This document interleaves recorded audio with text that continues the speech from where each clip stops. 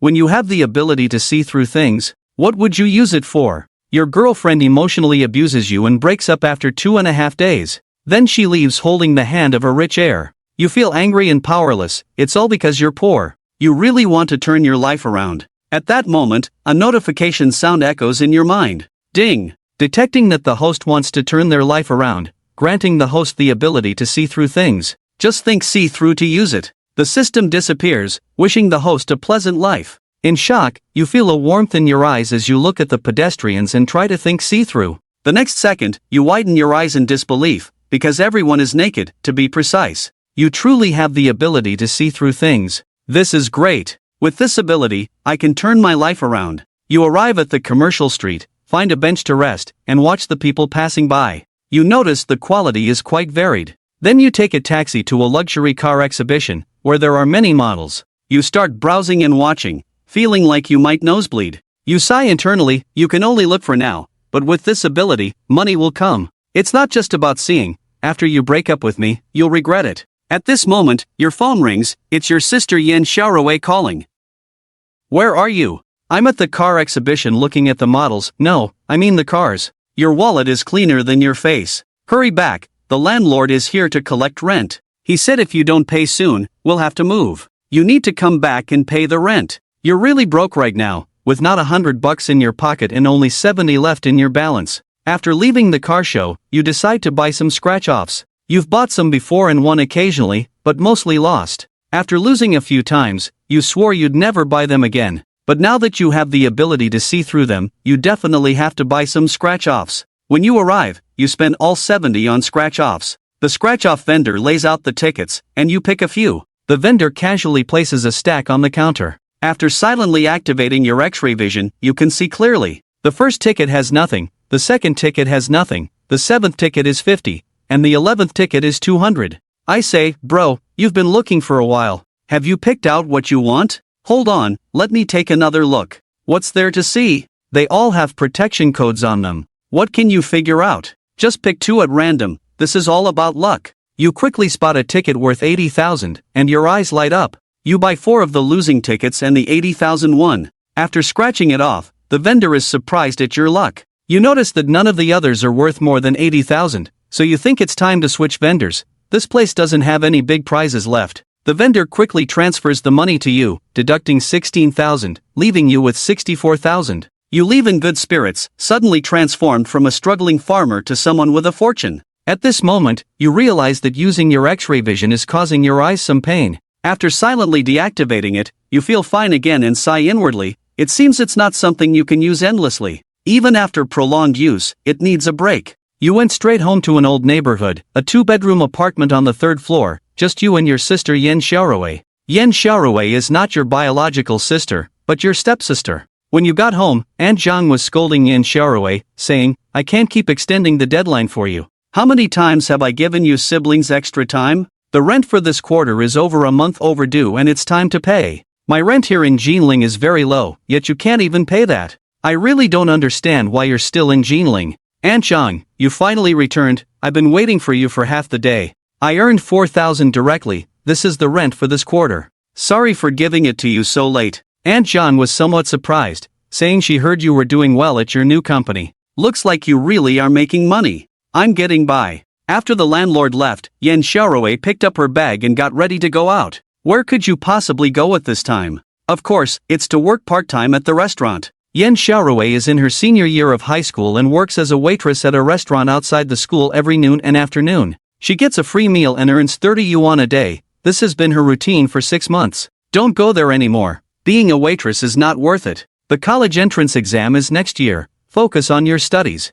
You offered him 2,000 yuan, but he refused. I can earn my own money without it affecting my studies. At that moment, the phone rang. You answered and asked, what's wrong, Xian Xue? It's bad, Sun Fuqiao is having someone throw your things out. You frowned. Lin Xianxue is your colleague and has her own influence. The Sun Fugue he mentioned is the department head, a sycophant of the board member's son, Wu Zhiyong. Your ex-girlfriend ran off with Wu Zhiyong and got you fired. To please Wu Zhiyong, Sun Fugue immediately cleared out his things, and I rushed over. You quickly arrived at the company and heard a commotion from afar. Throw that kid's stuff out. It's young Master Wu's decision. Lin Qianxue, mind your own business. He's coming right over to take it himself. What right do you have to throw out someone else's belongings? What right? Because I'm the supervisor here, and that kid has been fired. It's my duty to clear out the belongings of someone unrelated to the company. Step aside, or I might have you fired too. You felt a surge of emotion and stepped forward to kick Sun Fuguei to the ground.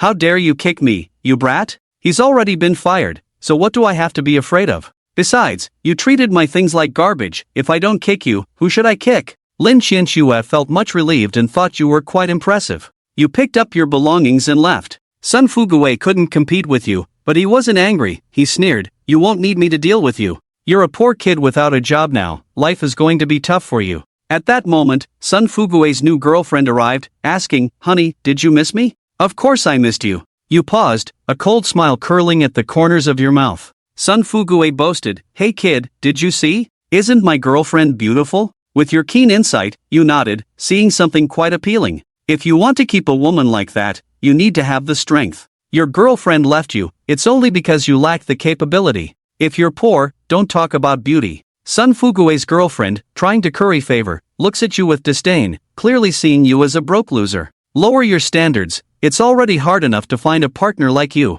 Just go for a 300-pound girl. You turn to leave, leaving behind a parting shot. Your girlfriend has a triangular birthmark on her lower abdomen, beneath which are 2 characters. Upon hearing this, Sun Fuguei's expression changed drastically. How did this guy know? He quickly regained his composure, his face dark with anger, and glared at his girlfriend, demanding an explanation for how he knew. In shock, he shook his head, I don't know. Did you have something going on with him? No, but how does he know? You lied to me, saying you only dated once. You didn't recognize him earlier. Just how many have you dated? He was shaken too. Back when he worked at the bar, he dated one, but that was a lie, at least 50. Sometimes he wasn't even sober. Did he really have something with him? Sun Fuguei was furious, while his colleagues couldn't help but laugh. He boasted about his new girlfriend, only to end up in such a ridiculous situation. Get out of here quickly, don't let me see you again. The woman could only leave with a grim expression. She had just become a supervisor earning 100,000 a month and hadn't reaped any benefits yet.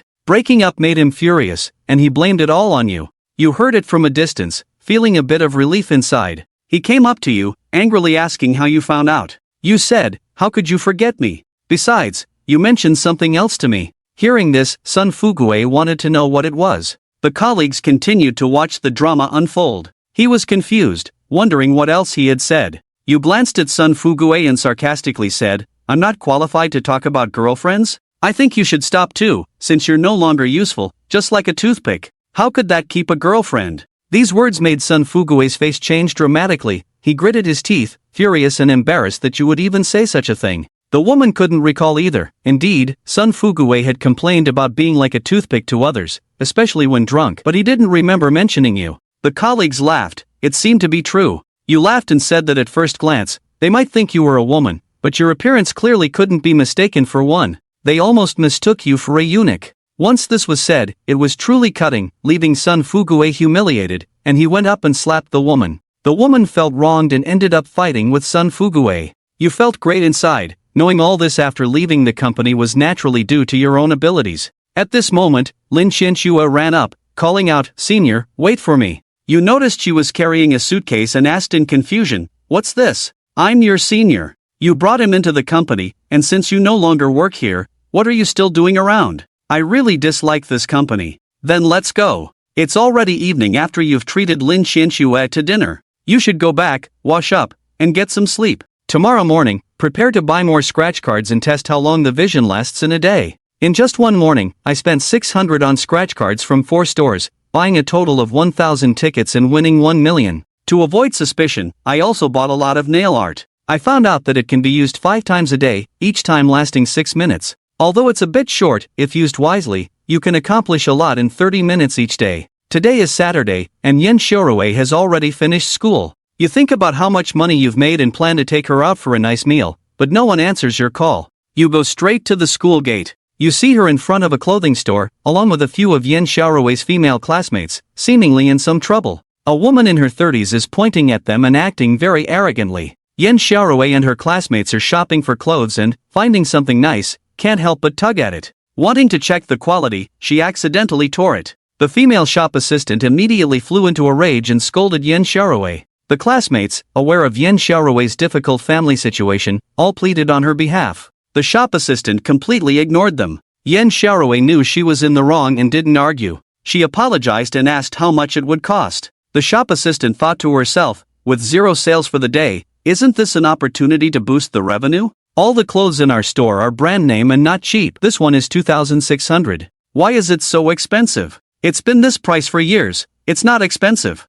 You should look for reasons within yourself. The quality of your clothes is poor. It's not entirely his fault that it tore. Stop making excuses. What should I do if it's torn? Call your family to send money? How could that be? You don't have family, do you? Yen Xiaorui felt a pang of pain. Her family was indeed gone. You stepped forward and scolded, "Shut up. It's just a piece of clothing. There's no need to say such harsh words. Who are you to meddle in my business? I'm his brother. You came at the right time. Your sister tore the clothes in our store, and since you are her brother, how much will you compensate for her? 2,600? You grabbed the clothing and saw the tag showing a price of 659. Why are you telling me it's 2,600? According to our store's rules, the compensation is 5 times the selling price. Asking him to pay 2,600 is already very generous. There can't be such a high compensation. You're lying. Setting such a high compensation is to prevent you poor folks from causing trouble. You come to the store every day, can't afford anything, yet you love to browse around, making the store a mess.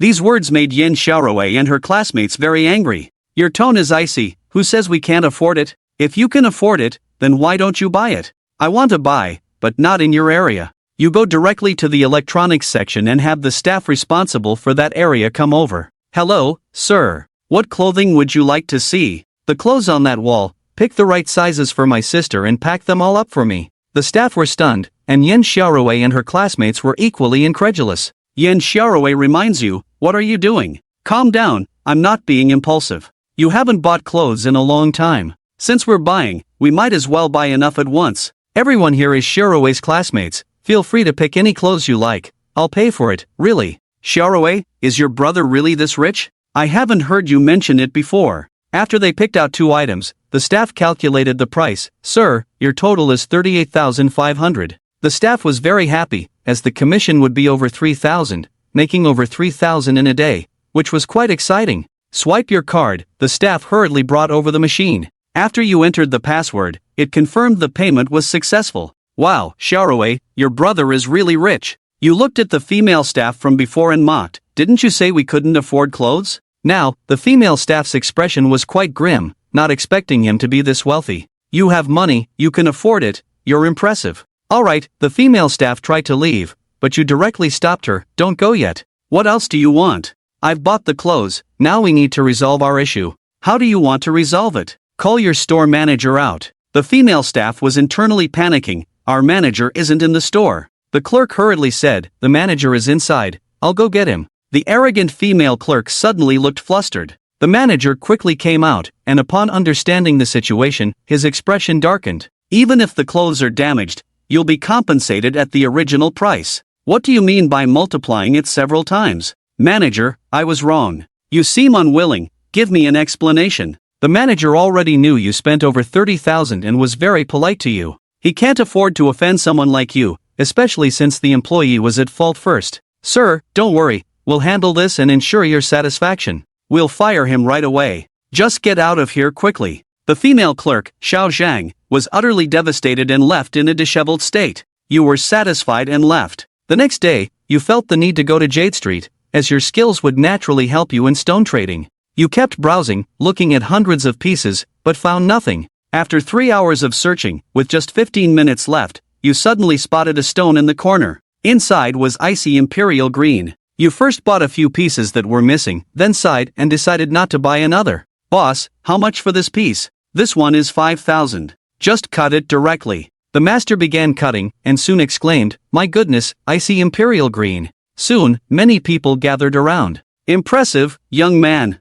You hit the jackpot. That piece is the size of a fist and could sell for at least 30 million. Little brother, are you selling that imperial green? Of course I'll sell it for 30 million. Are you willing to buy it? You're so stingy, I'm offering 40 million. Soon, many people started to compete, including various bathhouse owners and wealthy shoppers. and the price quickly rose to 45 million. I'll offer 50 million. Everyone was taken aback and fell silent. Continuing would yield little profit. The highest bidder wins. I'll sell it to you for 50 million. The transfer was made quickly, and you saw your balance at 51 million. You were overjoyed. This was much quicker than winning the lottery. As you left Jade Street, you planned to transfer over 100,000 to your sister but discovered the transfer limit since it was a basic card, so you went to the bank to increase your transfer limit. You quickly arrived at the bank and started to queue, when you noticed a couple. Your ex-girlfriend, Han Yen-yoon, and the son of the former company director, Woo Ji-young. They saw you too. Han Yen-yoon mocked you for being here, queuing for your little amount of money. She suggested you use the ATM instead of wasting time in line. The transaction I need to do can't be handled by the ATM. Woo Ji-young laughed, saying your ex must be poor. It seems he has no money, so he can't use the ATM. He's here to close his bank account. You're so clever, dear. You might not bother to respond, and when it's your turn, you stand at the counter. What you say next leaves Han Yen-yoon utterly stunned. Sir, this is the 40,000 yuan you withdrew. Woo Ji-young's voice had just fallen when the bank teller had already organized the cash. Fong Chen withdrew, handing it over. The 40,000 yuan was stacked together, forming a thick bundle. Thank you. Fong Chen glanced at Woo Ji-young as if he were an idiot, then took the money and put it in his pocket. Seeing Fong Chen withdraw so much money, Woo Ji-young was surprised. When he saw Fong Chen put the money in his pocket, where there was even more money, his eyes nearly popped out in disbelief. Han Yen-yoon beside him also covered her mouth in astonishment. So, you're here to apply for a loan. After the surprise, Woo Ji-young guessed the origin of the money and smirked coldly. Fong Chen didn't expect to encounter these two people when he came to the bank to withdraw money. It was truly an unfortunate encounter. Hearing Woo Ji-young's words, he responded indifferently, "What's it to you? Move aside." With that, he stood up. Fong Chen's attitude irritated Woo Ji-young. He was about to say something when he noticed Fong Chen standing up, almost as tall as him, his eyes wide in surprise. "When did you grow so tall?" he exclaimed. Even Han Yen-yoon noticed that Fong Chen had grown significantly taller, looking puzzled. "Really? Maybe you've shrunk?" Fong Chen's face remained expressionless as he spoke lightly. Woo Ji-young naturally didn't believe such words. He clearly remembered being half a head taller than Fong Chen, but now Fong Chen was almost as tall as him. After sizing up Fong Chen, he fixed his gaze on Fong Chen's feet. "Just wearing height-increasing insoles, what a show-off," he sneered. Fong Chen had never had a good impression of Woo Ji-young, and after the incident 2 days ago, it worsened. With his current abilities, he could easily knock the other guy's teeth out with a flick of his finger, but he reminded himself to stay calm. He had said that if Woo Ji-young fired him, he would accept it. As for Han Yen-yoon being taken away by the other guy, he could only say that she was not a woman worth his love. As long as the other guy stopped bothering him, he couldn't be bothered either. Ignoring Woo Ji-young's nonsense, Fong Chen prepared to leave. "Move, I'm leaving." What Woo Ji-young hated most was Fong Chen's aloof demeanor. He was clearly a failure in front of him, yet he acted as if he were so great. Hearing Fong Chen's words, he smirked. "What can you do if I don't move?" Ignoring him, Fong Chen pushed his hand. Woo Ji-young stood firm, but when Fong Chen's hand pushed against him, he was horrified to find himself unable to stand steady. He stumbled back a meter and almost fell. Although he didn't understand how Fong Chen had such strength, Woo Ji-young was furious. "Fong Chen, do you dare?" He was about to grab Fong Chen, but when he saw the bank security guards looking over, he had to swallow his unfinished words. Causing a scene in the bank was no joke. The security guards and police wouldn't care if he was a rich second generation or not. Fong Chen had no intention of talking to this idiot. After giving Woo Ji-young a cold glance and seeing that he didn't dare approach, he turned and walked out of the bank. Seeing Fong Chen leaving, Woo Ji-young frowned deeply. 2 nights ago, when he heard that Sun Fuguei had been beaten up by Fong Chen, he was very angry. Anyone who dared to hit his people was disrespecting him. He had been thinking of finding an opportunity to teach Fong Chen a lesson, and today was just the right time. But Fong Chen dared to treat him like this. How could he bear it? Although he didn't dare to fight in the bank, he couldn't let Fong Chen leave so easily. He thought he must make Fong Chen suffer a bit. Glancing at Han Yen-yoon, a sudden idea struck him. Fong Chen. Just as he walked out of the bank's entrance, ready to leave, Fong Chen heard Han Yen-yoon calling out to him from behind. Turning around, he saw her rushing towards him and embracing him. "What are you doing?" Fong Chen frowned and instinctively pushed Han Yen-yoon away. Han Yen-yoon looked somewhat flustered, hesitated for a moment, then said, "I want to apologize to you. I hope you can find a better girl than me in the future." "Apologize?" Fong Chen coldly smiled at Han Yen-yoon, scrutinizing her with his eyes. If he hadn't gained those amazing abilities, he might have actually believed her words. When Han Yenyun hugged him just now, she took the opportunity to throw something into his pocket. Fang Chen had already noticed, and with a glance, he discovered it was a ring. He was about to ask Han Yenyun what she was up to when Wu Zhiyong quickly approached. Yenyun, why are you apologizing to him? This loser is not worthy of you. He pulled Han Yenyun away. Hey, where's the ring on your hand? Wu Zhiyong stared at Han Yenyun's hand, surprised. Prompted by his reminder, Han Yenyun also realized her ring was missing, looking shocked. I don't know, it was on my hand just now, but after hugging Fang Chen. Before she could finish her sentence, her gaze shifted to Fang Chen. Fang Chen had already guessed that Han Yenyun's act of putting something in his pocket was likely not well-intentioned, but he didn't expect their intentions to be exposed so quickly. Seeing Han Yenyun pretending to be puzzled, Fang Chen truly regretted having her as his girlfriend. Fang Chen, did you take Yenyun's ring? After hearing Han Yenyun's words, Wu Zhiyong began questioning Fang Chen as if he had been eagerly waiting to do so. Wu Zhiyong, do you have to play these tricks in front of me? Your methods are really low. Seeing Wu Zhiyong trying to shift the blame onto himself without hesitation, Fang Chen gave him a cold look and was about to take out the ring from his pocket. Wu Zhiyong thought he had thrown the ring into Fang Chen's pocket without being noticed, but now, hearing Fang Chen's words and seeing his actions, it was clear that Fang Chen had noticed. His eyes narrowed slightly, feeling somewhat indignant. How could this guy have such keen observation skills? He had instructed Han Yenyun to do this to frame Fang Chen, to find an excuse to teach him a lesson, so he wouldn't easily let Fang Chen take out the ring. After seeing Fang Chen's actions, he hesitated for a moment, then quickly shouted, "Hey, this guy is stealing things." It was morning, and there were many pedestrians passing by the bank's entrance, as well as many people inside the hall conducting business. Upon hearing Wu Zhiyong's loud shout, many people turned their attention towards them. It's in his pocket. Seeing people looking over, Wu Zhiyong added. Fang Chen had intended to take out the ring and give it to him, but after hearing these two sentences, he had to stop his actions, looking somewhat annoyed at Wu Zhiyong. How could he not have anticipated Wu Zhiyong's malicious intentions? By attracting the attention of the passers-by and then saying the item was in his own pocket, if he took out the item now, wouldn't it be a clear case of catching him red-handed? Wu Zhiyong, you really have no moral boundaries. Fang Chen's eyes were cold as he spoke each word. Fang Chen, what nonsense are you talking? Yenyun kindly came to encourage you, and you actually stole her ring. Quickly give the ring back. In the land of Huaxia, there was never a shortage of people who loved to watch a spectacle. Seeing more and more people gathering around, Wu Zhiyong felt the situation was in his favor and his tone became more aggressive. He looked disdainfully at Fang Chen, pondering how to deal with him once Fang Chen was caught in the act, whether to beat him up or call the police.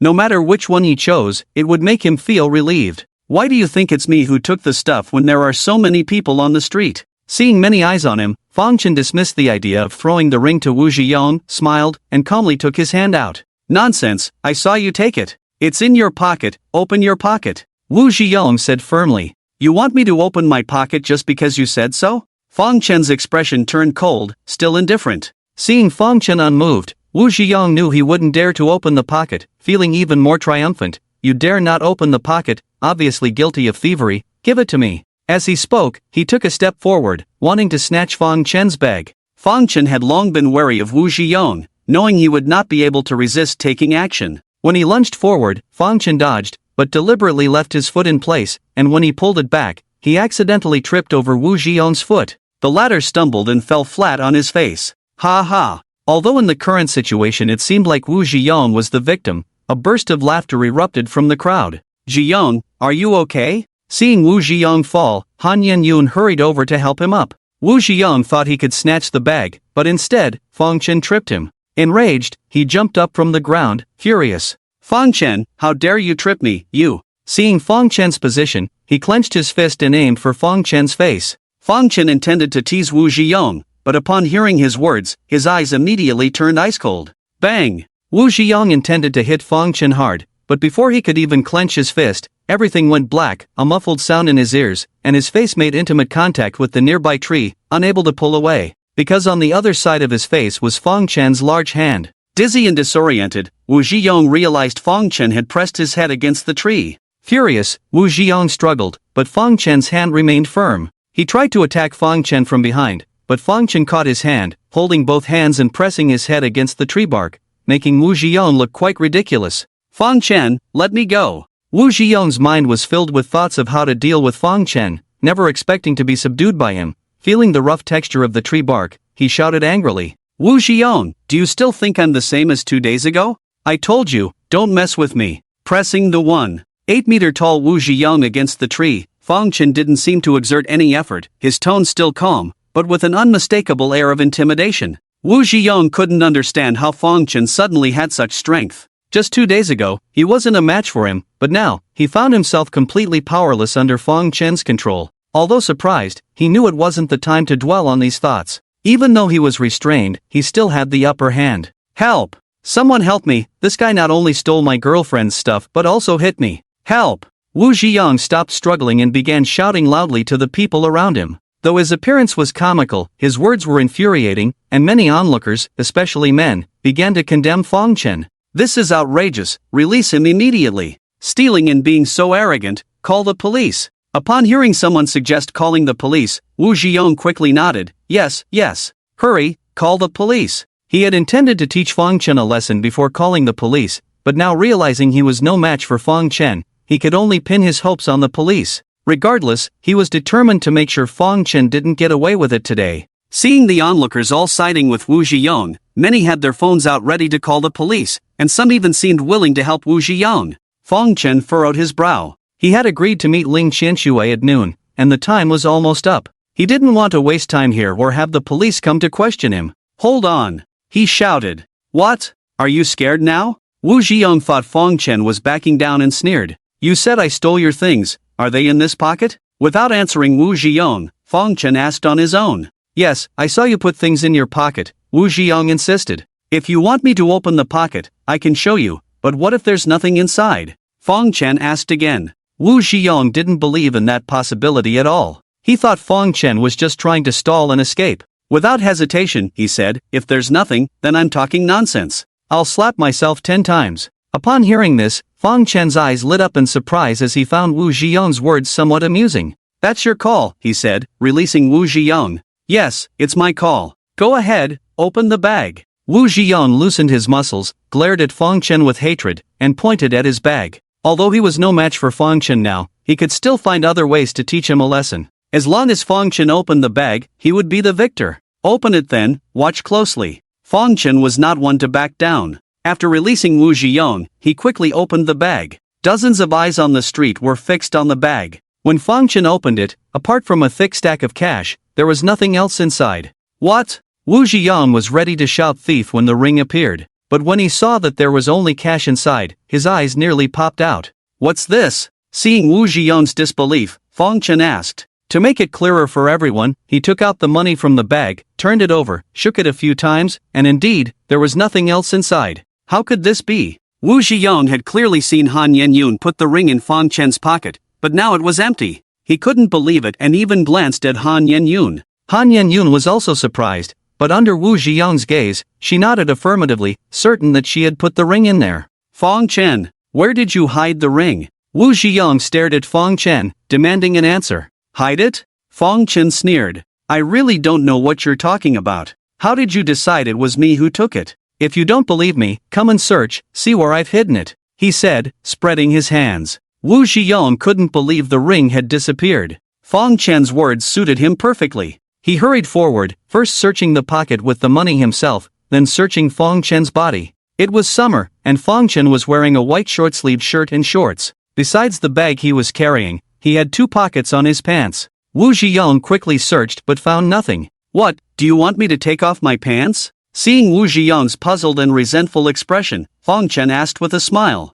Wu Ziyong watched Han Yenyun put the ring into Fang Chen's pocket with his own eyes. He kept staring at Fang Chen, who never touched that pocket. How could the ring not be in the pocket? Even if he moved it somewhere else, in such a short time, under so many eyes watching, he couldn't have moved it elsewhere. It must be on him, but it wasn't. After searching for a long time with no results, Wu Ziyong even began to doubt his own eyes. If there's nothing, do we still need to call the police? Seeing Wu Ziyong's gloomy expression, Fang Chen spoke, glancing around at the onlookers. Those who had wanted to call the police before now began to put down their phones, looking puzzled and starting to doubt if Wu Ziyong had wrongly accused someone. Young man, it's right to catch a thief, but it's not good to wrong someone nearby said to Wu Ziyong, and many agreed. Yeah, did you wrongly accuse this brother? With so much cash in his pocket, would he steal your ring? Exactly, someone carrying that much cash wouldn't need to steal things, right? Wu Ziyong's fruitless search and Fong Chen's display of wealth made many people change their minds. Would someone carrying so much cash go steal something?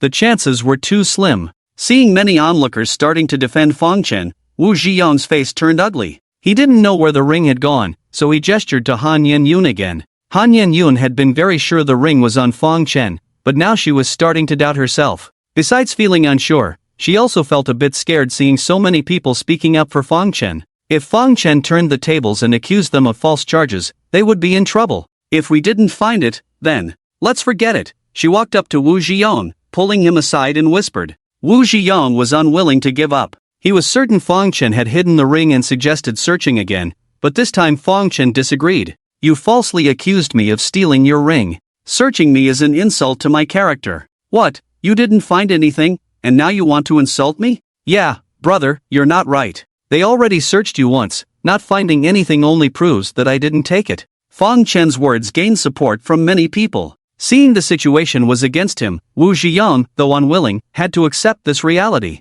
This is damn strange. He glared fiercely at Fong Chen and spat on the ground. Let's go. Since they didn't find the ring on Fong Chen, he had no face to stay there any longer. He turned around, grabbed Han Yen-yun, and prepared to leave. Hold on. Seeing Wu Ziyong about to leave, Fong Chen stopped him. Impatiently turning his head, Wu Ziyong asked, "What?" Seeing him ask what he was doing, Fong Chen looked surprised, then said, "Nothing, just that you said if the ring wasn't found on me, you'd slap yourself 10 times. I let you search, now it's time for you to keep your promise." Fong Chen's words stunned Wu Ziyong, who then remembered he had indeed said that earlier. But did he have to follow through? Who would be foolish enough to slap themselves 10 times? Unable to teach Fong Chen a lesson, Wu Ziyong was already frustrated enough and certainly wouldn't hit himself again. You're crazy. He glared at Fong Chen, turned around, and tried to leave. What, trying to back out? Fong Chen knew Wu Ziyong wouldn't keep his word, so he grabbed him.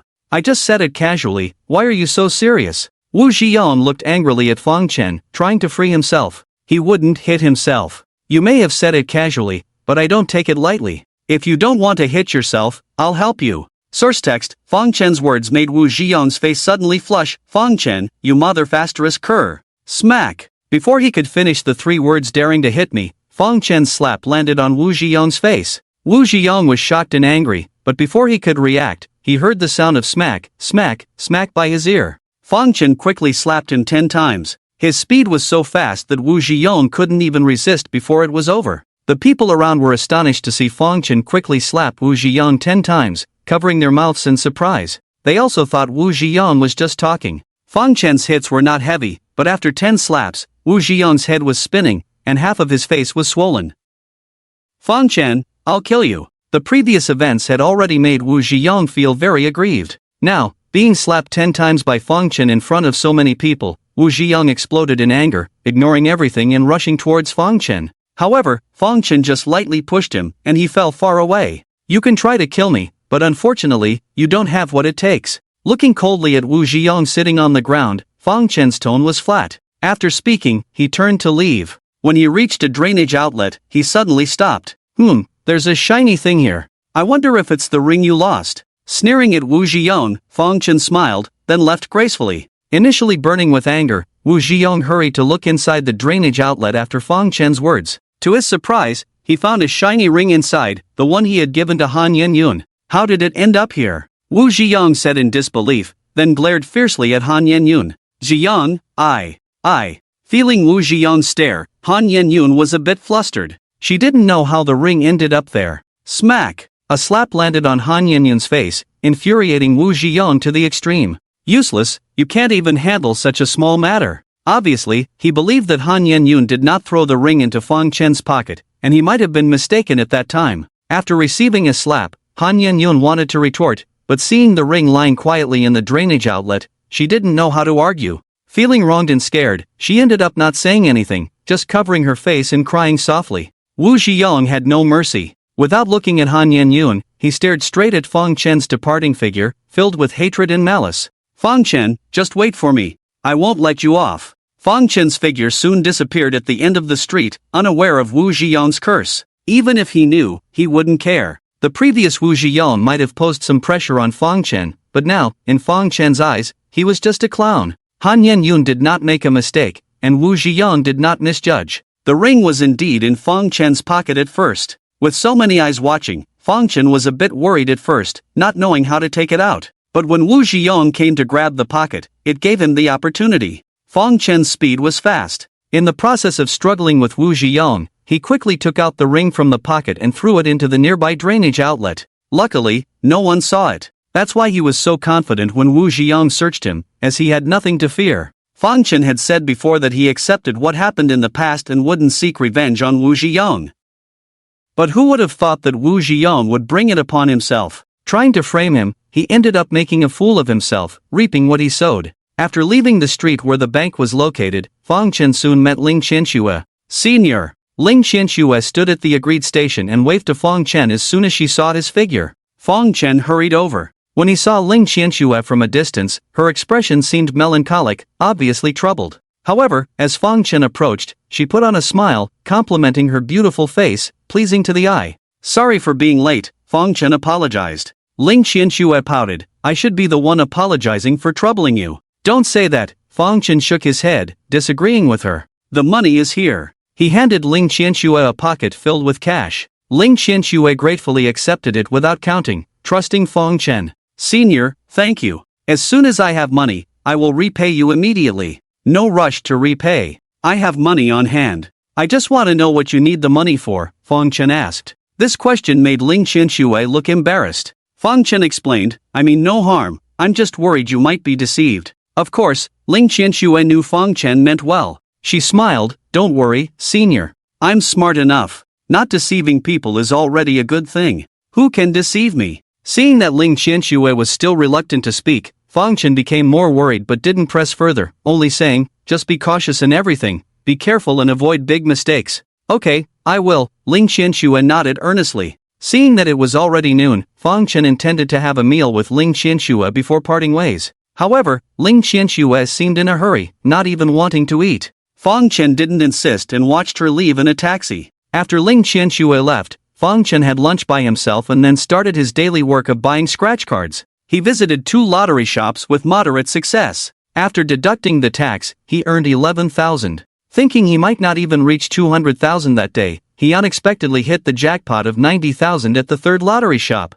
This made Fong Chen so happy he almost jumped. For the smaller amounts, Fong Chen sold the scratch cards to the shop owner as usual. However, for the winning ticket with a large sum, the shop owner couldn't pay, so Fong Chen had to go to the lottery center himself to claim the prize. Seeing it was still early, Fong Chen hurried to the lottery center, completed all the procedures, and came out. After deducting 20% in taxes, the remaining 72,000 would be transferred to Fong Chen's account within 1 to 3 days. Holding the prize claim receipt, Fong Chen couldn't contain his excitement. 72,000. Plus the additional 11,000, he earned a total of 83,000 today. 83,000, added to his original balance, his assets now exceeded 1 million.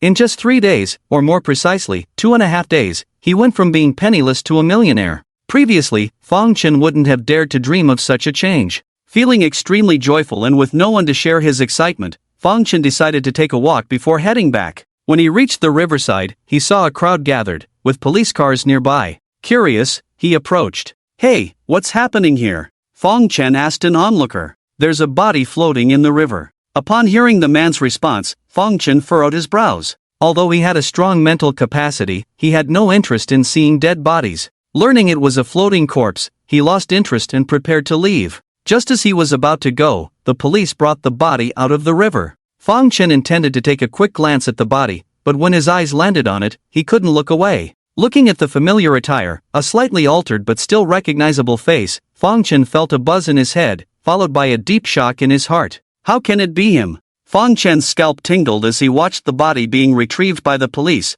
the horror in his heart almost uncontrollable. The body was none other than the old man who had pricked him with a needle that day. The slightly dirty, wrinkled white shirt he wore that day was still on him, and the gold-rimmed glasses with a broken lens were still on his face. Fong Chen didn't need a second look to be sure it was him. How could he be dead? Fong Chen's eyebrows twitched fiercely, the shock in his heart lingering. I saw him perfectly fine that day, how could this happen? Remembering the scene from that day, Fong Chen muttered to himself. Make way, stop crowding around. It's just a dead body, nothing to see, move aside. After the body was retrieved, the police immediately set up a cordon and began dispersing the onlookers. Upon hearing this, everyone took a few steps back, except for Fong Chen, who stepped forward. "Officer, how did this person die?" Ever since gaining the ability to see through things, Fong Chen had been grateful to the old man. He had imagined all sorts of scenarios for meeting the old man again, but he never thought it would be like this. He was puzzled as to why the old man had died. He had injuries on his body. Preliminary judgment is that he was murdered, the police casually replied. Fong Chen also saw the hole in the old man's chest, with decaying flesh inside. "Who killed him?" Fong Chen asked again. Upon hearing this question, the police glanced at him as if he were a fool. "If we knew who killed him, wouldn't we have arrested them by now?" This response left Fong Chen stunned, realizing his question was somewhat foolish. "Alright, please step back and don't disturb the scene. Hey, you there, no photos allowed." A person with a phone was about to take a picture of the body but was stopped by the police. Fong Chen wanted to inquire about the person's identity, but seeing the police busy, he walked away to the side. The body was now covered with a white cloth, and Fong Chen looked at it again, feeling a mix of emotions. He had gained his ability to see through things after being pricked by that needle. The old man could be considered his benefactor, but now, his benefactor was dead, killed by him. Who killed him? Why kill him? Fong Chen furrowed his brows, unable to understand. The joy of winning the 90,000 yuan prize was completely shattered upon seeing the old man's body. Throughout the journey home, Fong Chen was preoccupied, not even aware of how he got back. Once home, he kept browsing the news on his phone. Jinling was a big city with various media outlets, and even minor incidents like an old lady and a young man fighting over a basketball court would be widely reported. Now, a murdered body had been found in the Jinling River, a sensational piece of news that Fong Chen was sure would be covered by the media. Having gathered no information at the scene today, Fong Chen hoped to learn more from the news reports, at least to find out the person's name and occupation. Indeed, around 7 in the evening, news about the floating body in the Jinling River began to appear on his phone's webpage. Fong Chen randomly browsed through some of them, most just mentioning the appearance of the body without much useful information. However, one news report caught Fong Chen's attention with its content. The deceased had a wound on the chest, and the police preliminarily determined it to be a gunshot wound. Currently, there is no detailed information about the deceased, but there was a photo ID on the body. Our staff noticed a resemblance between the person in this photo and Kyoto University professor Li Mingzhi, who went missing 16 years ago while attending an academic exchange program in Europe. The news continued with information about Li Mingzhi. Li Mingzhi, born in XX, a professor at Kyoto University, a Ph.D. in biology, an expert in biopharmaceutics. 16 years ago, he went missing on his way back from Europe after a plane crash during an academic exchange invited by the International Society for Biopharmaceutical Research. At the end of the news, the identity of the journalist who noticed the resemblance between the photo and Li Mingzhi was explained. 16 years ago, he reported on the plane crash involving Li Mingzhi. While other news did not elicit much reaction from Fong Chen, he was shocked after reading this piece of information. A Ph.D. in biology, an expert in biopharmaceutics. Recalling his own acquired superpowers, Fong Chen was at a loss for words. Could this old man really be Li Mingzhi? And in that syringe, is it what he was researching? Fong Chen pondered, feeling his thoughts becoming more chaotic. Why did Li Mingzhi go missing 16 years ago? Why has he suddenly reappeared now? And who killed him with a gun? The more Fong Chen thought about it, the colder his spine felt, unable to clear his mind, when suddenly the phone rang. Picking it up, he saw an unfamiliar number. "May I ask who's calling?" Fong Chen answered the phone. "Hello, are you Yan Xiaorui's brother?" A young female voice came through the phone. "Yes, who is this?" Fong Chen didn't know who was calling him. "I am Yan Xiaorui's homeroom teacher. She got into some trouble at school and I hope you can come over." "What? My sister got into trouble?" Upon hearing the news, Fong Chen stood up abruptly. Learning that Yan Xiaorui was in trouble, Fong Chen rushed to the school at the fastest speed. Today was Sunday, no classes during the day, but evening self-study was scheduled. Perhaps because she didn't want to stay under the same roof as Fong Chen, Yan Xiaorui had arrived at school very early today, and Fong Chen hadn't seen her when he returned home in the afternoon. He didn't know what had happened to her at school, and he was very worried. Although Yan Xiaorui didn't believe in him, he still cared about his sister. Fong Chen had been to Yan Xiaorui's school many times for parent-teacher meetings. He knew Yan Xiaorui's homeroom teacher, but recently it seemed that there had been a change, and today, the one who called him was a stranger. "Hello, I'm Suing, the new homeroom teacher of Class 3 of Senior 3. Upon arriving at the school, Fong Chen met the person who had called him. Although the voice on the phone sounded young, Fong Chen was still surprised that Yin Xiaorui's new homeroom teacher was so young, with shoulder-length hair, looking like she was only 25 or 26 years old, beautiful and slender, wearing a white sleeveless long dress, not quite like a teacher, more like a girl next door.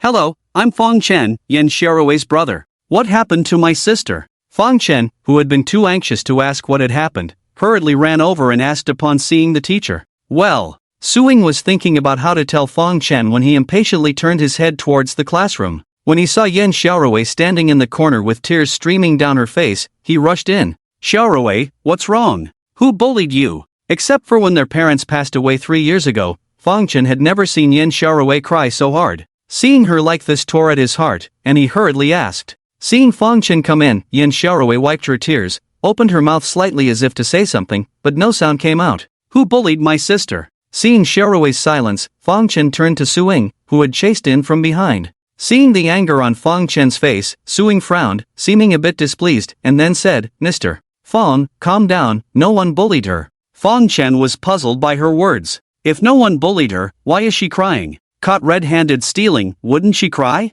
Before Sibling could speak, a sarcastic voice came from the side. Fong Chen furrowed his brows, looked over, and saw a girl with purple hair speaking. This girl was not ugly, on the contrary, she was quite pretty, but her outfit was extremely exaggerated. Apart from the purple hair, she had ear piercings, wore a sleeveless leather jacket on top, and ultra-short shorts below, a mismatched ensemble. If it weren't for her desk in the classroom, Fong Chen wouldn't have known she was a student. What did you say? The girl's words made Fong Chen squint slightly. I said she stole something and got caught. The girl sat on her chair, crossing her legs, and said mockingly.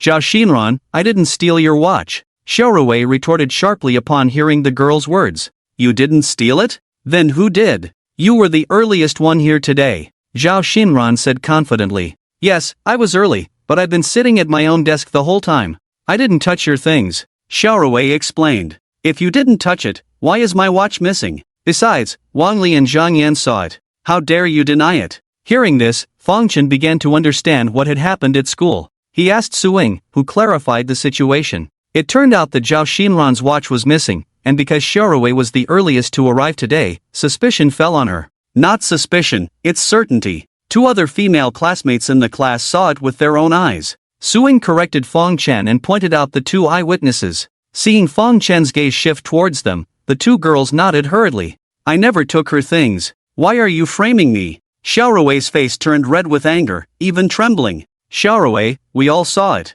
Stop denying it, it's useless, one girl said indignantly. As the girls argued, the situation grew noisier. Sibling frowned and said to Fong Chen, Mr. Fong, this is the situation. It's not a big deal, maybe Xiaorui made a mistake. If she returns the item to Zhao Xinran, we can all pretend today's incident never happened. As Sibling finished speaking, Fong Chen finally understood why she had called him over. Xiaorui had stolen Zhao Xinran's watch. Sibling asked her to return it, but she didn't, hence involving him to persuade Xiaorui to hand it over. Realizing this, Fong Chen glanced at the new homeroom teacher in front of him, smiled somewhat contemptuously. Teacher Su, if the item was taken by my sister, ask her to return it. But if it wasn't her, what will you ask her to return? If it wasn't her, then who else could it be? Zhao Xinran snorted after hearing Fong Chen's words. Did you see it with your own eyes? Fong Chen questioned. I didn't see it myself, but someone did, Zhao Xinran replied. If you didn't see it yourself, it's just hearsay. How can you be so sure of hearsay? Fong Chen glared at the mismatched Zhao Xinran. Upon hearing this, Zhao Xinran was taken aback, her expression somewhat astonished. Clearly, she hadn't expected Yin Xiaorui's brother to be so assertive. However, she wasn't afraid either. After a moment of hesitation, she coldly smiled and said, like brother, like sister. Brother embezzles public funds and gets expelled from school, while the sister is a thief. The key point is that they both do things they dare not admit. Zhao Xinran's words made Fong Chen furrow his brows, somewhat surprised that she knew about his past. He squinted at Zhao Xinran, certain that he had never met her before. How could she know about his history? Was it Yin Xiaorui who told her? Thinking about this, Fong Chen's brows furrowed even more, but he failed to notice the surprised expression on Yin Xiaorui's face. Although she was utterly disappointed in Fong Chen, she had never spoken about his scandals outside. How did Zhao Xinran know? Sibling had only been the homeroom teacher for a few days and didn't know much about the students' family backgrounds. Upon hearing Zhao Xinran's words, she also scrutinized Fang Chen unexpectedly. Seeing Fang Chen not retorting, she somewhat believed Zhao Xinran's words. She hadn't expected this seemingly decent person to embezzle public funds. Her opinion of Fang Chen, which wasn't high to begin with, plummeted even further. Mr. Fang, you should have Yan Xiaorui bring out the items, Sibling said. My sister wouldn't steal anything from anyone. Why should she bring anything out? Fang Chen glared at Sibling, his tone icy. Hearing these somewhat aggressive words, Yan Xiaorui raised her tear-filled eyes in confusion. She saw Fang Chen's angry gaze towards Sibling, filled with concern for her and trust in her, which touched her heart. How do you know she wouldn't steal? Fang Chen's tone was heavy and authoritative, prompting Sibling to question with raised eyebrows. She felt Fang Chen's words were too presumptuous. It's simple, because she's my sister. Facing Su Ying's question, Fang Chen decisively replied. This seemingly meaningless statement actually conveyed his absolute trust in Yan Xiaorui. As he spoke, his gaze was firm, his tone unwavering, leaving no room for doubt. Because she's my sister. This brief sentence echoed in Yan Xiaorui's mind like a haunting melody. It was the first time she saw Fang Chen's assertive side, leaving her somewhat dazed. Fang Chen's tone and words didn't seem to invite discussion with her, which displeased Sibling. Mr. Fang, I invited you here today to solve the problem, not to create one, Sibling said sternly. Is that so? But in my opinion, it seems that it's you, Teacher Su, who is creating the problem. Sensing the hostility in Su Ying's words, Fang Chen didn't hesitate to express his discontent. Sibling was stunned by Fang Chen's words. Why? She felt Fang Chen was completely turning the tables. As a teacher, as a homeroom teacher, instead of trying to verify whether this matter is true or false, you simply believe the one-sided words of two students and conclude that my sister stole. Without witnessing my sister taking anything, you still ask her to bring out the items. Isn't this creating a problem? Fang Chen looked at Sibling, his disgust evident on his face. He couldn't understand how someone like her became a homeroom teacher. Besides having a pretty face, she seemed to lack intelligence. He wasn't sure if Zhao Xinran's watch had really gone missing, but he was certain that Yan Xiaorui wouldn't steal. Yan Xiaorui had lived with Fang Chen since she was 8 years old. He had watched her grow up and knew her character very well. When Yan Xiaorui was 10, she accidentally broke a neighbor's vase and felt guilty. The neighbor aunt reassured her that she didn't need to compensate and didn't tell Yan Xiaorui or Fang Chen's parents about the incident. Little Rui still saved up her pocket money for a month and bought a new vase for the neighbor auntie. Fang Chen was the only one in the family who knew about this, and it was because of this that he knew his sister was an honest person. Perhaps it was because she was too honest herself that she was utterly disappointed in him after learning about Fang Chen's embezzlement scandal. Fang Chen's words made Su Ying's face change color. She was a new teacher at the school, filling in for the previous homeroom teacher who fell ill. The school was short of teachers, so she was temporarily assigned to this class. She never expected to encounter such a situation right from the start. Knowing how difficult it was to handle a senior class, she didn't want to make things hard for any student right after arriving. She thought she could resolve the matter through communication with the parents, minimizing the impact. She had expected little Rui's brother to cooperate actively with her, as a tarnished reputation from stealing would not be good. But to her surprise, not only did he not understand her good intentions, but he also implied that she had misunderstood them. She found Fang Chen utterly unreasonable. I didn't see it with my own eyes, but 2 classmates did. And if little Rui didn't take Zhao Xinran's watch, why would these 2 students frame her? Sibling questioned Fang Chen. Fang Chen had experienced being wrongly accused for no reason before, so he knew how unjust it felt. Perhaps it's out of personal grudges, he said coldly. The senior class is a top-notch class, and the students are busy studying every day. How could there be so many personal grudges? Sibling thought Fang Chen was being suspicious. But before she could finish her sentence, a female student stood up and said, Teacher Su, yesterday when I was sweeping the floor, I accidentally stepped on Zhao Xinran's foot. She, along with Wang Li and Zhang Yan, wanted to hit me, but little Rui stopped her. She scolded little Rui at that time. Fang Chen didn't know the girl's name, but he remembered her. She had picked a piece of clothing yesterday, and it was evident that she had a good relationship with little Rui, so she stood up and mentioned the incident. After hearing this, Fang Chen smiled and looked at Sibling mockingly. Teacher Su, didn't you say the students in the class were too busy studying to have personal grudges? Is this not an example?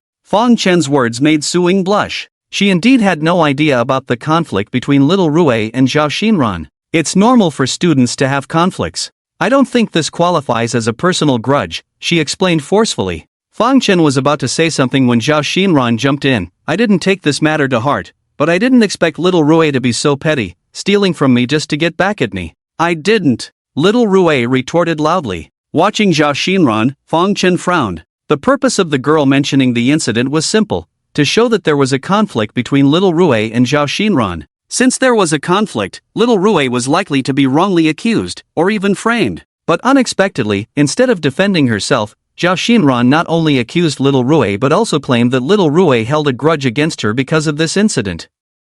Quite cunning. Fang Chen carefully observed the girl and felt that her cunning was too targeted. What are you looking at? Zhao Xinran was displeased with Fang Chen's scrutiny. Mr. Fang, as long as little Rue returns the item, we don't intend to harm her. It's simple. I hope you don't complicate things further, Suing said, worried that he might act out of anger towards her students. Mr. Fang, it's not me who wants to complicate things, Fang Chen said coldly. Mr. Fang, please don't bother persuading them. This family is not a good one. Since they won't admit it, I'll call the police, Zhao Xinran said, taking out her phone. Seeing her actions, Fang Chen nodded in agreement. You really should call the police. This statement puzzled everyone in the class, not understanding why Fang Chen said so. Without explaining, Fang Chen asked on his own, you said your watch is missing, may I ask what brand it is? Casio. Zhao Xinran replied. What color? White. Is the watch white or is the strap white? The watch is white, the strap is black. Is this your only watch? Fang Chen asked again. Yes, I don't like wearing watches, never bought one myself. This was a gift from my family, worth over 20,000. Zhao Xinran said. Are you sure it's missing? Fang Chen asked once more. Of course, I'm sure, Zhao Xinran said, glaring at Fang Chen discontentedly. You don't have it on you, and it's not in your bag? Fang Chen continued. What are you trying to say? Zhao Xinran impatiently looked at Fang Chen. Without answering her, Fang Chen turned to the other two girls, the two witnesses, and asked, Are you sure you saw Yan Xiaorui take the watch? The two nodded firmly, sure. Hearing this, Fang Chen smiled, a smile tinged with undisguised mockery. Did everyone hear what they said clearly? He scanned the whole class, asking everyone. Everyone looked at Fang Chen in confusion, not knowing what he meant, but some students subconsciously responded, yes, we heard. Very well, Fang Chen said, then walked straight to Zhao Xinran's desk. What are you going to do? Zhao Xinran frowned, looking at Fang Chen warily. Mr. Fang, please don't act impulsively. Suing, worried that Fang Chen might act out of embarrassment and hurt someone, hurried over. Ignoring the two, Fang Chen stopped in front of Zhao Xinran's desk and snatched her bag. Give it back. Zhao Xinran didn't expect Fang Chen to grab her bag. She was shocked and rushed to grab it back, but her speed was too slow. Fang Chen took 2 steps back, letting her grab at thin air. With a cold smile, he said, you said you only have one watch, it's missing, so please, what is this? As Fang Chen spoke, he reached into the bag and, in front of everyone, took out something, not something else, but a watch. Wow! In Fang Chen's hand was a Casio watch, white dial, black strap, exactly as Zhao Xinran described. The classmates were in an uproar, and Yan Xiaorui whitened her eyes. Is this the watch? It should be. Then how did it end up in her bag? Who knows? The classmates looked at each other, many discussing. Zhao Xinran, what's going on? Suing was clearly surprised to find the watch in Zhao Xinran's bag, her voice stern. Teacher Su, Zhao Xinran wanted to explain but didn't know what to say. Don't tell me this isn't the watch you mentioned, or that you didn't even know you had another watch? Seeing Zhao Xinran's hesitant expression, Fang Chen sarcastically remarked without reservation. Angered by his words, Zhao Xinran glared at Fang Chen, puzzled how he could be so sure the watch was in her bag, taking it out without giving her any time to react. Of course not. Though surprised, she maintained a calm expression on her face, denying Fang Chen's words. Fang Chen knew the watch was in Zhao Xinran's bag because he used his X-ray vision. Since it's not, then this is obviously the watch you lost. You said my sister took it, why is it in your bag? Fang Chen pressed on. Upon hearing Fang Chen's words, Yan Xiaorui's expression changed from being aggrieved to angry. She had already thought of a possibility, deliberate framing. In fact, many people had already thought of it, including Suing. Maybe I remembered it wrong, I thought it was lost, but it turns out it was in my bag, sorry. Zhao Xinran said casually, taking the watch from Fang Chen's hand and sitting in her place.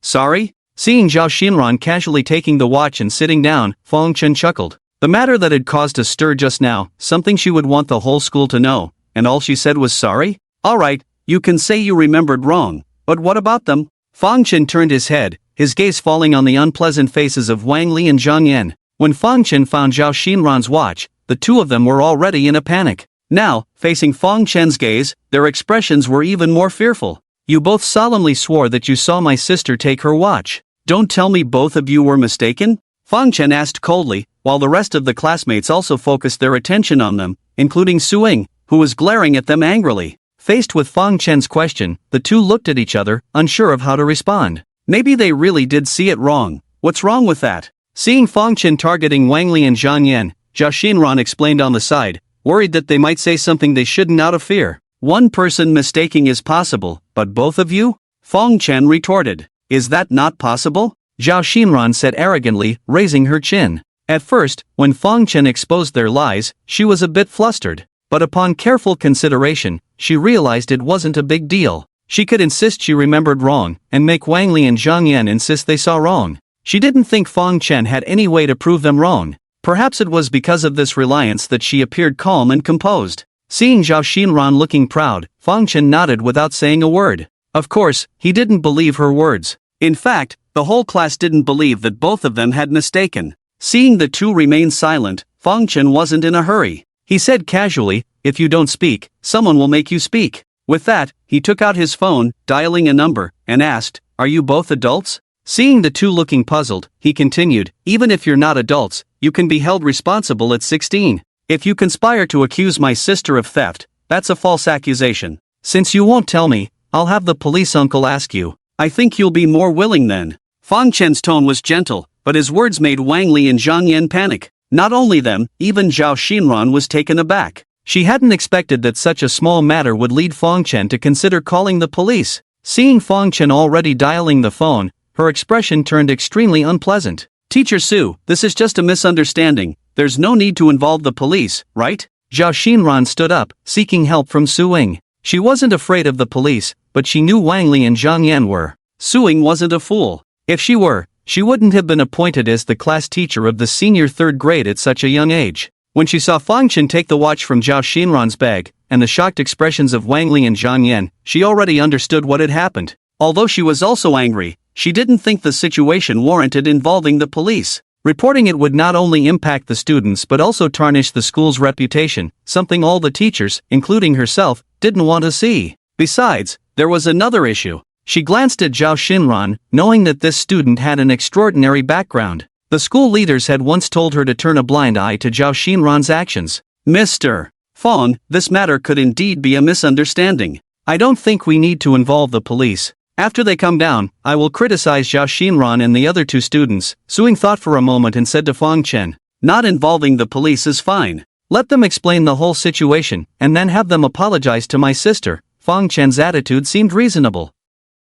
He just wanted Wang Li and Zhang Yan to tell the truth. If it's a misunderstanding, there's nothing more to say. As soon as Fang Chen demanded the truth, Zhao Xinran immediately became unhappy and spoke loudly. Whether it's a misunderstanding or not, it's not up to you to decide. I want them to speak. Fang Chen said coldly, his eyes fixed on Wang Li and Zhang Yan as he spoke. This was definitely not a misunderstanding. It was planned by someone. In fact, Fang Chen knew very well who the planner was, but he knew it was useless. He wanted these two to say that person's name themselves. Suing understood that Fang Chen wanted Zhao Xinran to admit that she had falsely accused Yin Xiaorui and apologize to her. However, she knew that the latter would never agree. After all, it wasn't a good reputation. Speculation among classmates and hearing it firsthand were two different things. Mr. Fang, I advise you not to push it too far. It won't benefit you to provoke me. Seeing that Fang Chen was determined to inquire further, Zhao Xinran's expression turned somewhat grim, and she glared at him fiercely.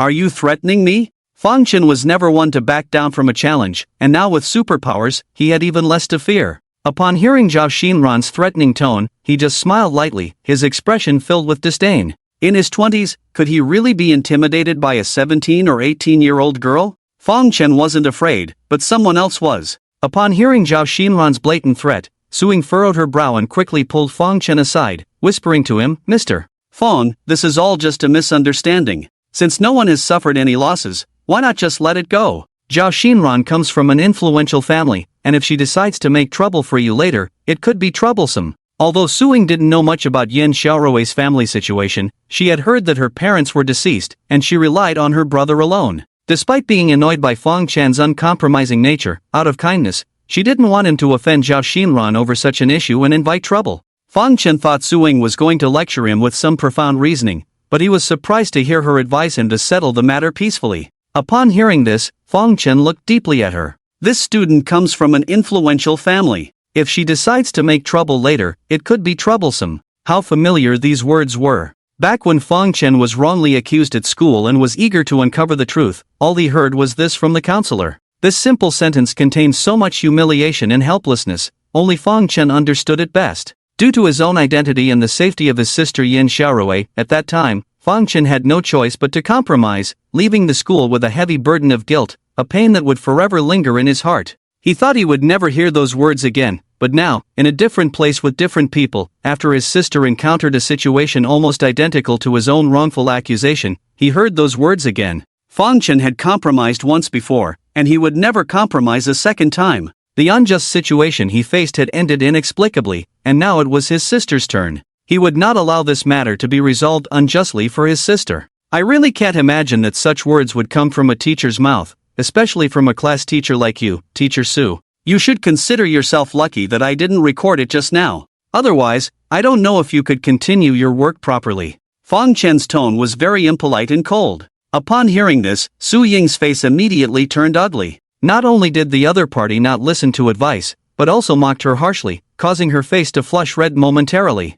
I'll give you one last chance. Tell me, why did you falsely accuse my sister? If you don't speak, I will call the police. After speaking to Su Ying, Fong Chen turned to Wang Li and Zhang Yan with a firm attitude. Faced with Fong Chen's tough attitude, both girls were very scared. Although they were already 18 years old, they had never been out in society. In the end, they were still children. Faced with such a situation, it was impossible not to be afraid. Initially, they had hoped that Zhao Xinran would protect them, but Fong Chen showed no fear of Zhao Xinran and insisted on questioning them. They intended to conceal the truth but were worried that Fong Chen would report them to the police. They had indeed framed Yin Xiaorui, and who knew if they would end up in jail. They were still young and did not want to go to jail. Don't call the police. We will talk. Under Fong Chen's pressure, the two finally couldn't withstand the pressure and confessed everything. Zhao Xinran, not liking Yin Xiaorui, conspired with them to frame Yin Xiaorui, intending to ruin her reputation. The matter was not complicated at all, it was summed up in a few words.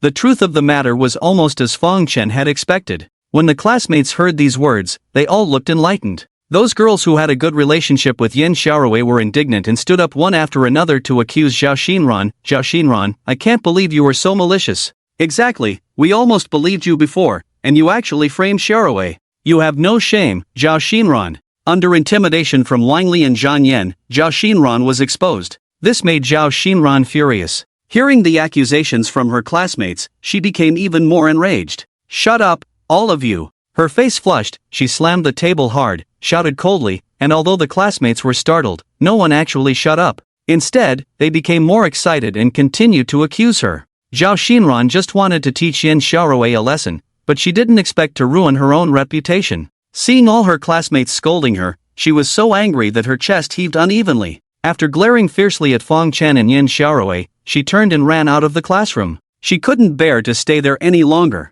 Wang Li and Zhang Yan were worried that Zhao Xinran would scold them, but when they saw her leave, they both breathed a sigh of relief. They quickly apologized to Yin Xiaorui as requested by Fong Chen. Fong Chen didn't want to make things difficult for anyone, he just wanted the truth and to clear his sister's name. Even though Zhao Xinran ran away, it didn't matter, Fong Chen had achieved his goal. Let's go too. Seeing that it was almost time for evening self-study, Fong Chen didn't ask the teacher and directly said to Yin Xiaorui. To his surprise, Yin Xiaorui didn't refute his words. She nodded and then picked up her bag to follow him out of the classroom. Mr. Fong. Just as the two walked out of the classroom, Suing chased after them. It's almost time for class to end. Mr. Fong, you're not going to let Yin Xiaorui leave early, are you? Fong Chen thought she was trying to stop Yin Xiaorui from leaving early. Mr. Fong, you misunderstood. I came out to apologize to Yin Xiaorui. I wrongly accused you earlier. Suing apologized to Yin Xiaorui with self-blame. Upon hearing that she came to apologize, Fong Chen's furrowed brow slightly relaxed. It's okay, Teacher Su. When Yin Xiaorui was wrongly accused, she was indeed very aggrieved and upset. However, when Wang Li and Zhang Yan revealed the truth, all those emotions dissipated from her heart. She held no grudge against Suing. Seeing Yin Xiaorui, Suing breathed a sigh of relief and then looked at Fang Chen. Fang Chen's words earlier had made her feel ashamed, and she didn't want to deal with him. However, there were some things she felt she had to say. Zhao Xinran just lost face earlier, she must hold a grudge against you. After this, I will talk to her and try to make her let go of the resentment, Suing said. Upon hearing Su Ying's words, Fang Chen was puzzled. She framed my sister, and you're not going to reprimand her but instead console her? He looked at Suing incredulously, unsure if he had misheard or she misspoke. Suing glared at Fang Chen irritably upon hearing his words.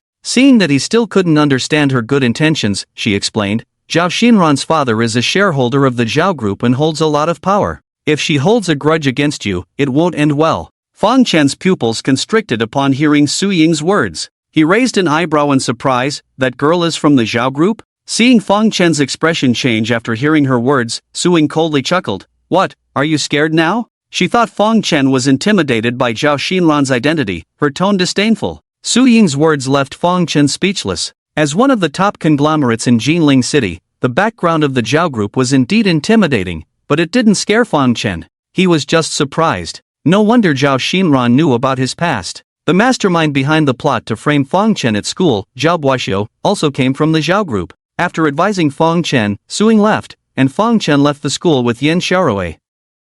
Walking on the road, Fang Chen was distracted. Suing mentioning Zhao Xinran's identity brought his thoughts back to 6 months ago. He didn't know the relationship between Zhao Xinran and Zhao Buoxiu, but their methods of framing people were similar and equally crude. Fang Chen didn't know if today's events were coincidental or planned. If it was a coincidence, it was fine, but if it was planned, could it be that Zhao Buoxiu hadn't let go of him in the past 6 months and had targeted his sister instead? Thinking of the latter possibility, Fang Chen furrowed his brow, feeling a surge of anger. Glancing at Yin Xiaorui, he saw her following silently behind him. Fang Chen wanted to ask Yin Xiaorui if she had any conflicts with Zhao Xinran before or if it had started recently, but when the words reached his lips, he didn't know how to ask. They had argued last night, and their relationship not only hadn't improved but seemed to be deteriorating. Yin Xiaorui had a barrier in her heart, and even if he asked, she probably wouldn't answer. Sigh. Fang Chen sighed heavily, feeling uncertain about when he and Yin Xiaorui could restore their previous relationship.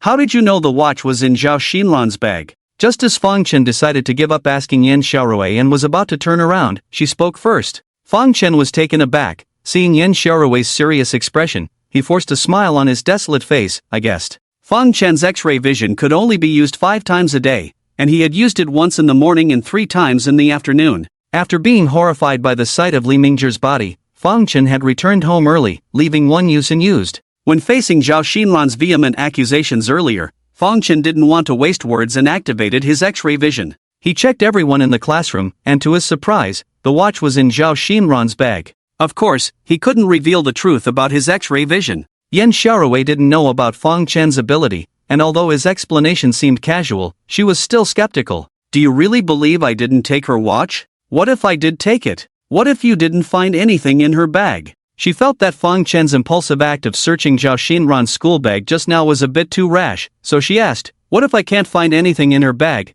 but her watch is definitely not taken by you? Fang Chen shook his head. Why? Fang Chen's words surprised Yin Xiaorui. The former smiled and said, because you are my sister, I trust you. These words reached Yin Xiaorui's ears, and she was stunned. She stared at Fang Chen blankly. When faced with the same question from different people, Fang Chen's response was almost identical. Because she was his sister, he believed in himself. This short sentence once again shook Yin Xiaorui's heart. She didn't doubt that Fang Chen was lying because just now, when everyone accused her of stealing, Fang Chen didn't even ask her. He just said it was impossible. His tone was so decisive and his attitude was so firm. Yin Xiaorui knew that Fang Chen had never believed the accusations against her. If he had even a slight belief, he wouldn't have asked her or searched Zhao Xinran's bag directly. The scenes from before replayed in her mind. Looking at Fang Chen's gentle smile, Yin Xiaorui felt something loosen in her heart. It's getting late, let's go home.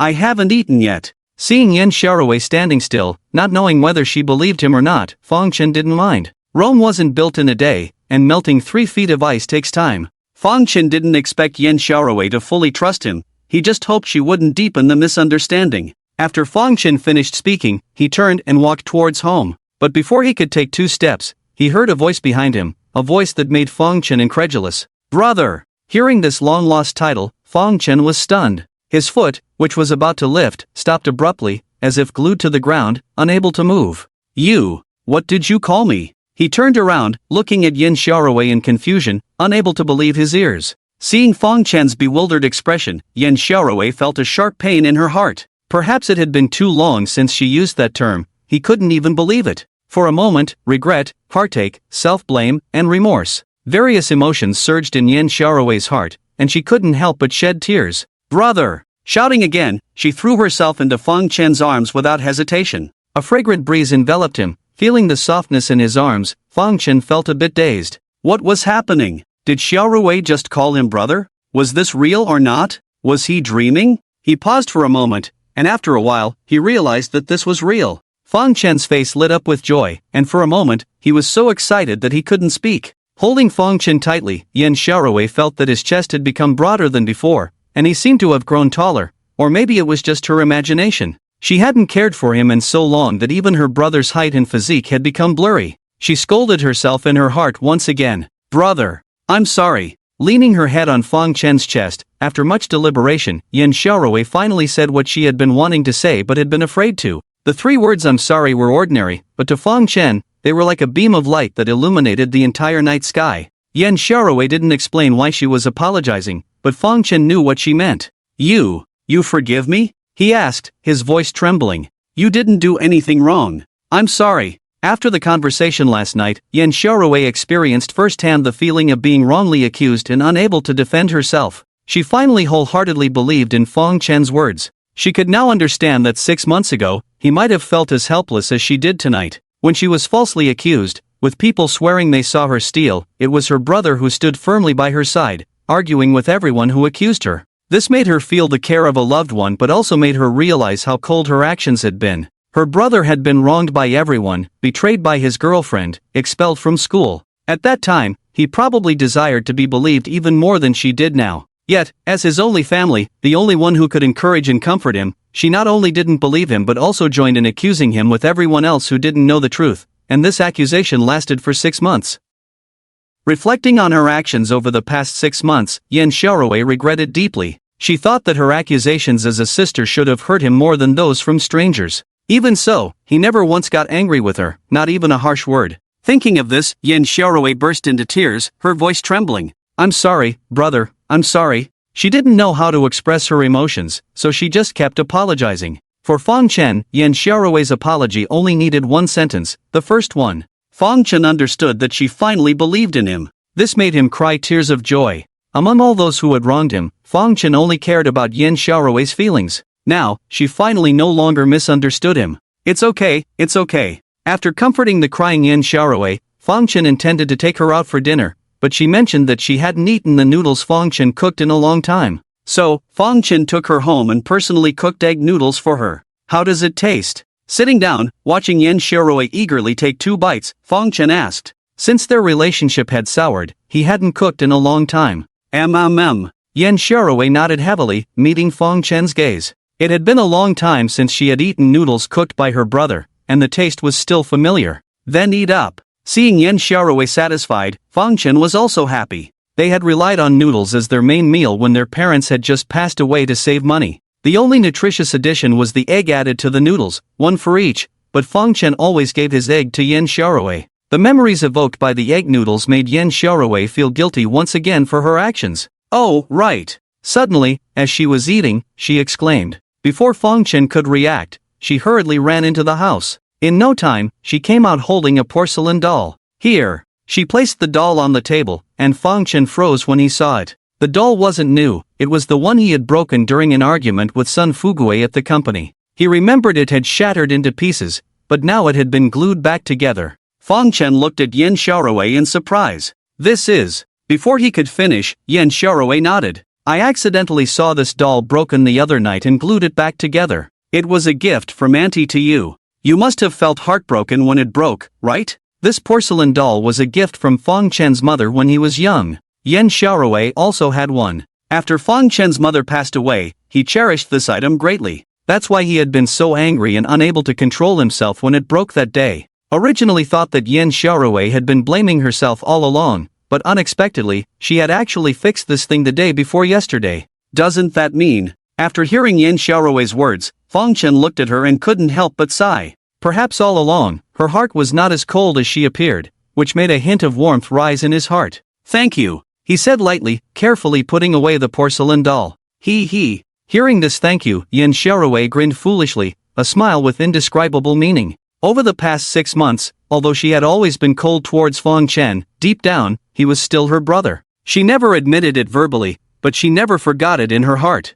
After Yin Xiaorui took out the porcelain doll, the originally harmonious atmosphere became even warmer. The two of them chatted while eating noodles, and suddenly, a piece of news on the TV caught Fang Chen's attention. After multiple investigations, it has now been basically confirmed that the body found floating by the Jinling River yesterday afternoon is Professor Li Mingzhi, who went missing 16 years ago due to a plane crash. Now, let's interview Mr. Lu Wenji, the journalist who was responsible for reporting on the plane crash of Professor Li Mingzhi 16 years ago. This was a live broadcast from the Jinling TV station, and the content being played was about the floating body case from yesterday afternoon. Upon hearing what the journalist said, Fang Chen immediately focused his eyes on the screen. The camera shifted, showing a middle-aged man in his 50s. The journalist asked him how much he knew about the plane crash 16 years ago. 16 years ago, I investigated the case very carefully at that time and even personally went to inspect the wreckage of the plane. This matter is indeed very suspicious. The man's words piqued the curiosity of the live journalist. What do you mean by suspicious?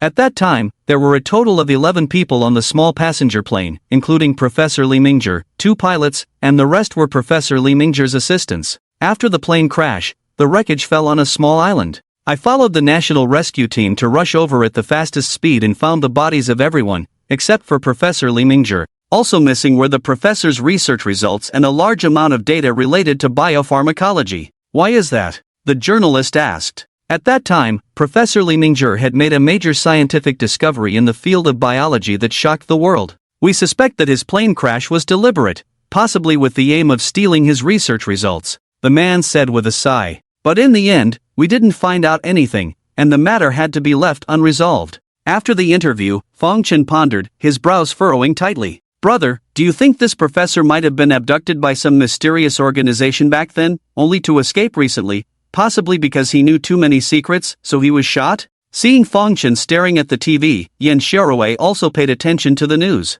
Upon learning the content of the news, she couldn't help but combine it with some movies she had seen before and speculated. Yin Xiaorui's words made Fang Chen look at her deeply, her thoughts aligning closely with his own speculations. Perhaps. Fang Chen felt a bit unsettled at the moment, giving only a vague response. The originally cheerful mood became somewhat heavy after watching the news. Fang Chen finished his noodles in a few bites, exchanged a few words with Yin Xiaorui, then went straight into his room. As soon as he closed the door, his expression turned grim. A biology professor, missing, reappearing 16 years later, shot, mysterious organization. With all these keywords combined, Fang Chen felt as if there was an undercurrent surging in the dark, something he couldn't see clearly but could sense. From the panicked expression he saw on Li Mingzhi's face 2 days ago, he could already feel it. Li Mingzhi disappeared for 16 years. Suddenly reappearing, he frantically bumped into himself. Could it be that he was already being chased by someone at that time? Perhaps it was because he had no other choice, or for some other reason, so the other party injected that needle into his buttocks.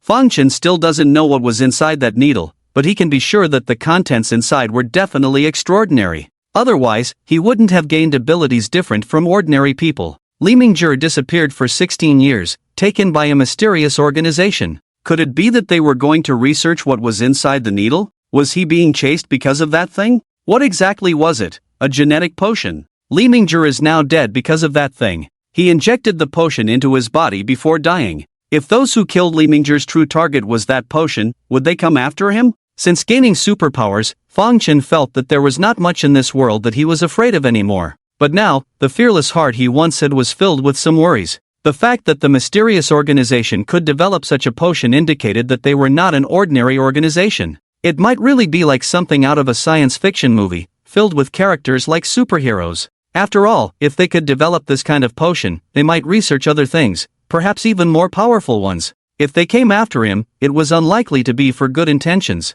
Could he handle it? Fang Chen now had immense strength and extreme speed, but he didn't dare to be so arrogant as to think he was invincible. So, he was still very worried. Fang Chen was not an ambitious person. Suddenly gaining these abilities, he was happy but had no intention of using them to save the world or achieve great things. He just wanted to earn more money, let his sister Yin Xiaorui live a comfortable life, free from bullying, and if possible, make Xiao Buxiu pay for his past actions. That was all. He thought gaining these abilities was a good thing, but now it seemed that whether it was a blessing or a curse was hard to say. He didn't want to end up like Li Mingzhi. Although Fang Chen was not afraid of death, what would happen to his sister if he died? The more he thought about it, the heavier Fang Chen's heart became. Although I may not be found out, I must not use my X-ray vision recklessly in the future. After much thought, Fang Chen reminded himself in his heart. Immense strength could be said to be his innate divine power. When faced with danger, time stood still, or it could be said that his reaction speed was fast. But X-ray vision.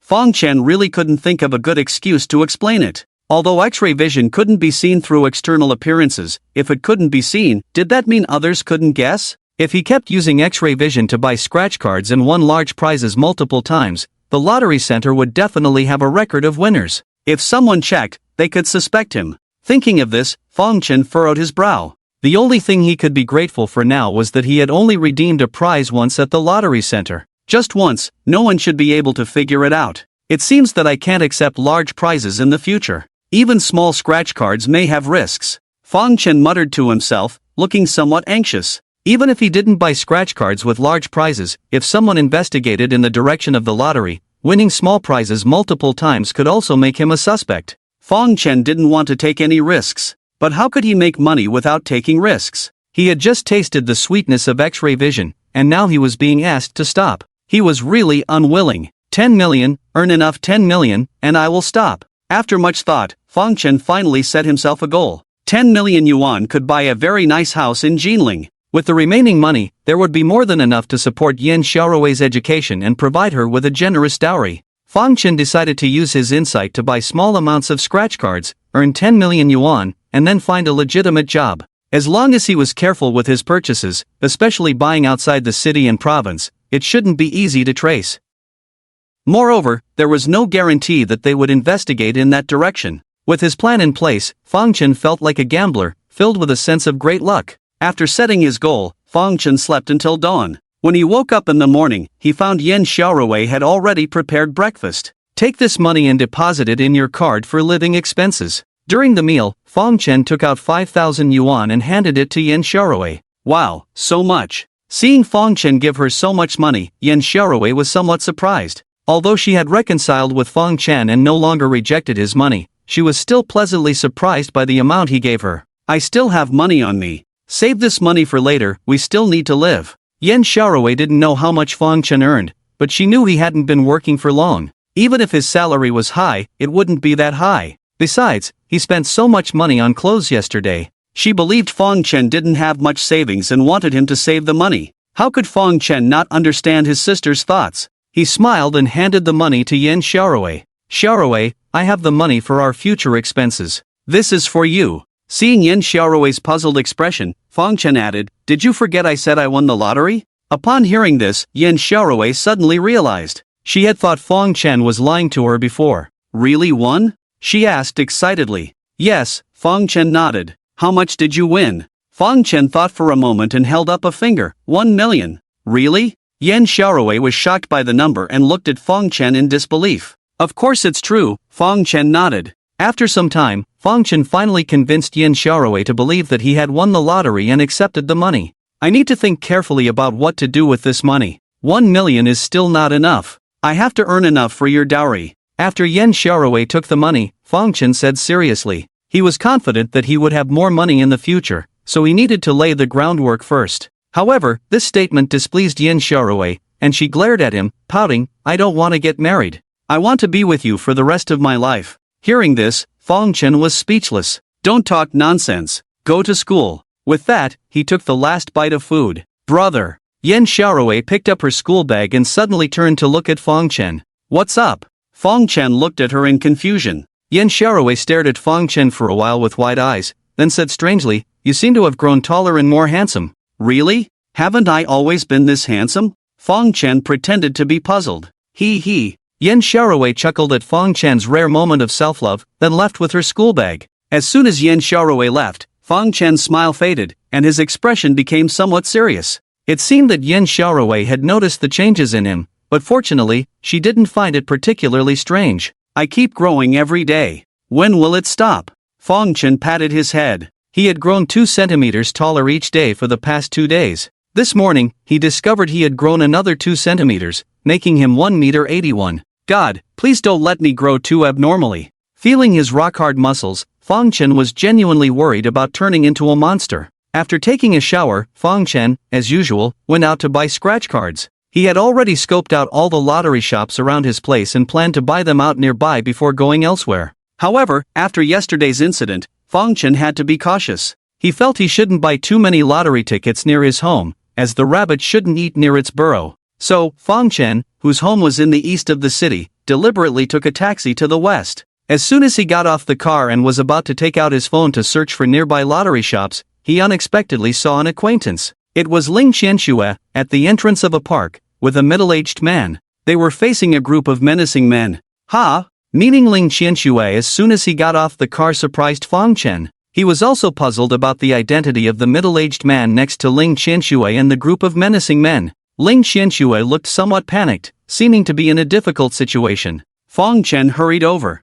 Everyone, can you give me 2 more days? The middle-aged man with Ling Qianxue was in his 40s and looked quite elegant from his attire. Facing the burly men beside him, he pleaded. Ling Dahai, it's not that we are unwilling to give you more time, but you don't appreciate it. How long have we given you? You owe brother Hu money, and it's time to pay up. A man with a scar on his face said fiercely. It's not that I don't want to pay, I really can't afford it. My business had some issues, I just paid the bank 100,000 yesterday, and now I really have no money. The middle-aged man said helplessly. Hearing this, the scar-faced man narrowed his eyes and showed a fierce look. So you have money to pay the bank, but not us? With that, he grabbed Ling Dahai's collar. Let go of my dad. Ling Qianxue was originally hiding behind Ling Dahai. When she saw the man grabbing his collar, she quickly stepped forward to stop him. The scar-faced man glanced at her, indifferent, clearly not taking her, a young girl, seriously. Scarface, it's not. I didn't mean that. It's just that the bank amount was small, and they were pressuring me, so I paid them first. I do want to pay you back, I'm trying to raise the money, give me some time. Even though he was being pulled by the collar, Ling Dahai still protected Ling Qianxue behind him, then pleaded in a low voice. Alright, you want us to give you time, right? Fine, let your daughter come with me. When you have the money, I'll let her go home. Saying this, Scarface let go of Ling Dahai, turned around, and went to grab Ling Qianxue. No! Seeing the situation, Ling Dahai quickly grabbed Scarface's hand, smiling obsequiously. Scarface, you're joking, right? Before he could finish his sentence, Scarface slapped him across the face, making a crisp sound. Joking? You can't come up with the money, and you think I'll let you go without an explanation? Dad! Seeing her father being hit, Ling Qianxue shouted in distress, wanting to check on him, but Scarface grabbed her arm. Ignoring the dazed Ling Dahai, he carefully examined Ling Qianxue's face. She looks quite delicate, come with me. Let go of me. Ling Qianxue shouted, trying to break free from Scarface's grip, but to no avail. Scarface, don't. Don't take my daughter, she has nothing to do with this. Let her go, please. Ling Dahai tried to persuade Scarface to release Ling Qianxue, but the latter didn't pay him any attention. If you want me to let her go, bring the money. After giving Ling Dahai a shove, Scarface handed Ling Qianxue over to 2 other men. Get her in the car. Let go of me. Let me go. Dad. Ling Qianxue was caught by 2 people, struggling incessantly, wanting to run towards her father, but as a young girl, how could she be a match for 2 grown men? Despite her fierce struggles, the van by the roadside was getting closer and closer. Stop. Just as Ling Qianxue was about to be taken into the car, Fong Chen, who had just run over, hurriedly stood in front of the vehicle. Senior. Seeing Fong Chen, Ling Qianxue was overjoyed. Scarface was initially surprised that someone dared to meddle, but upon hearing Ling Qianxue address Fong Chen, he immediately understood that the 2 obviously knew each other. However, he didn't think much of it. Kid, it's none of your business, get lost. He waved his hand, signaling Fong Chen to leave. Let her go. Fong Chen ignored Scarface's words and simply said, I don't know what's going on here, but I don't need to know. Based on my relationship with Ling Qianxue, I can't let these unknown people take her away. On Scarface's side, there were 6 men, all fierce and menacing big guys. He thought Fong Chen would be afraid, but to his surprise, Fong Chen seemed unfazed by his words, which furrowed Scarface's brow. Kid, if you want to play hero, you better see if you have what it takes. While I'm still in a good mood, get lost. Scarface's tone grew more severe. Despite the threat, Fong Chen remained unfazed. While I'm still in a good mood, let her go. He mimicked Scarface's tone. This remark immediately angered Scarface. You little brat, I'll teach you a lesson. Get him. With a wave of his hand, two men behind him immediately stepped forward. This brat dares to talk to Scarface like that, he's really asking for trouble. One of them clenched his fist, saying as he raised his fist to strike Fong Chen's face. Fighting for them was as casual as eating a meal. They expected Fong Chen to be left with a bloody nose and run away, but to their surprise, Fong Chen dodged the punch. Ha! Watching Fong Chen evade, the man furrowed his brow, retracted his hand to strike again, but suddenly everything went dark before a loud bang was heard. He felt a sharp pain in his nose, causing him to crouch down, holding his nose and letting out a cry of pain. Fong Chen never advocated solving problems with fists, but if the other party preferred this method, he had no choice. Not advocating didn't mean he would sit back and do nothing. With his current skills, knocking down two people was easier than squashing an ant. In the blink of an eye, the two fierce big guys were temporarily incapacitated. Scarface had been waiting for a good show, but to his shock, not only did Fong Chen avoid getting hit, but he also knocked down his henchman. Just as Scarface was about to call everyone to attack, Fong Chen didn't give him the chance. Closing in, one kick each, aside from the two already on the ground, the other three were also kicked away, leaving only Scarface. You bunch of useless trash. Scarface was clearly a tough character. Seeing his henchman defeated, he wasn't afraid at all. He cursed angrily, clenched his fist, and charged towards Fong Chen, but his ferocity didn't trouble Fong Chen in the slightest. A slap and a kick later, Scarface took a while to get up from the ground. You brat, do you know who I am? After struggling to stand up, Scarface held his stomach, glaring fiercely at Fong Chen. Get lost. Fong Chen didn't care who he was, only responding with two words. Seeing Fong Chen's arrogant attitude, Scarface was burning with anger. However, recalling Fong Chen's skills, he didn't dare to approach and get beaten up again, so he could only glare at him fiercely and say, if you dare to hit me, I won't let you off. Upon hearing this, Fong Chen took 2 steps forward. Scarface, thinking he was about to be hit, hastily retreated. However, Fong Chen stopped after just 2 steps, then looked at Scarface with a mocking smile. Is that all? As these words entered his ears, Scarface knew that the other party had just deliberately insulted him. His scarred face trembled with anger. After giving Fong Chen a fierce look, he gritted his teeth and turned his gaze to Ling Dahai. Ling, if you don't come up with the money within 5 days, you'll regret it. With these words, he left with his men, his face filled with unwillingness. Are you okay? After Scarface and his men left, Fong Chen walked over to Ling Qianxue, looking at her with concern. I'm fine, thank you, senior. Watching Scarface and the others leave, Ling Qianxue expressed her gratitude to Fong Chen, then hurried towards her father. Dad, are you okay? It's nothing, just a slap, I can take it. Ling Dahai stood up with his daughter's support, touched his face, and waved it off nonchalantly. He looked a bit disheveled, but his words were carefree, making Fong Chen raise an eyebrow, finding it amusing. Who is this person? Seeing Scarface and the others walk away, Ling Dahai's gaze fell on Fong Chen, sizing him up and asking. Ling Qianxue seemed accustomed to her father's irrelevant character, glared at him in annoyance, then introduced, he is a senior from my school, called Fong Chen. Senior, this is my father. Hello, uncle. Fong Chen had already guessed Ling Dahai's identity. After hearing Ling Qianxue's introduction, he quickly greeted him. Young man, you're quite skilled. Ling Dahai looked at Fong Chen again, giving him a thumbs up. His face was swollen high, and if it were an ordinary person, they would have been in pain, but from Ling Dahai's expression, it seemed like he didn't even realize his face was swollen. Fong Chen was surprised at how he could act so nonchalantly. Thank you for your praise, uncle. Fong Chen politely replied before inquiring about the identities of the people from earlier. They are all my father's creditors, Ling Qianxue said. Nonsense. They are not creditors, they are here to collect debts on behalf of the creditors, just a bunch of lackeys. Ling Dahai strongly disagreed with his daughter's statement and corrected her.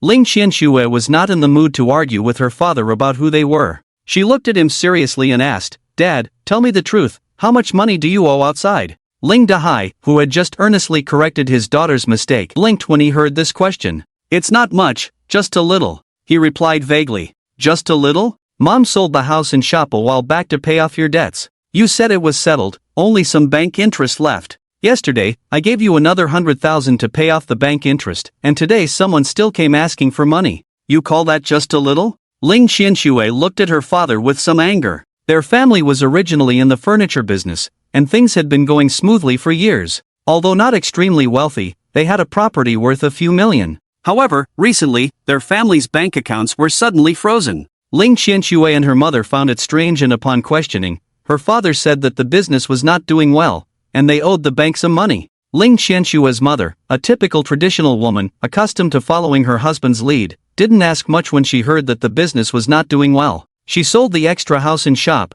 raising over 20 million to help him pay off the debts. But with so much money already paid off, there were still people coming to ask for money. Ling Qianxue, who had already found it strange, had to get to the bottom of it. Even at this point, you still won't tell me the truth? Seeing her father remain silent, Ling Qianxue raised her eyebrows. There are outsiders here, give your dad some face. Ling Dahai looked at his daughter in distress, still unwilling to speak. If you don't tell me the truth, I'll have to tell mom. Upon seeing her father trying to hide something, Ling Qianxue took out her phone to call her mother. She only found out about her father being chased for debt today because she happened to answer his phone call. Her mother was completely unaware of the situation. No. Ling Dahai panicked completely when he saw his daughter about to call his wife, hastily pressing down on her hand. Your mother is not well. If you tell her about this, won't it just upset her? He reproached, seeing Ling Qianxue coldly staring at him. He couldn't do anything about it. After thinking for a while, he reluctantly said, apart from what I've already paid back, there are still several million. How many millions exactly? 9 million. What? Ling Qianxue was shocked to hear this exact number from her father. Having already repaid the bank 27 million, she thought even if there were still debts, it wouldn't be much. She never expected there to be 9 million more, which meant her father owed a total of 36 million. Her parents had worked hard for 20 years and only had a property worth just over 20 million. How did you end up owing so much money? Ling Qianxue couldn't believe it as she looked at her father, unable to understand how he could have accumulated such a huge debt. I told you, business has been tough. It's been fine all these years, why is it suddenly tough this year? Even if business is bad, at most, the goods wouldn't sell. How could you end up owing so much money? Ling Qianxue was usually gentle, but when it came to big issues, she was very clear-headed, and she wasn't naive, knowing her father was lying. Fang Chen finally understood why Ling Qianxue had come to him for a loan. Listening to the conversation between father and daughter, although he was curious about why Ling Dahai owed so much money, seeing Ling Qianxue so agitated, he comforted her, "Don't be so upset, your uncle must have had no other choice." Ling Dahai looked at him gratefully for those words, but Ling Qianxue wasn't going to stop questioning because of them. I know he had no choice, but he should at least explain why he had no choice, right? Ling Qianxue stared directly at her father. Faced with his daughter's questioning, Ling Dahai knew he couldn't hide it any longer and had to reveal the truth. I had some spare cash before and thought of investing in Jade, so... What? You wanted to speculate in Jade like others? Ling Dahai hadn't finished his sentence when Ling Qianxue was shocked beyond measure. She wasn't a child and knew what speculating in Jade meant. Although it wasn't as bad as gambling, it wasn't a good thing either. Many had lost everything due to jade speculation. It's not speculation, just wanted to trade in raw jade materials. I had already ordered the stones, but who knew? Ling Dahai hesitated, then sighed heavily. What exactly happened? Ling Dahai knew he couldn't hide anymore, so after organizing his thoughts, he explained everything from beginning to end when his daughter asked. It turned out he had contacted a jade dealer before, intending to trade in raw jade materials with him. He had invested a lot of money, everything was ready, and they were about to reap the rewards. However, the jade dealer was suddenly investigated, all funds frozen, confiscated, including his money, and that's how he ended up in this situation today. Is that all? Ling Qianxue suspected her father might still be hiding something.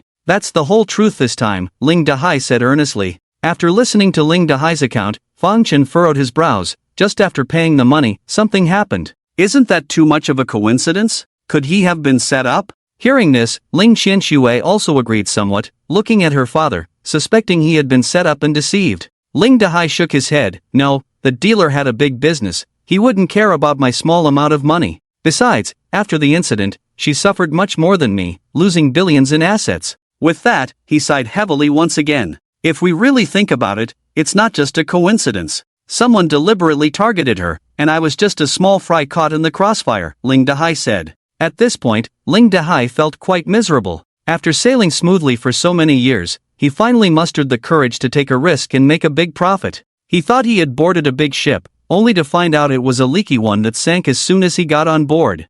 20 years of hard work went down the drain in an instant, leaving him in debt and feeling utterly helpless. Ling Dahai's plight made Fong Chen feel sympathetic, but in the world of business, there are always risks, and blaming anyone for such incidents is futile. Ling Qianxue didn't intend to blame her father, and upon learning about his situation, she felt even more despondent. What do we do now? Those people just now were loan sharks, right? She asked. I have no choice. I can't repay the bank loan, so I have to borrow money from them for now, Ling Dahai said helplessly. That person just now said you have 5 days to repay the money, but we don't have that much money. Ling Qianxue's expression turned even graver upon realizing they were indeed dealing with loan sharks. If they didn't receive the money today, they would incur losses and come back more aggressively next time. Since they are loan sharks, they shouldn't dare to openly demand repayment, right? Aren't they afraid of being reported? Fong Chen expressed his doubts after hearing Ling Qianxue's concerns. Ling Dahai glanced at Fong Chen and said, Young man, you are still naive.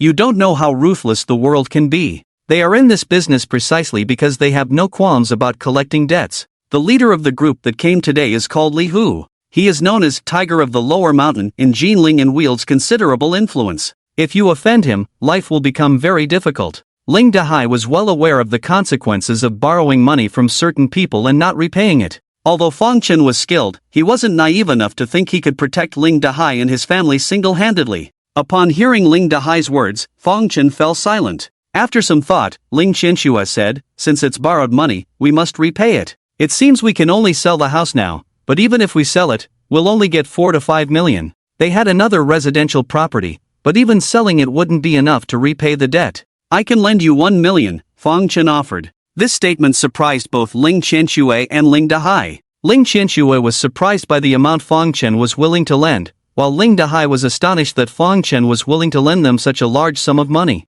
What's your relationship with my daughter? He asked curiously, looking at Fong Chen. Faced with Ling Dahai's gaze, Fong Chen remained calm. His entire net worth was only 1 million at the moment, but to help Ling Qianxue, he was willing to put all his money on the line, not for anything else but to repay a debt of gratitude. Initially, when he was wrongly accused of embezzling 15,000 public funds, Ling Qianxue had stepped forward and offered to help cover the loss. When he was unconscious and thrown into the girls' dormitory, Ling Qianxue had carried him to her own room and taken care of him all night, later testifying on his behalf. Although Fong Chen was eventually proven innocent, the incident of him spending a night in Ling Qianxue's room had tarnished her reputation, leading to her being criticized by many and even causing her, a beautiful girl, to have no suitors in school. Fong Chen was a grateful person, and in his eyes, 1 million was nothing compared to the friendship between him and Ling Qianxue. Even if you lend us another million, it won't be enough. Ling Qianxue expressed her gratitude for Fong Chen's generosity but also her helplessness. Upon hearing this, Fong Chen's pupils contracted slightly. The money from selling the Ling family's house, combined with his 1 million, would only amount to 6 million, still 3 million short. Within 5 days, earning 3 million yuan was a daunting task for Fong Chen. Even if he risked buying high-stakes scratch cards, there was no guarantee of success. After all, in 3 days of buying, he had only won 90,000 once. He was in a dilemma. I can't sell the house. If I sell the last one we live in, we'll have nothing left. Besides, if your mother finds out I sold the last house, she'll be furious. Just as Fong Chen decided to set aside his concerns and try his luck with scratch cards, Ling Dahai rejected his daughter's suggestion. If we don't sell the house, what other options do we have? Ling Qianxue looked at her father in confusion. Ling Dahai seemed to have a plan in mind. Upon hearing this, he said, When I invested in jade before, I met a skilled jade master. There's a jade exchange event at the Golden City Mall tomorrow. I still have tens of thousands on hand and I want to try my luck.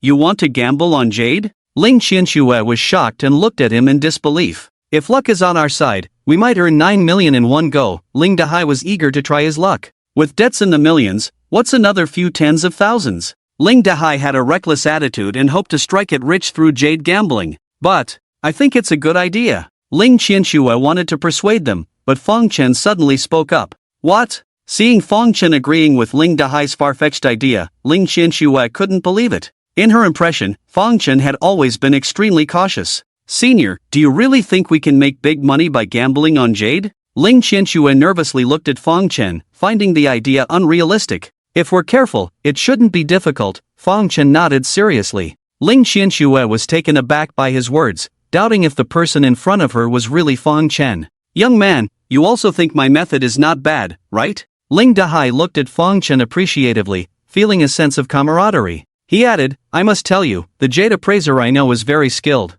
Fang Chen thought the method was indeed good, but whether the jade master was skilled or not didn't matter much to him. He thought of his perspective ability. Since his perspective could see through scratch cards, it should also work on jade. Initially, Fang Chen planned to raise money by buying scratch cards, but upon reflection, buying jade seemed more profitable. Getting a good piece of jade could potentially earn him hundreds of thousands or even millions upon resale, much faster than scratch cards. He regretted not considering this option earlier, realizing his lack of experience.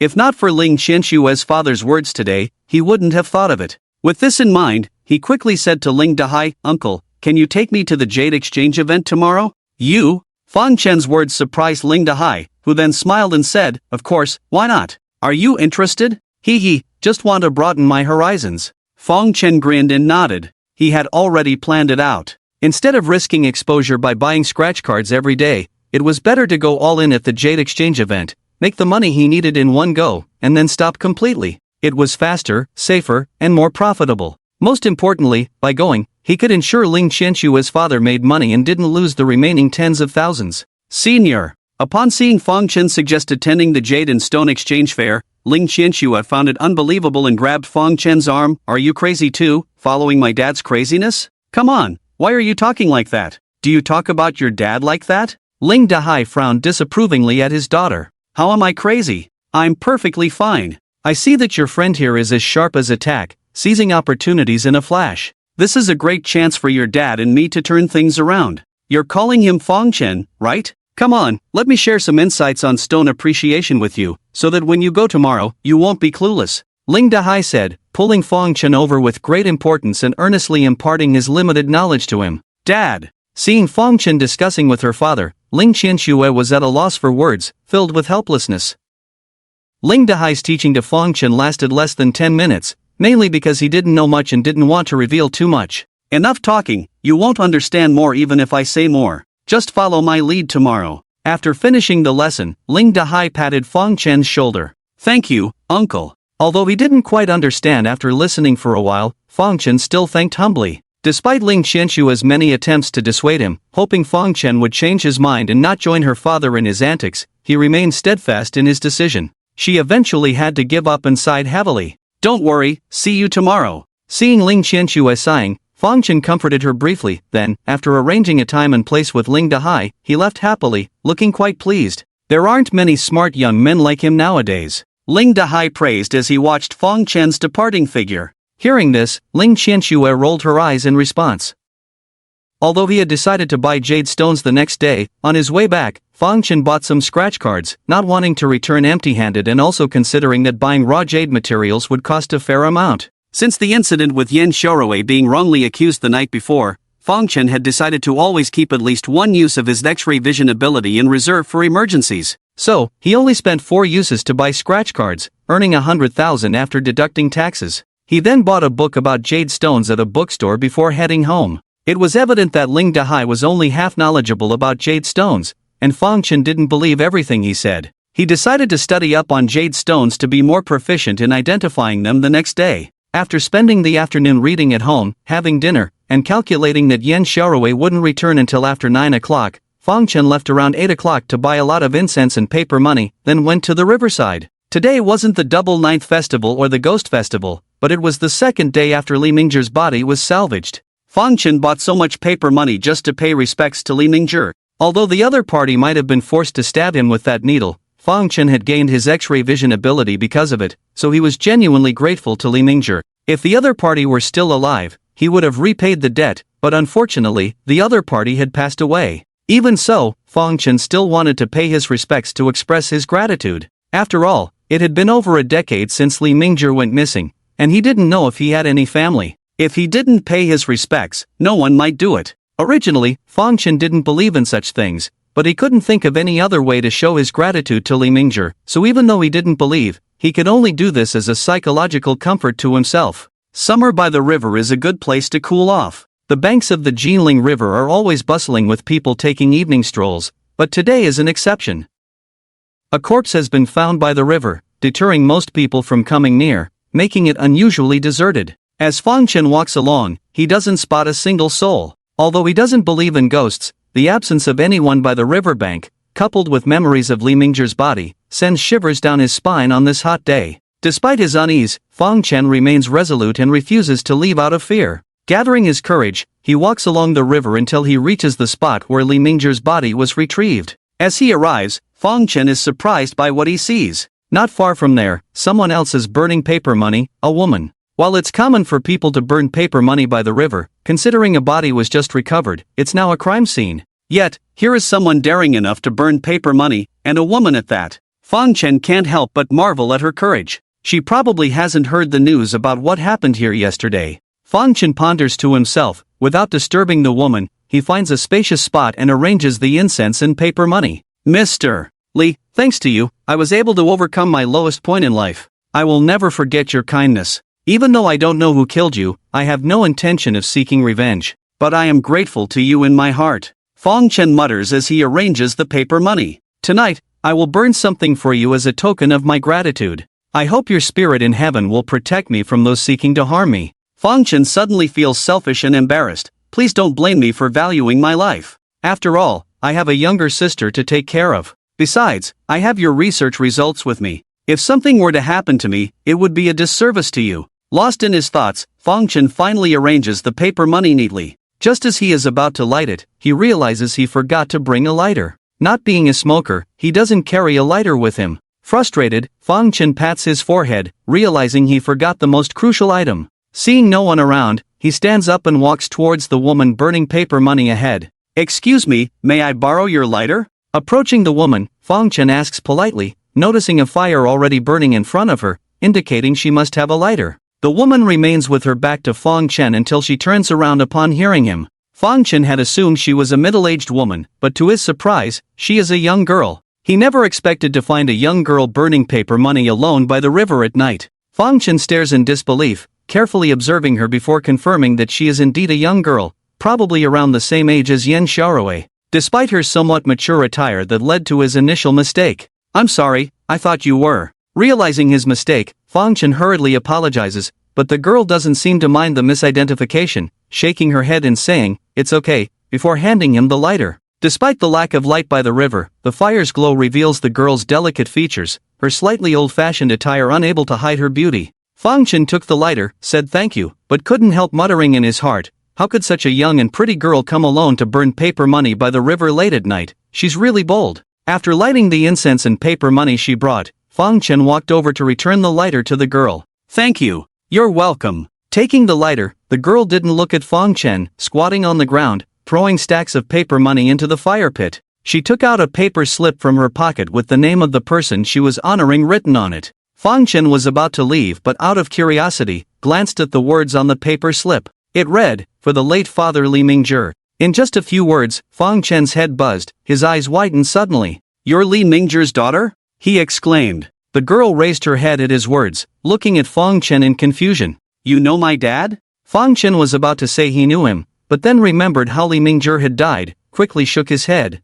I don't know him, just saw it in the news." After denying it, Fang Chen, still somewhat incredulous, asked, "You really are his daughter?" The girl nodded. Seeing the girl's serious expression, Fang Chen had to believe her words. After all, besides himself, only a close relative would come to burn paper money for Li Mingzhi at this time. Thinking of this, Fang Chen couldn't help but feel a myriad of emotions. He never expected to meet Li Mingzhi's daughter here, and what surprised him even more was that Li Mingzhi had a daughter, which wasn't mentioned in the news. "You." Fang Chen opened his mouth to say something, but after making a sound, even he didn't know what he wanted to say or what he should say. Seeing Fang Chen claiming not to know her father, the girl withdrew her gaze and threw the paper slip into the fire pit. "I should go." As the paper money had burned out, she tidied up the trash, stood up, and said, "Ha!" Fang Chen was stunned for a while, only coming back to his senses when he heard her words, but found that the girl had already left. He reached out as if to stop her, but hesitated and withdrew his hand. Why would he stop her?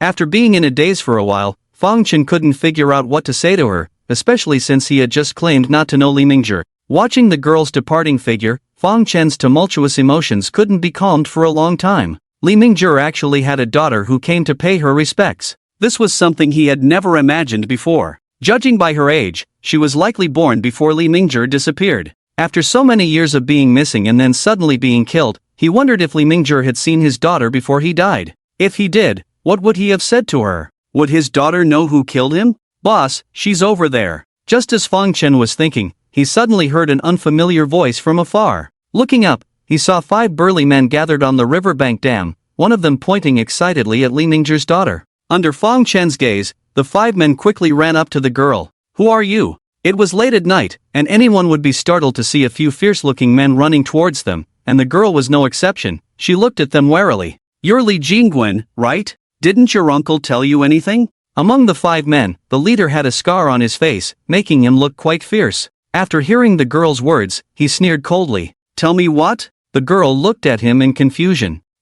Your uncle owes us money and hasn't paid up, so he gave you to us instead. What? The girl's face paled, nervously clutching her clothes. Manhwa didn't lie to us after all. He looks like a gourd, but I didn't expect his niece to be so beautiful. Take her back and dress her up. She's at least material for a leading lady. Seeing the charming appearance of the girl, timid and lovable, a man next to Scarface said, What are we waiting for? Take her away. Scarface glared at his henchman, who understood and quickly moved forward to grab the girl. Don't come any closer. Although the girl dared to come to the riverside alone to burn paper money, it didn't mean she was brave. Seeing the other party rushing over, she was scared and quickly retreated. Little girl, I advise you to come with me obediently, or you'll be the one to suffer. Scarface sneered, waved his hand, and his henchman immediately moved forward, blocking her way out. The girl, seeing the situation, was so scared that tears welled up in her eyes. What are you doing? A resolute voice rang out, and Fang Chen walked over. Who the hell is meddling in other people's business?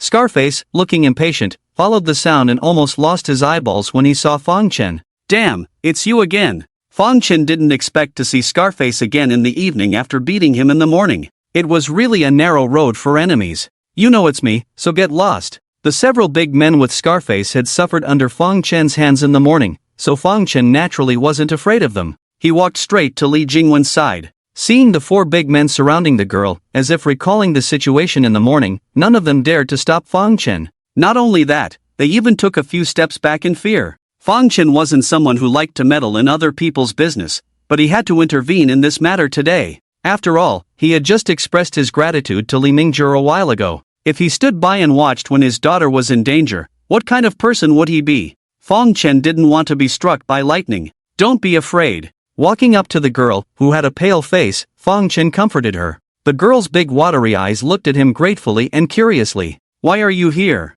Fang Chen's appearance made Scarface's mood extremely bad. The humiliation from the morning hadn't been washed away yet, and unexpectedly, he ran into this kid again in the evening. According to his temperament, he had suffered a loss in the morning, and now that he finally met his enemy, he should seek revenge. However, at this moment, he didn't have as many henchmen as in the morning. Thinking of Fang Chen's abnormal skills, he didn't dare to seek revenge. He just glared at Fang Chen and asked hatefully, Where I am is none of your business, is it? Fang Chen stared coldly at Scarface. Don't tell me this girl has something to do with you? Scarface asked angrily. So what? Any objections? Fang Chen replied coldly. His arrogant attitude made Scarface furious, but Fang Chen didn't care. I'll count to 3. Either you disappear from my sight, or I'll send you on your way. His tone was still calm, but it carried a strong sense of threat. With that, he raised his first finger. 1. Kid, don't push your luck. Fang Chen was too arrogant, and Scarface couldn't contain his anger.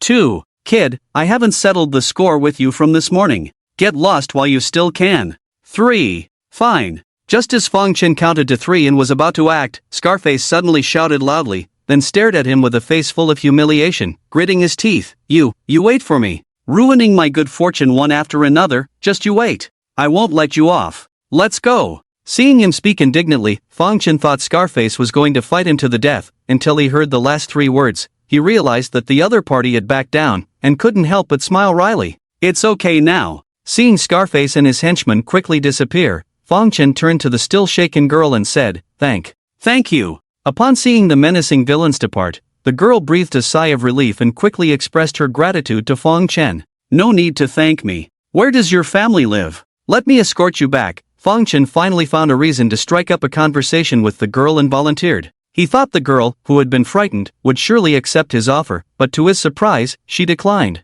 No trouble, thank you. The girl shook her head, thanked Fang Chen once more, and hurried away, leaving Fong Chen dumbfounded. Ah, she was Li Mingzhi's daughter, and Fong Chen had some questions for her. He had intended to use the opportunity to escort her home to inquire, but she didn't give him that chance. Waving his hand, wanting to show his kindness once more, Fong Chen realized the girl had already walked far away. Do I look fierce or something? Watching the girl leave without a glance back, she soon reached the embankment, prompting Fong Chen to question his appearance. After touching his face, he confidently concluded that it wasn't his looks that made her refuse his offer. What could be the reason? From their brief interaction earlier, the girl seemed somewhat introverted and reluctant to engage in conversation. With these thoughts in mind, Fong Chen couldn't help but wonder how Li Mingzhi's daughter had been coping all these years of his disappearance. Judging by her attire, Fong Chen suspected her life was far from easy. Having heard Scarface mention her troubles, he wasn't sure if they were serious. Various doubts swirled in his mind.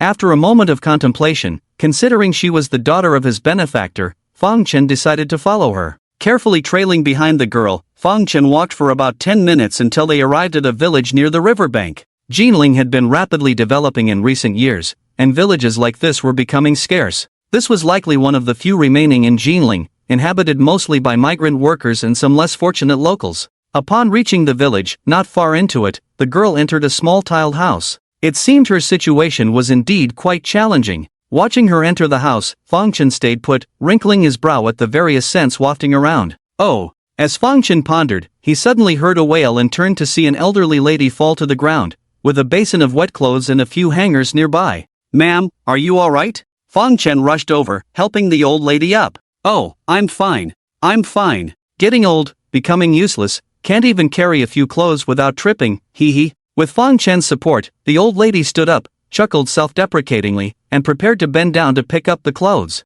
Seeing this, Fong Chen quickly stopped her. Let me help you, he said, and in a few swift movements, picked up the clothes. Young man, thank you. The old lady expressed her gratitude to Fong Chen. Fong Chen waved his hand, about to hand over the clothes to the old lady when he suddenly had an idea and took the basin back. Are you going to hang the clothes? Let me help you. Seemingly surprised by Fong Chen's eagerness, the old lady hesitated for a moment before shaking her head. No need, I can manage on my own. It's alright, I have nothing to do anyway. Where should I hang these? Here? Fong Chen said, already finding a spot to hang the clothes and proceeded to do so. The old lady, already grateful for Fong Chen's assistance, felt even more appreciative seeing his kind-heartedness in helping her hang the clothes. Young man, you don't live here, do you? She scrutinized Fong Chen for a moment before asking. How did you know? Fong Chen inquired. I've been living here for decades. I can tell right away if someone belongs here or not, the old lady chuckled. You're right, I don't live here. I'm here to find someone. Upon hearing that Fong Chen was looking for someone, the old lady's mind suddenly became active, and she hurriedly asked, Who are you looking for? Tell me, maybe I know them. Even if the old lady didn't ask, Fong Chen still wanted to inquire about the girl from her. Now that she asked, it suited him. Oh, I'm looking for. Fong Chen searched in his mind for the nickname Scarface used for the girl. Li Jingwen. Oh, you're Jingwen's friend? Hearing Fong Chen mention this name, the old lady was unexpectedly excited. You really know her? Fong Chen asked. Of course, I've watched Jingwen grow up, she's like my own granddaughter. How could I not know her? Are you her classmate? The old lady asked. A friend. Fong Chen replied. Hearing Fong Chen's words, the old lady looked at him again. When she saw Fong Chen's handsome appearance, she couldn't help but speculate, You're not here to pursue Jingwen, are you? Fong Chen felt uneasy under the old lady's scrutiny, wondering if he had raised any suspicions. Suddenly hearing the old lady's question, he was stunned for a moment, but only for a moment before he shyly nodded. Though he didn't speak, the answer was obvious. The old lady, seeing this, couldn't help but smile, with an expression that seemed to say, I knew it. Young man, there's no need to be embarrassed. Jingwen is a good girl, beautiful and kind. She just doesn't dress up much. If you're pursuing her, it shows you have good taste, the old lady praised. Hearing this, Fong Chen felt even more embarrassed. I know she's great, but she never tells me about herself, so even though I've known her for a while, I don't know anything about her family. By the way, ma'am, do you know who's in her family? Fong Chen asked. The old lady, who was initially enthusiastic, became despondent upon hearing this and sighed, Alas, some are dead, some are mad, who's left? Ha! Fong Chen was startled by the old lady's words. Seeing the surprise on Fong Chen's face, the old lady sighed again, Jingwen has had a tough life. Her father died when she was 3, and later her mother went mad, leaving her all alone. Is that so? Fong Chen looked surprised. She never told me any of this. Fong Chen muttered, then asked, "Ma'am, could you tell me more about her?" The old lady nodded. "Young man, you seem nice and kind. I'll tell you more so you can understand this girl better." Jingwen had a good family background when she was young. Her father was a professor at Kyoto University, and her mother was also cultured. But unfortunately, when she was 3, her father went abroad for some exchange program and the plane he was on crashed. He was declared missing, but in my opinion, he's likely dead and gone.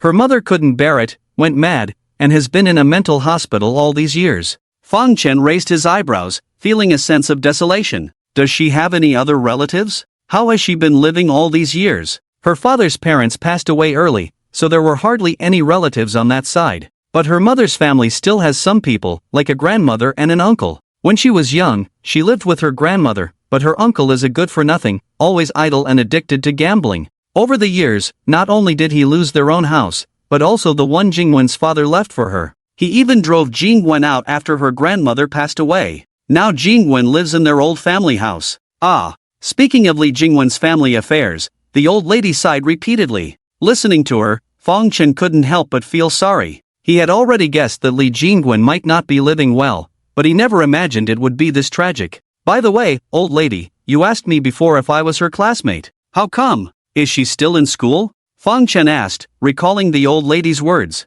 The old lady nodded. "She's still in school. She's a freshman at our Jinling University." Oh, hearing that Li Jingwen was a freshman at Jinling University, Fong Chen was somewhat surprised. Jinling University was his former school. After his surprise, realization dawned on him. No wonder she had rejected his offer to take her home when he suggested it earlier. Since she was a freshman at Jinling University, she must know him. 6 months ago, Fong Chen had quite a notorious reputation at Jinling University, known by almost every student. Fong Chen had initially thought that Li Jingwen was just too introverted to accept his proposal. Now he realized that perhaps his image in her mind was not much better than that of people like Scarface. "Young man, Jingwen has had a tough life. Her experiences since childhood have made her somewhat insecure. If you really get involved with her in the future, you must treat her well," the old lady advised, seeing Fong Chen lost in thought. Fong Chen nodded repeatedly, "I will." As he spoke, Fong Chen had already hung up the clothes. After the old lady said a few more words, she slowly went back inside, leaving Fong Chen standing alone under the eaves, staring blankly at Li Jingwen's house. From the old lady's words, Fong Chen learned that Li Jingwen was living a difficult life, studying while working part-time. The money she earned from work not only covered her living expenses and tuition but also the cost of her mother's treatment at a mental hospital. Fong Chen had been curious about Li Jingwen's living conditions, but after learning all this, his curiosity faded, replaced by a sense of gloom. Due to Li Mingzhi's influence, he had accumulated a fortune in just a few days, and his days were bound to get better. However, while his life improved, the daughter of his benefactor was living in dire straits. Ignorance would have been bliss, but now that he knew, how could Fong Chen stand idly by? After much thought, Fong Chen decided to help Li Jingwen as a way of repaying Li Mingzhi's kindness, although he didn't plan to intervene personally. He wasn't sure if the person who killed Li Mingzhi had set their sights on Li Jingwen. If he helped her without reason, he could easily arouse suspicion, especially given his reputation at school. Li Jingwen might not even accept his goodwill and might even suspect him of ulterior motives. He was determined to help, but he needed to figure out how. Li Mingzhi's death had put Fong Chen on edge, and unless necessary, he didn't want any contact with Li Jingwen. He decided to go back home to think of a plan. Leaving the village, Fong Chen quickly returned home. By the time he arrived, Yen Xiaorui was back too. With her heavy workload in her senior year, Fong Chen exchanged a few words with her before letting her focus on her homework. That night, he flipped through the book on jade and gemstones, went to bed around 11, and the next morning, after breakfast, Fong Chen left for the meeting point he had arranged with Ling Dahai, the west side of the city, Jiling Shopping Mall. Jiling Shopping Mall was a well-known building in Jiling City, built in the 1990s and still standing strong after over 20 years. Despite its somewhat aged appearance, its reputation had not diminished in the past 2 decades. In Jiling City, whenever there are important government tenders, business negotiations, large auctions, and various exchange conferences, they are basically held here. No one knows which company is behind the Jiling Shopping Mall, but there has never been any issue with the conferences held here. Fong Chen learned from Ling Dahai that this Jade Exchange conference was going to be grand, and most Jade enthusiasts in Jiling City would attend. The conference was scheduled to start at 9 o'clock, and when Fong Chen arrived at 8:30, he saw many people entering one after another. Senior. Just as he was about to call Ling Dahai to ask if he had arrived, Fong Chen heard Ling Qianshua's voice. He turned around and saw Ling Qianshua and Ling Dahai walking towards him, accompanied by a man in his 30s wearing glasses. This man was probably the jade appraisal expert Ling Dahai mentioned. Uncle, hello, Fong Chen greeted Ling Dahai. Hello, let me introduce you. This is the jade appraisal master I mentioned to you, Master Lu, Ling Dahai introduced to Fong Chen. Hello, Master Lu, Fong Chen greeted the man.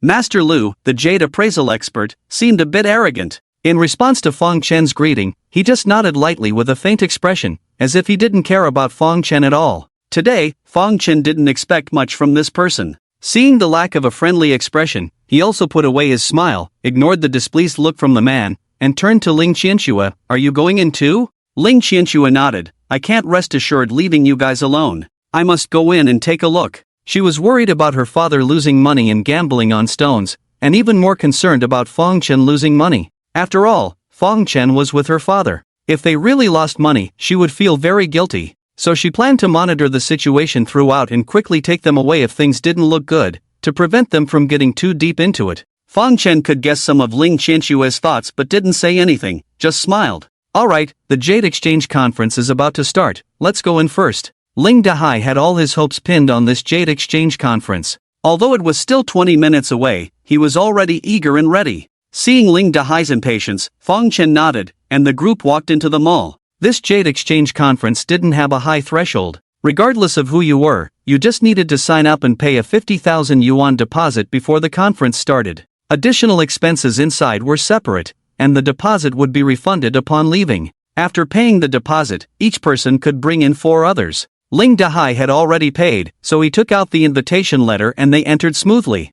I didn't expect so many people to be here. The Jade Exchange Conference was on the 3rd floor, and when they arrived, many people were already there visiting. Seeing the crowded shops and visitors, Ling Qianshua was surprised. This Jade Exchange Conference is not just about buying and selling jade. It also involves who will manage the majority of our jade industry in Jinling City in the future. Among the attendees, only a small portion truly love jade, while the rest are probably just here for the spectacle, Ling Dahai explained after hearing Ling Qianshua's words. Are there no big businesses in the jade industry in Jinling City now? Fong Chen asked, curious about Ling Dahai's words. Ling Dahai frowned when discussing this matter. There were big businesses before, but they failed. Currently, there are none. Why would they fail when everything seemed fine? Ling Qianshua asked curiously. Ling Dahai looked at her irritably. Why would they fail? Of course, they were sabotaged. Your old man, me, was also sabotaged in the same way. Ling Dahai's words made Fong Chen and Ling Qianshua look at each other in confusion. Seeing that the two still didn't understand, Ling Dahai sighed and adjusted his mindset. Since you two have no experience in business and are unfamiliar with the business world, let me explain. In our Jinling jewelry industry, there are 3 main groups operating. First, the Zhao Group, dealing with diamonds. Second, the Liang Group, specializing in jewelry. And third, the Su Group, focusing on jade. The Zhao and Liang Groups have expanded their businesses in recent years, while the Su Group has been sticking to its ancestral business of jade. Everything was going smoothly, but who would have thought that this year, for some reason, maybe they offended someone, a well-established group worth billions suddenly collapsed. I was also misled by others, thinking that by getting involved with the Su Group, I could make a fortune, but ended up losing millions for nothing. Sigh. As Ling Dahai spoke, he let out another long sigh. Upon hearing this, Fong Chen and Ling Qianshua finally understood the situation Ling Dahai was in. Alright, enough of these boring matters. Let's focus on jade instead. Ling Dahai seemed reluctant to dwell on these painful experiences and led everyone into the jadeite rough area. Having briefly learned about it yesterday, Fong Chen knew that jade was generally divided into soft jade and hard jade, with a wide variety of soft jade types, while hard jade mainly referred to jadeite. Although most types of jade could be gambled on, when people talked about gambling on stones, it was mostly about jadeite because of its unpredictable nature. Perhaps for this reason, the value of jadeite had been increasing over the years. At this exchange meeting, all types of jade were on display, each categorized into rough stone area, seed material area, semi-finished area, and finished product area. Those wandering in the semi-finished and finished product areas were mostly serious collectors and pure jade enthusiasts, while those in the rough stone area, like Ling Dahai, were mostly people with the same idea of striking it rich. As Fong Chen and the others toured around, the Jade Exchange Conference had already begun. There was no fancy opening ceremony, just a host reciting a few pre-written lines, briefly outlining the conference schedule, and then everyone started trading freely. Fong Chen wasn't particularly interested in the conference schedule, but when the host mentioned that around 11 o'clock, the organizers would showcase several Stone Kings, it piqued his curiosity as he wondered what these Stone Kings were like. Fong Chen, Master Lu is a well-known jadeite rough stone appraisal master in the industry. I went through a lot of trouble to invite him here. When Master Lu appraises later, pay close attention and learn as much as you can. If you can pick up a thing or two, it will benefit you for a lifetime. Ling Dahai said to Fong Chen as the Jade Exchange Conference began. After speaking, he turned to Master Lu with a flattering smile. Master Lu, this is my daughter's classmate, a good young man who is also interested in jadeite rough stones, but he doesn't know much. He wants to learn from you. Ling Dahai had a good impression of Fong Chen after his help yesterday and thought of letting Master Lu teach him, considering his lack of experience. However, this idea seemed a bit wishful. Mr. Ling, do you think that the skill of dining can be learned by anyone? Master Lu glanced at Ling Dahai, his tone gentle but his expression showing a hint of displeasure. Ling Dahai's polite words were just a formality, and he clearly did not expect Master Lu to react this way. He was momentarily taken aback and felt a bit embarrassed.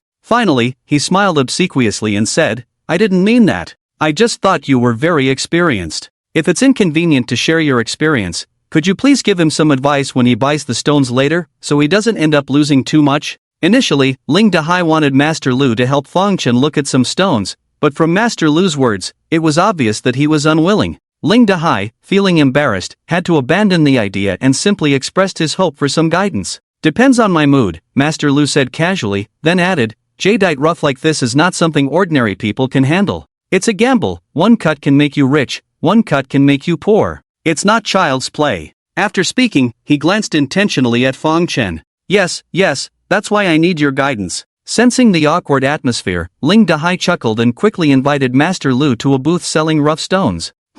Just looking at a few stones, nothing special about it. Ling Qianxue was very displeased with the arrogance Master Lu showed in front of Fong Chen. Seeing her father's fawning behavior, she was even more annoyed. If her father hadn't repeatedly instructed her before coming not to be willful today, she would have already retorted against the sarcasm. Senior, don't be angry. If he doesn't want to teach, we don't need to learn from him. She tried to comfort Fong Chen, who was blushing and looking annoyed. Seeing Ling Qianxue all worked up, Fong Chen couldn't help but smile. I think you're more upset than I am. Fong Chen didn't have a good impression of the sarcastic Master Lu either, but he wasn't angry because he didn't think it was worth getting upset over someone like him.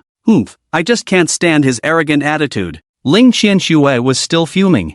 Alright, maybe all masters have their own temperaments, no need to take it to heart. Patting Ling Qianxue's shoulder, Fong Chen brushed off the matter. Fong Chen understood Ling Dahai's good intentions. He wanted Master Lu to teach Fong Chen some experience because he lacked it. However, what Ling Dahai didn't know was that Fong Chen didn't need that experience at all. He just needed to know which jade was good and which was not. Although Fong Chen had seen pictures in books, he had never seen the actual stones, so he wasn't confident. He had originally wanted to see some high-quality jadeite with Master Lu, but since Master Lu didn't care about him and wasn't willing to guide him, he didn't bother sticking around. With so many people here for the stone gambling, there must be more than one appraiser. Who wouldn't want to take a look? Oh, water rise, purple water seed. Damn. Fong Chen and Ling Qianxue were looking around when they suddenly heard an excited shout coming from a booth. They hurried over to see a man holding a freshly cut jadeite rough, his face full of excitement, shouting, water rise. So this is the purple water seed.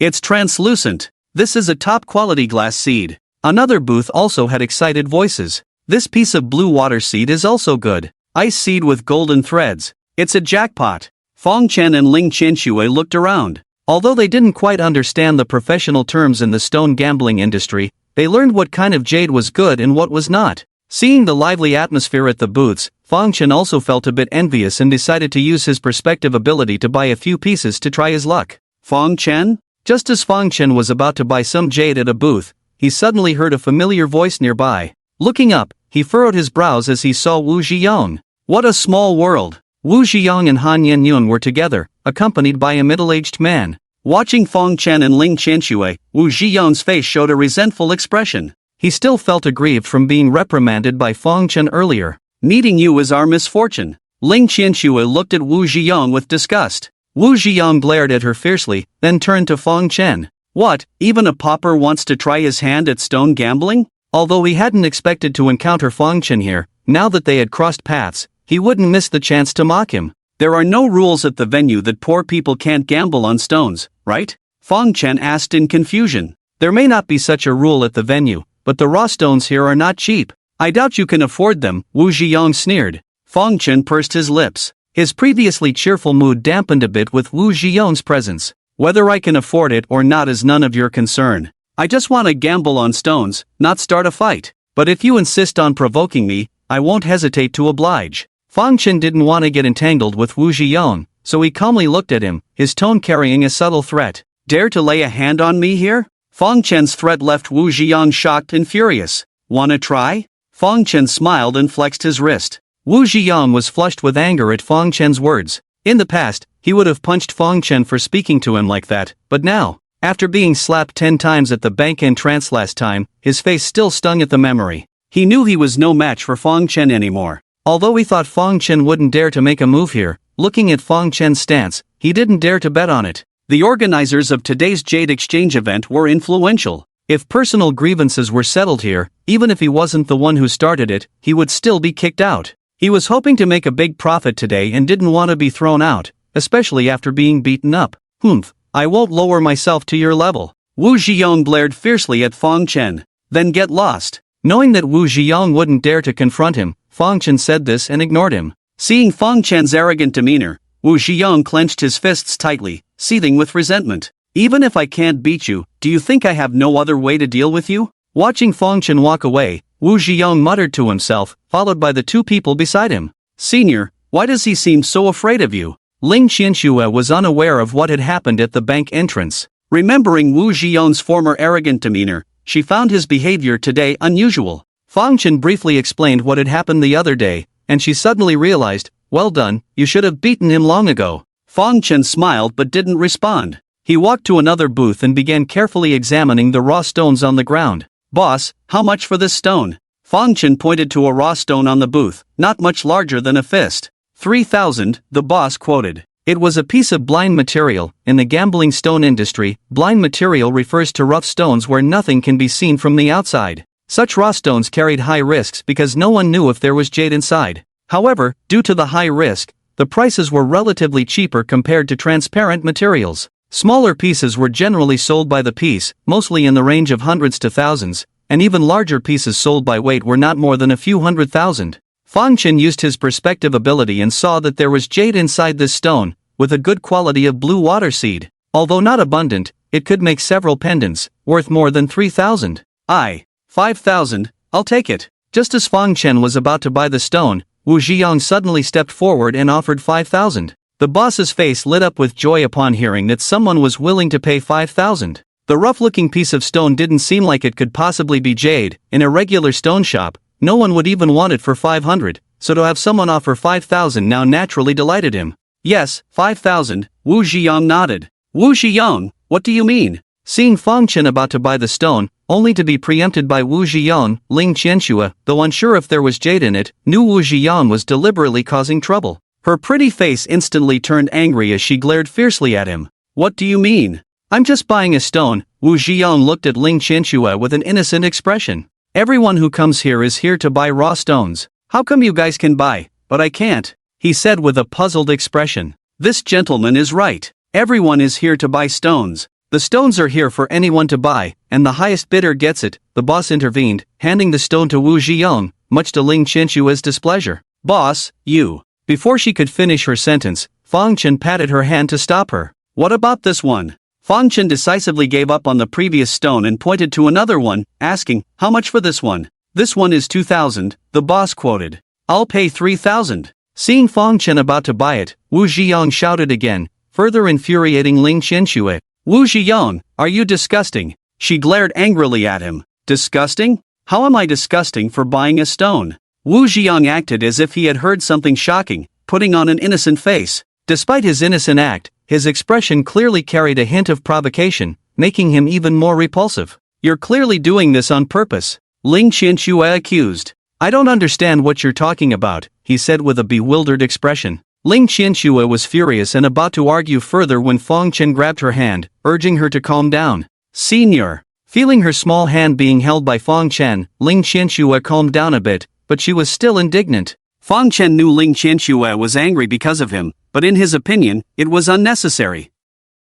After soothing her with his eyes, he turned to Wu Zhiyong. He wasn't a fool, he knew Wu Zhiyong was targeting him. Having fun? He remarked, seeing the smile on Wu Zhiyong's face. Wu Zhiyong had preempted Fong Chen precisely to annoy him, and Ling Qianxue's anger only proved that his actions were effective. Even though Fong Chen appeared calm now, Wu Zhiyong believed it was just a facade. He might be even angrier than Ling Qianxue. Thinking this made him even happier. Fong Chen, not everyone is qualified to play with raw stones. I have money, I can afford it, I'll buy whatever I want. What about you? A poor laborer like you, can you afford it? Wu Zhiyong stared into Fong Chen's eyes, his tone full of provocation. Although he couldn't beat Fong Chen in a fight, he had many other advantages over him and plenty of means to deal with him. Initially, he was worried Fong Chen might physically attack him, but now he wasn't afraid. If they fought for no reason, it would be a personal grudge. But now, bidding on a stone together, if Fong Chen were to start a fight, it would show he couldn't afford it, and the organizers would just kick him out without blaming Wu Zhiyong.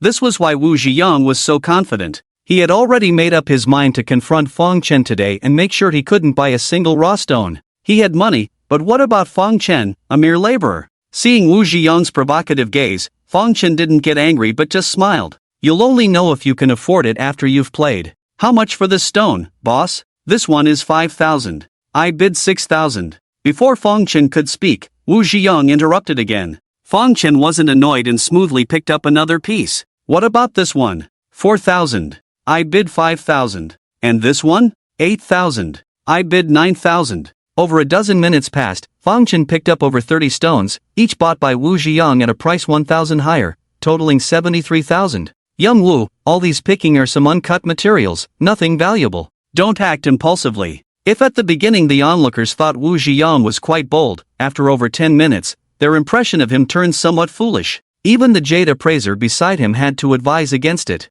Having money is one thing, but continuously buying uncut materials without proper appraisal just to show off is quite foolish, isn't it? Many onlookers were already looking at him with disdain. Initially feeling triumphant over Fong Chen, as he spent more and more money and felt the increasing strange gazes around him, even Wu Zhiyong couldn't help but feel some regret. Although he was a second-generation rich, his family wasn't exceptionally wealthy. They only gave him 2 million this time, and even though he hadn't spent half of the 70,000 yet, losing over 70,000 for nothing would be quite painful. Thinking about this, he furrowed his brows. Fong Chen had been observing Wu Zhiyong's expression all along. Seeing him frown, he knew he was starting to struggle. Boss, how much for this stone? The stones Fong Chen had picked up before were all small, mostly a few thousand, with the most expensive being only 30,000. That's why Wu Zhiyong had been interrupting, as Fong Chen's stones weren't that expensive. But now, Fong Chen was pointing at a large stone, estimated to weigh around 200 caddies, so naturally, the price was different from the previous ones.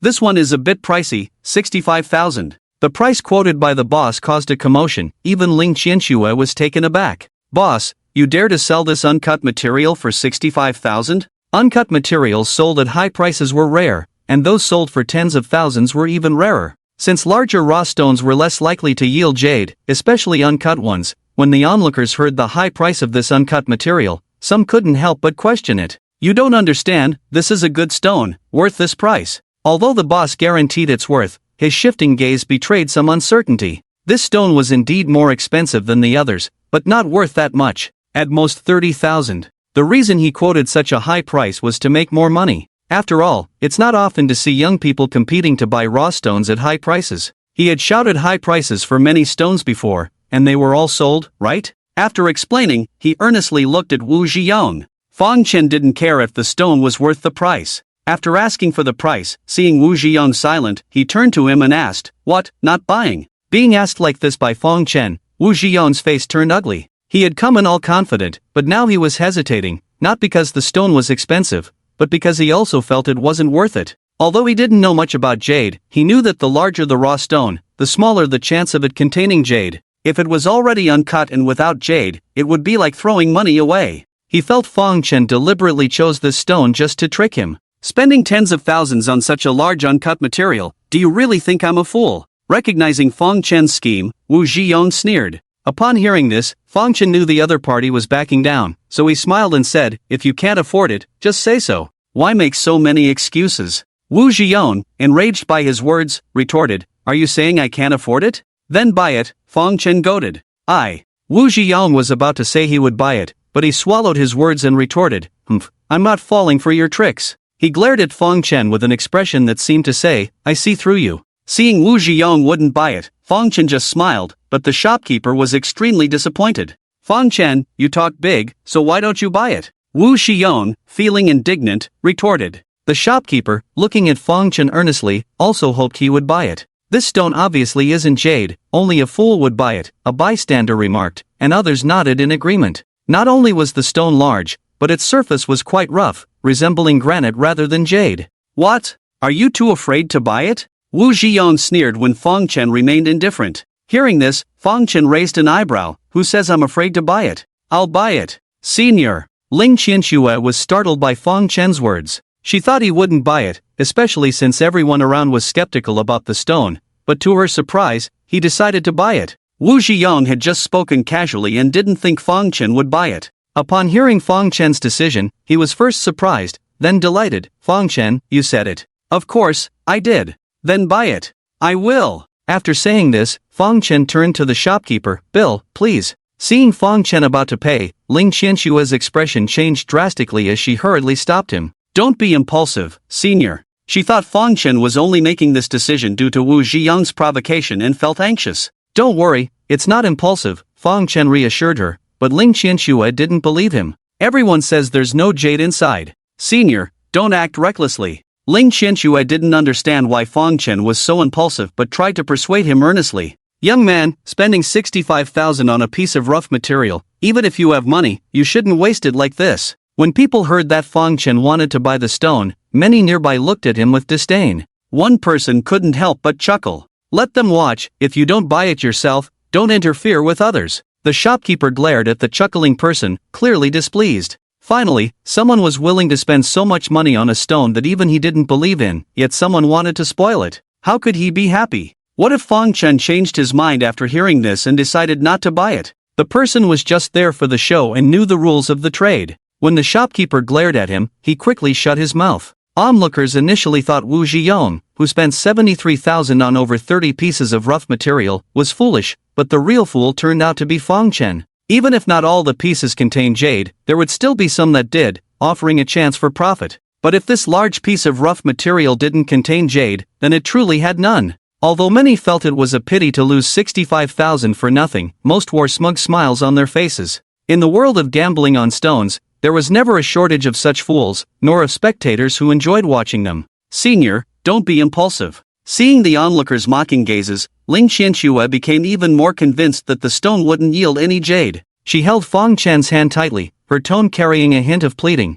She really didn't want to see Fang Chen lose so much money in an instant. "Fang Chen, as a grown man, don't you have any opinions of your own? Do you need a woman to decide whether to buy or not?" Afraid Fang Chen wouldn't buy it, Wu Zhiyong mocked. Fang Chen remained calm, a faint smile playing on his lips. "Don't worry, if I said I'll buy it, I will definitely buy it," he said, glancing at Ling Qianxue. Her face was filled with a pleading expression, tears welling up in her eyes. "Senior, trust me." Patting Ling Qianxue's shoulder, Fang Chen withdrew his other hand and quickly transferred the money to the stall owner. The owner received the money, overjoyed. "Gentlemen, would you like it to be cut?" Each stall owner had tools for cutting stones. Although not professional, cutting a window was still feasible. Since Wu Zhiyong had paid earlier and seeing that the two men showed no intention of buying more, the owner asked. "Of course." Wu Zhiyong nodded at the question and then provocatively looked at Fang Chen. "I have so many stones. Even if they are all blind materials, there will still be a few pieces of jade.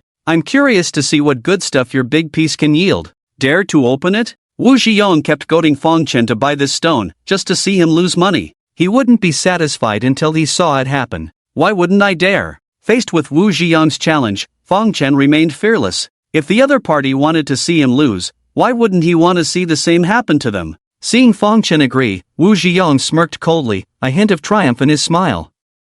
He gestured for the owner to cut his stone first. "Oh, there's water. Blue water seed." The first piece Wu Zhiyong cut was the one Fang Chen had initially intended to buy. With just a small cut, Jade appeared, displaying a rich blue waterhead and excellent quality. As everyone marveled, Wu Ziyang was also overjoyed. A great start. Although he knew there would be jade in some of the 30-odd stones, he never expected to find jade in the first one. It was an unexpected delight. It seems like I'm very lucky today, Wu Ziyang said with a smile, looking at Feng Chen. Then, as if remembering something, he added, by the way, this stone was the one you wanted to buy initially, right? Too bad, I beat you to it. Ha ha. His taunting laughter was particularly grating. Ling Qianshue's face turned frosty upon hearing it, but Feng Chen seemed unfazed, wearing a faint smile. This was the stone he had wanted to buy, and finding jade inside was no surprise to him. If there was jade in the other stones, that would have been surprising. Seeing Feng Chen unaffected by his taunts, Wu Ziyang assumed he was just pretending to be relaxed and sneered inwardly,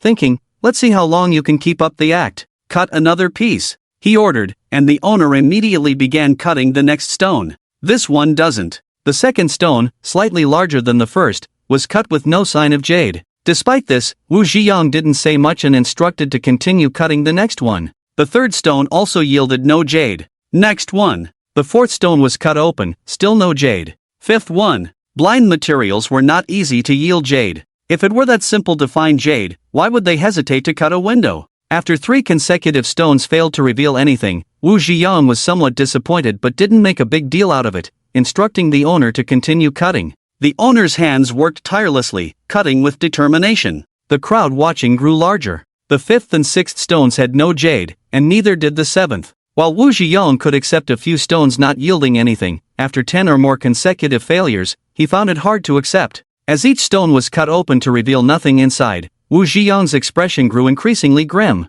Onlookers saw Wu Ziyang open jade from the first stone, thinking he was lucky. But now, no one thought so. Although it's not easy to find jade in raw materials, more than 20 stones in a row didn't yield anything, making his face dark. Even if jade couldn't be found, a bit of jade quality would suffice. However, after opening so many stones, there was nothing, just plain rocks, not even as good as marble. Sir, this is the last one. Looking at the pile of worthless stones, the stonecutter spoke with a stutter, mainly feeling guilty as he had sold these stones to people. Fortunately, there were rules in the gambling stone business. After the transaction, regardless of what was found, it was not the seller's responsibility. If not for this, he would have been ready to run away, fearing Wu Ziyang would come after him. Open! Wu Ziyang's face was as dark as water as he stared at the last and largest, most expensive stone, shouting loudly. His eyes were slightly red, this was his last hope. Without delay, the boss started cutting it. 3 cuts later, it was empty. Good! Seeing this scene, Ling Qianxue clapped and cheered loudly. Although Feng Chen was destined to lose, seeing Wu Ziyang lose as well brought her some comfort. Sigh. As the last stone was cut open, revealing nothing, the onlookers sighed. Wu Ziyang's face turned ashen, feeling a piercing pain in his heart. He had bought 35 stones for 73,000, and except for the first one with jade, the rest were worthless. This was just too unlucky. Although the first stone had jade, it was small and probably worth only 30 to 40,000. Even if he could make a profit from it, considering the overall loss, he was still down 70,000. 70,000 was not a small amount for Wu Ziyang. He had hoped to open more jade stones to make money and outshine Feng Chen, but now it seemed like wishful thinking. Seeing Wu Ziyang's gloomy face, Feng Chen's smile grew brighter. The first stone had jade because he intended to buy it. But after realizing Wu Ziyang was targeting him, Feng Chen stopped choosing stones with jade and only picked those without. He wasn't foolish enough to let his rival make money. Although he had anticipated finding nothing in these stones, seeing Wu Ziyang's disappointment made him feel oddly satisfied. Looks like you're not as lucky as you thought. Earlier, Wu Ziyang had boasted about his luck, and now Feng Chen used it to mock him. Where do you think you're going with your luck? Wu Ziyang was irritated and glared at Feng Chen. Maybe I'm luckier than you. Ling Qianxue retorted. At least I opened a piece of jade. I doubt any of you will find anything. Wu Ziyang said coldly, looking at the large rock under Feng Chen's feet. Initially angered by Feng Chen's taunts, Wu Ziyang reconsidered. If he could only find one piece of jade with such high odds, could Feng Chen do it with just one chance? If Feng Chen couldn't find anything either, although he would lose money, he would still be the winner in this game. Wu Ziyang could afford the loss, but Feng Chen might not. From Han Yunyun, Wu Ziyang knew Feng Chen's family was not well off, and the 65,000 might have been mostly borrowed. Although it wasn't wise to harm the enemy at your own expense, if it meant making Feng Chen lose everything, he was willing to do it. With this thought, His smile turned somewhat sinister as he looked at Fong Chen and said, 70,000 may be a lot, but I can afford to lose it.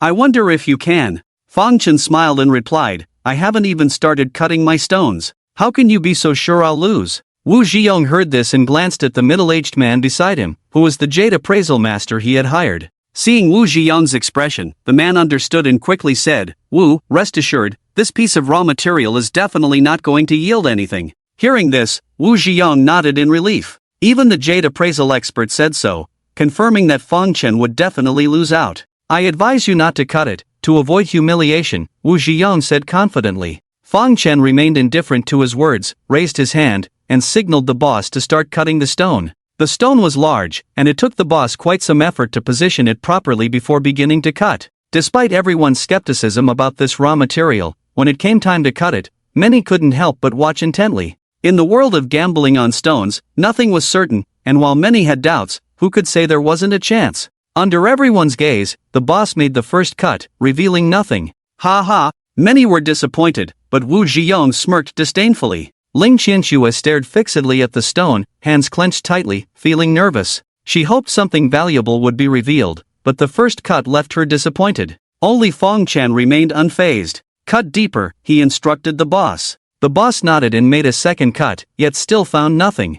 Ha ha, Wu Ziyong laughed heartily. Cut even deeper, Fong Chen persisted. We've made 2 cuts already, and there's nothing. Do you really think there's something valuable in this stone? Wu Ziyong was convinced that Fong Chen wouldn't find any jade in the stone, his face beaming with satisfaction. Ling Qianxue, upon hearing this, also believed that the stone wouldn't yield any jade, her expression turning grim. Fong Chen, however, remained calm and urged the boss to continue cutting. He knew better than anyone whether there was jade in the stone and exactly where it was, but that was a secret he couldn't reveal. Buying such a large piece of raw material that turned out to contain jade was already lucky enough. Revealing the exact location of the jade would attract too much attention. Wu Ziyong was certain that Fong Chen wouldn't find any jade, and continuing to cut was just a futile struggle. He was delighted, his smile never fading from his face. However, as the boss made the third cut, his smile froze. Ha! There's color! The boss, being close, was the first to notice the color and excitedly exclaimed, drawing everyone's attention.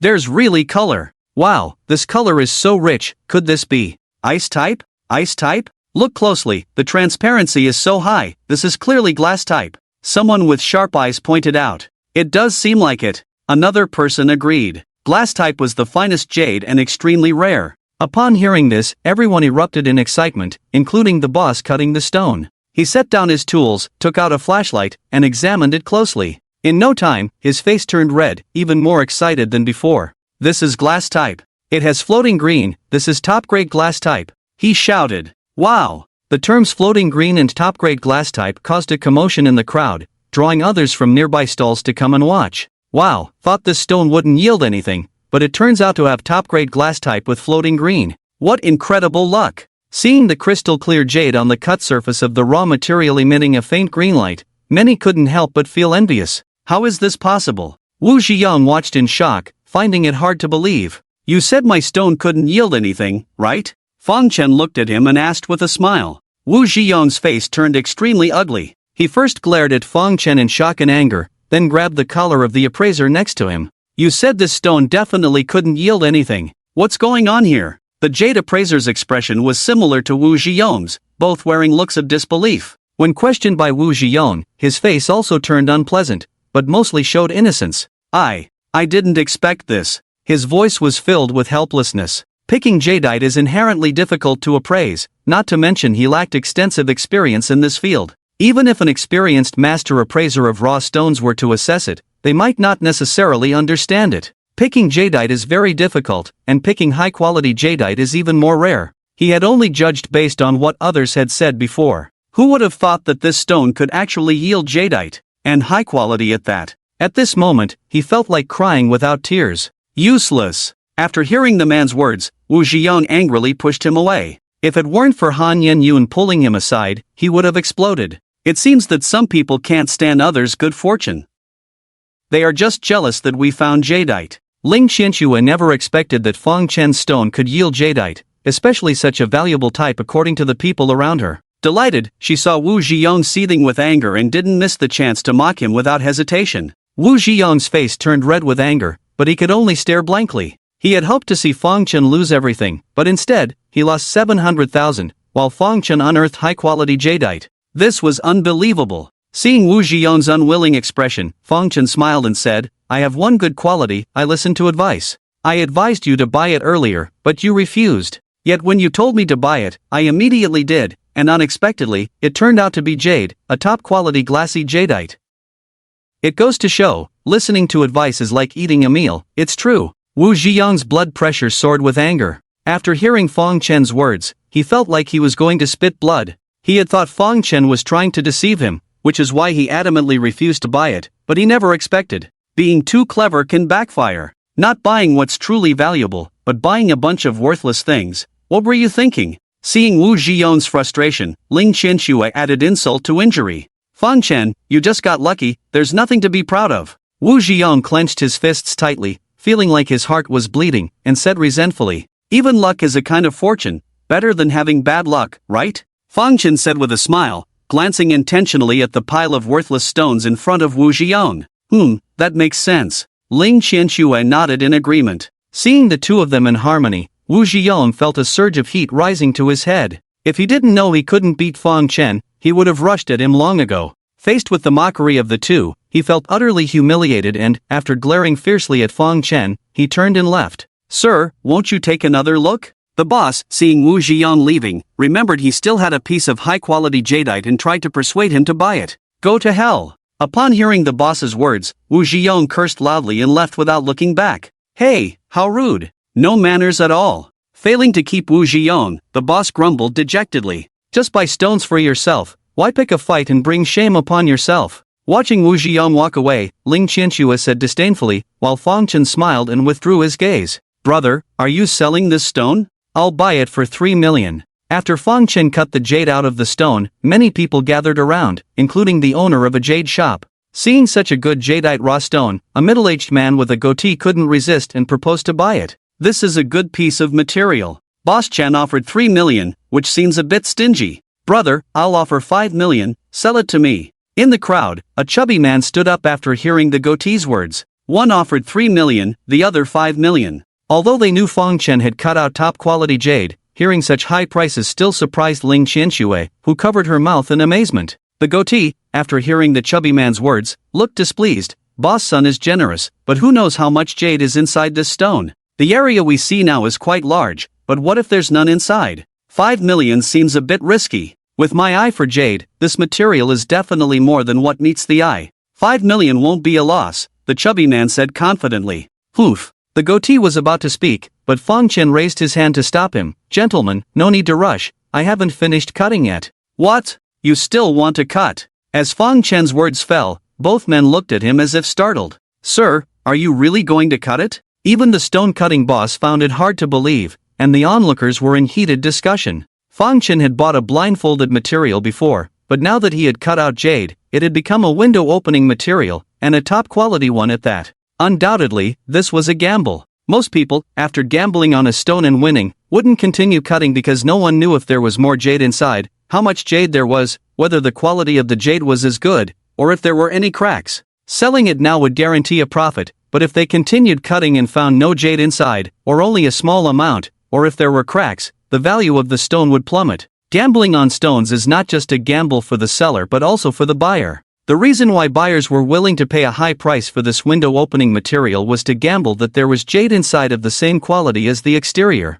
If the seller cut it and revealed no jade inside or the quality wasn't as good, why would they spend a large sum of money to buy it again? In the world of stone gambling, only highly skilled masters dare to continue cutting after winning. Most newcomers would sell after a good find, as buying a stone for tens of thousands and selling it for millions was always a profit. However, Fang Chen clearly did not have the mindset of a newcomer. Looking at the astonished crowd, he remained composed, switched to the other side and continued cutting. Sir, have you thought this through? If you ruin it, you won't be able to sell it for such a high price. Although the boss was jealous that Fang Chen had bought a top-quality jade from him, he couldn't help but advise him kindly when he saw Fang Chen wanted to continue cutting. Fang Chen was well aware of the consequences of ruining the stone. The saying in the stone gambling world, one cut poor, one cut rich, one cut through burlap, was not just a scare tactic. However, he was confident that he wouldn't ruin it. Selling this stone for 5 million would still earn him a hefty profit, but he knew very well that the value of this stone was far more than 5 million.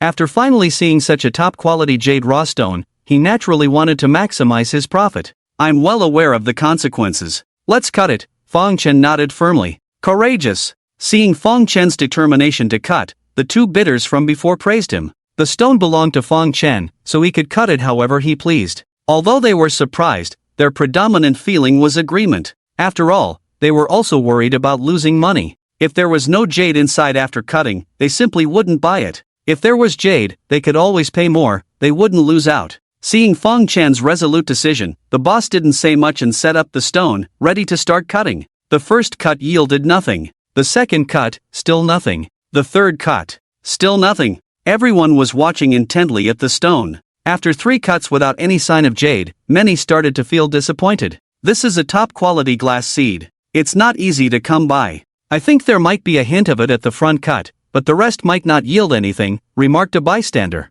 Why rush? This stone is huge. We haven't even cut half of it yet. There might be something inside, someone disagreed. Ignoring the surrounding discussions, Fong Chen remained unfazed and instructed the boss to continue cutting. With the 4th cut, he asked for a larger piece to be cut, but still nothing. The 5th cut. Oh, there it is. It's still the floating green glass seed. As the 5th cut was made, jade appeared, with the same quality as before, no cracks. The onlookers were amazed, the boss looked surprised, and the two who were eager to buy earlier were now excited. Jade in the front, jade in the back, although not visible from all angles, just this part alone was already quite valuable. 15 million. The man who previously bid 3 million, Mountain Goat who, suddenly raised the bid to 15 million, a 5-fold increase. The chubby man then quadrupled it, 20 million. Hearing someone bid 20 million, Ling Qianxue, who wasn't very clear about the value of jade, widened her eyes in disbelief, mostly filled with joy. I'll also offer 20 million.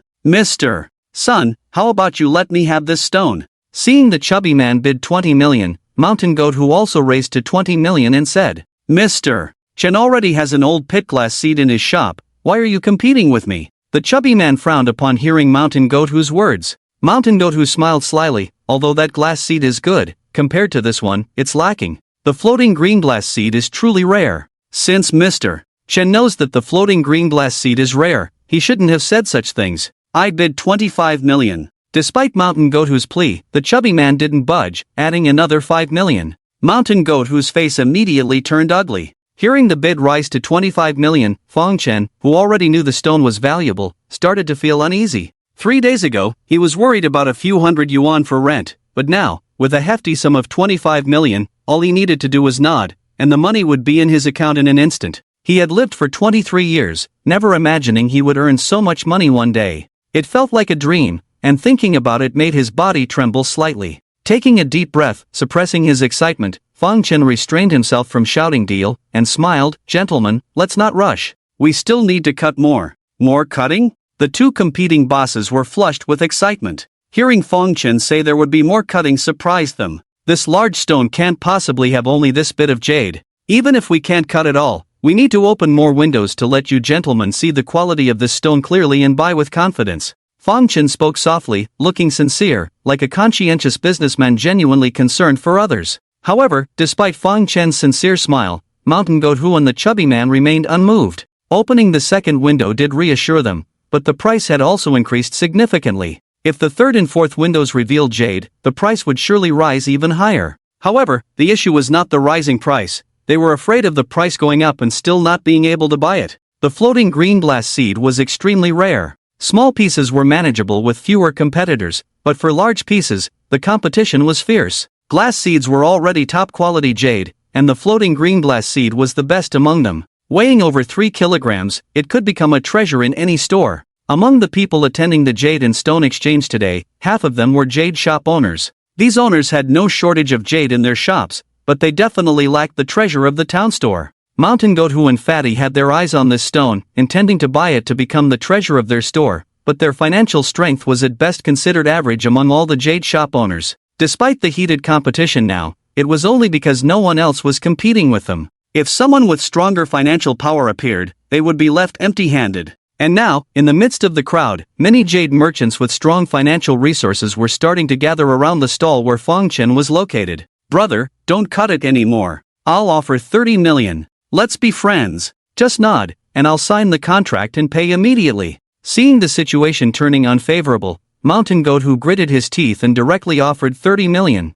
35 million. Instead of being friends with this stingy guy, brother, why not be friends with me? Fatty added 5 million on top of Mountain Goat who's price. This move angered Mountain Goat who greatly. Son Fatty, do you have to compete with me? Boss Chen said it himself, in our line of work, it's always the highest bidder who wins. How can you call it competing? If you disagree, just continue bidding, right? Fatty retorted without backing down. From the jade that Fang Chen had presented, it was worth over 20 million, but still fell short of 30 million. Mountain Goat whose bid of 30 million was already a gamble. If the price went any higher, he might end up losing. Although he was provoked by Son Fatty, after careful consideration, he dared not raise the bid. Boss, continue cutting. Despite the heated bidding between the two, Fang Chen had no intention of selling at that moment, so he simply ignored them and instructed the boss to continue cutting. When the first cut revealed jade, the boss was a bit jealous, but when the second cut also revealed jade, he was filled with regret. He couldn't believe that a piece of rough material he had no faith in was hiding top-quality glass-type jade.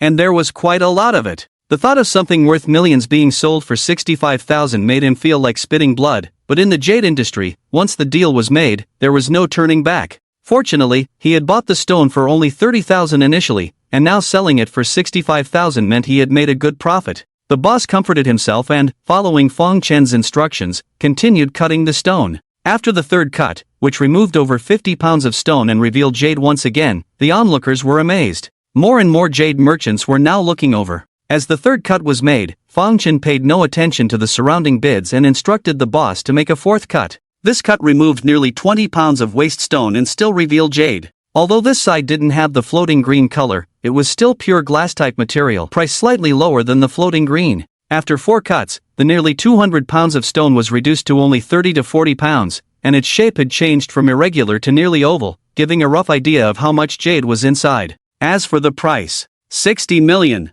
Mountain Goat who and Fatty's concerns were not unfounded. After Fang Chen opened 2 windows, he indeed attracted a large number of jade merchants. One person, upon seeing jade in these 2 windows, shouted a price of 60 million. This price made many interested but hesitant jade merchants step back. The selling price of 60 million for the original stone was considered quite high even in the entire market. However, those daring to play with glass-type jade were not lacking in funds. Their hesitation was not due to the high price but rather the bidder. The one who bid 60 million was a tall, handsome man in his mid-20s, dressed in a smart suit, exuding an air of elegance. Fang Chen didn't know who he was, but most people present did. He was the young master of the Liang Group, Liang Tianlei. Liang Tianlei is also interested in this piece of stone, sigh. Someone sighed as they saw Liang Tianlei making an offer. I wanted to buy it as a treasure for my store, but now it's impossible. What are you afraid of? If he can buy it, why can't we? It's an auction. Someone said puzzledly. You don't know. After the Su family fell, the Zhao family and the Liang family have been fighting for the Su family's jade business. The most likely successors are these 2 families. Although it's still unknown who will win, what if it's the Liang family? If the Liang family wins, they will dominate the jade industry in Jinling City in the future. We will all have to rely on them for a living. If you go against him now, aren't you afraid he will make things difficult for you in the future? What's there to be afraid of? I'm just here to watch the show, not to sell jade. Then just watch. Listening to the discussions around him, Fang Chen finally understood the man's background and why no one dared to bid against him, because they couldn't afford to provoke him. After sizing up Liang Tianlei, Fang Chen felt unhappy. His stone could clearly be sold for a higher price, but it was stopped at 60 million by this man. How could he be happy about it? Sir, I'll buy your stone for 60 million, consider it? Seeing no one else bidding around, Liang Tianlei smiled and said, 60 million is too low. Fang Chen shook his head without hesitation. Liang Tianlei was taken aback,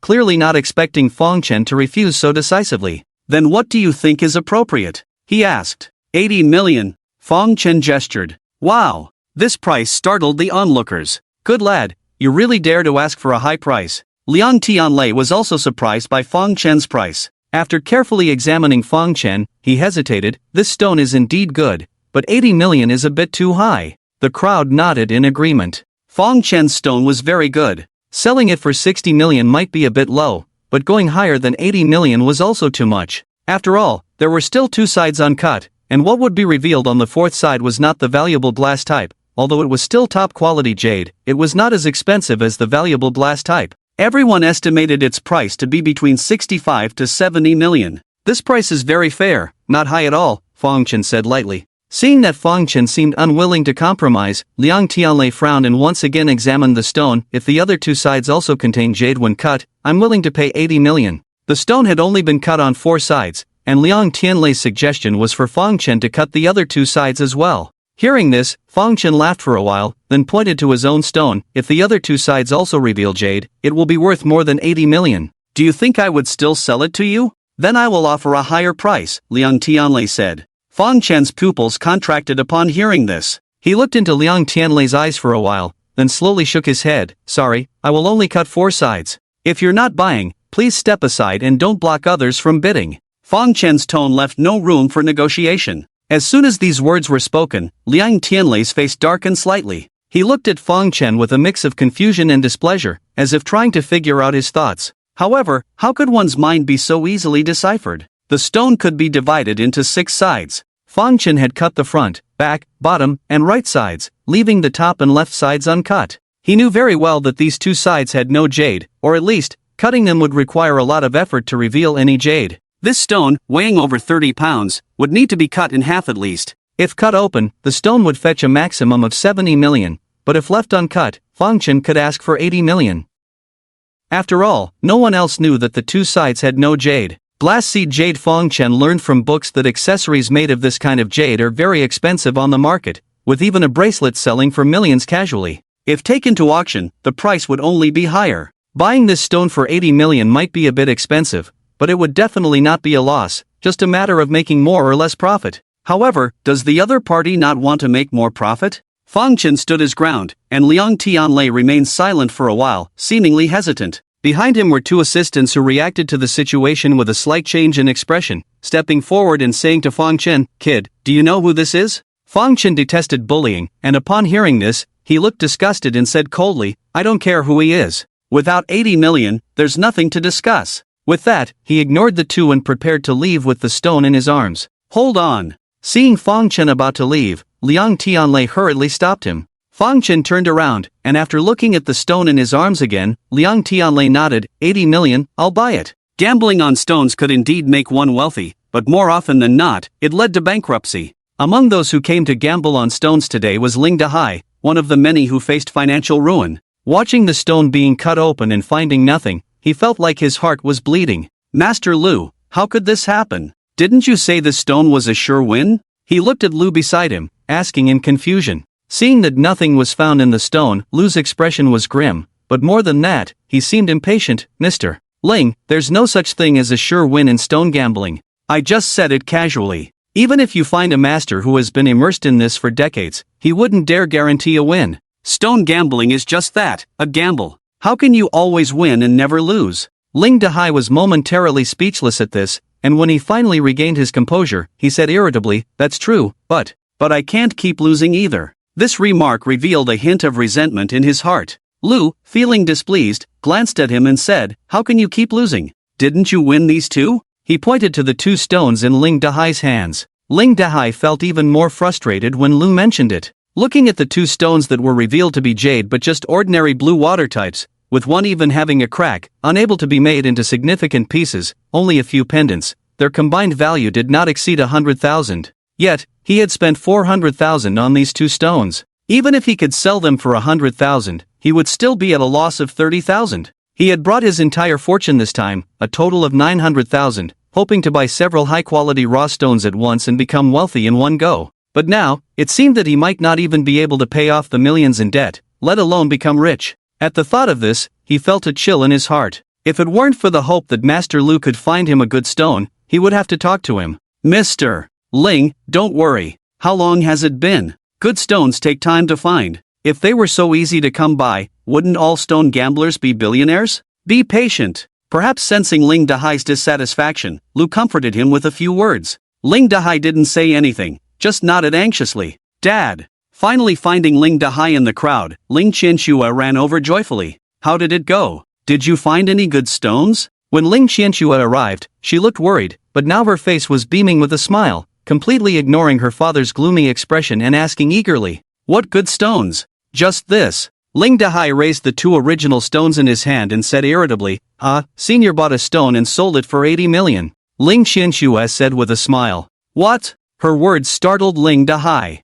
"Is it true?" he asked suspiciously. "Of course it's true, why would I lie to you?" Ling Qianxue nodded. Lu Master, who was beside them, was first surprised, then disbelieving, just boasting. Ling Qianxue had long held a grudge against Lu Master. When she saw him being sarcastic while she was talking to her dad, she immediately retorted, "Don't doubt it, it really sold for 80 million. Besides glass-type jadeite, what kind of original stone can sell for 80 million? It's simply unbelievable." Lu Master coldly smiled, completely disbelieving Ling Qianxue's words. "Yes, it's glass-type, with floating green, some say it's also luminous, I don't really understand," Ling Qianxue said. "What?" Upon hearing his words, Lu Master's pupils suddenly contracted, and Ling Dahai beside him was also shocked. "Uncle." As they were talking, Fong Chen squeezed through the crowd. As soon as he saw him, Ling Dahai hurriedly ran up and grabbed his hand. Fong. "Fong Chen, I heard you bought a piece of floating green glass type, and sold it for 80 million.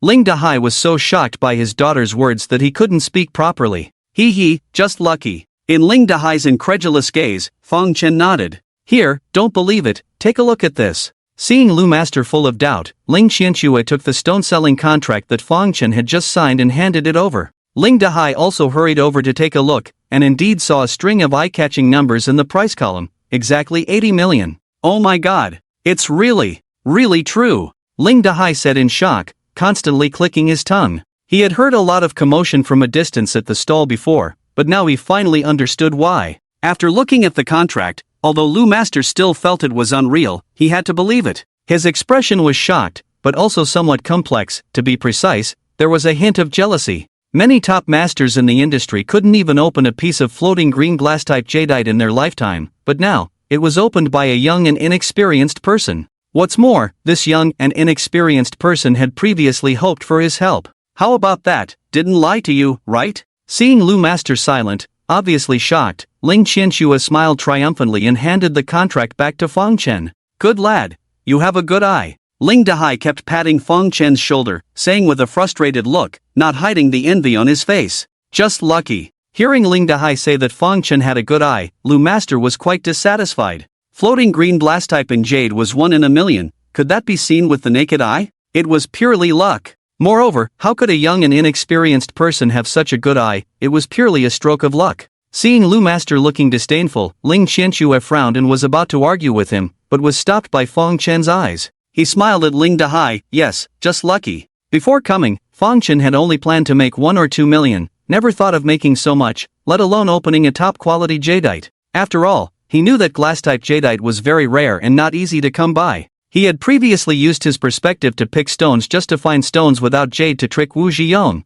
but unexpectedly he encountered a piece of glass-type jadeite. Fong Chen had been worried that he wouldn't find good stones for a long time. If he bought ordinary ones, he would need to buy a lot to make money, which would inevitably attract attention. Now, being able to make enough profit with just one piece was convenient and not too flashy. It was really a desirable thing. Moreover, when a chance presents itself, one must seize it. It would be a shame to miss out on such a good stone. It was precisely for these reasons that Fong Chen decisively bought it. Although he attracted some attention, with so many people around today, there were plenty of others in the limelight, and no one would pay him much attention. A simple mention of good luck covered up the reason he bought the good stone. There's a saying that goes, luck is also part of one's ability. "Sigh, uncle, I don't have your good luck." Upon hearing Fong Chen's words, Ling Dahai sighed. "It's okay, take it slow," Fong Chen comforted. "Didn't you find a master? Why isn't this master helping?" Ling Qianxue, enjoying the spectacle, deliberately asked, recalling Master Lu's arrogant demeanor earlier, now looking as dejected as a frostbitten eggplant. Master Lu, feeling bitter about Fong Chen making 80 million, blushed upon hearing Ling Qianxue's words. Although Ling Dahai was also somewhat displeased with Master Lu, he still had to rely on him, so he dared not offend him with sarcasm. Now, upon hearing his daughter's words and seeing Master Lu's expression, he quickly glared at Ling Qianxue, signaling her to be quiet. "Good stones need to be found, they can't be sought after. Do you think everyone is as lucky as Fong Chen?" You don't understand, don't speak out of turn, he reprimanded. Although Ling Qianxue felt that Master Lu was overrated, considering her father's face, she didn't continue to contradict him, just pursed her lips, clearly not heeding her father's words. Ahem. Master Lu cleared his throat twice, easing the awkwardness, not saying much, just scanning the surrounding stalls. After about a quarter of an hour, his gaze settled on a stall, or more precisely, on a piece of jadeite on the stall, estimated to weigh around 30 caddies, with a large window opening, showing a kind of water, seemingly ice type. Hey, Boss Ling, that's a good stone. Seeing this stone, Master Lu's face lit up with a triumphant expression. He clapped his hands and quickly pulled Ling Dahai over. Oh, this gentleman has a good eye. This piece of jadeite I brought back from Myanmar is high ice type jadeite.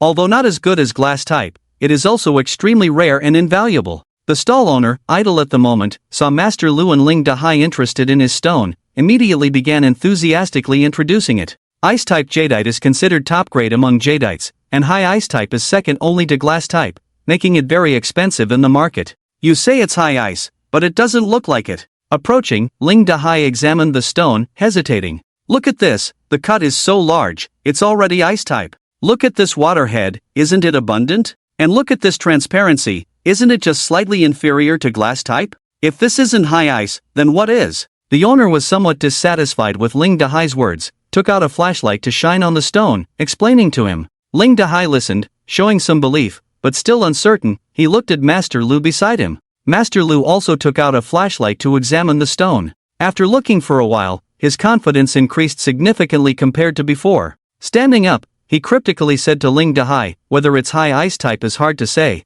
but it's definitely a very good ice type. Hearing Master Lu's words, the owner knew there was potential. Not dwelling on whether it was high ice type, he directly said to Ling Dahai, this stone is definitely going to yield good results, especially with such a clear window opening. I won't give you a false price. If you want to buy it, take it for 800,000. Window opening material is much more expensive than blind material, a well-known fact in the stone gambling industry. The piece Feng Chen bought earlier, blind material weighing nearly 200 caddies, was sold for only 65,000, thanks to the unscrupulous boss deliberately raising the price. Otherwise, it would have sold for at most 300,000. But this piece of window opening material, weighing only about 30 caddies, is priced at 80,000 directly, showing that window opening material is much more expensive than blindfold material. Ling Dahai was indeed somewhat tempted to buy it, but upon hearing this price, he couldn't help but hesitate. He only had a total of 900,000. He spent 40,000 at the beginning, at least opening 2 pieces of jade. Later, he spent another 20,000 but got nothing. Now he only had 300,000 left, still far from 80,000. Boss, can't you lower the price a bit? Ling Dahai asked. Seeing Ling Dahai's hesitant expression, the boss held 2 pieces of mediocre blue water seed in his hand and speculated that this person probably lost a lot. After some thought, he furrowed his brows. How about this? I'll give you a discount, 75,000. The boss took a step back, reducing it by 5,000, but Ling Dahai's troubled expression did not diminish at all. Even at 75,000, he couldn't afford it. Forget it, he shook his head, ready to give up. Mr. Ling, this is a good item, hard to come by. Are you really giving up? Seeing Ling Dahai not buying, the booth owner was surprised, and Master Lu also looked puzzled. The reason Ling Dahai gave up was not only because he didn't have enough money but also because he was afraid of losing. This was his last bit of money, and if he lost again, he would really have nothing left. His original intention was to be cautious with this 300,000, but without thinking, he spent it all at once. However, seeing Master Lu's eager expression, he couldn't help but be tempted again. Master Lu, are you really sure there is something valuable here? He asked cautiously. Master Lu patted his chest. Don't worry, this time it's absolutely accurate. I dare not say more, but selling the things inside for 6 or 7 million is definitely not a problem. Seeing Master Lu's confident words, Ling Dahai couldn't help but feel conflicted. 6 or 7 million, if he could really earn that much, he was willing to take a risk. But I don't have that much money, he said with a troubled expression to Master Lu. After speaking, he glanced at the booth owner, meaning, is there any room for negotiation? The boss shook his head. Sorry, 75,000 is already the lowest price, I can't sell it any lower. Seeing this, Ling Dahai sighed disappointedly. Master Lu also frowned at this, but then he saw Feng Chen and said to Ling Dahai, this kid just made tens of millions, why don't you borrow some money from him? When Ling Dahai heard this, he also had the idea and smiled at Feng Chen. Feng Chen, uncle is a bit tight on money, can you lend me some? Dad, we haven't even paid back the 100,000 we borrowed from the senior. Hearing his father asking Fong Chen for money, Ling Qianshua's face changed, and she hurriedly reminded him. Ling Qianxue felt quite embarrassed, so she disagreed with her father borrowing money from Fong Chen. What's the big deal? When we make money, we'll pay him back, right? Ling Dahai really wanted to buy that piece of stone now. Although he felt embarrassed, he still said firmly. But Ling Qianxue wanted to say more, but Fong Chen spoke first. Uncle asked me for money, of course, I'll lend it, but I think this stone doesn't look very good, Fong Chen tactfully said to Ling Dahai. Ha! Before he could finish speaking, he immediately faced Lu Master's sarcasm, looking at him displeasedly. What do you know? This stone contains high-quality IC jade, how can you say it's not good? Facing Master Lu's sarcasm, Fong Chen smiled faintly but did not back down. This piece of window opening material is jade, and it's ice-type with plenty of waterhead. Everyone can see it on the surface. Logically, there should be many people rushing to buy it. But why hasn't anyone bought it for such a long time? Fong Chen's words left Master Lu stunned, and Ling Dahai's pupils dilated in confusion as he began pondering the question. The stone is indeed good, but not everyone has an eye for it. If everyone had the same idea as you, then no one would buy it. The stall owner hurriedly interjected as Fong Chen seemed to be preventing him from making a fortune. This statement served as a good excuse for why the stone had not sold for so long. Upon hearing this, Master Lu nodded. The boss is right. It's because there are too many suspicious people that no one is buying. Upon hearing this, Fong Chen couldn't help but chuckle. Is it really because people are suspicious, or is it truly unable to yield anything? It's hard to say. Seeing Fong Chen constantly contradicting him, Master Lu became furious. What do you mean? I've been looking at stones for nearly 10 years. Do you think I lack the eye for it? If this stone can't yield anything, then tell me, what kind of stone can? Seeing Master Lu's aggressive stance, Fong Chen remained calm, pointing to the pile of unopened materials at his feet. These should be able to yield something. Ha ha ha. As Fong Chen's words fell, Master Lu burst into laughter, looking at Fong Chen incredulously, as if he were looking at a fool. Look at him, he's just a greenhorn who knows nothing but dares to speak so arrogantly. He turned to Ling Dahai. Who doesn't know that it's most difficult to yield jade from unopened materials? Out of 10 unopened materials, not even one yields anything. You're leaving behind material that can yield jade to buy unseen unopened materials. Are you out of your mind? Master Lu became more and more agitated as he spoke, finally scolding Fong Chen. Master Lu, it's one thing to speak, but it's another to insult. You said unopened materials can't yield anything, but my senior brother just yielded glass-type jade from unopened materials and sold it for 80 million. Not angered by being called foolish, Fong Chen's cousin, Ling Qianxue, retorted Master Lu. That was just a stroke of luck. Do you think you can have such good luck every time? Are you addicted to buying unopened materials? Master Lu, don't be angry, don't be angry. He's just a child who doesn't understand anything and speaks nonsense. There's no need to get angry. Seeing Master Lu getting more and more agitated, on the verge of cursing, Ling Dahai hurriedly restrained him and pacified him. Ling Qianxue wanted to retaliate but was glared at by her father. I don't think he's talking nonsense, he just doesn't want to borrow money, that's all. Master Lu said. Ha! Master Lu's words left Ling Dahai stunned. Seeing his confusion, Master Lu pointed to the stones on the ground. Boss, how much are these unopened materials? These are cheap, the big ones are 8,000, the small ones are 500, the boss casually replied. Did you hear that? Master Lu looked at Ling Dahai. If you want to buy this piece of window opening material, you'll have to borrow tens of thousands from him. But if you buy all these unopened materials, you won't need to borrow money. The reason he wants you to buy unopened materials is simply because he doesn't want to borrow money, right? Master Lu quickly explained, with a smirk, thinking he had seen through Fong Chen's intentions. After Master Lu finished speaking, Ling Dahai widened his eyes. Though he didn't say anything, he looked at Fong Chen suspiciously, as if even he thought Master Lu's words made sense. Master Lu's words truly shocked Fong Chen. He hadn't expected someone's thoughts to be so dark, and he had never even considered what he had just said. Uncle Ling, I didn't mean that. If you need money, I will of course lend it to you. I just don't want to see you at a loss. Fong Chen didn't have time to argue with Master Lu. Seeing Ling Dahai's skeptical gaze, he explained, Dad, I believe Senior doesn't mean that. Ling Qianxue firmly supported Fong Chen, hostile towards Master Lu. If you don't mean it, just take the money, no need to say so much nonsense. Master Lu sneered coldly. Fong Chen, a naive young man, accidentally obtained a top-quality jadeite. However, he was unaware of it and dared to question himself. In Master Lu's eyes, Fong Chen's doubt was a direct insult. Today, he must show Fong Chen his skills to prevent these young people from becoming arrogant. That's why his attitude was so firm. Hearing Master Lu's words, Fong Chen couldn't help but smile in anger. He didn't mind lending money to Ling Dahai but didn't want to watch him waste it on worthless items. He had a jadeite with a tiny bit of jade visible through a window,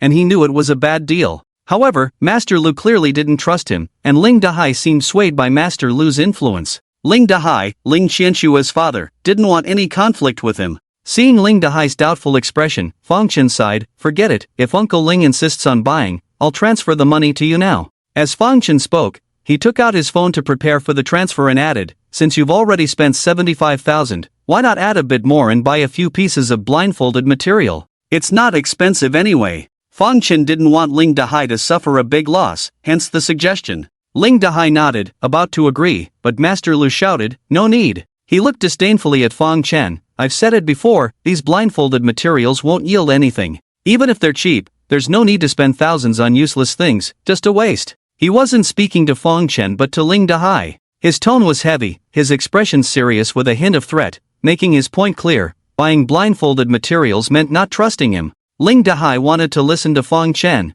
but after hearing Master Lu, he had to dismiss the idea. Firstly, he thought the chance of finding jade in blindfolded materials was too small to consider. Secondly, he didn't want to offend Master Lu since he needed him to make money. Although Ling Dahai was grateful that Fong Chen was willing to lend him money, considering Master Lu's expertise in jade identification, he couldn't change his stance. Master Lu makes sense, no need to waste money, forget it. Ling Dahai shook his head, rejecting Fong Chen's proposal. Humph. Ling Dahai's decision pleased Master Lu. He snorted coldly, looking at Fong Chen in a triumphant manner. Fong Chen didn't have much of an opinion about Master Lu before, just finding him a bit arrogant. But now, he thought the man was a fool. Although Fong Chen had sold his stone for 80 million, he hadn't cashed the check yet. Today, he only had a little over 110,000 in his account. After spending 65,000 on the stone and lending 45,000 to Ling Dahai, he had only a few thousand left. Fong Chen knew Ling Dahai would definitely lose money. He had planned to let him lose first before suggesting buying blindfolded materials.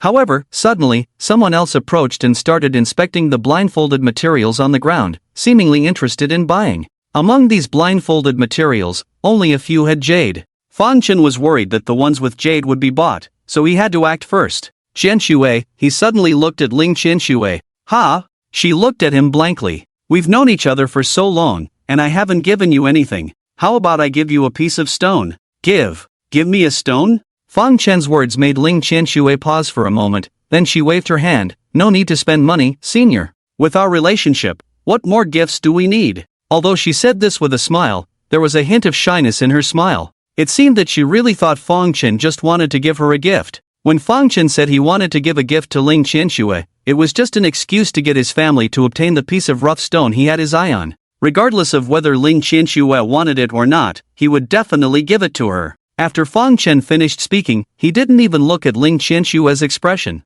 He directly bent down and picked up a piece of rough stone weighing about 20 caddies from the stall. "How about this one?" He asked for Ling Qianshue's opinion. "Senior, you really don't need to give me a gift," Ling Qianxue said to Fong Chen, shaking her head. "Why? Do you look down on me like that?" Seeing Ling Qianshue's refusal, Fong Chen pretended to be displeased. "No, that's not what I meant," Ling Qianxue hurriedly explained, waving her hands. Of course, Fong Chen knew she didn't mean that. He said so just to make her stop declining. "Let's go with this one. It looks pretty good to me, maybe it has jade in it," Fong Chen said as he took charge and bought the stone for 3,000 yuan. Although Ling Qianxue said she didn't want it, when Fong Chen bought the stone and handed it to her, she still carefully accepted it. "Thank you, senior," she said, her gaze fixed on the stone, looking at it over and over. Ling Qianxue couldn't tell if there was jade in the stone. The reason she examined it so carefully was mainly because it was a gift from Fong Chen. She wondered, why would Senior give her a stone out of the blue?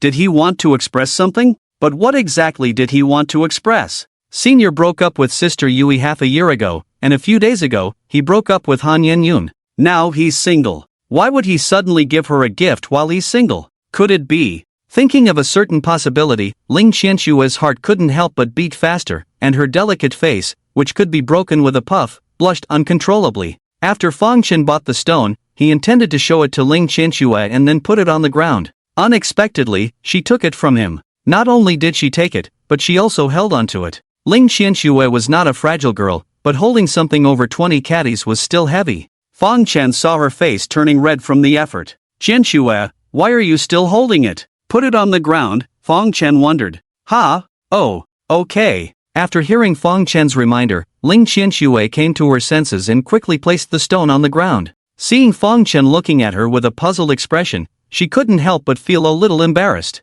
You just made 80 million, and you're giving a broken stone as a gift? Miss Ling, it seems your daughter's friend isn't very generous, Master Lu said mockingly when he saw Fang Chen actually bought a piece of rough stone for Ling Qianxue. He found it amusing but couldn't help but be sarcastic. Having lived for over 30 years, it was the first time Master Lu had seen someone give a stone as a gift. If it was an original stone with jade, it would be understandable, but this was just a piece of rough stone with nothing special about it, no different from an ordinary stone. It was simply laughable. Although Ling Qianxue also thought Fang Chen was really bad at choosing gifts for girls, this was the first thing he gave her, and its significance outweighed its value. She quite liked it. In response to Master Lu's sarcasm, she retorted, "What's wrong with giving a stone? I quite like this stone." Humph. Ling Qianxue helped Fang Chen speak, and Master Lu, displeased, snorted. He had wanted to make a few more sarcastic remarks, but seeing the unfriendly expression on the other side's face, he thought better of it and kept his mouth shut. It was pointless to argue now. Once the stone he had his eye on was opened, the Ling family would benefit, and they would come to flatter him.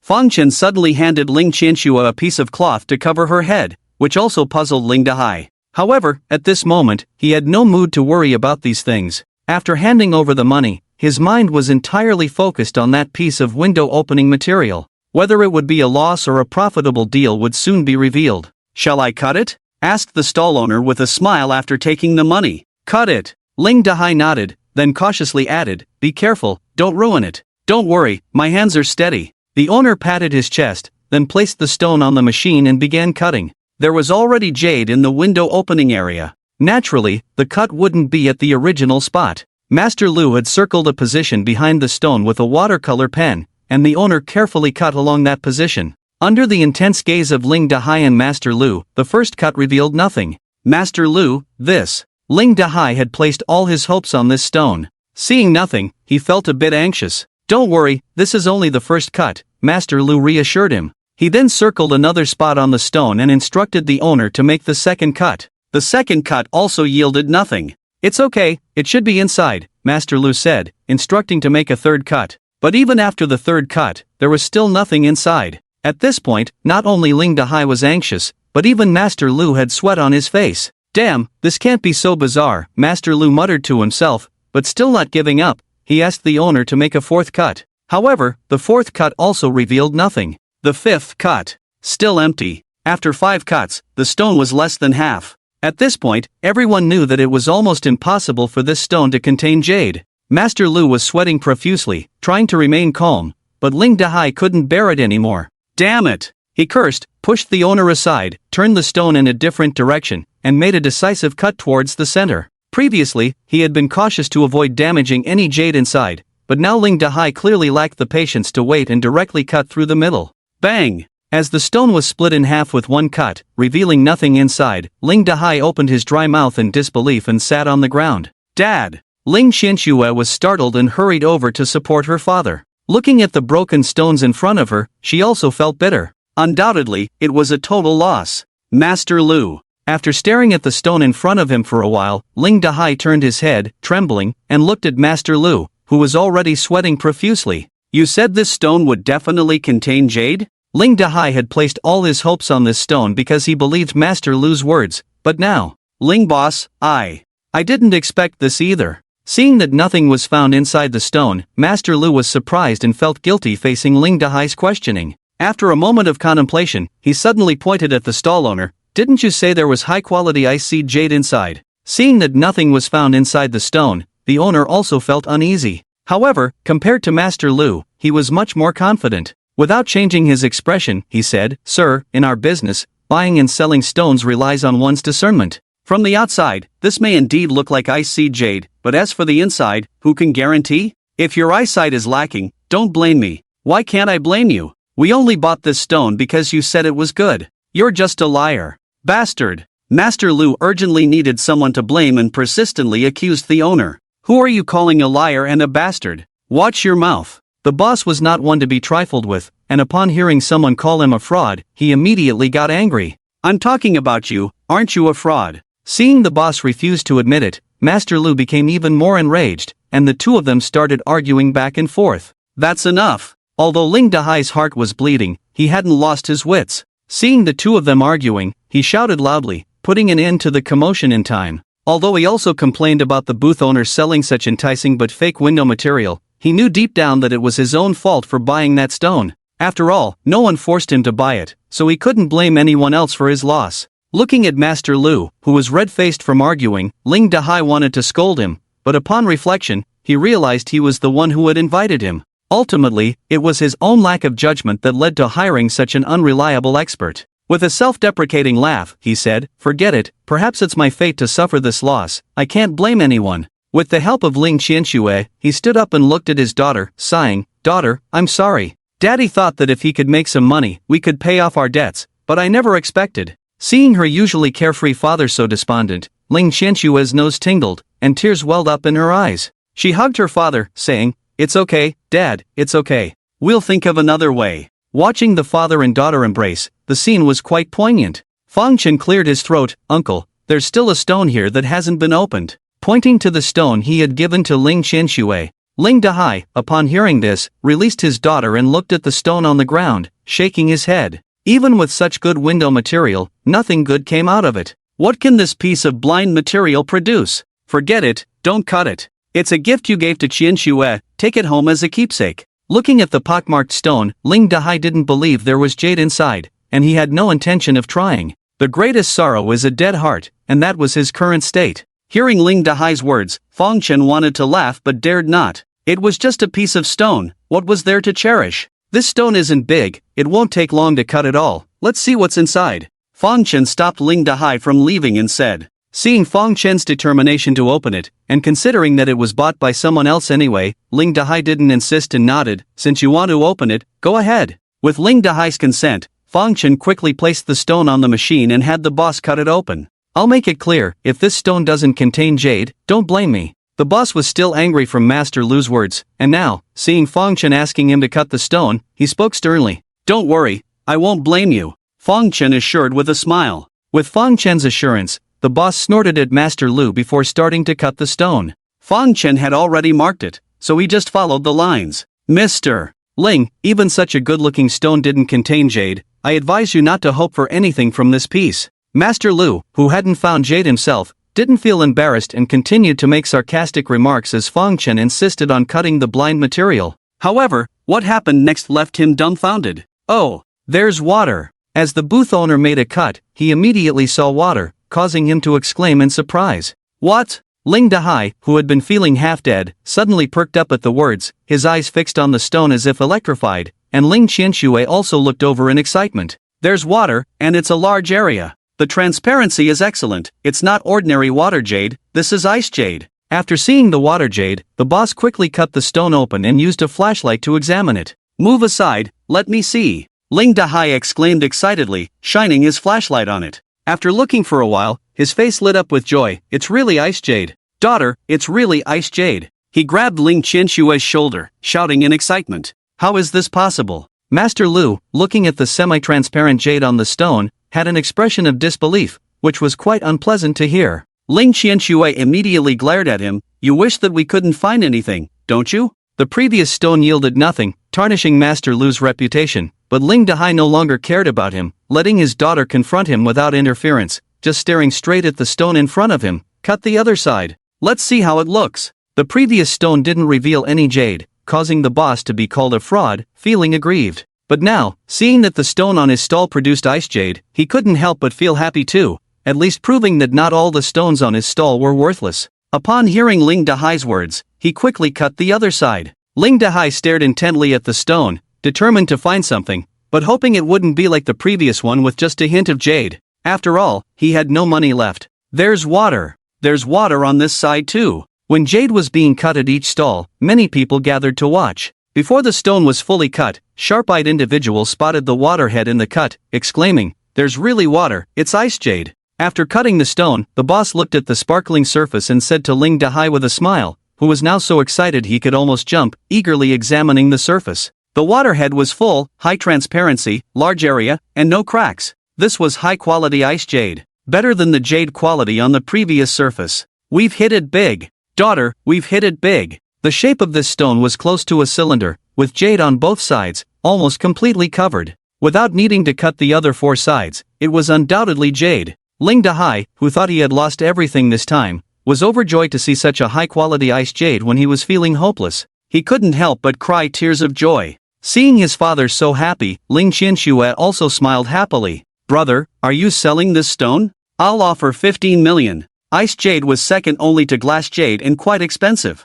Although this stone was not large, it weighed nearly 20 caddies and could be used to make many pieces of jewelry. Among the onlookers, some were envious and immediately started bidding. This bidding sparked a wave of excitement, with various jade merchants expressing their prices. I offer 16 million. 17 million, sell it to me. 19 million. Listening to the commotion from the neighboring stalls, Liang Tianlei stood on the second floor platform, watching Fang Chen with a complex expression in his eyes. Young master, it's been opened. There's no water on the top and left sides, a total of 33 caddies of stone, 21 caddies cut off, revealing 12 caddies of glass jade, with about 5 caddies of floating green. His assistant rushed out of a room, holding the stone that Fang Chen had sold to Liang Tianlei before. It was nearly 200 caddies of stone, now reduced to 12 caddies, but each caddy was worth tens of millions. Not a loss. Liang Tianlei nodded after inspecting the stone. It's not a loss, but it's not as much as we imagined. A bit disappointing, the assistant chuckled. No need to be disappointed, I had already guessed. Liang Tianlei remained calm. The assistant was surprised. You had already guessed? Why do you think he didn't dare to cut those 2 sides? Liang Tianlei glanced at him. Upon hearing this, the assistant squinted slightly, looking surprised. Are you saying that the kid also knew that these 2 sides had no water, so he deliberately didn't cut it? What else could it be? Liang Tianlei said. Seeing his serious expression, the assistant found it somewhat unbelievable. It can't be. We only know there's no water inside after cutting it open. He didn't cut it, so how could he know? After listening to the assistant's words, Liang Tianlei smiled. He was also puzzled about how Fang Chen knew there was nothing inside those 2 sides. Initially, he thought Fang Chen might have just been lucky, but after witnessing Fang Chen buy another piece of jadeite with high ice seed after the glass seed, he suspected it wasn't just luck. He pointed to the booth where Fang Chen was. He only bought 2 stones in total. The first one was glass seed, and the second one was high ice seed. What? Following Liang Tianlei's gesture, the assistant was startled by his words. His luck is too good. He exclaimed. Do you really think this is just luck? Liang Tianlei asked. The assistant was taken aback. Not luck, but... He stopped midway, then suddenly realized, his eyes widening in shock. No way, he's so young, how could he have such keen eyesight? Liang Tianlei smiled without responding, prompting the assistant to speculate, young master, could this kid be a disciple of some master? This thought coincided with Liang Tianlei's own, and he sighed, clicking his tongue. I really hope he is. Hearing this, the assistant raised an eyebrow, as if he had caught on to Liang Tianlei's thoughts. Young master, are you thinking? Before he could finish, Liang Tianlei interrupted him, saying, after the collapse of the Su family, most of our internal jade appraisers were poached by the Zhao family. The ones left for us are not formidable at all. We are already at a disadvantage in competing with the Zhao family for the jade agency rights in Jinling. Moreover, I heard recently that Zhao Buoxiu, in order to deal with us, specifically found an expert from the Stone King family in Myanmar to show off at this jade exchange meeting. Today, with all the celebrities present, if we let the Zhao family steal the limelight, the Liang family will have even less chance to compete with them. Do you want to recruit him? The assistant asked, more convinced of his guess after hearing Liang Tianlei's words. If he truly has skills, why not? Liang Tianlei glanced at the assistant. Come, let's go down and find out. With that, he led the way downstairs. I bid 21 million, 22 million, 23 million. The bidding at the booth continued, reaching 23 million, close to the finished value of this high ice seed jadeite, causing the momentum of the bids to gradually weaken. A fixed price, 25 million. When the last person called out 25 million, the onlookers stopped considering raising the price. Those participating in the bidding were all big shots in the jade industry, none lacking in skill. The finished value of this high ice seed jadeite was approximately around 30 million. The closer the rough stone got to this price, the less profit the buyer would make. Business is not charity, and everyone wants to make money. 25 million was almost the highest price this high ice seed jadeite rough stone could reach. Although this amount was slightly lower than Fong Chen's estimated price, Ling Dahai was already quite satisfied. Upon hearing this bid, his face turned red with excitement, his teeth clenched, ready to nod in agreement. I bid 35 million. A steady voice rang out from the crowd, drawing everyone's attention. Is it him? The first to speak was Ling Qianxue, surprised to see that the person making the bid was the same one who had bought stones from Fong Chen earlier. Oh, isn't this young Master Liang? Are you interested in this stone too? The Liang Group is well known in the business community of Jinling. As a core figure of the second generation of the Liang family, Liang Tianlei has appeared in many public occasions, and many reputable jade merchants know him. When he saw the price quoted by him, the person who had previously bid 250 million laughed and asked, "Boss Zhang, I'm really sorry, this high-quality ice jade really caught my eye." Liang Tianlei also seemed to know that person and apologized, saying, "This jade is indeed very good, but it's not worth 350 million. Liang Xiao, are you not afraid of losing money by shouting such a high price? A jade merchant watching the scene asked. Liang Tianlei smiled and said, "If it's something you like, you shouldn't care about profit or loss. It's good to be able to buy it. Please forgive me for any embarrassment. This stone is not worth 350 million, but if you spend this money, you can establish a good relationship with a skilled jade appraiser, which would be quite valuable." As Liang Tianlei finished speaking, he glanced meaningfully at Fong Chen. Liang Xiao is right. When you like something, there's really no question of profit or loss. Besides, Liang Xiao was not short of a few million. A group of people flattered along with his explanation. Realizing that there was no hope of buying the stone, they dispersed. Mr. Fong, nice to see you again. After the onlookers left, Liang Tianlei looked at Fong Chen with a smile. When he wrote a check for Fong Chen earlier, he had already asked for his name. Faced with Liang Tianlei's smile, Fong Chen nodded slightly, his expression showing some confusion.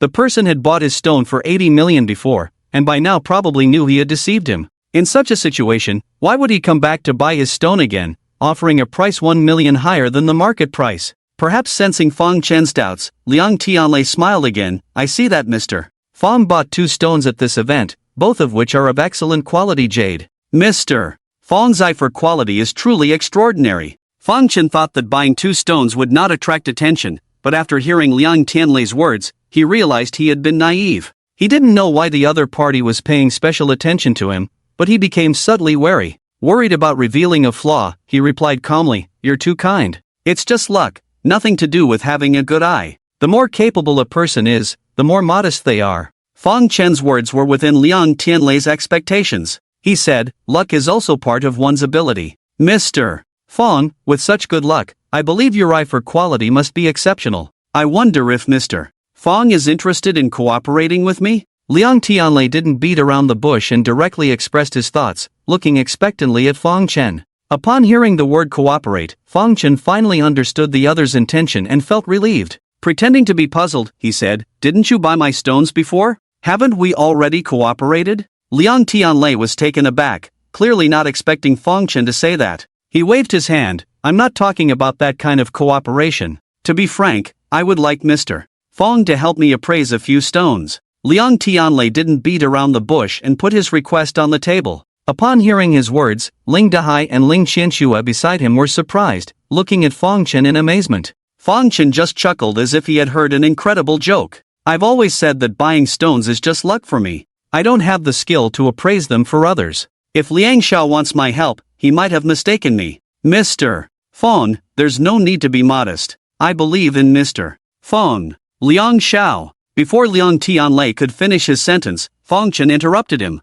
"Since Liang Xiao is willing to spend money on this ice jade, please pay first." Fong Chen pointed to the jade in Ling Dahai's hand. Liang Tianlei thought that Fong Chen was refusing because he was unhappy about the delayed payment. He quickly had his assistant bring out a check, wrote an amount on it, and handed it to Ling Dahai. "Thank you, young Master Liang." Ling Dahai took the check and hurriedly handed over the stone. He was aware of Liang Tianlei's reputation. He had never imagined he would have the opportunity to do business with the young master of the Liang family when he used to run small businesses. "All right, Uncle Ling, if there's nothing else, let's go home," Fong Chen said after Liang Tianlei paid. "Ha?" Ling Dahai was taken aback, and Liang Tianlei was even more surprised. "Mr. Fong, about our cooperation?"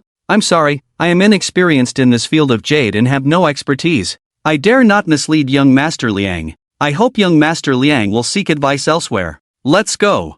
Fang Chen had Liang Tianlei pay just to leave as soon as possible. After saying this, he pulled Ling Qianxue and prepared to leave. Seeing Fang Chen eager to leave, Liang Tianlei became more convinced of his abilities and hurriedly stopped him. Mr. Fang, I know you must understand Jade. I don't ask you to appraise many stones, just hope that when needed, you can give some guidance. As for benefits, whatever you want, just ask. Liang Tianlei was not sure if Fang Chen's skills were higher or lower than those of the Myanmar Stone King family, but he had no other choice. Their struggle with the Zhao group had escalated to a fierce stage, and whenever he encountered a skilled jade appraiser, he wanted to bring them under his wing. Even if he had to give more than he received, he was willing. However, he was willing, but Fang Chen was not. Li Mingzhi's death was like an invisible noose, constantly tightening around Fang Chen's neck, making him afraid to move. Just buying 2 stones had already caught Liang Tianlei's attention. If he were to cooperate and buy more stones, more people would surely pay attention to Fang Chen. If he had some reputation in the jade industry, it would be different, but he had never bought any jade before. A nobody suddenly becoming a master jade appraiser was practically screaming "I'm suspicious" on his face. Fang Chen couldn't afford to do such a foolish thing. I really don't understand jade, let alone dare to ask for any benefits. Young Master Liang, I'm sorry. Fang Chen rejected the olive branch extended by Liang Tianlei once again, then walked out of the jadeite area. He remained indifferent to Liang Tianlei's calls. Hey, Fang Chen, don't leave so quickly. When Ling Dahai heard that Liang Tianlei wanted to cooperate with Fang Chen, he was first surprised, then delighted. The Liang group was one of the top groups in Jinling City. It was a great honor to cooperate with the young master of the Liang group. He thought Fang Chen would surely agree, but to his disappointment, Fang Chen rejected without much thought. It's a great opportunity to have a relationship with young Master Liang. Why did you refuse? Catching up with Fang Chen, Ling Dahai asked in confusion. Equally puzzled was Ling Qianxue. Senior, do you really understand jade appraisal? Fang Chen had bought 2 stones, all of which turned out to be high-quality jadeite. She hadn't thought about it in that direction before, but after hearing Liang Tianlei's words, she found it increasingly unbelievable and had to ask. How would I know anything about jade appraisal? Didn't I say it was just luck? Fang Chen explained. I knew it. He's just a young kid. How could he understand jade? Buying 2 stones with good quality was just a fluke. No wonder young Master Liang wanted to cooperate with him, and he dared not agree. It's good that he knows his limitations. Fang Chen selected raw materials that opened up to 2 to 3 million high-ice jadeites.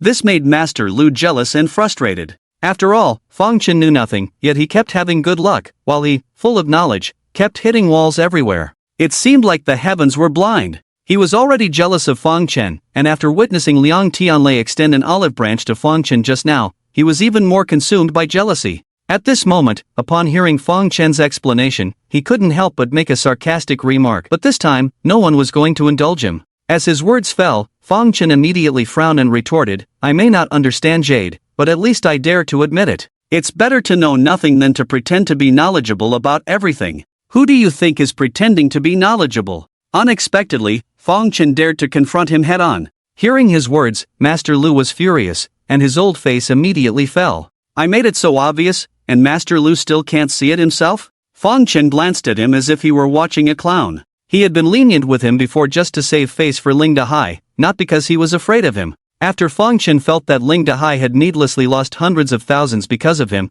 he didn't see the need to show any kindness to such a person, so he stood his ground. This is unreasonable. You, Master Lu, if I were you, I wouldn't have the face to speak right now. Seeing Master Lu about to scold Fang Chen, Ling Qianxue also sarcastically remarked. What do you mean? Why wouldn't I have the face to speak? Ling boss, look at them. Ling Qianxue's words made Master Lu's face turn red with anger, feeling quite resentful. He quickly stopped Ling Dahai, hoping he would arbitrate. However, Master Lu, after looking at so many stones today, you must be tired. Go home and rest early. Ling Dahai said calmly. His words caused Master Lu to furrow his brows deeply, almost unable to believe it. Ling boss, what are you saying? I'm saying go home and rest. For the 2 stones you helped me appraise, I will transfer 30% of the agreed amount to your account. Ling Dahai said, raising the 2 pieces of blue water seed jade in his hand. He had invited Master Lu to appraise the jade stones, and they had agreed on a 70-30 split. Although Master Lu had examined many stones today, only these 2 were worth anything, totaling at most 100,000. According to their agreed-upon sharing ratio, he would give 30,000 to Master Lu. As for the stone worth 35 million, it had nothing to do with Master Lu. Ling Dehai had even advised against buying it before, so naturally, he wouldn't get a share of the money. After hearing Ling Dehai's words, Master Lu was both shocked and angry. You.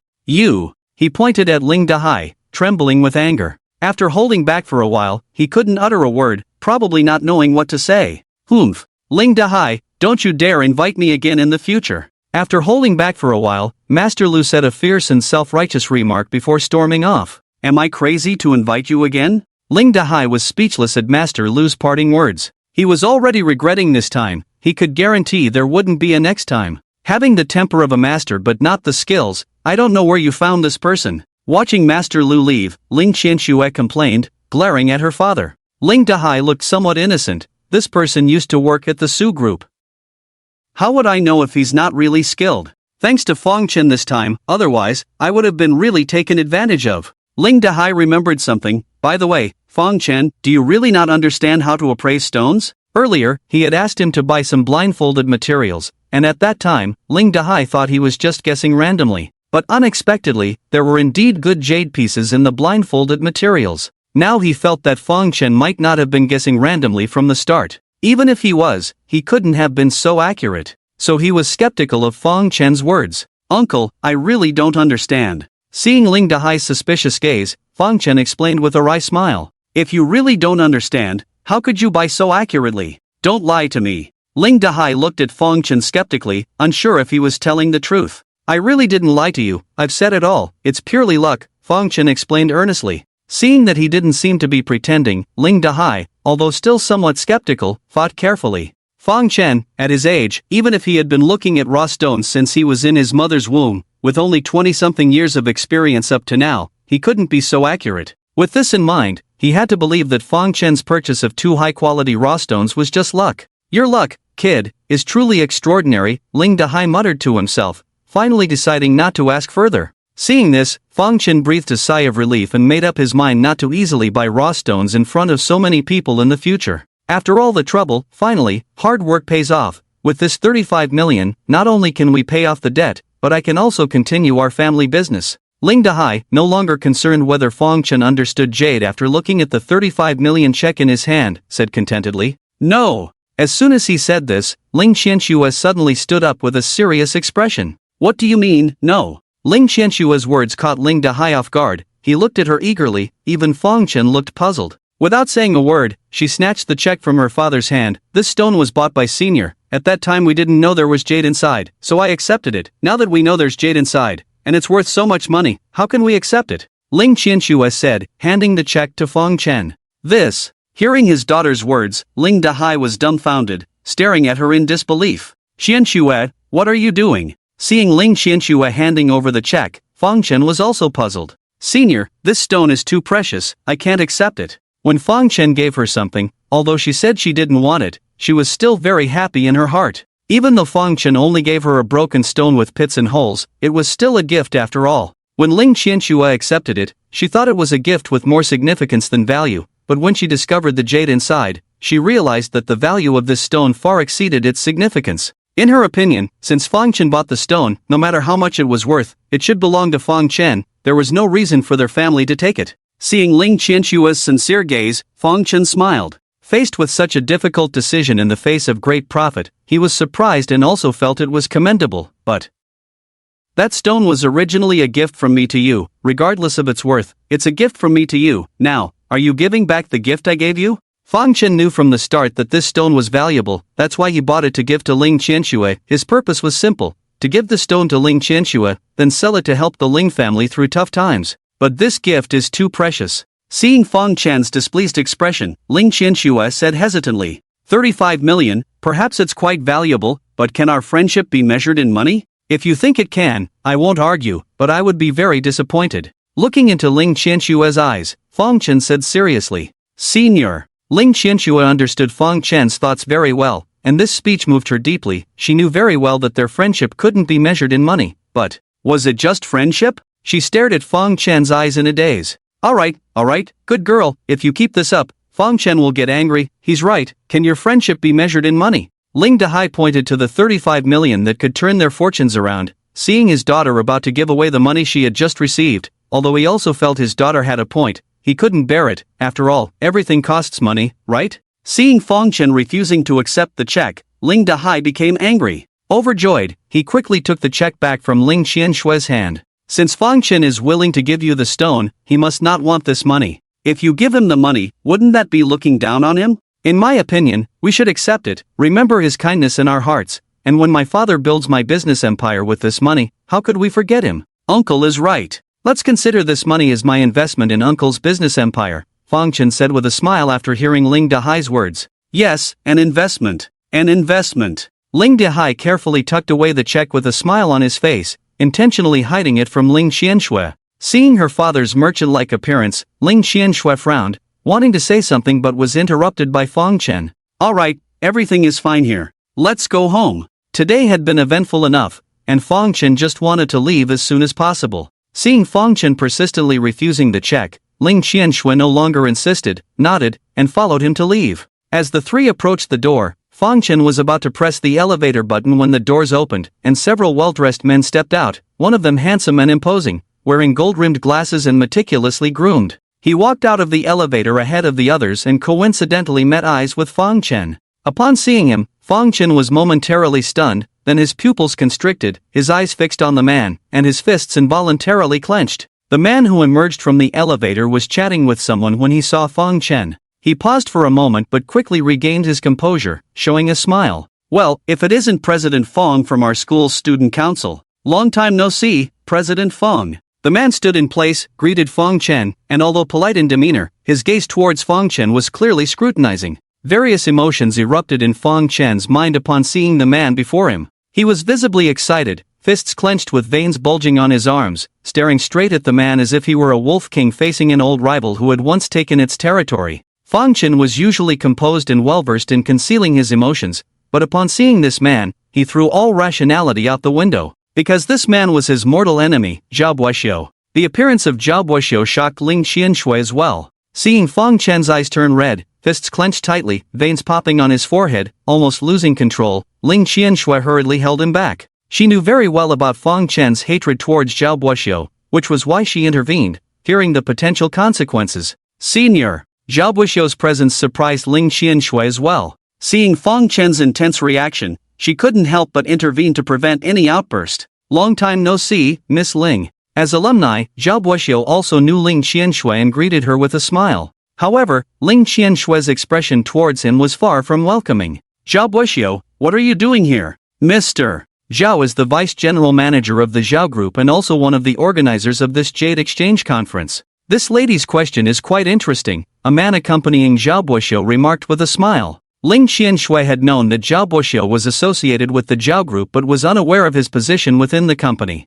Hearing these words, she gained a rough understanding, which was not good news for her. The higher Zhao Buoxiu's status was, the more trouble it would be if Fang Chen clashed with him. With this in mind, Ling Qianxue looked worriedly at Fang Chen. What bad luck. Senior, let's go. Ling Qianxue tugged at Fang Chen, wanting to get him away quickly, but found she couldn't move him. It's rare to meet old school friends here. Why the rush? How about catching up a bit? Fang Chen's cold expression had somehow turned into a smile, and his words startled Ling Qianxue. She stared in astonishment as Fang Chen's previously bulging veins had disappeared, his clenched fists relaxed, his face calm with a faint smile. It was as if he saw not his old enemy who had ruined his reputation, but a long-lost friend. What amazed her the most was that this transformation happened almost instantly. Zhao Senior, long time no see. Ignoring Ling Qianshue's astonished gaze, Fang Chen reached out his hand to Zhao Buoxiu. Although Zhao Buoxiu was a bit disappointed not to see Fang Chen embarrassed or angry, he considered himself a dignified person.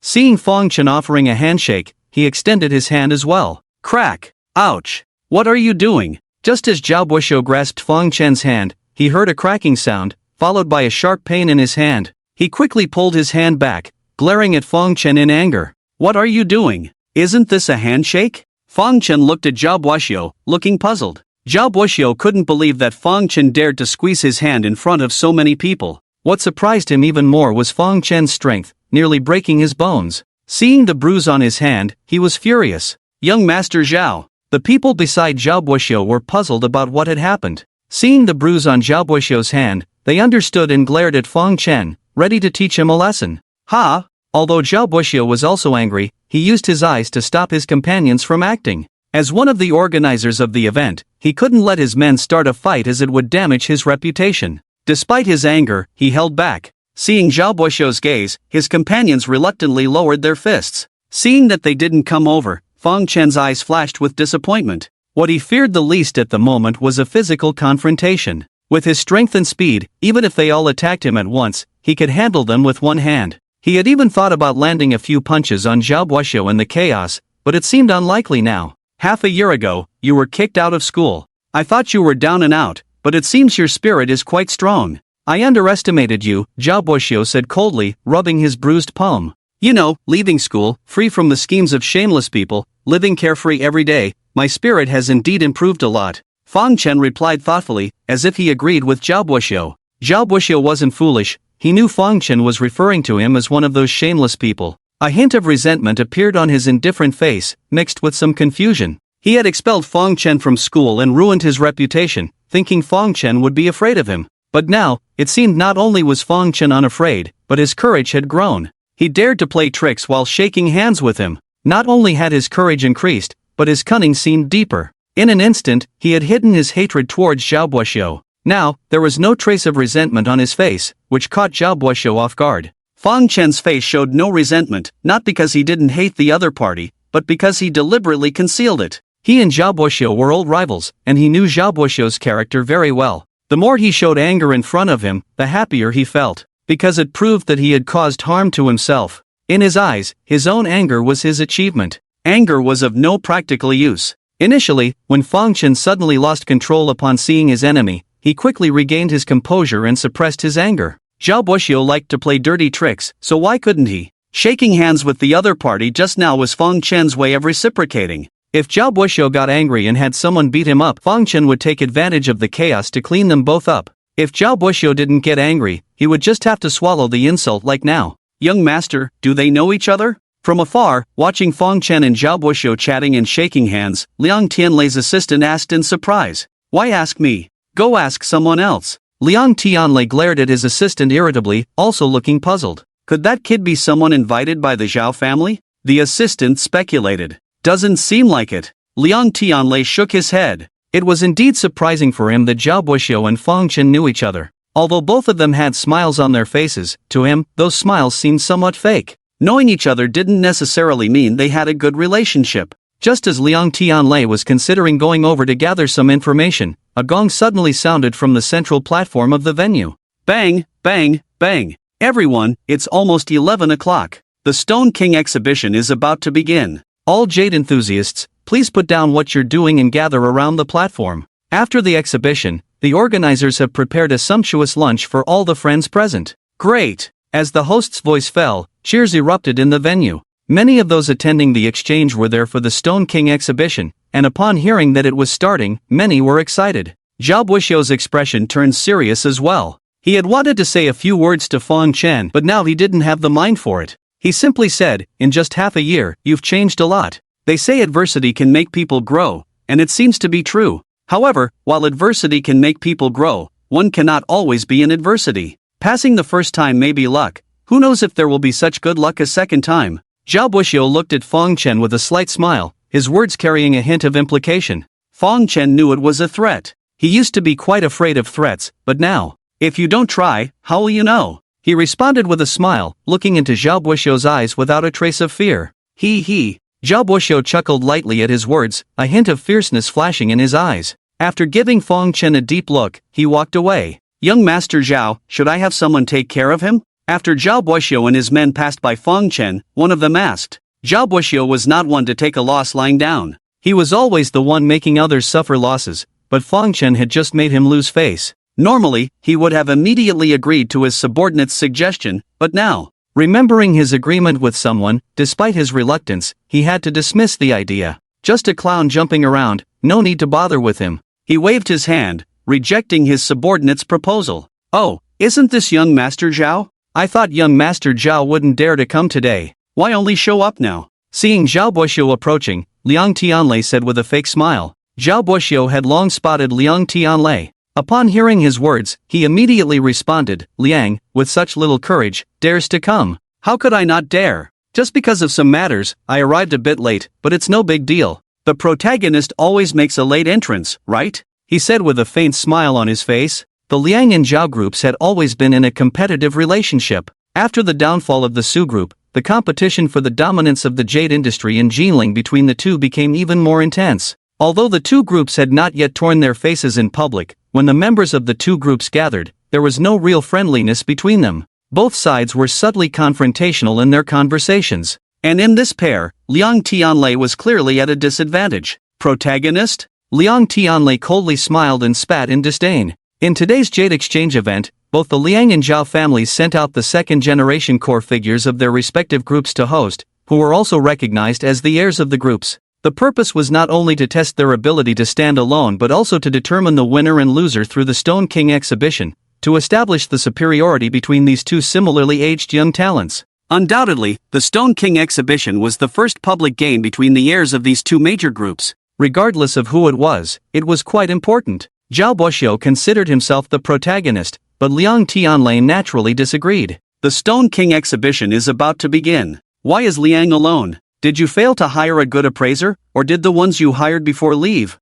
Zhao Buxiu asked with a smile upon seeing Liang Tianlei accompanied by only an assistant. Of course, Liang Tianlei had hired appraisers, but they were currently in the rest area. He clicked his tongue and said, although I don't have many people available, since I am competing with young Master Zhao, I think I don't need too many people. Upon hearing this, Zhao Buxiu's smile became even brighter. He enjoyed seeing others being stubborn. Come, let me introduce Liang, Zhao Buxiu said, pulling out a man from behind, of average height with slightly dark skin, around 30 years old. This is the appraisal master I invited from the Stone King family in Myanmar, Mr. Zhou. Mr. Zhou, this is Liang Tianlei, the young master of the Liang group. Nice to meet you. Although Mr. Zhou was short, his eyes were extremely sharp. After hearing Zhao Buxiu's introduction, he nodded towards Liang Tianlei. Liang Tianlei carefully observed the man in front of him. Although he was not outstanding in appearance, Liang Tianlei did not dare to underestimate him. The Zhou family from the Stone King family in Myanmar was originally a prominent family in the southern province of Huaxia, engaged in the jade business for hundreds of years, and was well known throughout the province. Due to offending a powerful figure at the beginning of the last century, the entire family had to move to Myanmar for refuge, relying on the stone appraisal experience left by their ancestors to gradually become the Stone King in Myanmar. The Zhou family had a deep heritage, and there were rumors that everyone in the family, from the elderly to young children, understood the ways of stone appraisal. Although these claims were hard to verify, the Zhou family had stood tall in the jade industry in Myanmar for decades, indicating their genuine skills. For this jade exchange event, I didn't expect young Master Zhao to even invite people from the Stone King family. It must have cost a fortune. Although the Stone King family was well known in the jade industry, what was even more famous than their stone appraisal expertise was their family rules. The old Stone King had decreed that the Zhou family descendants were not allowed to set foot in the territory of Huaxia, nor engage in trade with Huaxia's jade merchants. They couldn't even provide stone appraisal services, let alone trade. Although Liang Tianlei didn't know how Zhao Buxiu managed to invite the Zhou family members, he was certain that it must have come at a great cost. As long as I can obtain the agency rights for Jinling's jade, this investment is nothing. Zhao Buxiu waved his hand. The reputation of the Stone King family is indeed great, but do you really think that by hiring someone from the Stone King family to appraise the jade, you can definitely buy good stones? Liang Tianlei questioned Zhao Buxiu's confidence. The Stone King is not a stone god. Even if he is powerful, he shouldn't be able to see everything with 100% accuracy. He thought Zhao Buxiu was too confident. Facing Liang Tianlei's questioning, Zhao Buxiu's smile carried a hint of mockery. Do you know why the upcoming jade exhibition is called the Stone King exhibition? He asked. Liang Tianlei raised an eyebrow, looking puzzled, obviously not knowing. Because all those stones are top-quality jadeite raw stones bought from the Stone King family. Carefully selected by the Stone King family, naturally, they are the kings of stones. Hearing this, Liang Tianlei's pupils suddenly contracted, showing shock. Seeing his reaction, Zhao Buxiu smiled even more happily, then looked at the person from the Stone King family beside him and said to Liang Tianlei, Mr. Zhou may not be the most powerful figure in the Stone King family, but I believe he would never fail to understand the stones sold by his own family. As Zhao Buxiu's words fell, while Liang Tianlei was shocked, he finally understood why Zhao Buxiu had spared no effort to invite people from the Stone King family. He must have known the origin of this batch of stones long ago. In today's Jade Exchange meeting, both the Liang and Zhao families are co-organizers, but they are just figureheads. The real organizer is someone else, highly respected regardless of status, who virtually controls all enterprises along the southeastern coast. After the Su family fell, whoever handles the Jade business and how it is done is almost entirely up to that person. The competition between the Liang and Zhao families could be resolved with just a word from him, but for the sake of fairness, he let them act on their own, initiating the competition. This Jade exchange meeting is a test of the results of their actions. The Stone King exhibition showcases a batch of top-quality jadeite raw stones, with each family purchasing 5 pieces. The higher the value of the stones they purchase, the more skilled their appraisers are, giving them more qualifications to take over the jade industry. The outcome of the Stone King exhibition may not be decisive, but it is crucial. Therefore, the Zhao family invited people from the Stone King family to ensure victory over the Liang family. Seeing Liang Tianlei's face turn as ugly as if he had eaten a fly, Zhao Buxiu felt quite pleased. After rubbing his hand, previously bruised by Feng Chen, he glanced at his watch on his wrist. Well, the Stone King exhibition is about to begin, so let's not waste time here. Don't forget our betting agreement. With that, he left with his entourage. Young master, they are clearly cheating. Liang Tianlei's assistant cursed angrily as soon as Zhao Buxiu left. The stones were bought from the Stone King family, and now they have invited people from the Stone King family to appraise them. Isn't this cheating? Since they have already sold the stones, they must know which ones are good and which are not. Liang Tianlei knew that Zhao Buxiu was cheating, but what could he do? In their previous agreement, there was no rule against inviting people from the Stone King family to appraise the jade. Zhao Buxiu could invite them, and so could he. However, before today, he didn't know that those stones were bought from the Stone King family.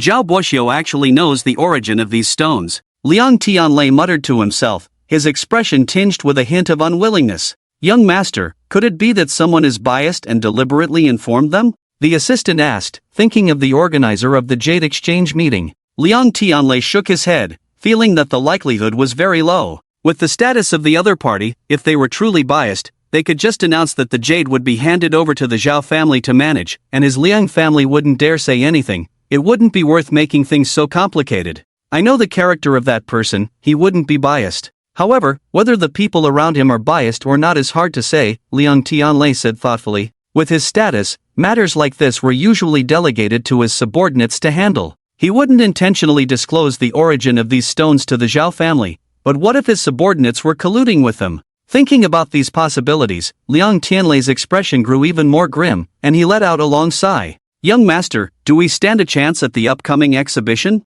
Seeing Liang Tianlei's troubled expression, his assistant inquired. The hope is slim. Although reluctant to admit it, Liang Tianlei had to face the harsh reality. What should we do then? Should we concede? The assistant asked. Upon hearing this, Liang Tianlei glared at him. Get lost. Do I look like someone who gives up easily? Although Liang Tianlei knew that the chances of defeating Zhao Buxiu were slim, he wouldn't concede voluntarily. Surrendering without a fight would only invite ridicule. Apart from saving face, there was a more crucial reason: a gambling agreement between him and Zhao Buxiu. At the Stone King exhibition, after the raw stones were revealed, the party with the lower total value had to pay the full purchase cost to the higher one. This exhibition featured top-quality jadeite raw stones, each fetching over 100 million in transactions. Even at the lowest price, purchasing each stone at 100 million, 5 stones would amount to 500 million. Even if he admitted defeat, the gambling agreement would still stand, requiring him to pay Zhao Buxiu the minimum of 500 million for the stones.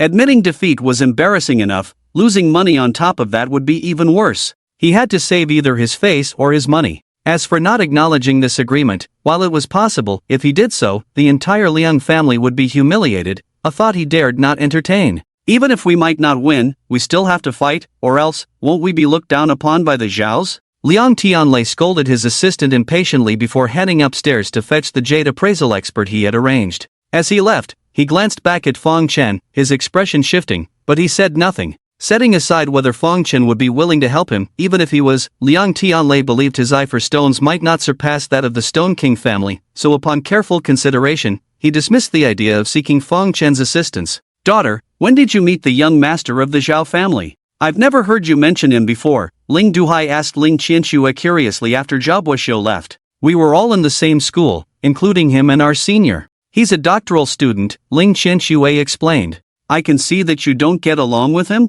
Ling Duhai asked again, recalling their earlier confrontation. Not just not getting along, it's extremely bad. Ling Qianxue replied irritably. Ah! Ling Duhai sighed. Do you know who the young master of the Zhao family is? I mean, really, even if you didn't want to build a good relationship, why go and offend him? Ling Duhai expressed regret, realizing the missed opportunity of connecting with such a valuable resource at his daughter's school. If they could have done business together, they wouldn't have faced the risk of losing everything. Now, trying to establish contact, there was no chance. Dad! As soon as Ling Duhai finished speaking, Ling Qianxue sternly glared at him. What's wrong? Ling Duhai looked at his daughter in confusion. Ling Qianxue glared at her father with anger, wishing she could silence him with a piece of stone. She knew full well the extent of harm Zhao Buixuo's trap had caused Fang Chen 6 months ago, and she knew how much he resented that man. It was one thing for her father not to support their own, but to support an outsider instead made her fear that his words might anger Fang Chen, so she kept signaling to him discreetly.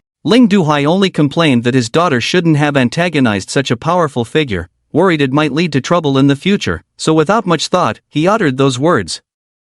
As soon as he finished speaking, seeing his daughter's furious expression and her continuous signals, he immediately regretted it. Carefully thinking about it, in front of so many people, Fang Chen dared to give Zhao Buixuo a hard time. The two must have deep grievances. He had benefited from Fang Chen. How could he stand in the opposing camp? That would be rebellious, wouldn't it? He glanced at Fang Chen and saw that Fang Chen's expression was very plain. To be precise, it was indifferent as a stranger. He couldn't help but shiver, cough twice, and quickly changed his tune. Let me tell you, with your good temper, you can still have a falling out with him. It must be that bastard Wang Badu making trouble first.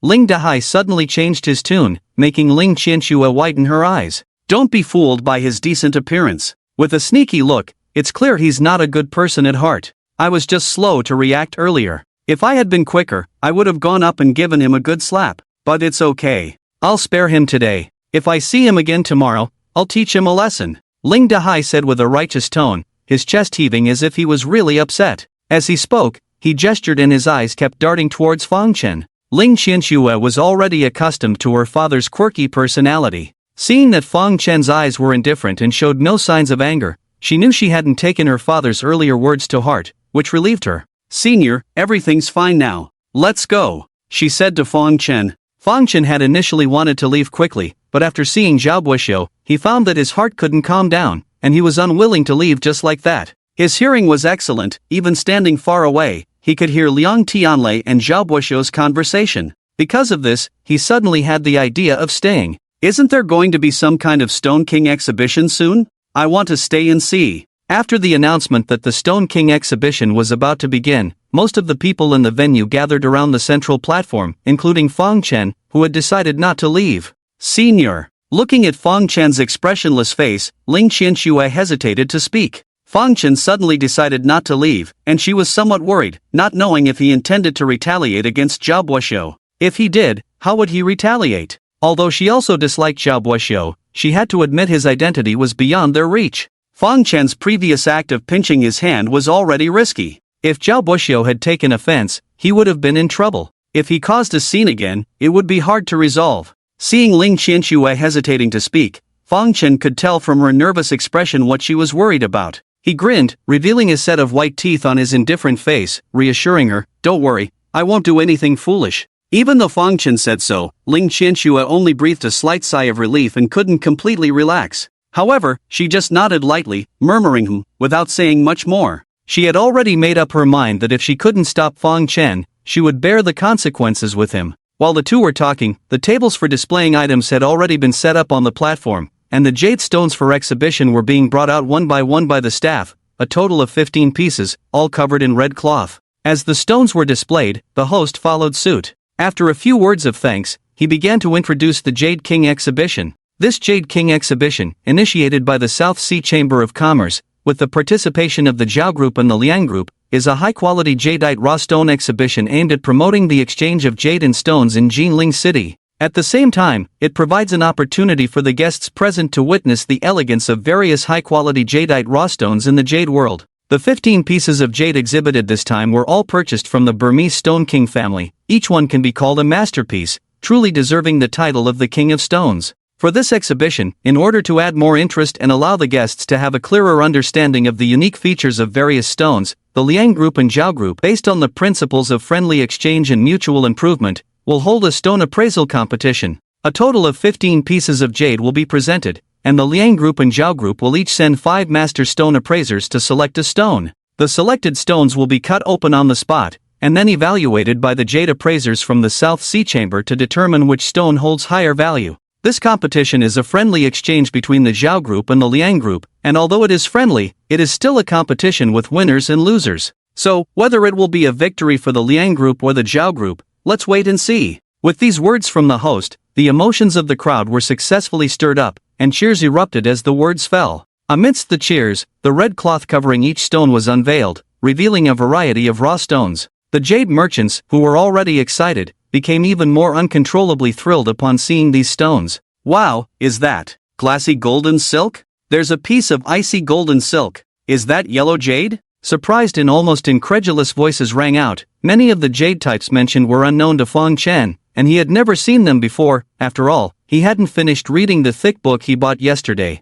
Both windows of that stone are inked jade, top quality. Out of the 15 stones, most were windowed material, some with only one window, and others with several. Although Fang Chen had not seen most of them, he could infer from the excited exclamations of the people around him that these jades must be extremely precious varieties. However, among the precious ones, there seemed to be some cheaper ones as well. Is this a mistake? Is that piece of lavender jade? How did it end up here? That's nothing, there's even a piece of dry white jade over there. These are also considered king stones? Lavender jade and dry white jade are both of extremely low quality and value. To see such stones at the so-called King Stone exhibition raised doubts among everyone. Please be patient, each stone displayed on the platform today has been carefully selected and has its own unique features. While it may look like lavender jade on the outside, it could be glassy silk on the inside, or it may look like glassy silk on the outside, but inside it could be dry white jade. Upon hearing the doubts, the host stepped in to explain. People listened, showing a look of realization.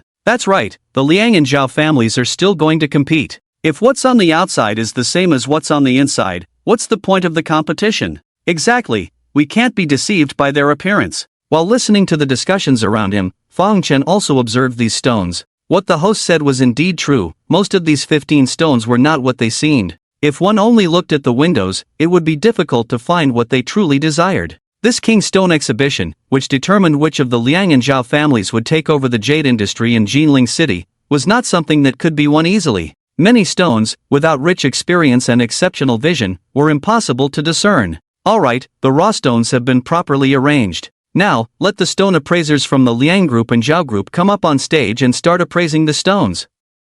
The host knew exactly what the onlookers wanted to see, so without further ado, he announced the start of the competition. Master Sun, you go for the first round. Zhao Buxiu and Liang Tianlei stood on the left side of the platform, and upon hearing the host's words, the former turned to an elderly man in his 50s dressed in tang costume beside him. This old man was the former chief stone appraiser of the Su group. After the Su group collapsed, the Zhao group immediately hired him at a high price. I am honored by the young master's trust, so I will take the lead. Master Sun nodded towards Master Zhao, smiled confidently, and walked slowly onto the stage. Master Zhang, in the first round, I'll rely on you. Seeing that Master Zhao had already taken the stage, Liang Tianlei said to a middle-aged man beside him. The middle-aged man looked serious, nodded at Liang Tianlei, and then walked onto the stage. There were a total of 15 stones, each with a sign next to it indicating the number, weight, and price of the stone.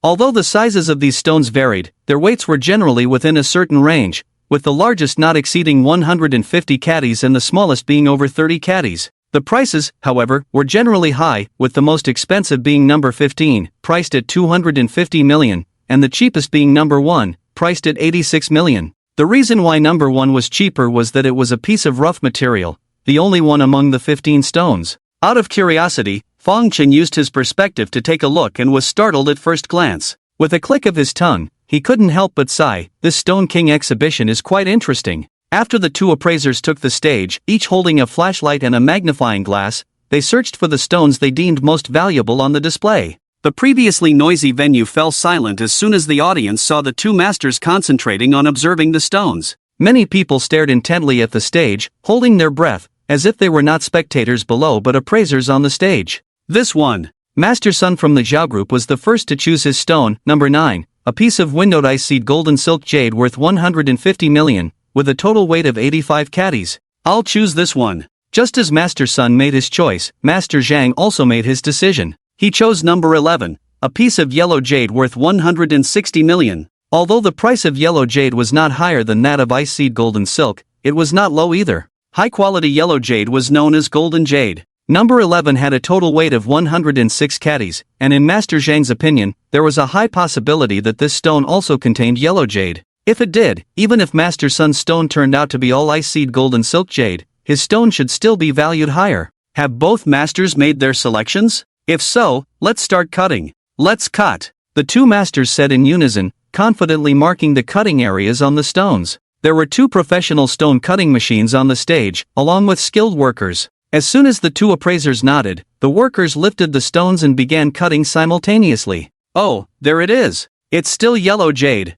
The person cutting the yellow jade was faster. With one cut, the jade's waterhead was revealed, similar to the original windowed area, both being yellow jade. Seeing this, Master Zhang was overjoyed, and Liang Tianlei was also excited. It's been cut here, but nothing. While Master Zhang was cutting the yellow jade, Master Sun's side had nothing after the first cut. Disappointed onlookers and even Master Zhao furrowed his brow. Master Sun seemed to understand Master Zhao's expression, turned around, gestured for him to be patient, and then instructed the stonecutter to cut the second area he had marked. On the other side, Master Zhang had already made 3 cuts, all revealing yellow jade. At this point, the joy on his face was almost uncontrollable, and Liang Tianlei was also extremely excited. He had thought it would be difficult to win the first round, but now it seemed there was hope. Quick, cut the fourth one from here. Master Zhang urged the workers, eager to cut the entire stone. Following his urging, the workers made the fourth cut, revealing more yellow jade, but this time, Master Zhang did not smile.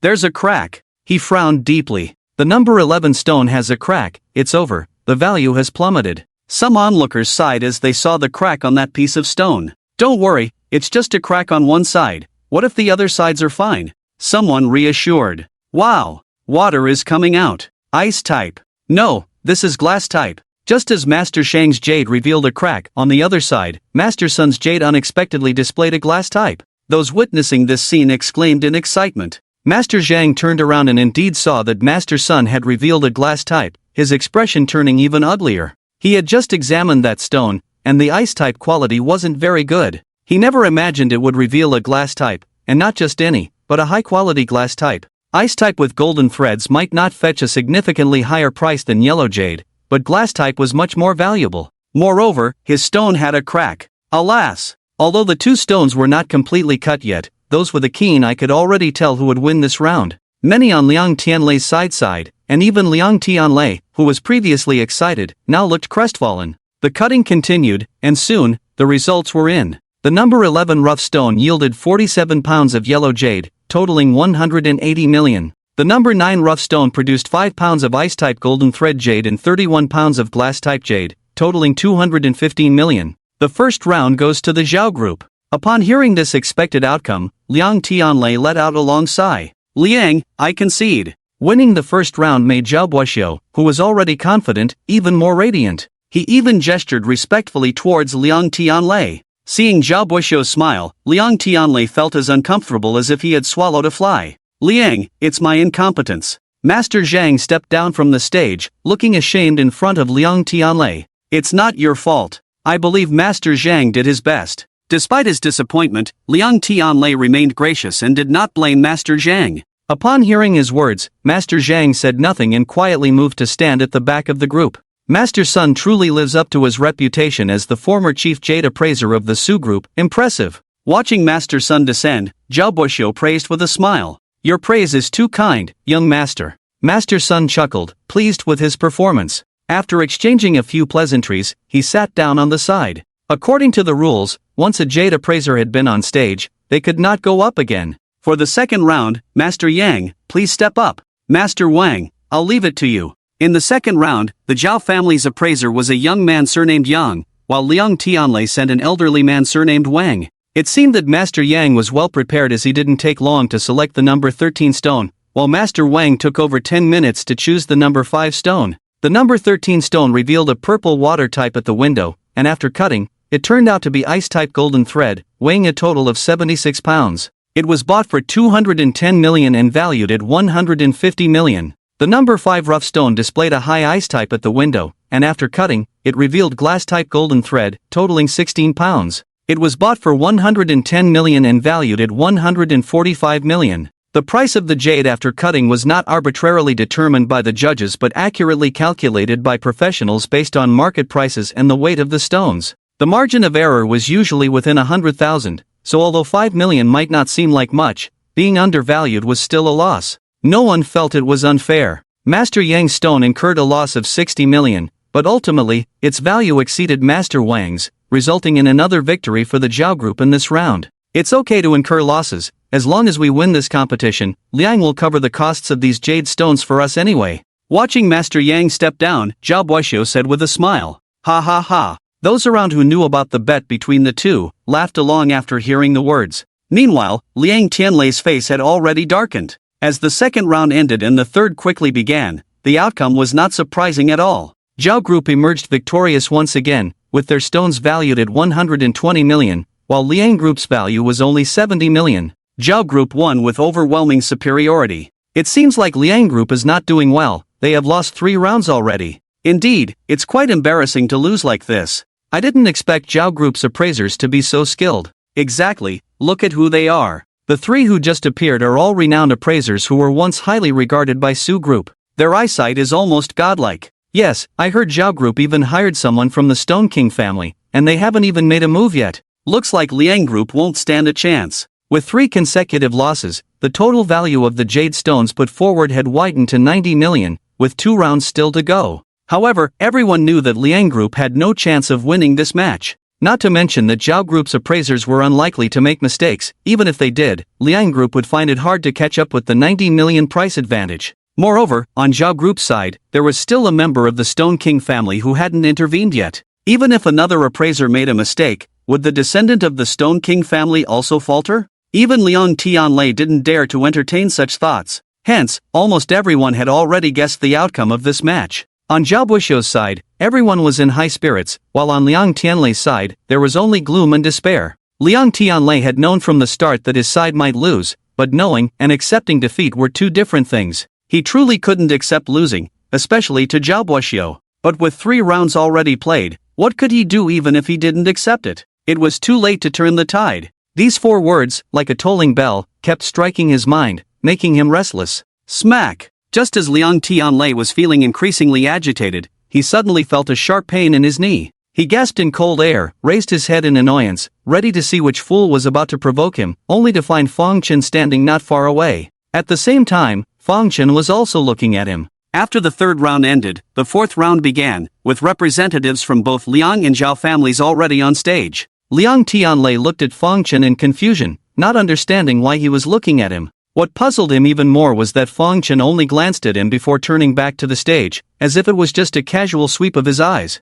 Liang Tianlei was somewhat puzzled, unsure if he was seeing things. Why would Fang Chen look at him for no reason? Just as Liang Tianlei was wondering, he suddenly noticed a crumpled paper at his feet, which seemed to have hit his knee just now. He picked up the paper with a strange expression on his face. Upon unfolding it, he saw a 7 written on it. What's going on? This simple number made Liang Tianlei's pupils contract. Feeling something was amiss, he quickly looked at Fang Chen, only to see him still focused on the stage, as if he hadn't turned his head at all. Did he throw this? Is he trying to remind me? A strong premonition suddenly arose in Liang Tianlei's heart, coming abruptly. Even he didn't know why he was thinking in this direction, perhaps because he was too eager to win. After a surge of emotions, he gradually calmed down and began to consider 3 questions. First, was this thrown by Fang Chen? Second, if so, was he trying to help or deceive him intentionally? After all, they had just been chatting with their arch-enemies. Third, even if it was indeed from him and meant to help, would the stones he chose be the best?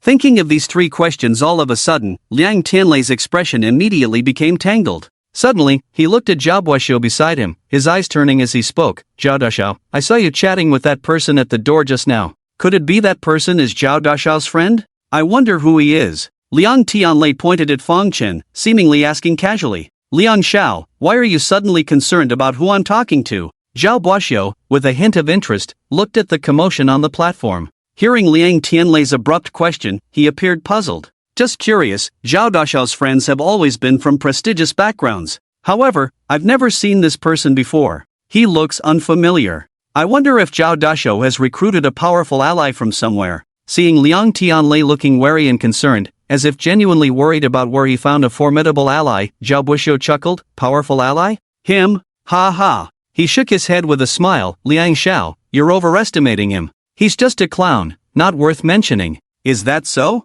Liang Tianlei smiled. Seeing the doubt still lingering on his face, as if not believing his words, Zhao Buxiu coldly sneered, without reservation, Liang Xiao, you've lost 3 rounds already, with only 2 left. I advise you to focus more on the game. That person isn't worth your attention. With that, he glanced at Feng Chen, a hint of disdain flashing in his eyes. Ha ha. Zhao Buxiu's words made Liang Tianlei smile obsequiously as he walked back to his team. By now, he was almost certain that Feng Chen and Zhao Buxiu knew each other, but they definitely had no close relationship, possibly even rivals. Although Zhao Buxiu didn't reveal much in his words, his eyes said it all. That disdainful look was all too familiar to Liang Tianlei. Whenever he met Zhao Buxiu, that was the look he received. Confirming he wasn't mistaken, Feng Chen had indeed been looking at him just now, and almost simultaneously, that paper ball appeared at his feet. He felt there was a high chance Feng Chen had written it. As for whether he was right to trust him, considering Feng Chen had examined 2 pieces of jade earlier, both priceless, he believed Feng Chen wouldn't have misjudged.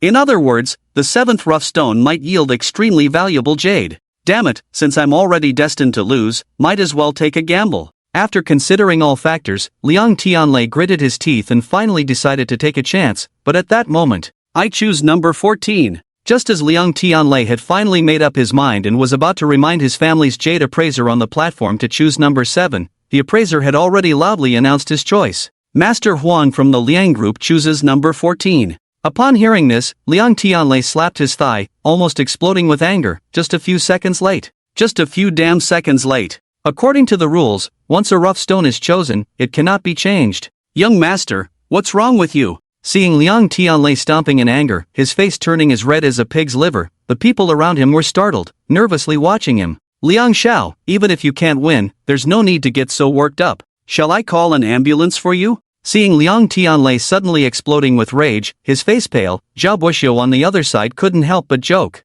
Liang Tianlei was furious not because of winning or losing but because he blamed himself for hesitating too long. If he had given the reminder a few seconds earlier, Master Huang wouldn't have chosen number 14. The 7th rough stone slipped through his fingers due to his indecision. How could he not be upset? I choose number 6. Shortly after Master Huang made his choice, the appraiser from the Zhao group also made his selection. Master Li from the Zhao group chooses number 6. Upon hearing Master Li's choice, Liang Tianlei, who was filled with regret, finally breathed a sigh of relief. He didn't choose number 7, thankfully. It was only the 4th round, with 1 more to go. There was still a chance for his side. He kept comforting himself in his mind, managing to suppress the regretful emotions. The raw stone from number 14 yielded 35 pounds of pure glass-type jadeite, worth 150 million. The raw stone from number 6 yielded 3 pounds of golden silk glass-type and 19 pounds of floating green glass-type, worth 180 million. In this round, Master Li from the Zhao group wins.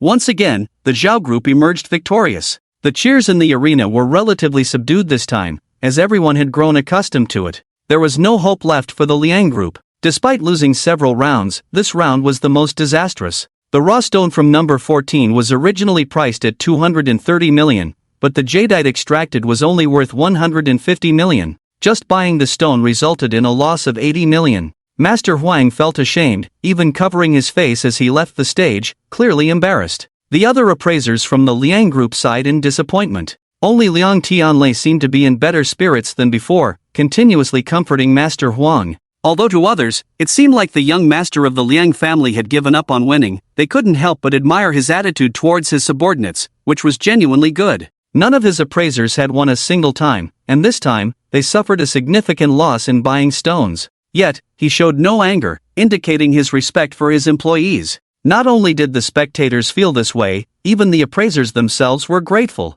Just a while ago, the young master was furious, but he never directed his anger towards them. Despite their poor judgment causing a great loss for the group's reputation, he didn't show any resentment and instead offered comforting words. Such an employer was truly rare. As these thoughts ran through the minds of the appraisers, they felt even more ashamed. Each of them resolved to accumulate more experience and improve their own appraisal skills to repay their master when they returned. Liang Tianlei was unaware of the growing admiration he held in the hearts of these appraisers. He wasn't angry for 2 reasons. Firstly, he didn't have high hopes for these people, as they were all leftovers picked by the Zhao group from the Su group.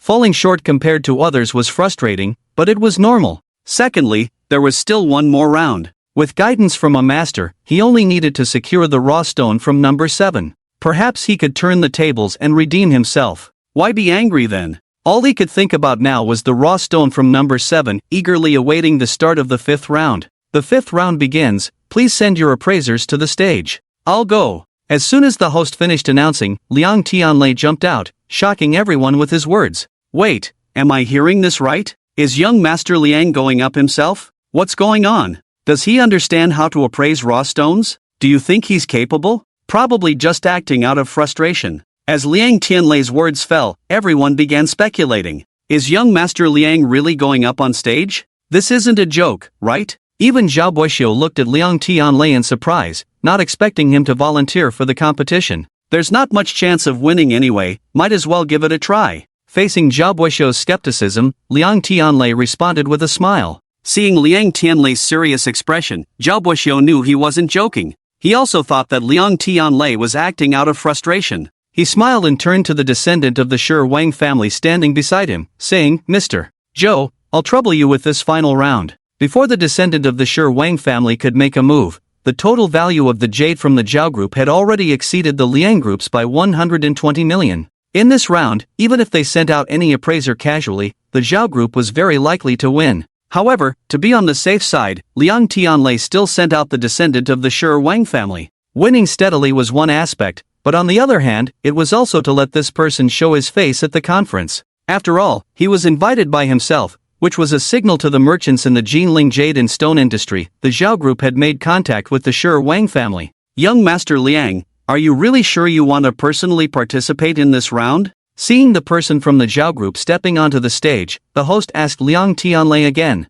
Yes, I'm sure. Stop asking, let me go up quickly. Liang Tianlei said impatiently. Seeing Liang Tianlei nod in confirmation, the host stopped talking. Alright, please go ahead. With the host's nod, Liang Tianlei rushed onto the stage in one swift step. I'll take number 7. Liang Tianlei held his breath, eager to shout out this sentence as soon as he got on stage. However, before he could say it, someone else shouted it out. It was the descendant of the Shi Wang family. Mr. Zhou from the Zhao group chooses the number 7 rough stone. Hearing the words of the Shi Wang descendant, the host announced, while Liang Tianlei stood frozen in place. He chose number 7? He hasn't even looked at it yet. Realizing this, Liang Tianlei's face changed drastically and he hurriedly spoke up. Young Master Liang, examining the stone is just part of the appraisal process. The competition does not specify that you must look at it. If you don't want to, you can choose any piece at will. The host found Liang Tianlei's sudden outburst a bit inexplicable but patiently explained.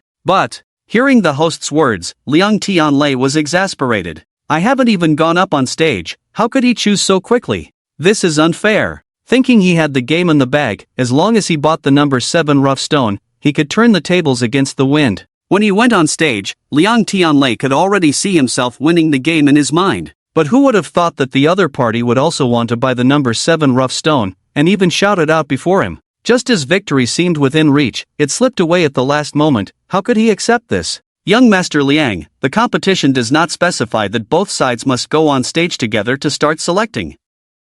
Mr. Zhou comes from the Shi Wang family, with exceptional eyesight. He had already picked out the stone from below the stage and directly purchased it on stage. Isn't that a normal thing to do? Do you have to play tricks and waste everyone's time even when you have made up your mind? Zhao Buixio found Liang Tianlei's reaction very strange, but Liang Tianlei's questioning was not reasonable, so he spoke up in rebuttal. Yes, Mr. Zhou did nothing wrong. Why is young Master Liang making such a big fuss? The onlookers below the stage found Liang Tianlei's reaction strange. Hearing the discussions from the audience below, Liang Tianlei's face turned extremely ugly. If he had doubted whether the rough stone provided by Fangchen was valuable before, he had no doubts now. Because the person from the Shi Wang family also chose that piece of stone, it was obviously a very valuable stone. But at this moment, what use was his belief when the stone had already been bought by someone else, right under his nose? Watching the cooked duck fly away before his eyes, he almost couldn't catch his breath, going into shock on the spot.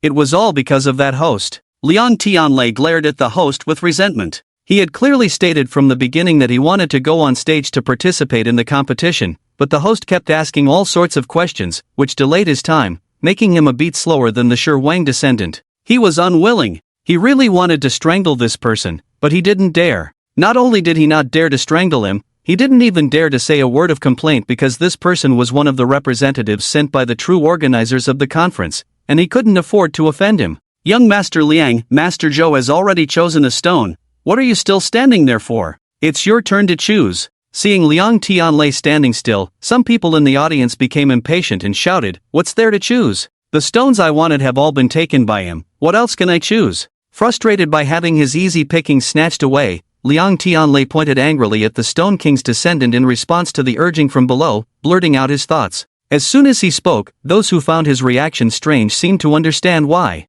"I was wondering why Liang Xiao suddenly lost his temper, so that's why." Zhao Buoxiu first smiled, then said somewhat disdainfully, "You kept saying that the stone you wanted was chosen by Mr. Zhou. Why didn't you mention earlier that you also wanted to buy this stone?" "I hadn't had the chance to say it yet. He picked this stone as soon as he got on stage, how could I say anything? I wanted to buy number 7 too, can you give it up?" Hearing Zhao Buoxiu's slightly sarcastic tone, Liang Tianlei became even more furious and said firmly, "You definitely can't give it up. Zhao Buoxiu hasn't become so arrogant yet. The stone chosen by the Stone King's descendant must be extremely valuable. If they give in, they might lose, and besides, why should they give up for no reason?" He looked deeply at Liang Tianlei, thinking he had seen through his trick. "I was wondering earlier why you went up for this last round. Now I finally understand. You're deliberately trying to be unreasonable, aren't you?" "What did you say?" Zhao Buoxiu's words made Liang Tianlei narrow his eyes. "You wanted to buy number 7, but you didn't say it earlier or later, you waited until Mr.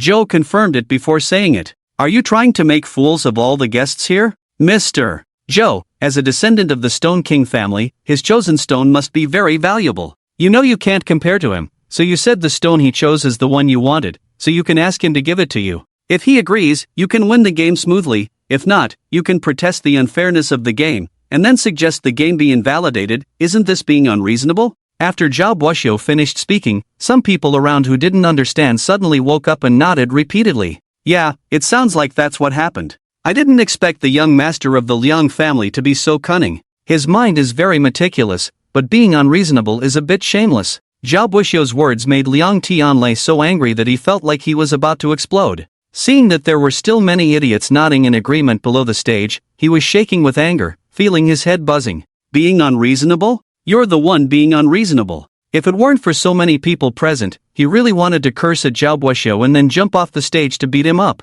"A dirty person sees others as dirty, Zhao Buoxiu, you're used to despicable tricks, do you think everyone is like you?" he retorted. Faced with Liang Tianlei's words, Zhao Buoxiu was not angry, just smiled lightly. "Since you're not like what I said, then stop talking nonsense and choose a stone." "Yeah, Liang Xiao, pick a stone quickly, stop dawdling," the onlookers also urged. Seeing Zhao Buoxiu speaking lightly and the people below urging him anxiously, Liang Tianlei felt a strong sense of powerlessness in his heart. Choose? How to choose? He didn't understand how to appraise raw stones at all. He came on stage just to buy the raw stone number 7, and now that he didn't get it, he didn't even know what to choose. Looking at Feng Chen in the audience, he felt very ashamed. He had already helped him, but he still couldn't win the game. He didn't know what to say about himself. He wanted to ask Feng Chen for help again, but after careful consideration, he felt it was too impractical. The reason Feng Chen wanted him to buy number 7 was that it must be the best and most expensive one, but now that the best and most expensive ones had been bought by others, even if Feng Chen pointed out another good one for him, he still couldn't win the game.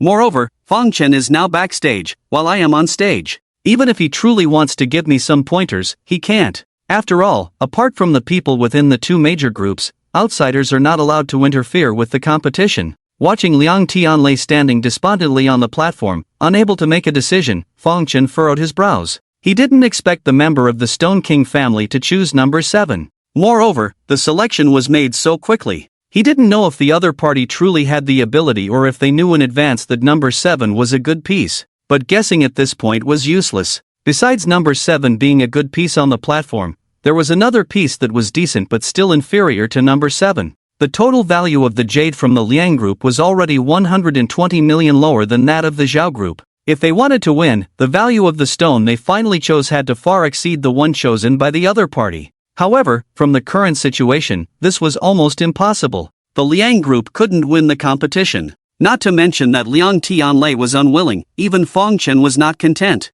It's not that he and Liang Tianlei had a great relationship, but they shared honor and disgrace. He simply didn't want Zhao Buoxiu to win. He helped Liang Tianlei for this purpose. The events from 6 months ago were still fresh in Fang Chen's mind. To be precise, any man wouldn't forget such a thing. He was almost killed by the other party. Although they didn't succeed in the end, Fang Chen wasn't grateful. It wasn't that he necessarily wanted Zhao Buoxiu to lose the competition, but the thought of Zhao Buoxiu's smug smile if he won made him uncomfortable. So, he was willing to do his best to make him lose. Even though he couldn't buy number 7, it didn't mean that all hope was lost. At least in Fang Chen's eyes, there was another stone that could compete with number 7. However, he wasn't sure if he could win because this stone was too small. After thinking for a while, Fang Chen decided that since there was no other way, he might as well give it a try. Even if he couldn't win, at least he tried his best. One shouldn't give up halfway through a task, and the same principle applied to seeking revenge on enemies. Hey, are you buying it or not?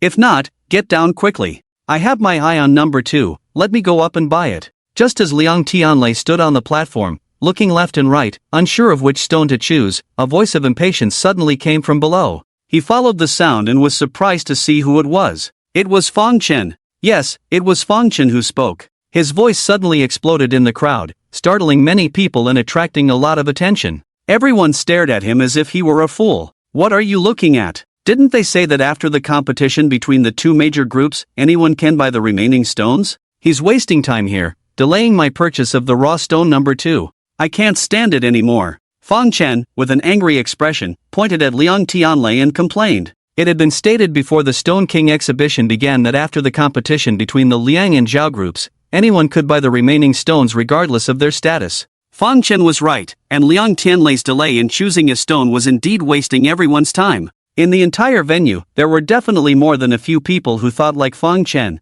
but who dared to say it out loud? Who the hell is this idiot? Liang Xiao dares to urge him. Is he tired of living? This kid is quite interesting, speaking without using his brain. After hearing Fang Chen's words and seeing his impatient expression, as if he was about to go up and hit Liang Tianlei if he didn't choose a stone quickly, everyone looked at him with a mixture of anger and amusement. It was certain that Liang Tianlei was destined to lose this competition today, and the agency rights for the jade industry in Jinling City would most likely be out of reach for the Liang group. But so what? Even though Liang Tianlei lost miserably today, even though the Liang family couldn't secure the jade and stone agency rights in Jinling City, the Liang group still had billions of assets in Jinling. He was still one of the top young masters in Jinling. Who would dare to speak to him like that? That's asking for trouble. Many people looked at Fang Chen with a playful gaze, wondering where this oddball came from. Fang Chen suddenly spoke up, saying something shocking, which startled Ling Dahai and Ling Qianxue. They quickly grabbed Fang Chen, with Ling Dahai even covering Fang Chen's mouth, urging him to stop talking.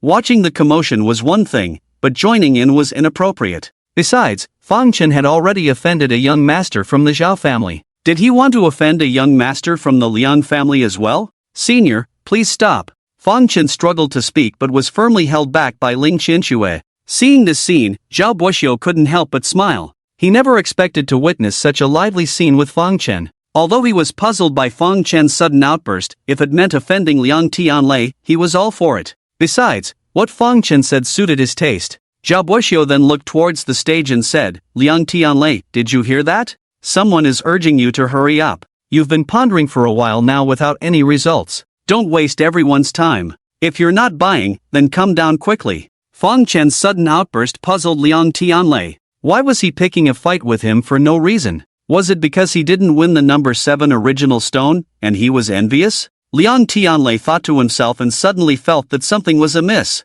Although he didn't understand Fang Chen's personality, from their brief conversation earlier, Fang Chen didn't seem like an extravagant person who would throw a tantrum over a small matter. If he wasn't trying to insult him, then, after carefully considering Fang Chen's words, he realized that Fang Chen mentioned the number 2 original stone twice. With this in mind, he suddenly understood Fang Chen's intention. Fang Chen wasn't trying to insult him but was reminding him to buy the number 2 stone.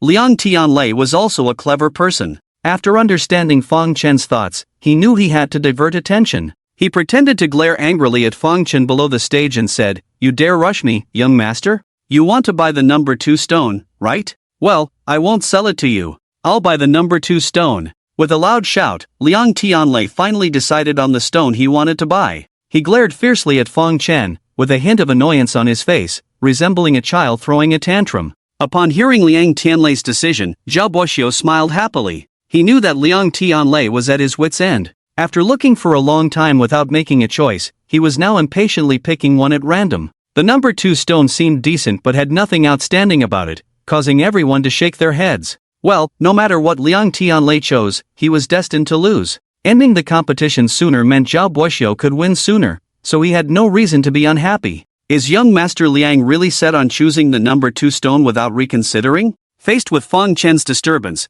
the host was somewhat displeased, feeling that Liang Tianlei's choice was influenced by an outsider. Therefore, he asked again. The competition had reached its final round. Although the Liang group was already destined to lose, there was no need to buy a stone in haste out of spite. After all, if they earnestly chose a good stone, they could still make some profit. There's nothing more to consider. I'll buy the number 2 stone. Damn it, I can't stand this kind of person. Facing the host's inquiry, Liang Tianlei nodded again, cursing Fang Chen while looking furious. Seeing Liang Tianlei's nod, the host felt regretful but didn't say much, announcing, Liang Tianlei of the Liang group has chosen the number 2 stone. With the 2 stones selected, all that remained was to cut them.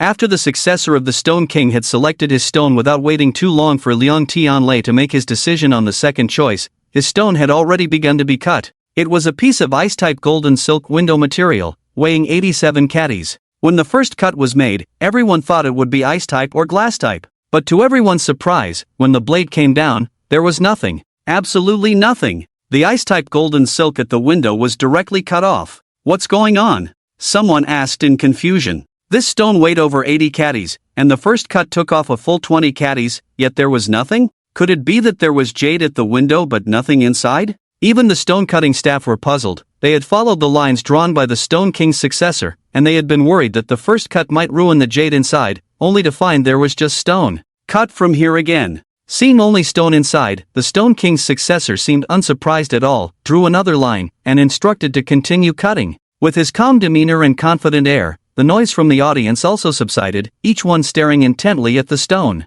The stone-cutting staff carefully followed the second line and made the cut, causing a stir. There's jade, it's glass type. No, it's floating green glass type. Wait, that's so much green. The reputation of the Stone King's successor was already well known, and naturally, many people were paying attention to the stone he had chosen. The lack of results from the first cut had led many to believe that the Stone King's successor was just a name, so they all stared fixedly at the stone, eager to see if anything could be cut out of it. And now, not only had something been cut out, but it was a material that took everyone by surprise. As the cut was revealed, it was like a giant rock falling into water, creating ripples upon ripples. The entire venue erupted in excitement in an instant. Wow, so much green, top quality. Is this real? Am I seeing things? Isn't this floating green? What floating green? Didn't you see those green clusters at the cut? Amazing, I thought it was just ice-type golden silk, but there are layers inside. Truly the Stone King's successor, to be able to see even the layers. I haven't seen a stone like this in years.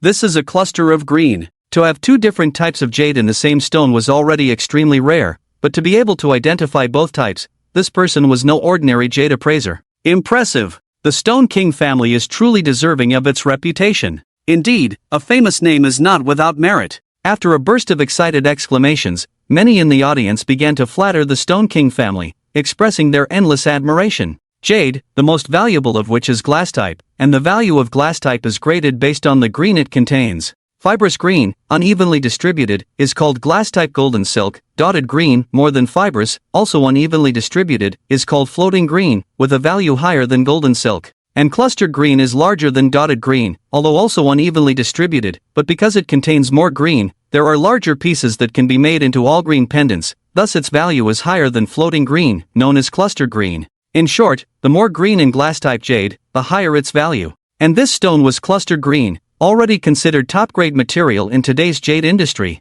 Seeing the appearance of this jade, even Zhao Boxiu, who is usually calm and reserved, couldn't stop smiling, and those behind him from the Zhao group were even more jubilant. Those who had doubted the Stone King's successor before were now full of praise. To be able to see even the layers was truly remarkable, something they themselves admitted they couldn't do. Mr. Zhou from the Zhao group bids 5 caddies of ice-type golden silk jade, 7 caddies of clustered green glass-type, total value of 410 million. When the host announced the value of the 7th rough stone, there was another wave of exclamations in the venue. Undoubtedly, the seventh rough stone was the most valuable in today's competition. Many people applauded while complimenting Zhao Buoxiu. Upon hearing this price, Zhao Buoxiu clenched his fists repeatedly, clearly excited. To win and make a big profit, how could he not be excited? Upon hearing the price of 410 million, Liang Tianlei couldn't help but twitch his face. With this stone revealed, Zhao's group's total value of jade had already exceeded Liang's group by 530 million.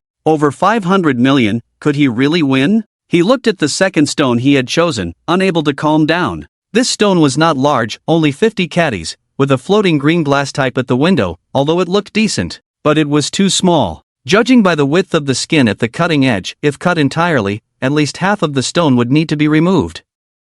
Even if half was cut off, only 25 caddies would remain. Even if all of these 25 caddies were of the floating green glass type, it wouldn't be worth over 500 million. Liang Tianlei, who had been given a glimmer of hope by Feng Chen earlier, was now feeling extremely anxious. Winning was really too difficult. However, at this point, he also knew that no matter what was revealed, he couldn't blame anyone. Feng Chen had advised him to choose the seventh number, and with such good jade revealed from the seventh stone, it was evident that Feng Chen was sincerely helping him. If he had to blame someone, it could only be himself for hesitating too long and reacting too slowly. Master Liang, it's your turn. Seeing that Liang Tianlei had not yet started cutting his stone, the host urged him on. Cut it, Liang Tianlei said casually, not daring to hold any hope. This. Master Liang, you haven't marked it yet. Where do you want us to cut from? The staff member in charge of cutting the stone looked at Liang Tianlei with a troubled expression. Each stone had to be marked by a master appraiser before cutting.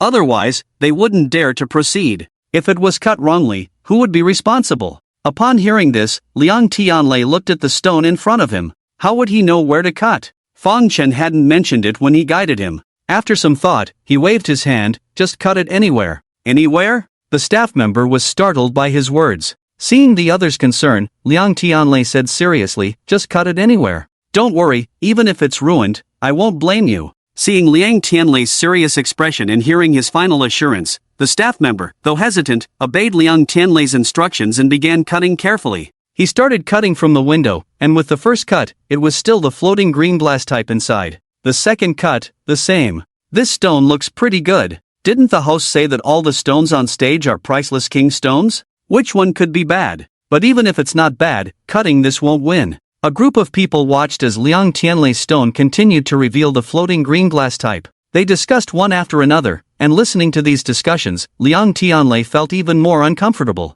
Other stones were cut quickly because they were marked by master appraisers. This stone had no markings, and the staff were cautious about cutting too much, fearing damage to the jade inside, so they proceeded slowly and cautiously. It took over 20 minutes to cut the entire stone. Although Liang Tianlei was feeling disheartened, he still hoped for a miracle. However, from the beginning to the end of cutting this stone, no miracle appeared. The window revealed the floating green glass type, and after cutting, it was still the same. It seemed to weigh around 30 caddies, more than Liang Tianlei had predicted. But even so, it was worth at most 250 million, far less than 530 million. The second rough stone has revealed 29 caddies of floating green glass type jade, valued at 240 million. The host announced. The cost of this stone is 100 million, and after cutting it, a profit of 160 million was made, which is a good thing. However, Liang Tianlei couldn't be happy because no miracle happened. He lost. It's hard to cook without rice. Feng Chen indeed has exceptional eyesight, but there is simply no better stone on the stage than number 7.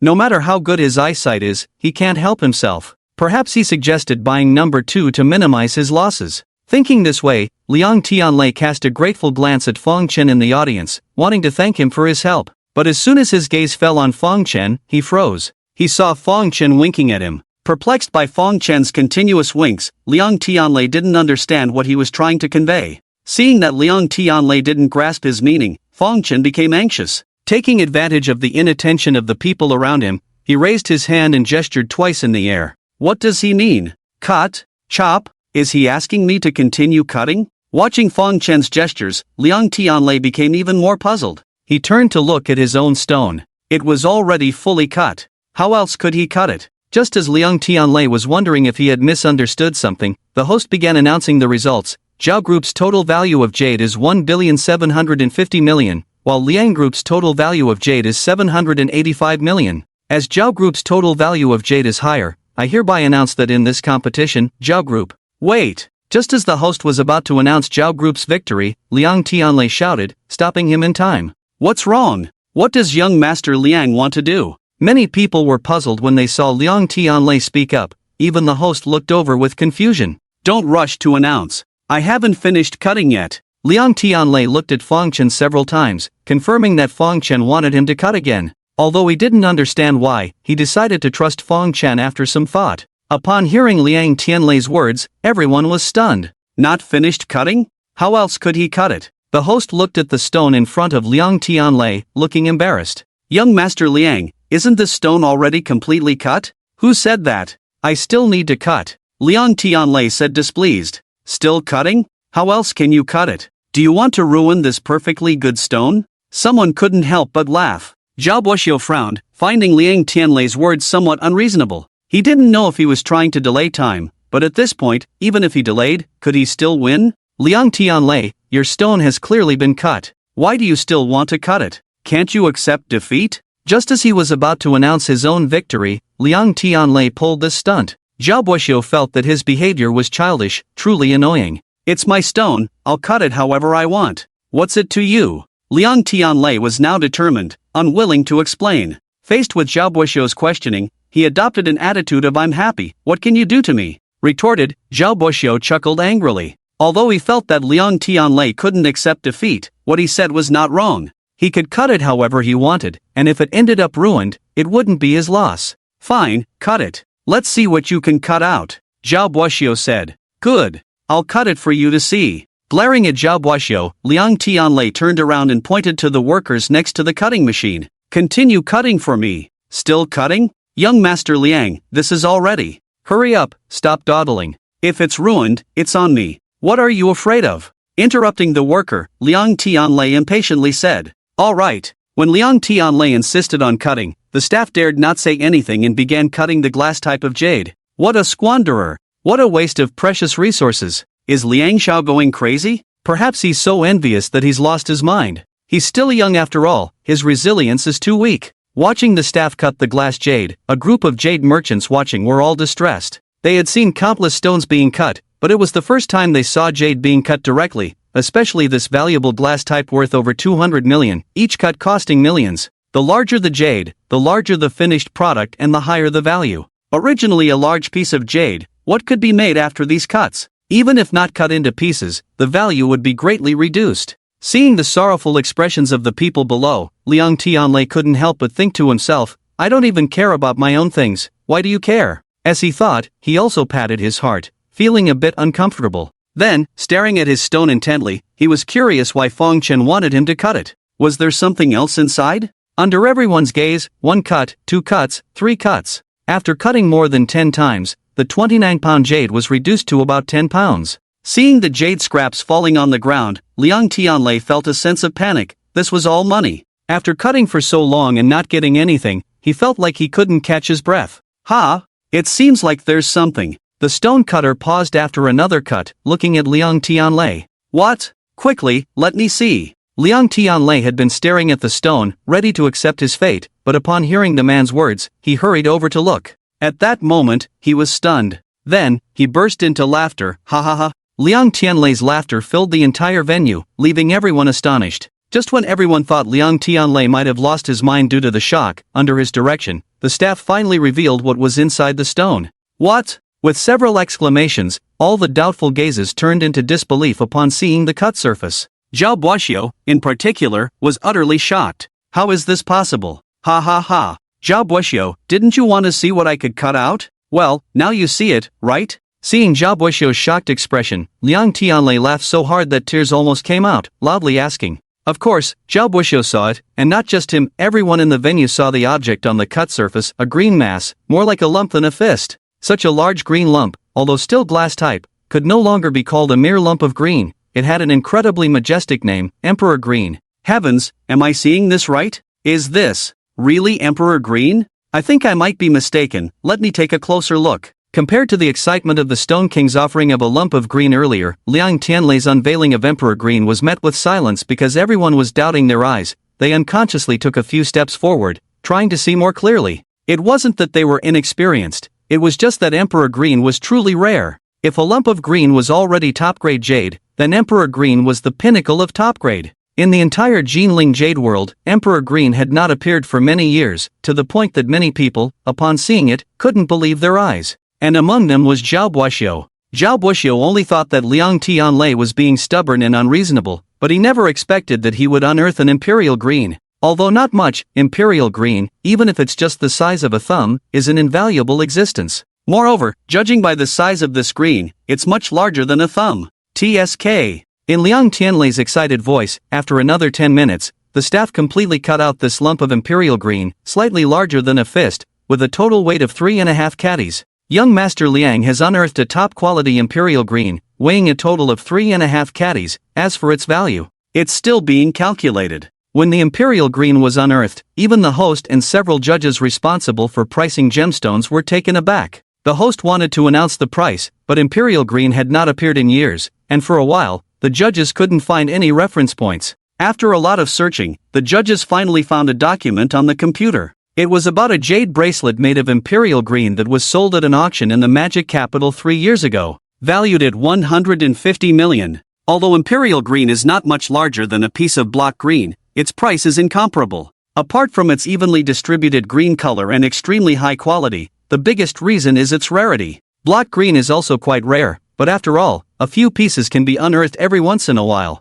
However, Imperial Green is not something that can be found whenever one wishes. In the jade world of Jinling, there hasn't been a piece of Imperial Green jade, whether raw or finished, for 5 years. Almost all raw stones are bought at high prices as soon as they are made into finished products, and the buyers would never sell them again. When Imperial Green jade appears, it's usually a fleeting moment and never stays on the market for more than a month. It's precisely because of this that the jade merchants in Jinling City were almost unable to recognize Imperial Green when they saw it. Due to the long absence of Imperial Green jade in the market, its exact value cannot be calculated. Therefore, its value is estimated to be 9 billion for now. After much deliberation among the judges, the host finally announced the price. 9 billion. This price made everyone in the venue exclaim in amazement. They were astonished not only by the high price of Imperial Green but also by the fact that the Liang family, who were originally destined to lose, had unexpectedly turned the tables. Zhao Buoxiu, didn't you say I was going to lose? What now? Upon learning that his Imperial Green was valued at a staggering 9 billion, Liang Tianlei was so ecstatic that he almost wanted to jump up. Pointing at Zhao Buoxiu, he asked with a triumphant expression, showcasing his smugness to the fullest. Damn it! Watching Liang Tianlei's mocking demeanor, Zhao Buoxiu slammed his fist on the table. He couldn't believe that despite seemingly winning all along, he ended up losing in the end. And the reason for this was simply because Liang Tianlei impulsively bought a random stone. How could his luck be so good? Fuming with indignation, Zhao Buoxiu clenched his fists tightly, feeling short of breath and suffocated. Beside him, the stone appraisal masters who were previously smug now wore unpleasant expressions, including the Stone King's descendant. I am incompetent and have disappointed Master Zhao's high expectations, he said to Zhao Buoxiu. He had thought that number 7 should be the best stone on stage, but who would have known that there was Imperial Green hidden in number 2? Not only could he not see it, even if his elders at home came, they wouldn't be able to see it. A gem within a gem, truly rare. On one hand, he was unwilling to accept the loss, and on the other hand, he was very curious about how Liang Tianlei was so confident that number 2 could yield Imperial Green. He didn't hesitate to cut even the floating green glass seed, and did so decisively. With these thoughts in mind, he couldn't help but look towards Feng Chen, remembering that it was this person who first expressed interest in buying the raw stone number 2. But as he looked at Feng Chen, besides the heartache of losing the second-grade original stone, there was nothing else to be seen on his face. Glancing lightly at the heir of the Stone King in front of him, although Zhao Buoxiu was furious, considering the other party's identity, he still held back his anger and didn't say much. The total value of jade from the Zhao group is 1.75 billion, and the total value of jade from the Liang group is 1.445 billion. I announce that the Liang group wins this competition. The host's voice declaring the winner rang out. Although many felt sorry for Zhao Buoxiu, they were just spectators, and the outcome didn't affect them much, so despite their strange expressions, they still clapped and cheered. Liang Tianlei won, and a smile appeared on Feng Chen's face, not because of Liang Tianlei's victory, but because of Zhao Buoxiu's failure. 900 million, even he was shocked by the price. He knew that Imperial Green was the best jade, but he had no idea of its value. Previously, looking at the Imperial Green jade in the second stone, which was not much bigger than a fist, he was worried about not winning. Now it seemed he had worried too much. Xiao Boxiu, now that I've won, don't forget our bet. Hearing the cheers from the audience, Liang Tianlei laughed heartily, reminding Xiao Boxiu not to forget the betting agreement. Xiao Boxiu lost the match, his face extremely grim. Upon hearing about the betting agreement and realizing he had to pay Liang Tianlei hundreds of millions for the stone, he felt like spitting blood. What's more, Liang Tianlei's words were what he had said before. Hearing them now, he felt a burning sensation on his face. Humph, let's go. Giving Liang Tianlei a fierce look, he snorted coldly and left in a huff. Seeing Xiao Boxiu's furious face, Liang Tianlei felt extremely pleased, smiling even more brightly. He turned to where Fang Chen had been before, intending to express his gratitude, but to his surprise, Fang Chen was nowhere to be found. Ah, Fang Chen, oh Fang Chen. You set your eyes on the second stone, but you shouldn't have made a fuss. Look what happened now, it got bought by someone else. Sigh. Seeing that the second stone had produced imperial green jade, Ling Dahai was first shocked, then sighed repeatedly, looking at Fang Chen with a face full of resentment. That was 900 million. How much money was that? He had no idea, but undoubtedly, it was a lot. In his opinion, if Fang Chen hadn't been so impulsive, saying he wanted to buy the second stone early on, provoking Liang Tianlei wouldn't have bought it.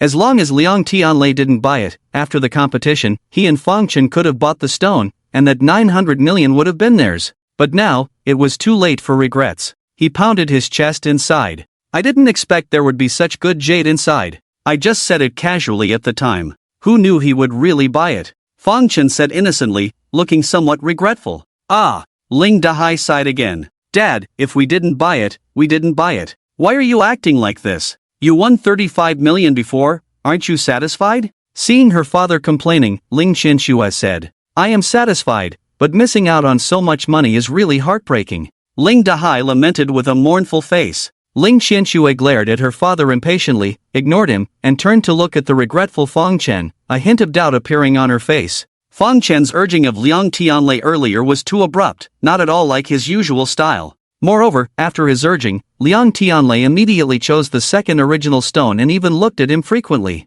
No matter how she thought about it, she felt something was off, as if Fang Chen was directing Liang Tianlei. Although Fang Chen and Liang Tianlei had no personal relationship, they shared a common enemy. Xiao Boxiu losing the match might be exactly what the senior wanted to see, right? Ling Qianxue became more and more suspicious. She was about to ask Fang Chen, but he spoke first. Alright, it seems that I have no fate with this stone. There's no use regretting it now. The Stone King exhibition is over, there's nothing more to see. Let's go home quickly. After Fang Chen finished speaking, he urged to leave. Fang Chen, although you just mentioned it casually earlier, there really are good things in stone number 2. Looking at the 2 stones you bought before, both opened up into good jadeite. It seems like you're very lucky today. Isn't it a pity to leave at this time? The conference hasn't ended yet. How about we strike while the iron is hot and buy a few more stones? Ling Dahai felt a pang of regret for missing out on 9 million. Hearing Fang Chen wanting to leave, he couldn't hide his disappointment. He thought Fang Chen's luck was exceptional and they should seize the opportunity to gain more. If luck turned in the future, they might not have this chance again. Ling Qianxue originally wanted to ask Fang Chen about stone number 2, but hearing her father wanting to go back to gamble on stones, she immediately frowned and said, Dad, don't you know when to stop? Don't be so greedy, okay? Fang Chen was about to agree with Ling Qianxue when suddenly, he noticed a somewhat familiar man standing beside him. Upon closer inspection, he recognized the man. Wasn't he the appraiser who followed Wu Zhiyong before? What was he doing here next to him? Seeing Fang Chen looking at him, the man's face revealed a slightly nervous smile before turning away. His smile seemed forced and unnatural, raising Fang Chen's suspicions. He scanned the surroundings and noticed Wu Zhiyong and Han Yenyun staring eagerly from a jade stall not far away. As soon as they met his gaze, they quickly looked away. Although their reaction was swift, it didn't escape Fang Chen's eyes. Initially puzzled, after witnessing this scene, he seemed to understand something. Fang Chen knew Wu Zhiyong's character too well. Just because he outshone him at work, Wu Zhiyong caused so much trouble.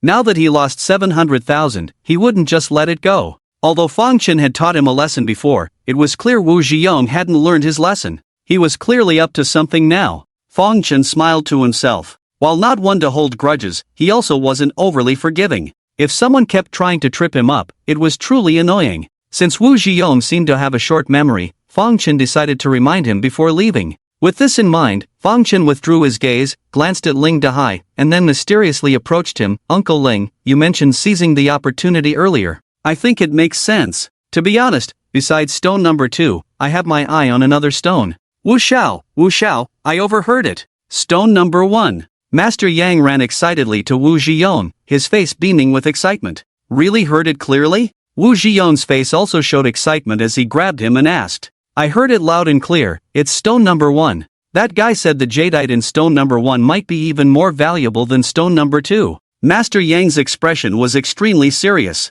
Upon hearing this, Wu Zhiyong was ecstatic. Great! Then let's buy stone number 1. Wu Zhiyong clenched his fists, trying to control his voice as if afraid of being overheard. He looked in Fang Chen's direction, a cold smile appearing on his face. After lurking for so long, he finally had a chance to turn the tables. The first time Fang Chen bought good jadeite, he thought it was just luck. But when Fang Chen bought a priceless jadeite for the second time, he began to suspect foul play. And when Fang Chen wanted to buy stone number 2 for the third time, and it revealed imperial green, he almost completely believed that Fang Chen's success in buying good jadeite was not due to luck but some special means. Thinking back to when he and Fang Chen were competing to buy stones, the first one was the one he wanted to buy, so he bid with jade. After that, all the others were ones they fought over, and not a single one had jade. Although it's true that it's not easy to find jade in blind materials, it's too strange that not a single one had it. Now thinking about it, he felt that it was very likely Fang Chen was up to something. They say only your enemy understands you the best, and Wu Zhiyong's wild guesses actually hit the mark quite accurately.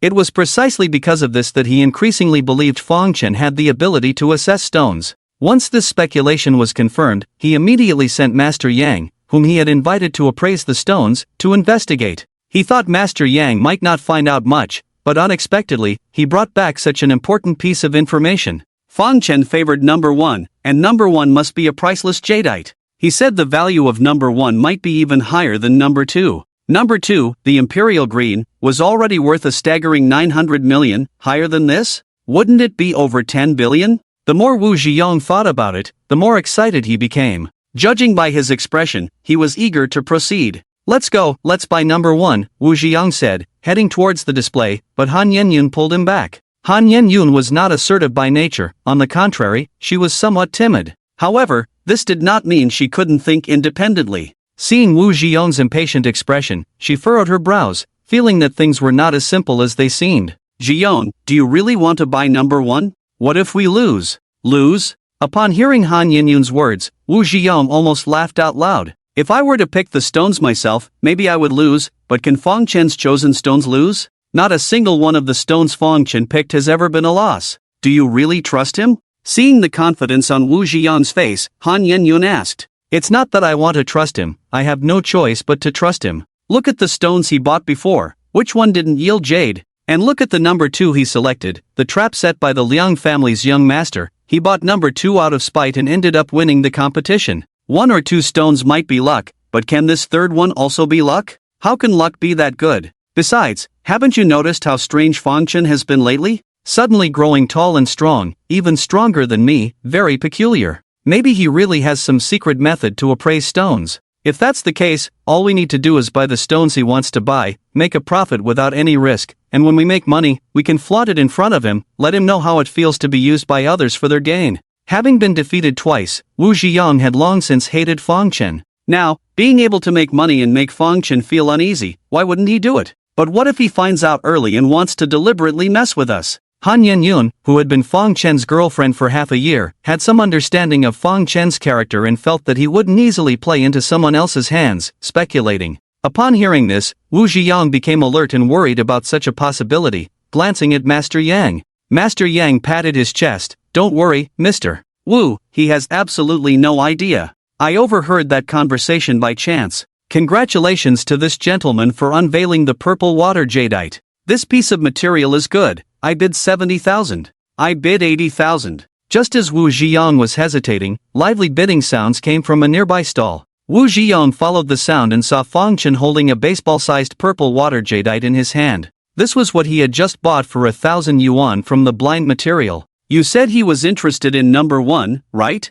Why is he still buying raw stones at those stalls? Wu Zhiyong looked at Master Yang in confusion and asked. His stone only sold for 80 million, while the number 1 stone costs 86 million. He mentioned earlier that he didn't have enough money and wanted to open a few more stones to raise funds, Master Yang explained. Upon hearing this, Wu Zhiyong's doubts dispersed. Wu, I think you're right. That kid is indeed peculiar. Look at him, every time he buys a stone, it turns out to be high-quality jade. He's never made a loss. If he says stone number 1 is good, then it must be good. Make a decision quickly. If we wait for him to gather enough money, we'll miss our chance. If Wu Zhiyong had any hesitation before, seeing Fang Chen produce another good piece of jade and hearing Master Yang's urging made him decisive. Indecision leads to trouble. When an opportunity arises, one must seize it. Alright, I'll buy it. Ziyong. Han Yenyun wanted to advise Wu Zhiyong again upon seeing his determination, but he interrupted her with a raised hand. Enough, stop talking. What does a woman like you know? Wait until your man earns big money, then you can enjoy it. Wu Zhiyong glared at Han Yenyun. Although he said she could enjoy it, deep down he thought that if he made a big profit, the first thing he would do is get rid of this woman. Being with her was purely to spite Fang Chen. She was plain-looking and unworthy of his status. Since being with her, everything had gone wrong. Even Fang Chen had surpassed him. He wondered if it was due to fate or if he needed a change for the better. With these thoughts in mind, Wu Zhiyong ignored Han Yenyun and quickly called his father. Wu Zhiyong was indeed a second-generation rich kid, but not extremely wealthy. His family had assets worth a few million. Stone number 1 cost 86 million, a sum he couldn't afford alone, so he needed to discuss it with his family. Upon hearing his son ask for such a large sum, his father immediately refused, but Wu Zhiyong had anticipated this. He persuaded his father, mentioning a skilled master who had already produced jade worth billions. This stone was examined by a highly respected master, ensuring a profit. After a long discussion, his father finally agreed, mainly because he had seen the news about the Stone King exhibition. Knowing that the stone his son wanted to buy was among those exhibited, all sourced from the Stone King family and highly valuable, his father decided to take a risk. Although 80 million was a stretch, he could mortgage some real estate to raise the funds. After all, his son seemed so confident. Even if they made a loss, with the stones from the Stone King exhibition, they couldn't lose much. Go ahead and buy it. I'll transfer the money to you later. Be careful. If you lose, I'll skin you alive. With those words, Wu Zhiyong's father hung up. With his father's approval, Wu Zhiyong's face lit up with joy and determination. He led Han Yenyun and Master Yang to the exhibition stand. After the competition, there were 5 stones left. Many interested buyers approached, examining them closely. From the previous competition, it was evident that each stone on the stand could yield top-quality jade, truly living up to the Stone King's reputation. However, their prices were high, deterring many potential buyers, especially those worried about losses. Despite the interest, no one had made a purchase yet. But soon, the situation changed. I'll buy stone number 1. Wu Zhiyong rushed to the stand without even looking closely at the stone. His announcement stunned everyone. The jade merchants on the stand exchanged glances, then scrutinized Wu Zhiyong, all wearing expressions of doubt. They knew someone would eventually buy these stones, but they hadn't expected someone to declare their purchase without even inspecting the stone. Was this too hasty? Or perhaps, too confident? This is stone number 1, right? I'm buying it. Ignoring the strange looks from the people around him, Wu Zhiyong walked up to the first stone, pressing his hand on it as if afraid someone would snatch it away. Seeing Wu Zhiyong on high alert, the onlookers were even more surprised. Could this first stone really be a good one? Seeing the puzzled looks around him, Wu Zhiyong looked smug. You've been staring at this for so long and no one noticed this piece, it just shows you all have no eye for quality. Just as he thought this, he saw Fang Chen hurrying over. Ha ha ha. Fang Chen, are you here to buy the first rough stone? Sorry, but I've already bought it. Wu Zhiyong called out to Fang Chen from above, laughing loudly, unable to hide his arrogance. Seeing Wu Zhiyong on the stage, Fang Chen seemed surprised, furrowing his brows. Wu Zhiyong, this stone doesn't look that great, you should be careful. Hearing Fang Chen's words, Wu Zhiyong sneered, don't try to fool me. You think I don't know this is a good stone? You want me to give up so you can buy it? Wu Zhiyong believed he saw through Fang Chen's intentions and spoke angrily. At this point, Fang Chen still tried to deceive him, thinking he was a fool. I have no intention of buying it, this stone doesn't seem valuable to me, Fang Chen said calmly. Seeing Fang Chen still pretending at this point, Wu Zhiyong's smile became even brighter. He felt that the calmer Fang Chen appeared on the outside, the more nervous he might be inside. After all, this was the stone he had chosen to buy, and now it was taken by himself. Fang Chen, now that I have this stone, I will never let it go. You carefully selected this precious jade, only to be deceived twice, how does it feel? Wu Zhiyong touched the stone with one hand, enjoying it as if caressing a beloved woman, but his face showed a hint of ferocity as he spoke. Fang Chen was speechless at this, shrugged his shoulders, and did not respond. Wu Ziyang was now excited. "Open this stone for me," he told the staff on the stage. "Sir, do you really want to buy this stone?" The host, who had not yet left the stage, asked with a skeptical expression upon hearing Wu Ziyang's words. "Of course, who has time to play around? Hurry up and open it for me." Wu Ziyang was eager to announce his victory. Damn it, he had lost 700,000 earlier, and now he wanted to make it all back, principal and interest. The host had received information beforehand that the first stone was only for the competition and would be taken back afterwards, not to be sold. He had intended to inform Wu Ziyang of this, but he did not expect Wu Ziyang to act so arrogantly and dare to shout at him. As one of the representatives sent by the South Sea Chamber of Commerce to participate in the Jade Exchange, even Liang Tianlei and Zhao Buoxiu did not dare to show disrespect. "What kind of attitude was this? Are you deaf or something? I told you to open it." Seeing the host unmoved, Wu Ziyang became angry and scolded him. Upon hearing this reprimand, the host, who had a trace of kindness in his heart, completely abandoned it. "Some people, you really can't treat them well. Fine, since this gentleman wants to buy the first rough stone, then open it." The host smiled coldly and gestured to the staff. The staff understood and immediately brought the stone over to start cutting it. "Should have done this earlier, stop dilly-dallying." Seeing the stone being cut, Wu Ziyang decisively signed the purchase contract, glaring at the host discontentedly. Although the host still smiled and nodded, he couldn't help but show a hint of mockery in his eyes as he saw Wu Ziyang sign his name on the contract. Seeing Wu Ziyang making a fuss as if the first stone was something extraordinary, many people turned their gaze to see what would be revealed. The first cut yielded nothing. Wu Ziyang was not in a hurry. This stone weighed 40 caddies. How much had he cut through? The good stuff was inside. He instructed the workers to make the second cut. Still nothing after the second cut. The third cut, still nothing. How can this be? Could it be in the second half? With only 40 caddies of stone, after these 3 cuts, half was gone. Seeing nothing, Wu Ziyang refused to believe it. He ordered the cutting of the second half. The workers followed his instructions and continued cutting. The fourth cut. The fifth cut. The sixth cut. Watching the stone debris fall, yet finding nothing inside, Wu Ziyang's heart sank. How could this be? How could this be? Seeing the final cut revealing just an ordinary stone, Wu Ziyang couldn't bear it anymore. Amid self-questioning, he sat down heavily on the ground. "Ziyang." Seeing that the stone worth over 80 million yielded nothing, Han Yenyun panicked and quickly supported Wu Ziyang. "Master Yang, didn't you say that the first stone is more precious than the second?" Wu Ziyang grabbed Yang beside him, almost shouting, veins bulging on his face. At this moment, Master Yang's face turned ugly. Being suddenly questioned, he looked innocent.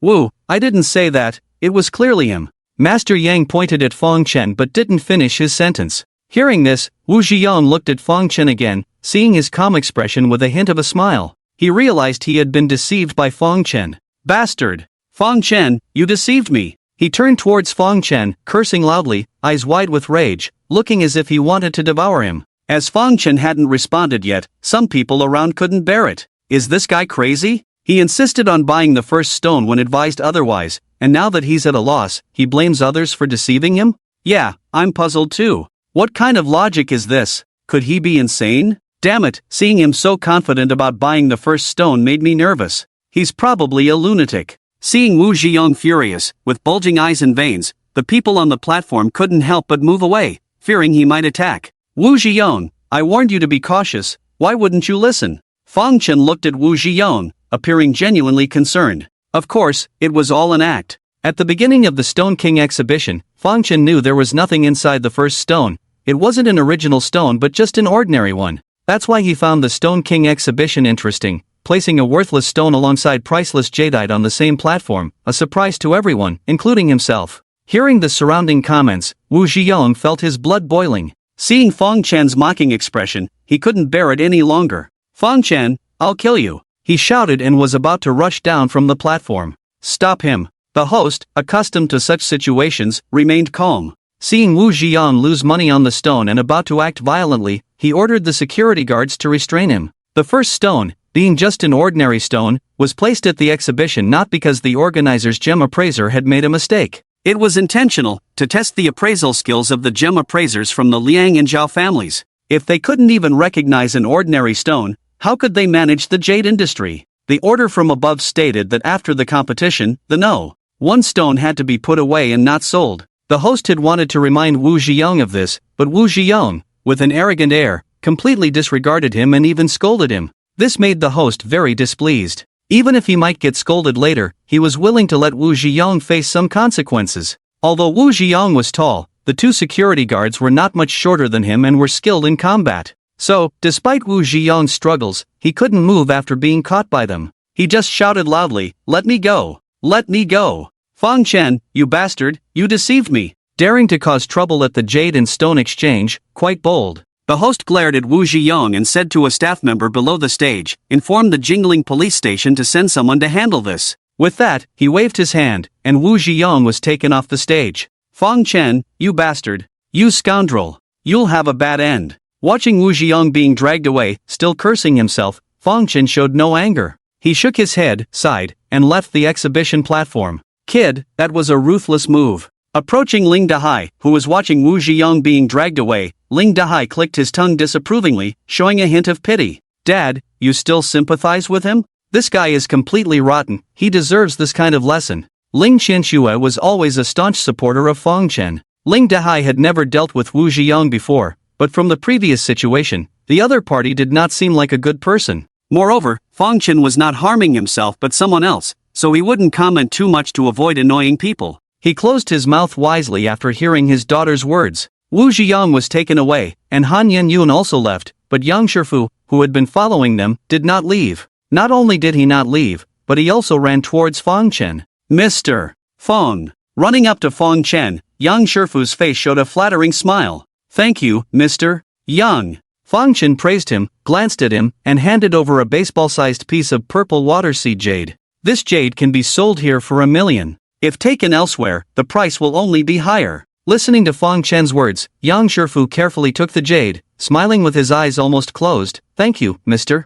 Fang. Thank you, Mr. Fang." Thanking several times, Yang Shifu carefully examined the jade in his hand and found that it was indeed of excellent quality before leaving with a smile. Undoubtedly, Fang Chen and Yang Shifu had made a deal, and this deal was to lure Wu Ziyong. Initially, Fang Chen had wanted to deceive Yang Shifu as well, but upon careful consideration, what if his plan had a loophole and the fish didn't take the bait? It was precisely because of this concern that Fang Chen sought Yang Shifu's help. Yang Shifu was hired by Wu Ziyong as a jade appraiser, and they had no close relationship. This person didn't have much skill. After mingling in the jade world for years, he hadn't even accumulated $1 million in wealth. However, he was good at taking advantage of opportunities, so although he didn't have much ability, he could scrape by seizing opportunities here and there. He had no firm stance. As long as someone was willing to pay, he was willing to do anything. He came to this event to make money, and as for whose money he made, it wasn't very important to him. Moreover, Fang Chen was so generous that he couldn't refuse, so he agreed to help Fang Chen with a small favor. Watching Yang Shifu leave cheerfully, Fang Chen felt the benefits of being wealthy for the first time. No matter who your enemy was, as long as you were willing to pay, countless people were willing to serve you. Such a feeling, how wonderful! After savoring it for a moment, many new thoughts emerged in Fang Chen's mind. Just as he was about to propose leaving since everything was settled, he saw Liang Tianlei's assistant hurrying towards him. "Mr. Fang, I finally found you. This is a gift from my young master." The assistant, upon seeing Fang Chen, smiled and respectfully handed a check to him. However, Fang Chen did not accept it. "What gift?" Ling Dahai looked puzzled upon hearing this. Curious, he leaned in to take a look. When he saw the amount on the check, his eyes nearly popped out of his head. "What? 300 million. Seeing the amount on the check, Ling Dahai almost fainted. Upon hearing his father's words, Ling Qianxue also covered her mouth in astonishment. Only Fang Chen remained calm. Earlier, Liang Tianlei had said that Fang Chen was extraordinary, and the assistant was somewhat skeptical. Now, seeing Fang Chen's calm demeanor, he finally believed his young master's words. 300 million might not be a lot, but it was certainly not a small sum. To face such a huge amount without a ripple truly set him apart from ordinary people. Thinking this, the assistant's expression became even more respectful. "This is just a small token from the young master. I hope Mr. Fang will accept it with a smile. No work, no pay. I'm sorry." With just a glance at the check, Fang Chen shook his head lightly. Surprised that Fang Chen refused to accept it, the assistant looked at him in disbelief and then said, "Mr. Fang is being modest. If it weren't for your guidance earlier, our young master wouldn't have turned the tables. This is your well-deserved reward." I'm sorry, I don't understand what you're saying. Perplexed by the other's words, Fong Chen turned and walked away without looking back. Seeing that Fong Chen not only refused to accept but also wanted to leave, the assistant panicked.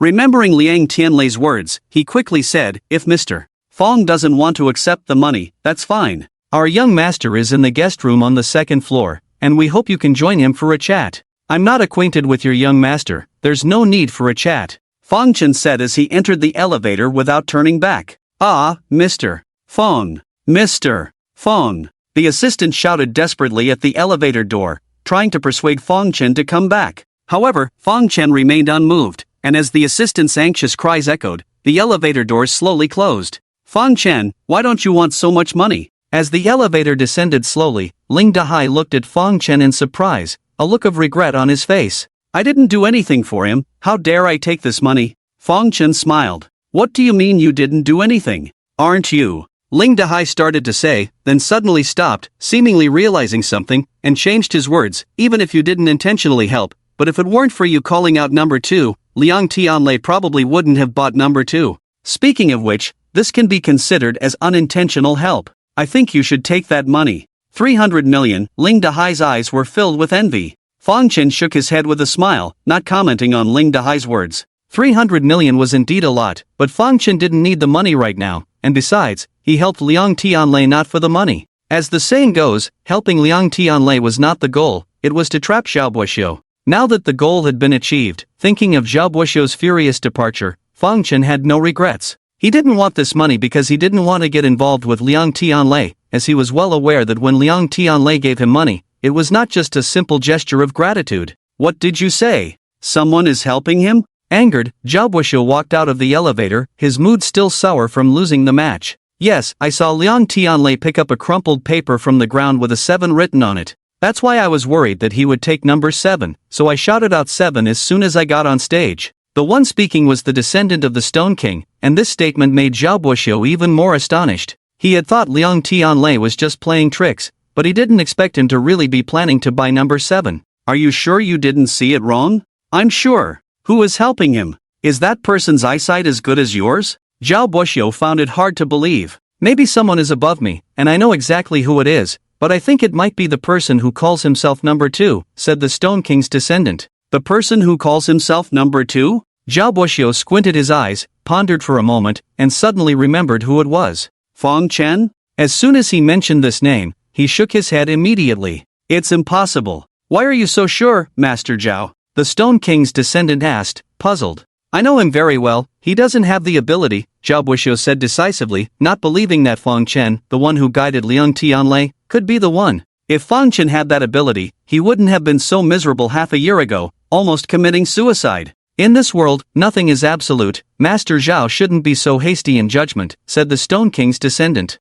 Upon hearing this, Zhao Buoxiu furrowed his brow, once again suspecting Fong Chen, but no matter how he thought about it, he felt it was still impossible. It's not him, but it doesn't rule out someone using him to help Liang Tianlei, Zhao Buoxiu said, suddenly seeing a red Porsche driving down the street. Let's not discuss this for now, I will have someone investigate. He waved his hand, temporarily interrupting the conversation. As soon as he finished speaking, the red Porsche stopped in front of him, and a tall, beautiful woman stepped out from the driver's seat. Seeing her, Zhao Buoxiu smiled. Yui, why are you here? This woman was none other than his fiancée, Yan Yui. Half a year ago, she was Fong Chen's girlfriend. Yan Yui was very beautiful, fair-skinned, slender, and tastefully dressed. As the daughter of the chairman of the Yang Group, the words beautiful and wealthy were the best description for her. From childhood to adulthood, in the eyes of all normal males, she was like a goddess. But now, the goddess's face was filled with anger. Zhao Buoxiu, when did I agree to come to your house for dinner? She questioned Zhao Buoxiu as soon as she got out of the car. Hearing this, Zhao Buoxiu smiled. I thought you would agree. I already told my parents. Yan Yui always hated others making decisions for her. Seeing Zhao Buoxiu's smile, her anger flared even more. I'm busy, I'm not going. Seeing her refuse so decisively, Zhao Buoxiu was taken aback for a moment. A hint of annoyance flashed in his eyes, but he didn't erupt. He continued to smile and casually said, just now, I ran into Fong Chen. What? Upon hearing Zhao Buoxiu's words, Yan Yui immediately stared at him intently, a nervous expression on her pretty face. This expression was piercing to Zhao Buoxiu. I didn't do anything to him, Zhao Buoxiu said. Hearing this, Yang Yui breathed a sigh of relief, staring into Zhao Buishuo's eyes. That's good, don't forget what you promised me. This warning-like statement made Zhao Buishuo's expression somewhat distorted, but it was fleeting. Of course, I won't forget what I promised you, but I hope you won't forget your promise to me, he said with a meaningful look at Yang Yui. This remark made Yang Yui slightly stunned. There was a hint of reluctance in her eyes. After a moment of silence, she took a deep breath and made a very unwilling decision. I will go to the dinner tonight. Finally, Zhao Buishuo smiled, satisfied, nodding. He looked at his watch. It's already afternoon. It's the perfect time to go now. As he spoke, he opened the car door and got into the passenger seat. Seeing Zhao Buishuo getting in, although Yang Yui was displeased, she didn't say anything. Expressionless, she sat in the driver's seat, started the car, and drove off. Fang Chen had just stepped out of the elevator and happened to see Zhao Buishuo getting into Yang Yui's car. Suddenly witnessing this scene, he stood frozen in place. Senior. Ling Qianxue didn't expect to see Yang Yui when she came downstairs. She was quite surprised and quickly looked at Fang Chen's reaction. Seeing Fang Chen standing still, she pulled at his sleeve with some concern. If she remembered correctly, Fang Chen and Yang Yui hadn't seen each other for half a year. Even though it had been half a year since he last saw Yang Yui, Fang Chen recognized her at a glance. However, that was all there was to it. There was no special emotion stirring in his heart, just hatred. He harbored as much hatred towards this woman he once deeply loved as he did towards Zhao Buishuo, and this hatred was gradually transforming into a driving force for revenge. I'm fine. Seeing Ling Qianshua's anxious expression, Fang Chen smiled, completely concealing the gloom in his eyes and offering a gentle gaze. His expression made it seem as if he hadn't recognized Yang Yui at all. Ling Qianxue knew Fang Chen too well. Although nothing could be discerned from his face, she was certain that there must be a great turmoil within him. It's getting late. We should head home, he said to Ling Qianxue and her father. It's already past lunchtime. Why don't we have a meal together before leaving? The venue for the Jade Exchange had prepared lunch, but they left without eating. It was already afternoon, and Ling Dahai's stomach was growling, so he suggested. No, I have some things to attend to at home, Fang Chen declined. Upon hearing Fang Chen's response, Ling Dahai didn't insist. Alright then, thank you for today. Come over for a meal at Uncle's place another day. Okay. After agreeing to Ling Dahai's invitation, Fang Chen left alone. We made a lot of money today. What should we eat to celebrate? Ling Dahai pondered to himself after Fang Chen left. Dad, don't you think Senior Fang is acting a bit strange? Ling Qianxue asked, watching Fang Chen's departing figure with confusion. Strange? How so? Ling Dahai looked at his daughter curiously. Although Senior Fang has always refused to admit that he knows about Jade, it seems like he really does, and I have a feeling that when he called out number 2, it was to deliberately remind Liang Tianlei, Ling Qianxue said seriously. Upon hearing this, Ling Dahai's pupils constricted, showing a surprised expression. Really? It's just a guess. Although Ling Qianxue didn't dare to assert, her speculation was not unfounded. She knew Fang Chen too well and felt that some of his actions during the Jade King exhibition were unusual. Moreover, didn't Liang Tianlei specifically give Fang Chen a check to express his gratitude after winning the competition? Perhaps he also knew that Fang Chen was intentionally helping him? Why bother guessing about these things? It's a waste of effort, Ling Dahai scolded his daughter impatiently. Even though it's just a guess, it's not baseless. Besides, I will verify it. When I have the chance, I'll ask Senior Fang to see if my guess is correct, Ling Qianxue said. She had wanted to ask Fang Chen just now, but unexpectedly ran into Yang Yui when she came downstairs. She knew Fang Chen must be in a bad mood, so she decided to ask him in a couple of days. Upon hearing his daughter's thoughts, Ling Dahai, who had previously seemed indifferent, became serious. Looking at Ling Qianxue, who was still lost in thought, he called out, "My good daughter. What's wrong?" Ling Qianxue looked at her father in confusion as he turned to her, speaking with a solemn tone. Sometimes, being too clever isn't a good thing. Knowing too much doesn't always benefit us. It's better not to know what others don't want us to know. Confused by her father's cryptic words, Ling Qianxue furrowed her brows. From her father's serious gaze, she suddenly felt that there was a hidden meaning behind his words. Dad, do you know something? She scrutinized her unreliable father. Suddenly being asked like this, Ling Dahai's body trembled, shaking his head hastily. No, I don't know anything. Seeing his father looking guilty, Ling Qianxue became even more suspicious. You must know something, tell me quickly.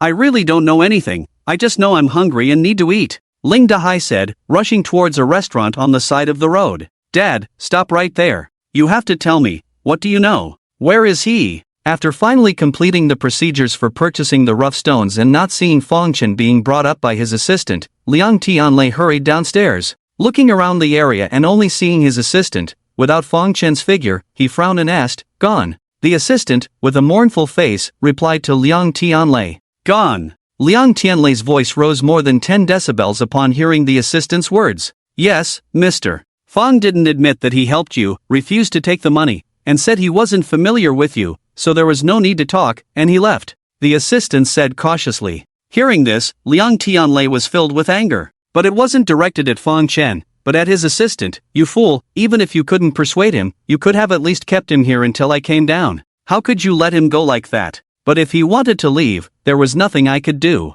Seeing Liang Tianlei getting angry, the assistant said with a sense of grievance. Seeing that he dared to argue back, Liang Tianlei became even more furious, glaring at him fiercely. If it weren't for the fact that this person had been with him for many years and usually handled things reliably, he would have wanted to hit him. Witnessing Fong Chen's abilities, he admired him greatly. He was like a living god of wealth. If he could recruit him as his assistant, how could he not surpass Xiao Buoxiu? "You have half a day. I don't care how, just find out where he is for me." Fong Chen was unaware of everything that happened after he left. After parting ways with Ling Qianxue and her father, he went to the designated bank to cash the check, and his net worth skyrocketed to 80 million. This was certainly a joyous occasion, but upon careful consideration of his actions that day, he realized he had taken on quite a bit of risk. Originally, Fong Chen only wanted to buy 2 stones, one for himself and one for the Ling family. However, in order to trip up Xiao Buoxiu and Wu Zhiyong, he had to showcase more of his skills. This was beyond his original expectations and undoubtedly increased the risk of exposure. Despite this, he did not regret his actions. After all, it was his choice. He just reminded himself to be more cautious in the future, as these actions were likely to attract attention from certain individuals.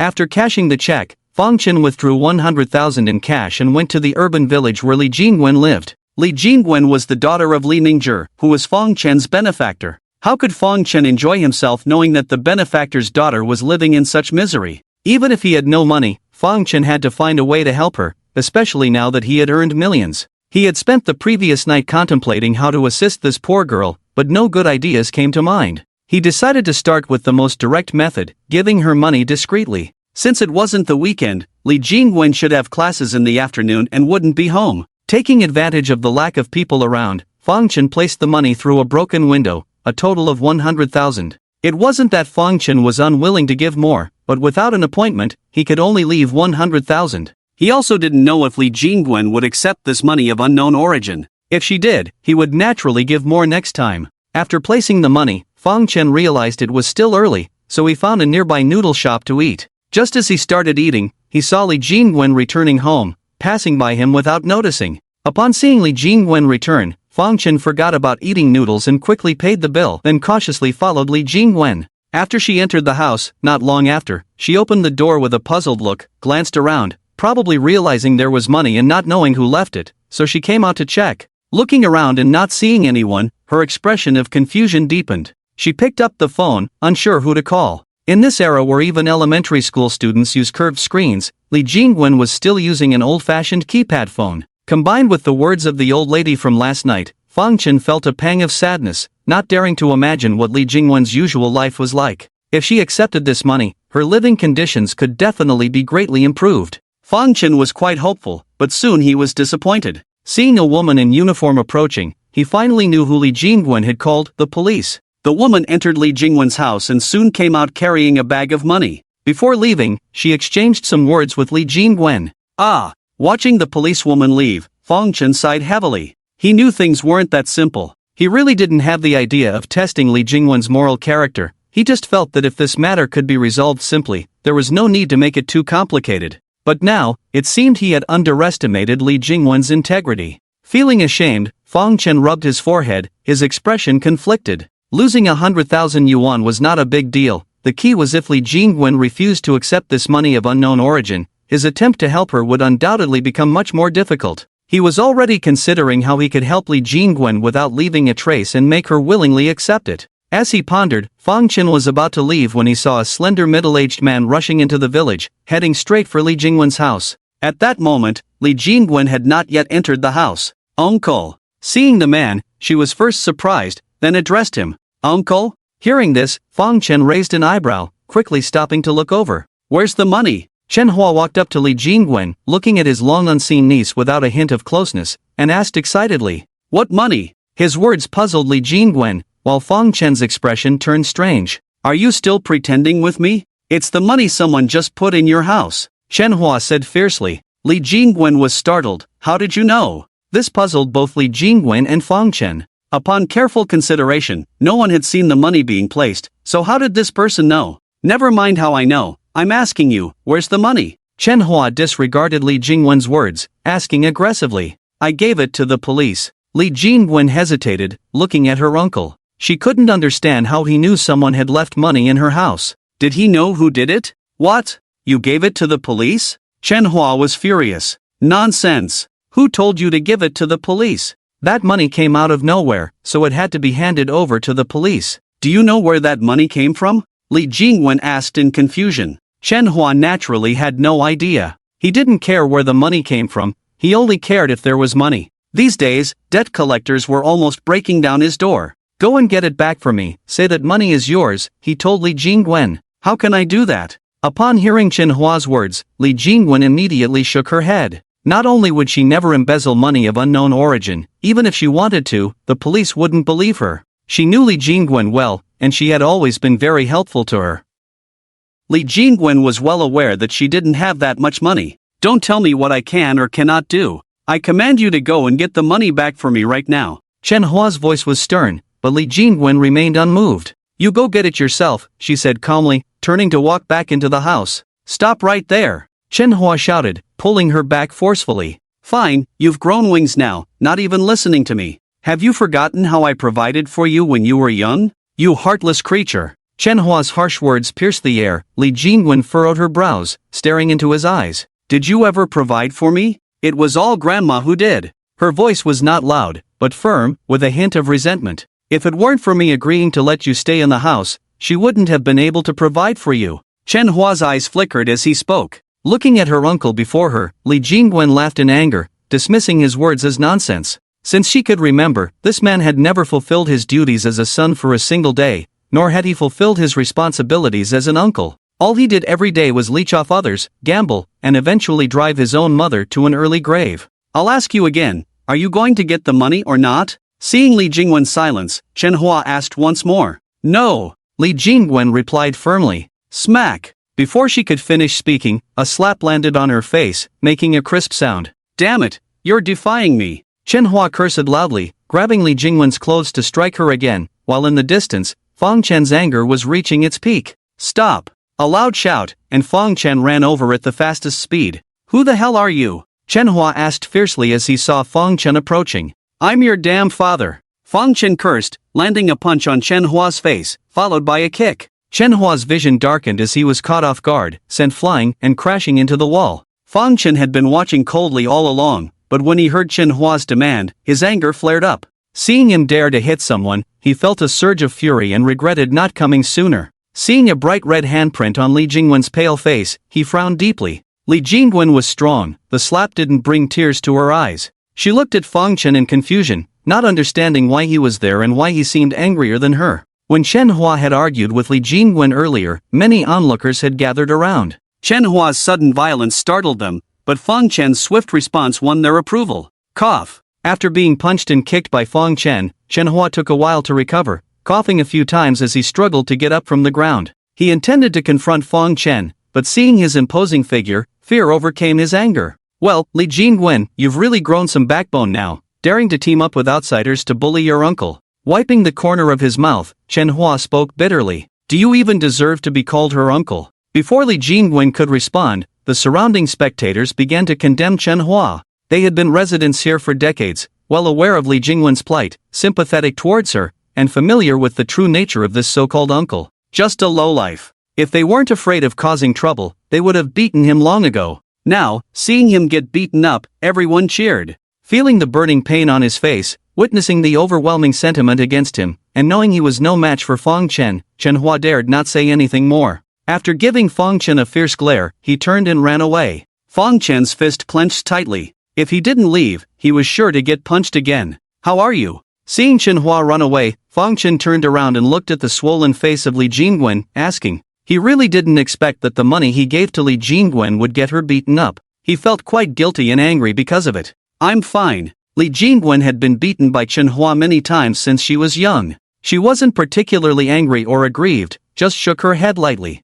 Seeing her calm face and unwavering gaze, Fang Chen deliberately took a deep breath. Li Jingwen then noticed that his hand was bleeding, probably from hitting someone too hard earlier. Your hand is bleeding, she said. Oh, it's nothing, just a minor issue, Fang Chen waved it off. Li Jingwen looked at his face, recalling the rumors at school, feeling puzzled. Fang Chen wasn't exceptionally handsome, but he was a charismatic guy, being the student council president. He should have many girls chasing after him, so why would he do such a thing? I have some gauze at home, let me bandage it for you. Li Jingwen's impression of Fang Chen wasn't good, but he had helped her twice already. Although she didn't understand why they kept running into each other so coincidentally, feeling grateful, she eventually let go of her guard and invited Fang Chen inside.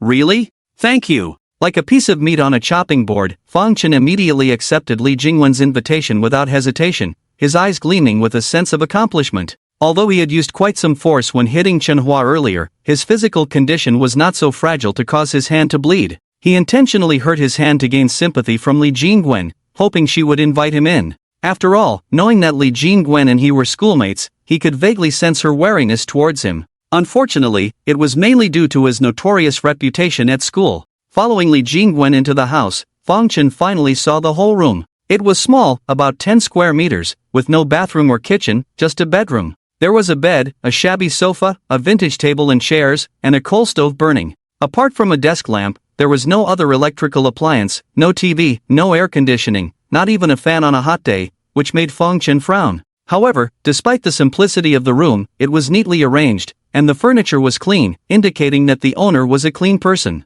Please have a seat. Seeing Fang Chen inspecting her living space, Li Jingwen's face showed a hint of uneasiness, perhaps due to inferiority or something else, she said. While speaking, she rummaged through a box at the head of the bed for gauze. Fang Chen didn't say much, just sat on a stool by himself. He could tell Li Jingwen was uncomfortable under his scrutiny, but he had no choice but to look. Just after he had left the money at Li Jingwen's house, Chenhua found out about it. He had to wonder if that guy had tampered with the room in any way, which was precisely why he had shamelessly come in. Luckily, there's still some left. After searching in the box for a while, Li Jingwen finally took out a roll of gauze and a tube of ointment. In order to successfully gain sympathy, Fang Chen wasn't kind to himself. The wound on his hand did look quite convincing. After applying the ointment, Li Jingwen carefully bandaged his wound. Looking at Li Jingwen squatting in front of him, her once flawless face now red and swollen, Fang Chen felt an indescribable emotion in his heart. With her parents' social status, she should have been leading a very happy life if not for the recent turn of events,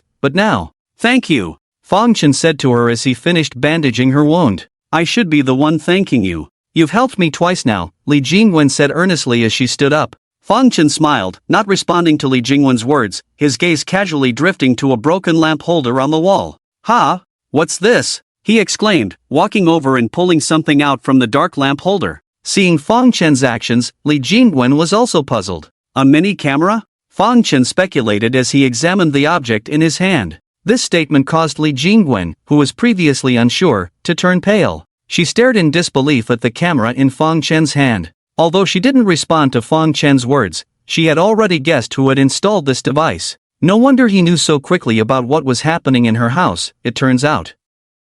A clear figure appeared in her mind, sending a shiver down Li Jingwen's spine. She had thought her uncle was just lazy, but she never imagined he could be so despicable. Seeing Li Jingwen trembling with anger, Fang Chen couldn't help but sigh repeatedly. Having such a despicable uncle was truly unlucky. He felt both disgusted and furious. Nevertheless, he had to pretend to be puzzled and ask, was this installed by someone else in your house? Should we report it to the police? When Fang Chen discovered the camera, he had already figured out what it could capture. He had just passed money through the window and was worried about being recorded as well. However, after checking the angle, he believed the camera wouldn't capture his face, hence suggesting reporting it to the police. After hearing Fang Chen's suggestion, Li Jingwen was silent for a long time, seemingly contemplating and struggling. After a while, she shook her head and said, "Forget it. Forget it." Fang Chen thought Li Jingwen would definitely report it to the police. Hearing her response, he was taken aback. Being secretly filmed should be intolerable for a woman, especially when it was done by her own uncle. Seeing Fong Chen's shocked expression, Lee Jingwen didn't know how to explain. Since there was no bathroom at home, she used the public restroom in the community and bathed in the school's public bathhouse. Due to the hole in the window, she had never changed her intimate clothing at home. In reality, the camera wouldn't capture much. However, her decision to let it go was not due to this reason but because her aunt was frail and sickly, and she had a younger cousin in elementary school. Their family relied on her uncle, and if she reported him, who would take care of her aunt and cousin? Thinking of this, a hint of pain flashed across Lee Jingwen's face. It wasn't that she didn't want to punish him, but she couldn't. Let it go, he didn't capture anything anyway, Lee Jingwen said again. Surprised, Fong Chen wanted to persuade her further, but seeing Lee Jingwen's determined expression, he realized that once she made up her mind, it wouldn't change. He had to swallow his words. Perhaps she had concerns he didn't know about? Alright, it's your decision, Fong Chen said, placing the camera on the table. After confirming there were no other cameras in the room, he got up and left. Goodbye. Watching Fong Chen leave, Lee Jingwen closed the door behind him. Just as Fong Chen took a step outside, he faintly heard the sound of sobbing from inside. Lee Jingwen is very strong, but in the end, she is just a girl. Chen Hua's actions should be unacceptable to any girl. Damn it! Hearing this cry, Fong Chen felt a pang of regret for not giving Chen Hua a few punches earlier. He regretted letting that bastard go so easily. If Li Mingzhi knew about his daughter's ordeal, who knows what he would feel. With these thoughts in mind, Fong Chen made up his mind to help Lee Jingwen completely break free from this beastly uncle and live a good life. With a displeased heart, Fong Chen returned home, pondering all the way how to help Lee Jingwen. However, no good solution came to mind. If he and Lee Jingwen were friends, they could meet and communicate more often, understand each other's lives better, and have more opportunities to help her. But the problem was that they were not friends. Although he had helped her twice, she might be more wary of him than grateful due to preconceived notions. Developing a friendship seemed difficult. Fong Chen had money but lacked a valid excuse that Lee Jingwen would accept as reasonable help without revealing his past contact with Li Mingzhi. He considered using a charity organization's name to provide assistance, but since no one had helped Lee Jingwen before, it might seem abrupt. Should he assist a few more families to divert attention? As he contemplated the feasibility of this plan, Fong Chen returned home. Despite feeling choked up about Lee Jingwen's situation, he was elated to have earned 80 million at the Jade Exchange event today. This was a joyous occasion as Fong Chen could finally plan his life. He prepared a table of food, eagerly waiting for Yin Xiaorui to return and share the surprising news with her. However, as the clock struck 9, Yin Xiaorui was still nowhere to be seen. Fong Chen grew anxious. Even if she had a late study session, she should have been back by now. Just as he was about to call and inquire about her whereabouts, he received a call from her. Fong Chen? Answering the phone, he was surprised to hear a man's voice. Who is this? He asked. The caller did not answer his question but coldly said, "Your sister is with me at 48 Binhai Road. Come here within half an hour. If you dare to call the police, you'll face the consequences." Hanging up, Fong Chen left the house in a hurry, heading to the location mentioned by the caller. His back was drenched in cold sweat, his face a mix of anxiety, confusion, and fear. He didn't know who had called him or why they had taken Yin Xiaorui. He was clueless about the caller's intentions in summoning him, which only fueled his fear. Was it someone sent by Li Mingzhi's killer? Did they want to silence him? What if he was no match for them? These thoughts raced through his mind, and he regretted drawing too much attention at the Jade Exchange event earlier. He feared that his actions might have exposed him. Thinking of Li Mingzhi's death and the possibility that the other person might possess extraordinary abilities, perhaps even stronger than his own, Fong Chen felt lost. Despite his inner turmoil, he didn't stop his pace. Yin Xiaorui was in danger, and even if going meant certain death, he had to go and do so as quickly as possible. If it's possible to walk away unscathed, that would naturally be the best outcome. If not, then I'll do everything in my power to save Yin Xiaorui and then fight with all I've got. He may be afraid, but he won't just surrender. After all, that's not his style. Breaking free when cornered is more in line with his temperament. Number 48, Binhai Road, is a restaurant. However, it seems closed today as the door is shut. Fong Chen arrived by taxi at the entrance. As soon as he got out of the car, he saw the restaurant door swing open, and a skinny man with dyed yellow hair, smoking a cigarette, walked towards him. There was a surveillance camera at the entrance, so the people inside must have known he was coming. "You're Fong Chen?" The smoke drifted into the eyes of the man with yellow hair, forcing him to squint as he scrutinized Fong Chen for a while before asking. Fong Chen had expected the man to dress like a character from The Matrix, but he was surprised by his appearance. After a moment of hesitation, he nodded. Yes, it's me. Come in. Seeing Fong Chen acknowledge his identity, the man with yellow hair sneered and gestured for Fong Chen to follow him. Following behind the man, they crossed an alley and soon entered the restaurant's lobby. Yang Gu, the kid is here. The lobby was lit, with 7 or 8 tables scattered around 10 or so people. After bringing Fong Chen in, the man with yellow hair pointed to a man sitting at the large round table in the middle and said. The man was young, in his 20s, with a crew cut, ear studs, and a thick gold chain around his neck. Fong Chen had been nervous before, worried that the mastermind behind Li Mingzhi's murder was the one who kidnapped Yan Xiaorui. However, upon seeing this man, all his concerns dissipated. He recognized him as Li Dongyang, a notorious troublemaker near Yan Xiaorui's school. When Fong Chen and Yan Xiaorui went to school together, they had seen him at the school gate more than once. It was said that this man specialized in extorting protection fees from students. So, you're Fong Chen? Do you know why I've called you here? Li Dongyang lounged with his legs crossed, shaking his flip-flops, and scrutinizing Fong Chen up and down with his bulging belly,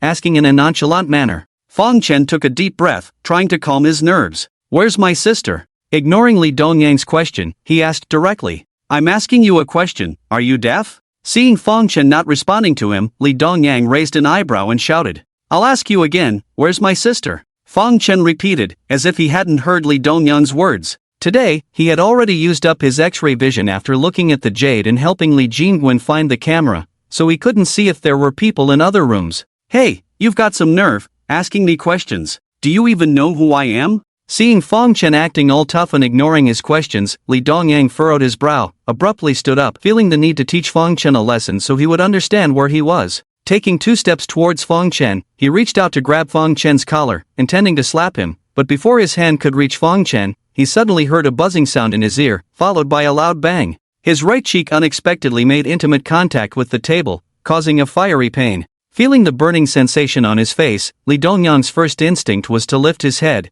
but no matter how hard he tried, he couldn't because Fong Chen's large hand was covering his other cheek. He was shocked and furious. How dare you hit me? Li Dongyang yelled in anger, never expecting Fong Chen to lay hands on him. Not only was he surprised, but everyone present was also taken aback. So, at the moment Fong Chen struck, they all froze, no one moving until Li Dongyang, red-eyed, shouted, "What are you all staring at?" Only then did they snap out of it, shouting Yang Gu and rushing towards Fong Chen. They were all street thugs, with some fighting skills, but in Fong Chen's eyes, their skills were nothing. Despite being outnumbered, Fong Chen easily took them down with just one hand and one foot, keeping his other hand pressed against Li Dongyang's face without moving it.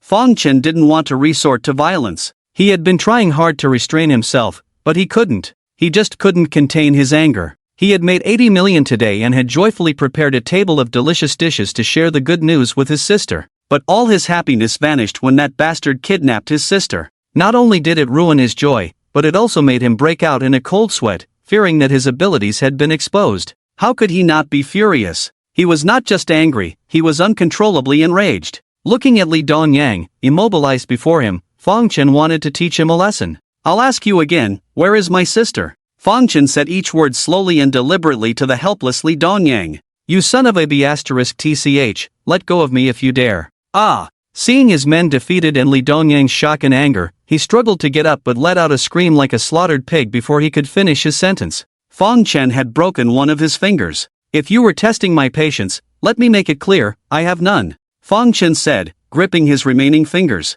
She's in the private room. She's in the private room. Li Dongyang, despite being a thug, had never suffered such serious injuries under his boss's protection. With all his fingers broken, he was in tears from the pain. Seeing Fong Chen about to break another finger, he panicked and blurted out Yanjua's location. Hearing this, Fong Chen glared at the lackey who had brought him in. The lackey, who had tried to save Li Dongyang earlier, was kicked by Fong Chen and was just getting up from the ground. What are you standing there for? Go get her out. Li Dongyang cursed at the lackey. The lackey nodded frantically and rushed to unlock a private room, releasing Yanjua, who was tied up and gagged. Brother! Yanjua's face, filled with panic moments ago, finally showed a hint of joy when she saw Fong Chen. She had heard his voice earlier but couldn't speak because of the gag. She had been worried about Fong Chen facing so many people, but now seeing her captors beaten up and their leader immobilized, she felt relieved and rushed into Fong Chen's arms. Seeing Yanjua unharmed, Fong Chen breathed a sigh of relief. Did they hurt you? He asked.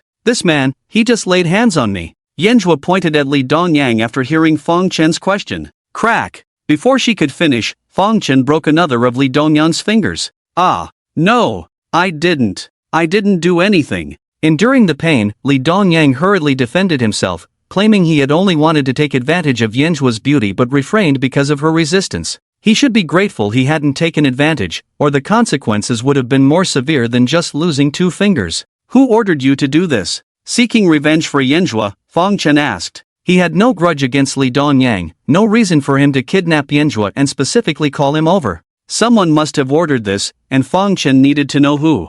Fong Chen had 2 adversaries, one named Zhao Buoxiu and the other Wu Zhiyong. Although Zhao Buoxiu's methods were despicable, kidnapping was not his style. Could it be Wu Zhiyong then? Thinking back to the Jade and Stone exchange meeting today, where Fong Chen's scheme caused him a loss of over 80 million, could it be revenge from him? Not talking? Fong Chen pondered to himself. Seeing Li Dongyang not responding, he was about to break another one of his fingers. It's me, a female voice sounded, and Fong Chen turned his gaze towards the door. Zhao Xinran. Seeing the familiar figure standing at the door, Yan Xiaorui was surprised and somewhat incredulous. It seems you've offended quite a few people to think it was me. Zhao Xinran, with her hands in her pockets, leisurely walked into the restaurant. Behind her, there was a tall and sturdy man, along with about 20 hooligans. As soon as they entered, they surrounded Fong Chen and Yan Xiaorui. Shungu, save me. Li Dongyang's face lit up upon seeing the tall man and he hurriedly shouted. Crack! Ah! Before he could make a sound, Fong Chen broke another one of his fingers, causing him excruciating pain. Seeing Fong Chen being surrounded by so many people and still daring to act violently, not only did Zhao Xinran startle, but even the man furrowed his brow. The man was named Zhang Shun, a well-known figure on the Jinling Road, one of the trusted assistants of Li Hu, also known as Li Dongyang's elder brother. Seeing Li Dongyang pinned down by Fong Chen on the table, with 3 fingers on one hand disfigured, his expression slightly changed, and he angrily said, "Kid, I advise you to let him go." Are you teaching me how to do things? Fong Chen raised an eyebrow, glancing at Zhang Shun. He. Upon hearing Fong Chen's words, Zhao Xinran couldn't help but laugh, once again appraising the man before her, her expression slightly surprised. I never expected Yan Xiaorui's useless brother to have such skills, truly surprising. She assumed a superior posture, first acknowledging Fong Chen's strength, then disdainfully looking at Li Dongyang's lackeys, not bothering to hide her contempt. After framing Yan Xiaorui before and being exposed by Fong Chen, causing her to lose face, Zhao Xinran was furious and skipped classes yesterday and today, planning how to teach Fong Chen and Yan Xiaorui a lesson. Today, she came up with a plan to have Li Dongyang kidnap Yan Xiaorui, lure Fong Chen over, and was prepared to give him a severe beating. Little did she know that Li Dongyang's men were so incompetent, unable to defeat Fong Chen alone, leaving him battered and bruised. If she hadn't been monitoring the situation here all along, Fong Chen might have left unscathed today, rendering her efforts futile. Zhao Xinran, you framed me before, and my brother didn't do anything to you. What you're doing now is too much. Yan Xiaorui, realizing that everything today was Zhao Xinran's doing, looked at her heavily made-up face and questioned angrily. He didn't do anything to me because he didn't dare. Should I thank him for that? Is that too much? There will be even more excessive things later. Zhao Xinran sneered, disdainfully glancing at Yan Xiaorui before shifting her gaze to Fong Chen. I admit you're quite skilled, but we have over 20 people here. Can you take us all down? She finished with a smile, adding, I'll give you a choice, kneel down and apologize to me, then sever an arm, and I'll let you and your sister leave unharmed. What? Hearing Zhao Xinran's demand, Yan Xiaorui's face paled, nervously grabbing Fong Chen's hand. Looking at the woman before him, dressed in a bewitching manner, with a malicious expression on her face, Fong Chen couldn't believe how easily he had let her go the night before. He couldn't fathom that just because he had exposed her framing someone else, she now wanted him to kneel down and kowtow, and even sever an arm? What kind of mentality was this? If you don't agree, tonight, none of you will be able to leave here, Zhao Xinran threatened when Fong Chen remained silent. Whether I can leave here or not, it's not up to you to decide. Fong Chen responded calmly. Humph, I. Zhao Xinran was about to assert her authority when Fong Chen suddenly kicked the table in front of him. The massive tabletop flew up instantly, along with Li Dongyang who was leaning on it, crashing into several thugs standing nearby. Fong Chen's sudden move caught everyone off guard. As the large tabletop came crashing down, most people's first instinct was to dodge. While they scrambled to avoid it, Fong Chen had already moved a considerable distance away. Then, to Zhao Xinran's horror, he grabbed her by the neck. Miss Xiao. Zhang Shun stood nearby, but he couldn't see how Fong Chen had approached. Seeing Zhao Xinran in Fong Chen's grip, he paled, clenched his fist, and lunged at Fong Chen. However, in Fong Chen's eyes, his speed seemed almost frozen. Bang! The beer bottle in his hand smashed on Zhang Shun's head. Fang Chen then aimed the broken bottle at Zhao Xinran's neck. Wanna try? He looked calmly at the shocked and angry Zhang Shun, smiling. Zhang Shun was taken aback by Fang Chen's speed,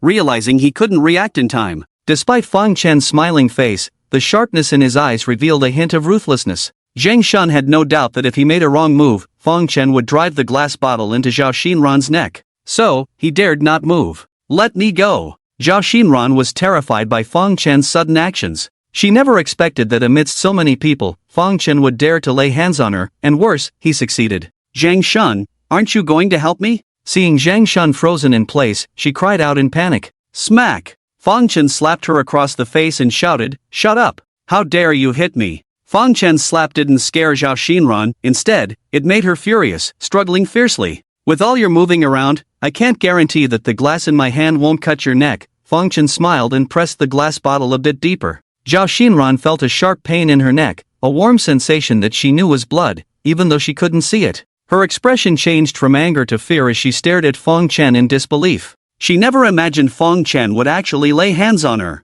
For a moment, her face turned pale, and she dared not make a sound. Zhang Shun was not familiar with Zhao Xinran, he was just there to handle the money. He thought it would be easy to handle the situation, but unexpectedly, he encountered a tough opponent. He glanced deeply at Fang Chen, who showed no fear on his face, as if he didn't care about him at all. Initially, he thought Fang Chen was pretending to be calm, but their recent confrontation made him realize that Fang Chen was genuinely composed. His skills were so good that he didn't even consider them a threat. Fang Chen's skills impressed Zhang Shun, but they didn't scare him. After years in the underworld, he had seen all kinds of situations. No matter how skilled someone was, there were limits. Could one person really take on hundreds? Call for backup, Zhang Shun signaled to his henchman behind him, but before he could speak, a cold voice came from the doorway. Who else do you want to call? Are you afraid of losing face? With the voice, a burly man entered, similar in build to Zhang Shun, followed by several henchmen. Guo Huai, what are you doing here?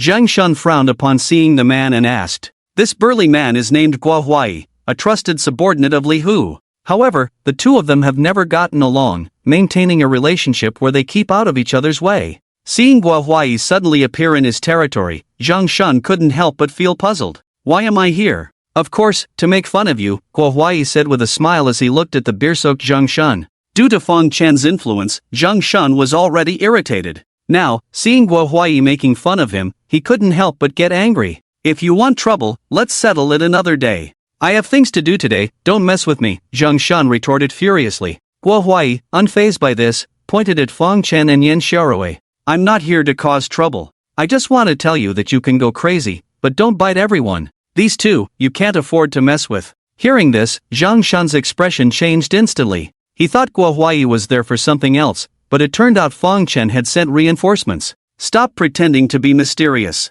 Who can't I afford to mess with? Do you know them? He asked, raising an eyebrow. Guo Huai shook his head. I don't know them, but someone does. With that, he looked towards the door, where a handsome young man in a suit was walking in with a smile. Fang Chen was prepared to take down everyone, but he was surprised to see someone speaking up for him. He was puzzled as to why Guo Huai would help him until he saw the man entering the room. It was none other than Liang Tianlei. Shang, long time no see, Liang Tianlei greeted Zhang Shun as he entered. They weren't close, but they knew each other due to the cooperation between Li Hu's company and the Liang Group. Liang? Zhang Shun was even more surprised to see Liang Tianlei. This Mr. Fang is my friend, Liang Tianlei said without much ceremony, pointing at Fang Chen. What? He? Zhang Shun was astonished by Liang Tianlei's words. Before he could finish, Liang Tianlei's assistant handed him a check for $1 million. I hope Mr. Zhang can give my young master some face and not make things difficult for Mr. Fang. Taking Liang Tianlei's check, Zhang Shun didn't bother to check the amount.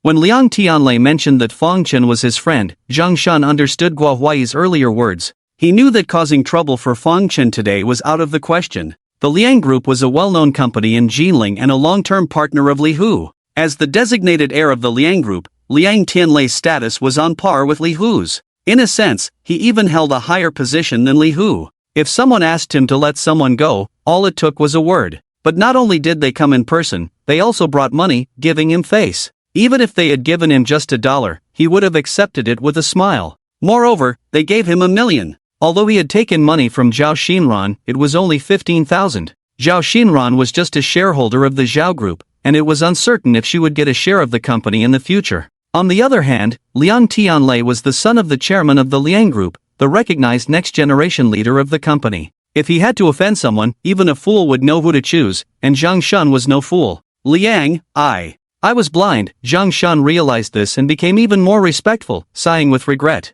His regret was genuine, not a pretense. If his boss Li Hu found out he had offended Liang Tianlei's friend, he would definitely get a beating. He was already thinking about how to explain to his boss to avoid those slaps. It's okay. Ignorance is forgivable. Liang Tianlei smiled faintly, said nothing more, and walked straight towards Fang Chen. There was an unmistakable eagerness in his eyes. It would have been enough for Liang Tianlei to just give the order to release Zhang Shun. He didn't need to come in person. He came not to save face for Zhang Shun or Li Hu, but to show his respect for Fang Chen. After Fang Chen left today, he immediately had his assistant investigate Fang Chen's home address. During the investigation, they found out that Fang Chen's sister had been kidnapped, and it was actually done by Li Hu's men. When Liang Tianlei heard this news, he was ecstatic, yes, ecstatic. He had been wondering how to establish a relationship with Fang Chen, and unexpectedly, this incident came up. It was like a gift falling from the sky. After confirming the location, he hurriedly brought along his ally Guo Huai. He had thought that if Fang Chen suffered any losses, he could come in and teach Zhang Shun and the others a lesson. But to his surprise, when he entered, he found Fang Chen unharmed and even had the upper hand. This not only amazed him at Fang Chen's skill but also regretted not being able to show off in front of Fang Chen. Walking over, he looked Fang Chen up and down, amazed at his well-being, and increasingly admired him, thinking he was extraordinary. Mr. Fang, are you alright? Fang Chen shook his head, indicating that he was fine. You are Zhao Buxiu's cousin? With Fang Chen's response, Liang Tianlei was even more delighted and turned to Zhao Xinran, asking. Liang Tianlei was a public figure, and the Liang Group and Zhao Group were old rivals, so Zhao Xinran naturally knew him. But she ignored Liang Tianlei and just scolded Zhang Shun. Zhang Shun, you promised to help me deal with Fang Chen, and now you're backing out. It's really shameless. Miss Zhao, I didn't know this person was a friend of young Master Liang. If I had known, I wouldn't have taken this job. If I failed to complete it, it's my problem, and I will return the money to you without touching a penny.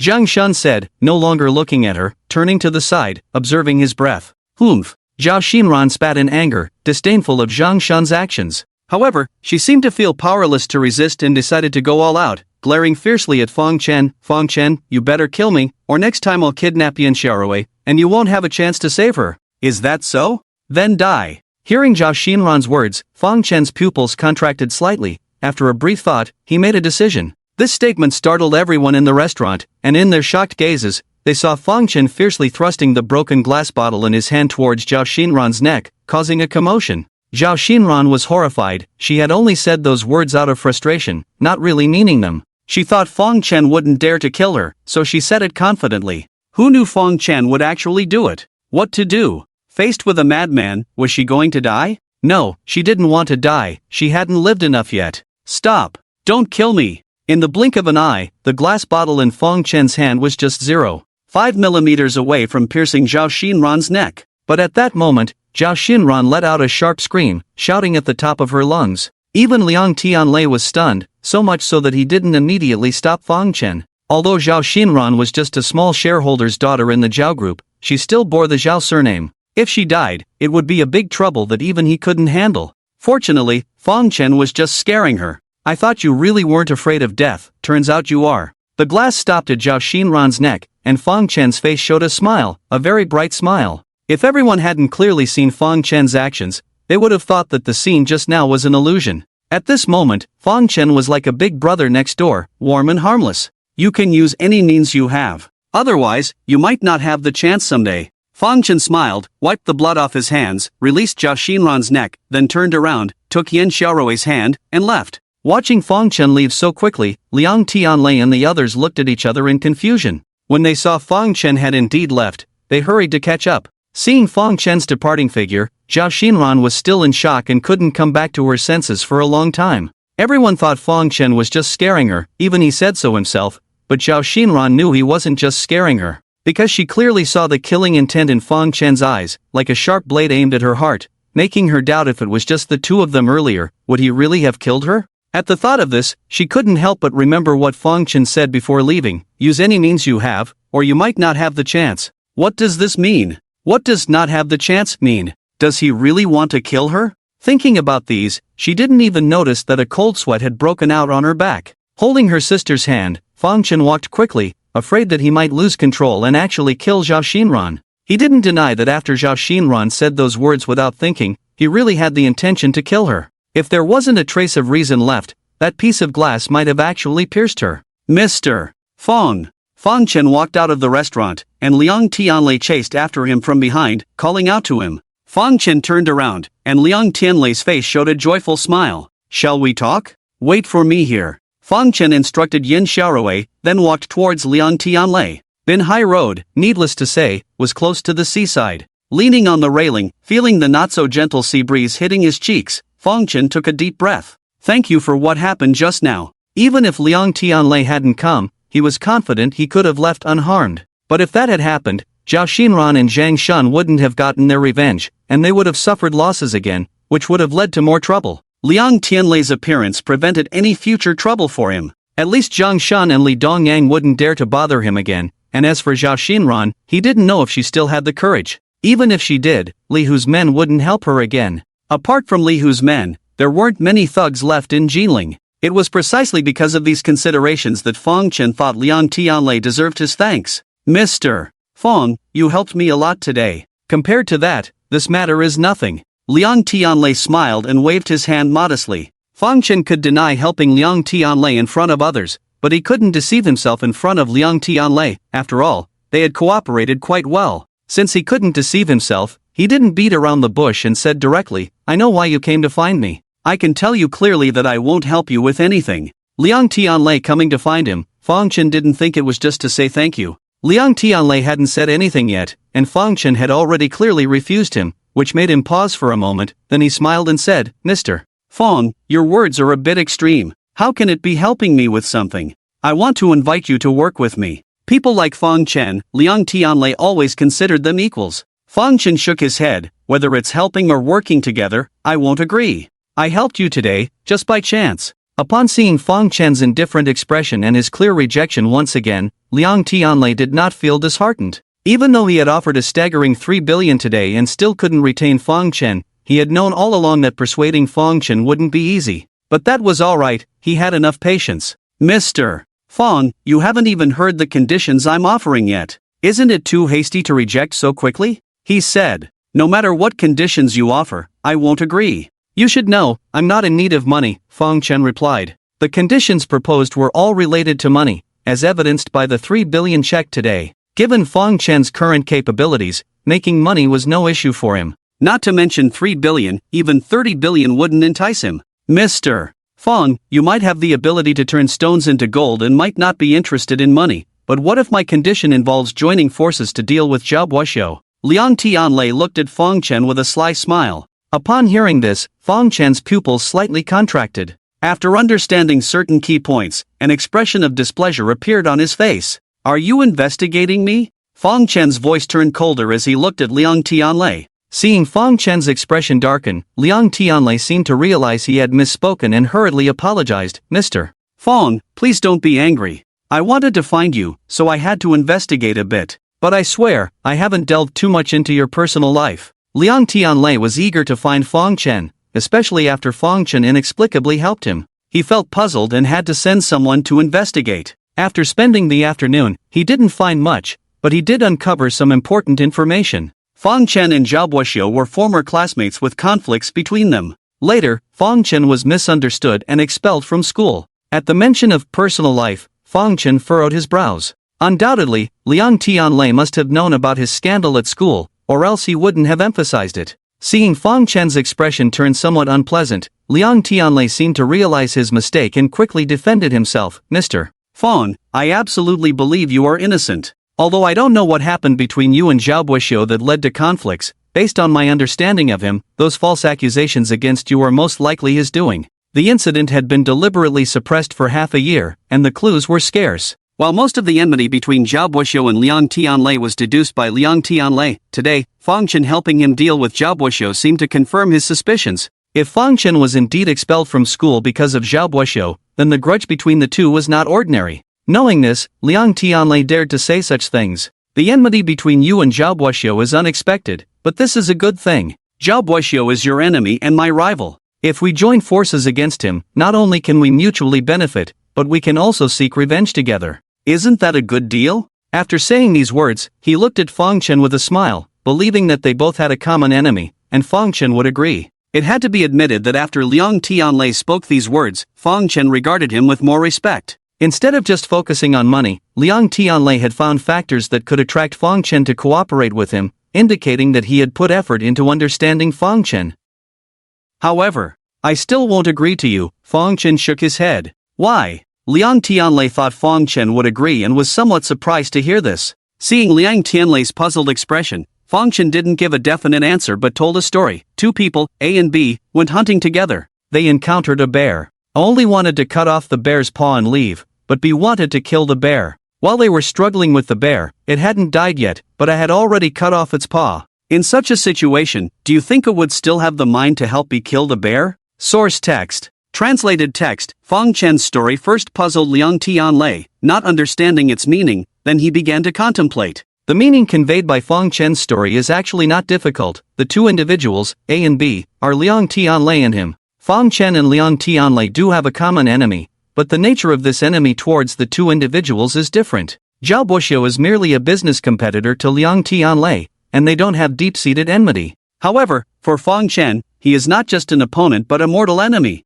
Fang Chen was not only ruined by Zhao Buoxiu, but there is also the resentment of stealing his wife, making their animosity almost as intense as that of mortal enemies. In the past, Fang Chen had no power or influence, lacked the ability to seek revenge despite the desire, as Zhao Buoxiu's power was too great. But now, with Fang Chen's skills honed, his fear of Zhao Buoxiu has minimized. He acknowledges the budding desire for revenge in his heart, and helping Liang Tianlei win the competition today is just a small step towards that goal. Liang Tianlei only seeks to compete with Zhao Buoxiu to assert his family's dominance over the Zhao family, not thinking much beyond that. However, Fang Chen's approach towards Zhao Buoxiu is not just about asserting dominance but about retaliation in kind. Although they share a common enemy, their thoughts on dealing with the enemy differ. Fang Chen's current doubt lies in whether Liang Tianlei would still help him after achieving his desired outcome with Zhao Buoxiu. He believes it's highly unlikely, which is why he is hesitant to collaborate with Liang Tianlei, as he cannot be a steadfast ally. After listening to Fang Chen's story and contemplating for a while, Liang Tianlei also understood the message Fang Chen wanted to convey.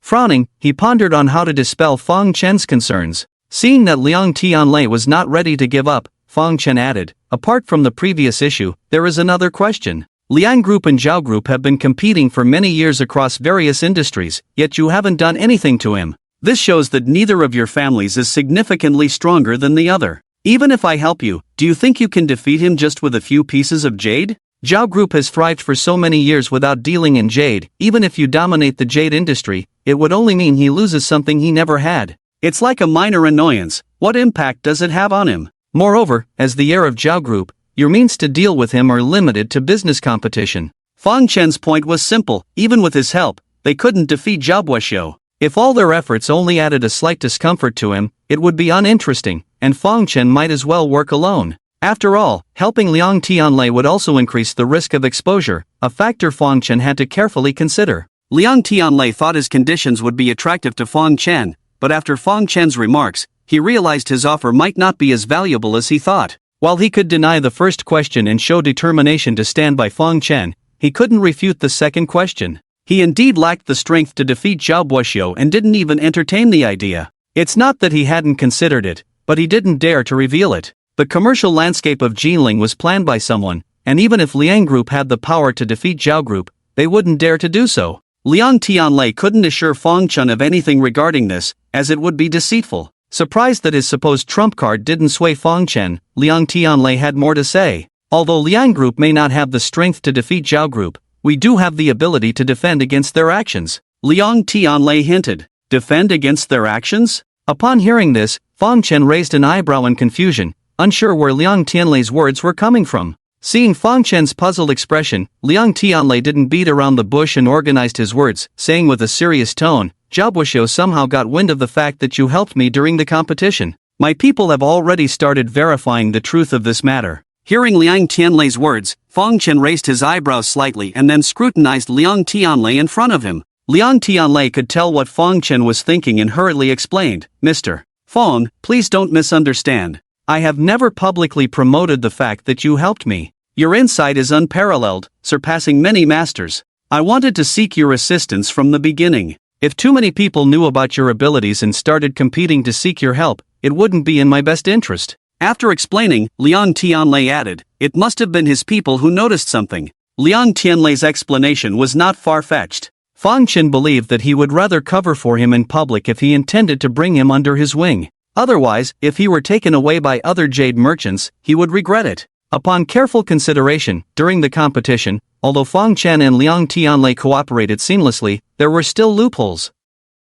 If someone with ill intentions investigated, they could find something. After all, Zhao Buoxiu was no fool. Fong Chen nodded slightly, indicating that he believed Liang Tianlei's words. Liang Tianlei breathed a sigh of relief and continued, if our only interaction was during the competition, this matter could still be covered up, but just now. He paused, just now, I helped you out of a predicament. If this matter reaches Zhao Buoxiu's ears, he will surely speculate that our relationship is unusual. In that case, even if the help you provided during the competition wasn't real, it would be hard to explain, especially since it was true to begin with. You already have grievances with Zhao Buoxiu. If he finds out that you helped me during the competition, he probably won't let it go, especially since you also fought his cousin tonight. Although that woman is just a minor shareholder's daughter in the Zhao family, she still bears the Zhao surname. By hitting her, you've offended the Zhao family. With both old and new grudges combined, Zhao Buoxiu is likely to cause trouble. Hearing this, Fong Chen almost understood what Liang Tianlei meant by self-preservation.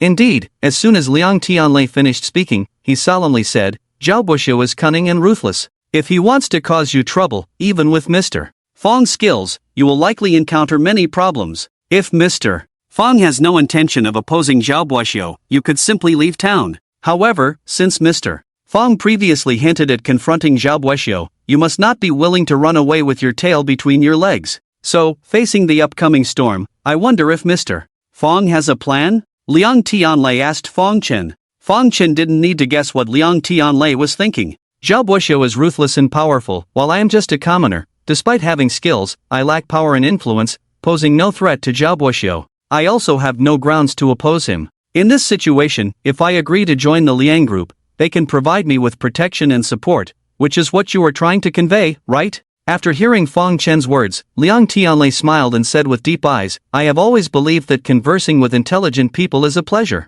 What Fong Chen said was exactly what he had in mind. As the saying goes, many hands make light work, but a single tree cannot support itself. In today's society, it's not easy to be a lone ranger, especially when that lone ranger has a formidable enemy. Although my Liang group may not be able to defeat the Zhao group, those sinister tricks of the Zhao group cannot touch us at all. If Mr. Fong is willing to join our group, I dare not guarantee anything else, but at least during our cooperation, the Liang group will be your solid backing. Liang Tianlei looked into Fong Chen's eyes with a very serious expression. Upon hearing these words, Fong Chen fell into contemplation. He had to admit that Liang Tianlei came prepared, considering all aspects of the advantages and disadvantages thoroughly. He was right. Compared to Zhao Buoxiu, he was far behind in status and position. This gap, if he didn't oppose him, naturally wouldn't be a problem. But if he wanted to oppose him, the gap in status would become a major hindrance. The events of tonight were the best example. Just as Zhao Xinran, simply because she was the daughter of a shareholder of the Zhao group, could easily hire a well-known figure on the streets of Jinling to work for her by spending some money. Although he wasn't afraid of the other party wasn't afraid of him either. Despite his impressive skills displayed earlier, did the other party really take him seriously? No matter how many he defeated, the other party wasn't afraid of him, just calling people to deal with him. But as soon as Liang Tianlei appeared, the other party immediately backed down. Was it because Liang Tianlei was skilled in combat, even more so than himself? Not at all. Fong Chen knew that Zhang Shan and the others stopped not because Liang Tianlei was formidable, but because of his identity as the young master of the Liang family, with the Liang group behind him. Fong Chen was well aware that even if he had knocked down everyone in the restaurant and left with Yin Xiaorui, the other party still wouldn't fear him and would not let him go. They might even send more people to cause trouble next time. But as soon as Liang Tianlei's identity was revealed, the other party not only backed off immediately but also didn't dare to pursue the matter further. The importance of identity and backing was self-evident. Just as Zhao Xinran could bring him so much trouble. If Zhao Buoxiu, with a higher status, took action, wouldn't it be worse? Of course, it would. Zhao Buxiu wielded immense power, and with just a few words, countless people would be willing to follow his lead. Although Fang Chen wasn't afraid of Zhao Buxiu's methods, he wasn't alone. Looking at Yin Xiaorui leaning against the railing in the distance, enjoying the sea breeze, Fang Chen's heart tightened a bit more. Tonight, although Yin Xiaorui was unharmed, Zhao Xinran's actions sounded an alarm for him. This time she was unharmed, but who knew if there would be a next time? Zhao Buxiu's methods might not affect him, but what if he targeted Yin Xiaorui? If anything happened to Yin Xiaorui, Fang Chen would be ashamed to face Yan's father and his own mother even in death. Moreover, even if Zhao Buxiu didn't target Yin Xiaorui and only dealt with him personally or sent some thugs to harass him, although it was a despicable tactic, if this continued every day, it would be annoying. A toad might not bite, but it disgusted people. Besides, if he was constantly bothered by some hooligans, where would he find the energy to deal with Zhao Buxiu? Joining the Liang group, although the Liang group wouldn't go all out against him and Zhao Buxiu for his sake, at least it could help him resolve these worries. After all, those who were only interested in profit would hesitate to act recklessly against him with the Liang group behind him. These thoughts flashed through Fang Chen's mind, and he remained silent for a long time. Seeing Fang Chen deep in thought and not speaking for a while, Liang Tianlei knew that his words had struck a chord with him. Although Fang Chen didn't say anything, he was already considering it. At this moment, he offered a substantial bargaining chip. If Mr. Fang is willing to join the Liang group, any rough stones you identify that turn into jade, you can receive 30% of the profit.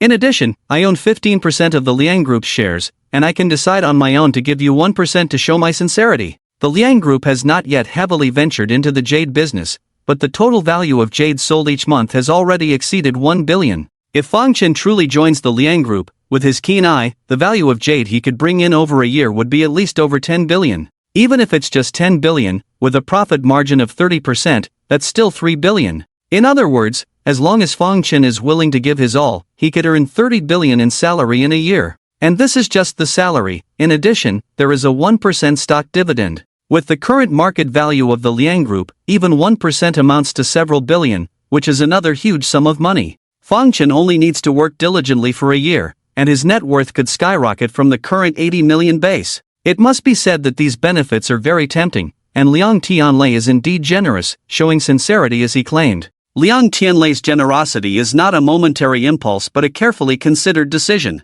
In his view, if Fang Chen is willing to work for him, with Fang's abilities, the Liang group is bound to profit in the jade industry. Coupled with the victory at the Stone King exhibition, they have a great chance of securing the jade agency rights in Jinling City. Once they obtain the jade agency rights and take over the storefronts previously owned by the Su Group, the volume of jade shipments will increase significantly, leading to a substantial annual net profit increase. With a rise in profits, the market value will also increase. When the market value reaches a certain level, the Liang Group will have the capital, reputation, and opportunities to collaborate with more companies. If they can collaborate with a large number of foreign companies, even overseas enterprises, then the Liang Group is very likely to break free from the constraints that have held them back for so long. This constraint has confined them to Jinling for too long, and many within the Liang Group are tired of it, but they have never dared to rebel. However, that's only because they lacked the opportunity, and now, isn't the opportunity right in front of them? Although Fang Chen doesn't value money, hearing that Liang Tianlei is willing to offer such a high price to recruit him still surprised him.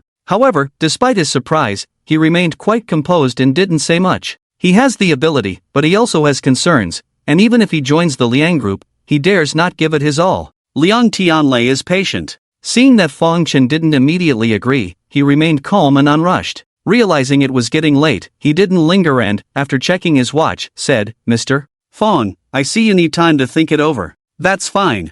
I'll give you 2 days to consider it at home." Liang Tianlei paused for a moment and added, "The story you told earlier was quite interesting. Upon reflection, while Person A may not fight the bear with Person B after obtaining the bear's paw, I believe that before cutting off the bear's paw, Person A would give it their all." With that said, Liang Tianlei smiled, then left with his assistant. The last sentence from Liang Tianlei made Fang Chen smile. The message he wanted to convey was clear. The Liang Group might not go all the way with him, but during their journey together, they would certainly do their best to support him. This statement expressed a sincere attitude, and regardless of its truth, it at least sounded pleasing to the ears. "Bro, who was that person just now?" Seeing Liang Tianlei leave, Yin Xiaorui approached and asked in confusion. "A friend." "What friend?" "I saw those people earlier seemed quite afraid of him. This person clearly has a lot of influence," and Yin Xiaorui couldn't recall when Fang Chen had befriended such a prominent figure. Seeing Yen Xiaorui blinking her bright eyes full of curiosity, Fang Chen couldn't help but smile and said,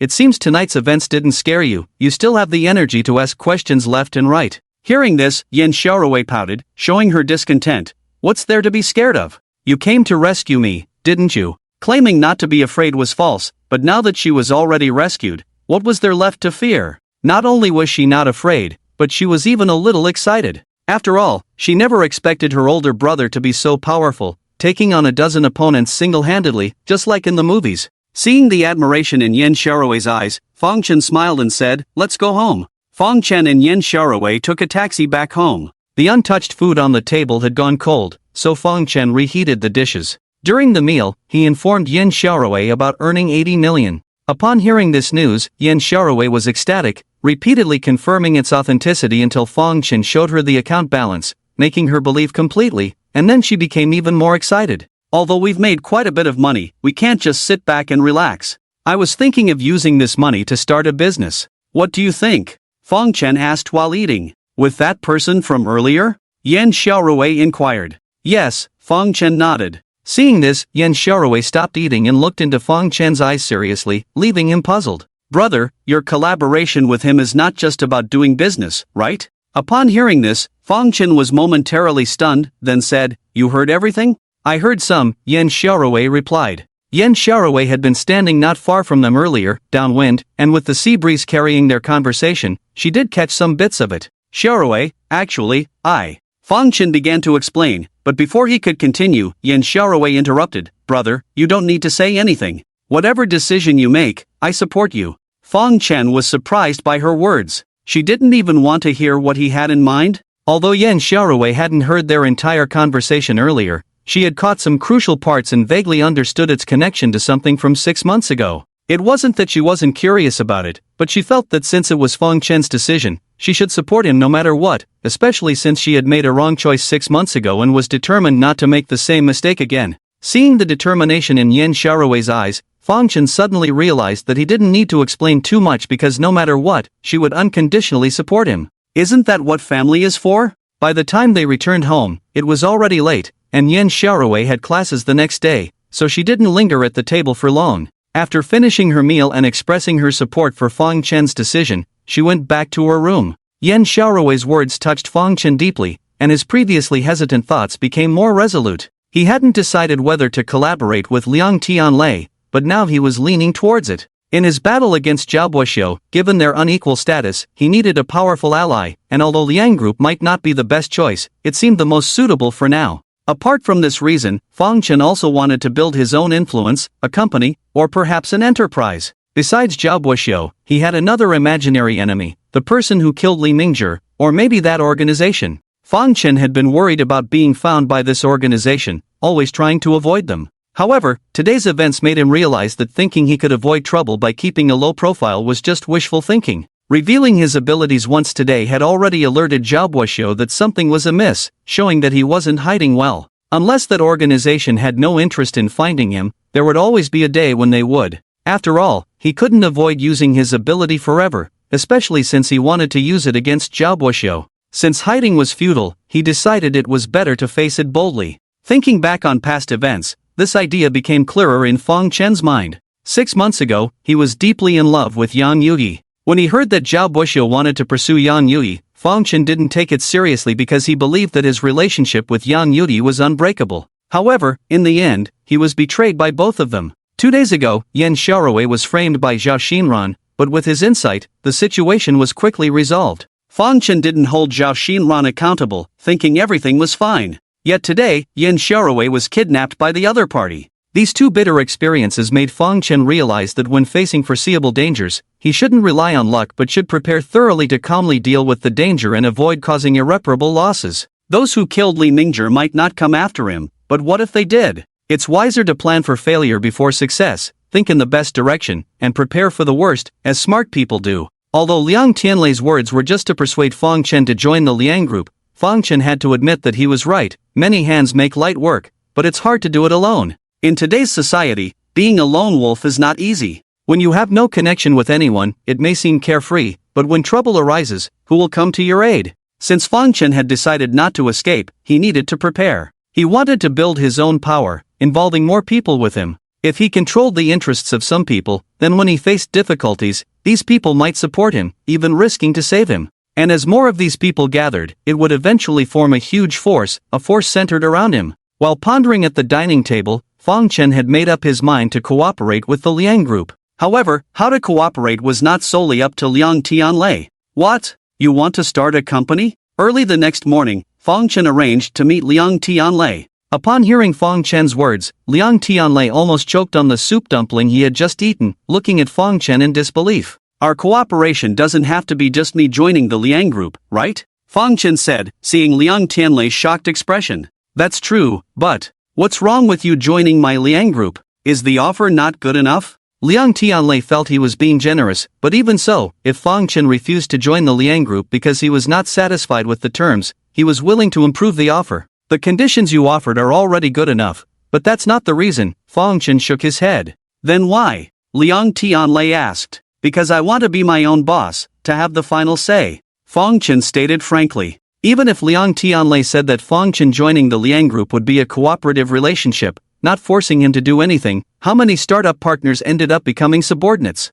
Fang Chen was not a child, he wasn't that naive. Liang Tianlei was sincere, but sincere people often had hidden agendas. If he joined the Liang group, he would inevitably be under its control, unable to do many things solely based on his own will, which Fang Chen couldn't tolerate. Moreover, he had always believed that the Liang group couldn't be a reliable ally, not ruling out the possibility of them abandoning him at any time. In that case, how could he trust the Liang group with everything he had? He wanted to be in control. After hearing Fang Chen's words, Liang Tianlei furrowed his brow. He thought offering substantial benefits would surely attract Fang Chen to join the Liang group and then firmly grasp him, but Fang Chen was wary of him from the start. Although he agreed to cooperate, he completely cut off Liang Tianlei's chance to control him. Indeed, I underestimated him. If you have your own company, how can we cooperate? Although the outcome was not as expected, Fang Chen agreeing to collaborate was a good sign. Liang Tianlei was willing to listen more. Upon hearing Liang Tianlei's words, Fang Chen said, the jade shops operated by the Liang group mainly sell finished products, which means you only need jade raw materials, not raw stones.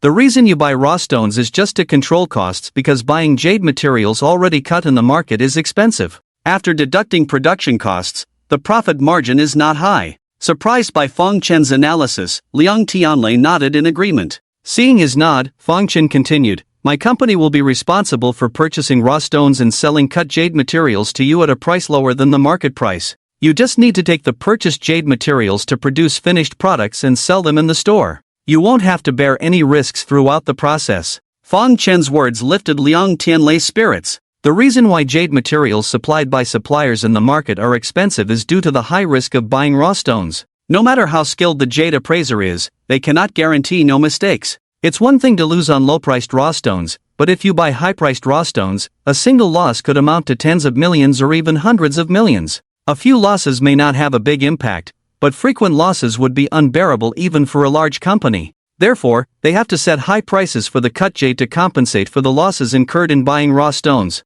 The Liang Group is a jade finished product merchant. They understand why jade materials are expensive in the market but cannot accept those prices. To reduce costs, they purchase raw stones themselves and cut the jade materials. In other words, they produce their own raw materials. While this does reduce raw material costs to some extent, they also have to bear the same risk as jade material suppliers, which is the loss incurred in buying raw stones. In reality, after careful calculation, although purchasing raw stones reduces costs, when factoring in the losses, they don't earn much more than buying cut jade materials directly from the market. They are helpless in solving this issue, but now it seems someone can solve it. If Fang Chen becomes the jade material supplier, there would be no need to worry about risks. With his abilities, he can minimize risks. With lower risks, he wouldn't need to sell at high prices, thus lowering the prices. If Liang Group purchases cut jade materials from Fang Chen, they could earn more without taking risks as before. Thinking about this, even Liang Tianlei had to admit that Fang Chen's proposal was indeed enticing. However, compared to the benefits of having Fang Chen in the company from the beginning, there was a significant difference. After all, with Fang Chen in the Liang Group, they could reduce costs even further. Besides this dissatisfaction, Fang Chen's proposal also raised a major concern in Liang Tianlei's mind. Initially, he wanted to bring Fang Chen into the group to better control this talent and have some influence over him in certain matters. But according to Fong Chen's suggestion, not only would he be unable to control him, but the entire Liang group might be subject to his control. After all, if they always relied on Fong Chen's company for raw materials and one day he stopped supplying, what would they do? Wouldn't they be at his mercy? Due to these considerations, Liang Tianlei's face did not show much of a smile. Fong Chen's proposal naturally took into account Liang Tianlei's concerns. He wanted to take the lead and control the Liang group, but he was not so arrogant. The Liang group had stood in Jinling for so many years, how could they easily be controlled by others? Especially by someone like him, without power or influence. After some thought, he said, although I mentioned that my company would provide jade materials for the Liang group, I did not say that you can only buy from me. The Liang group can maintain its own channels for purchasing stones, and you can always buy raw stones on your own. I hope this can alleviate young Master Liang's concerns. Fong Chen's words made Liang Tianlei relax his brow slightly, but only slightly, because even if Fong Chen didn't mention it, they would still do the same. How could such a large group be controlled by one person? Nevertheless, they were still quite passive, which made Liang Tianlei, who was used to taking the lead, feel like he couldn't control the situation. He took a deep breath and suppressed his impatience. Lao Fong, what percentage are you offering us? Liang Tianlei asked. I will sell the stones I offer at 80% of the market price to you, Fong Chen replied. Based on the data he had learned last night, most jade suppliers sold at 90% of the price. Liang Tianlei shook his head. Too high, 50%. 70%. 60%? Just 70%. Fong Chen's tone was firm and unwavering. This was the lowest limit he could accept. Seeing Fong Chen's firm attitude, Liang Tianlei's expression turned sour. With Fong Chen's price of 70%, he could earn 30%, deducting 10% for production, promotion, and sales expenses, leaving him with a net profit of 20%. Although this profit was much higher than buying jade from other suppliers, it was a far cry from what he had anticipated. He had initially thought of giving Fong Chen 30% and keeping 60% for himself, which would have resulted in a net profit of 50%. Now, with 50% turning into 20%, the gap was significant, and Liang Tianlei found it somewhat hard to accept. 70% is already quite low. If young Master Liang is unwilling to accept, then I may have to look for someone else. Jinling was so big, although the strongest competitors in the jade industry were the Liang and Zhao families, there were still many major jade merchants besides them. Moreover, even if Jinling didn't have them, other places would. Although Fong Chen's price was only 20% lower than the market price, it would still attract countless people. Fong Chen could think of this, and Liang Tianlei naturally could too. He had been worried that Fong Chen might be snatched away by other jade merchants. Hearing this, his expression became even more melancholic. Seeing Liang Tianlei's wavering expression, Fong Chen delivered the final blow. If young Master Liang is willing to accept, I can appoint myself as a jade consultant for your group, taking a 30% profit cut and inspecting 10 raw stones for the Liang group each year. This statement made Liang Tianlei's expression tremble. Mr. Fong, are you serious about this? Of course, Fong Chen nodded. Liang Tianlei had intended to agree, but he calmed down before speaking, aiming to maximize his benefits. 10 stones are too few, make it 50. Up to 15. Liang Tianlei furrowed his brow. Seeing this, Fong Chen added fuel to the fire. 15 may not be many, but I guarantee that each stone will yield profits of over 10 million. Upon hearing this, Liang Tianlei's pupils suddenly contracted. After giving Fong Chen a deep look, he finally smiled, albeit somewhat forced. I thought I already valued you highly, Mr. Fong, but it seems I underestimated you. Your business acumen truly amazes me. Do you agree? Fong Chen asked. Mr. Fong, you are truly formidable. Besides agreeing, I have no other choice, Liang Tianlei said with a bitter smile. He had initially thought that Fong Chen was just knowledgeable about jade and had exceptional vision. Now he realized that the person in front of him was not just a master of appraising stones, he was also a skilled negotiator. The conditions he proposed were on the edge of what he could accept, leaving him unable to refuse but reluctant to agree, ultimately forcing him to concede. He automatically skipped over the flattery. Once the partnership was established, he began discussing with Liang Tianlei about setting up the company. Being young and inexperienced in such matters, he needed Liang Tianlei's help. Fortunately, Liang Tianlei did not hold a grudge against him for not joining the Liang group and generously shared his own experiences. Starting a company involved many procedures, which might be troublesome for ordinary people, but for someone like Liang Tianlei, it was simple. With Liang Tianlei's dedicated assistance, 3 days later, Fong Chen's company was up and running. There is an ancient saying, born of jade, a unique treasure, meeting noble souls in due time. In simple terms, good jade matches good people, so Fangchen named his company, Iping Jade Business. The name is just SOSO. Take a look at this shop first. Liang Tianlei and Fangchen stood side by side on the street, pointing at a grand storefront ahead. This shop used to belong to the Su Group, but I bought it later. Although it's not in a prime location, there is a lot of foot traffic, and importantly, there are many jade shops around here. You can sell the high-end items to us and the lower-end ones to the neighboring jade shops. This shop only has one floor, but it's 1,500 square meters, big enough for a supermarket. There's also a 350 square meter warehouse at the back, facing north with excellent ventilation. On the left is the Jinling River, and on the right leads straight to the city center. The location is excellent, right on the main road. Surrounded like this, in terms of feng shui, it's called the Jade Belt Circumference. If you open your company here, you'll definitely prosper effortlessly. How about it, Fangchen, am I generous enough? After 3 days of dealings, Liang Tianlei and Fangchen's relationship had deepened, and Liang Tianlei now addressed Fangchen by his name instead of Mr. Fang. This shop used to belong to the Su Group, but right after the renovation was completed, the Su Group ran into trouble. It was then bought by the Liang Group for 180 million, now valued at over 200 million. However, Fangchen didn't have to pay because it was a gift from Liang Tianlei. What are these? Looking at the 5 brand new cars parked at the warehouse entrance, Fangchen looked at Liang Tianlei with a puzzled expression. Liang Tianlei chuckled, "These 5 cars are my gift to you for the opening. 2 trucks, one with a 10-ton capacity and the other with 18 tons, specifically for transporting raw stones. The remaining one is an Alford for receiving regular customers, and a Bentley for important clients like me." Fangchen's eyes widened as he pointed to the last Mercedes. "And this one? This Maybach is for you to drive yourself. How about it? Do you like it? If you're not satisfied, I can send a few more over tomorrow." Liang Tianlei asked for Fangchen's opinion. Hearing him casually mention these cars, Fangchen couldn't help but smirk and said, "Is this how wealthy people live, all flashy like this?" Hearing this, Liang Tianlei looked disdainful. "What's so flashy about it? Haven't you seen those top young masters in the capital playing with airplanes and yachts, even submarines? People at my level just play with cars." At this point, Liang Tianlei looked somewhat melancholic. He suddenly gazed earnestly at Fangchen and sighed. "Actually, I also want to play with airplanes and yachts, but it's too difficult to achieve on my own. I'll probably have to rely on you for that." Hearing this half-joking remark, Fangchen also laughed. Liang Tianlei was so generous because Fangchen had helped him win against Shi Wangzhan before, earning billions. He offered Fangchen a gratitude gift of 3 billion, but Fangchen declined. Liang Tianlei was generous even to a stranger, let alone now that this stranger had become his business partner. He naturally wouldn't be stingy. Fangchen's company had just opened, with no employees yet, just him as the sole commander. It was troublesome for him to procure everything alone, so Liang Tianlei helped him out. "Thanks." Although Fangchen knew that this money meant little to Liang Tianlei, the fact that he thought of it was enough to show his genuine attitude towards Fangchen. So Fangchen was truly grateful to him. Of course, he knew that gratitude was not what Liang Tianlei wanted.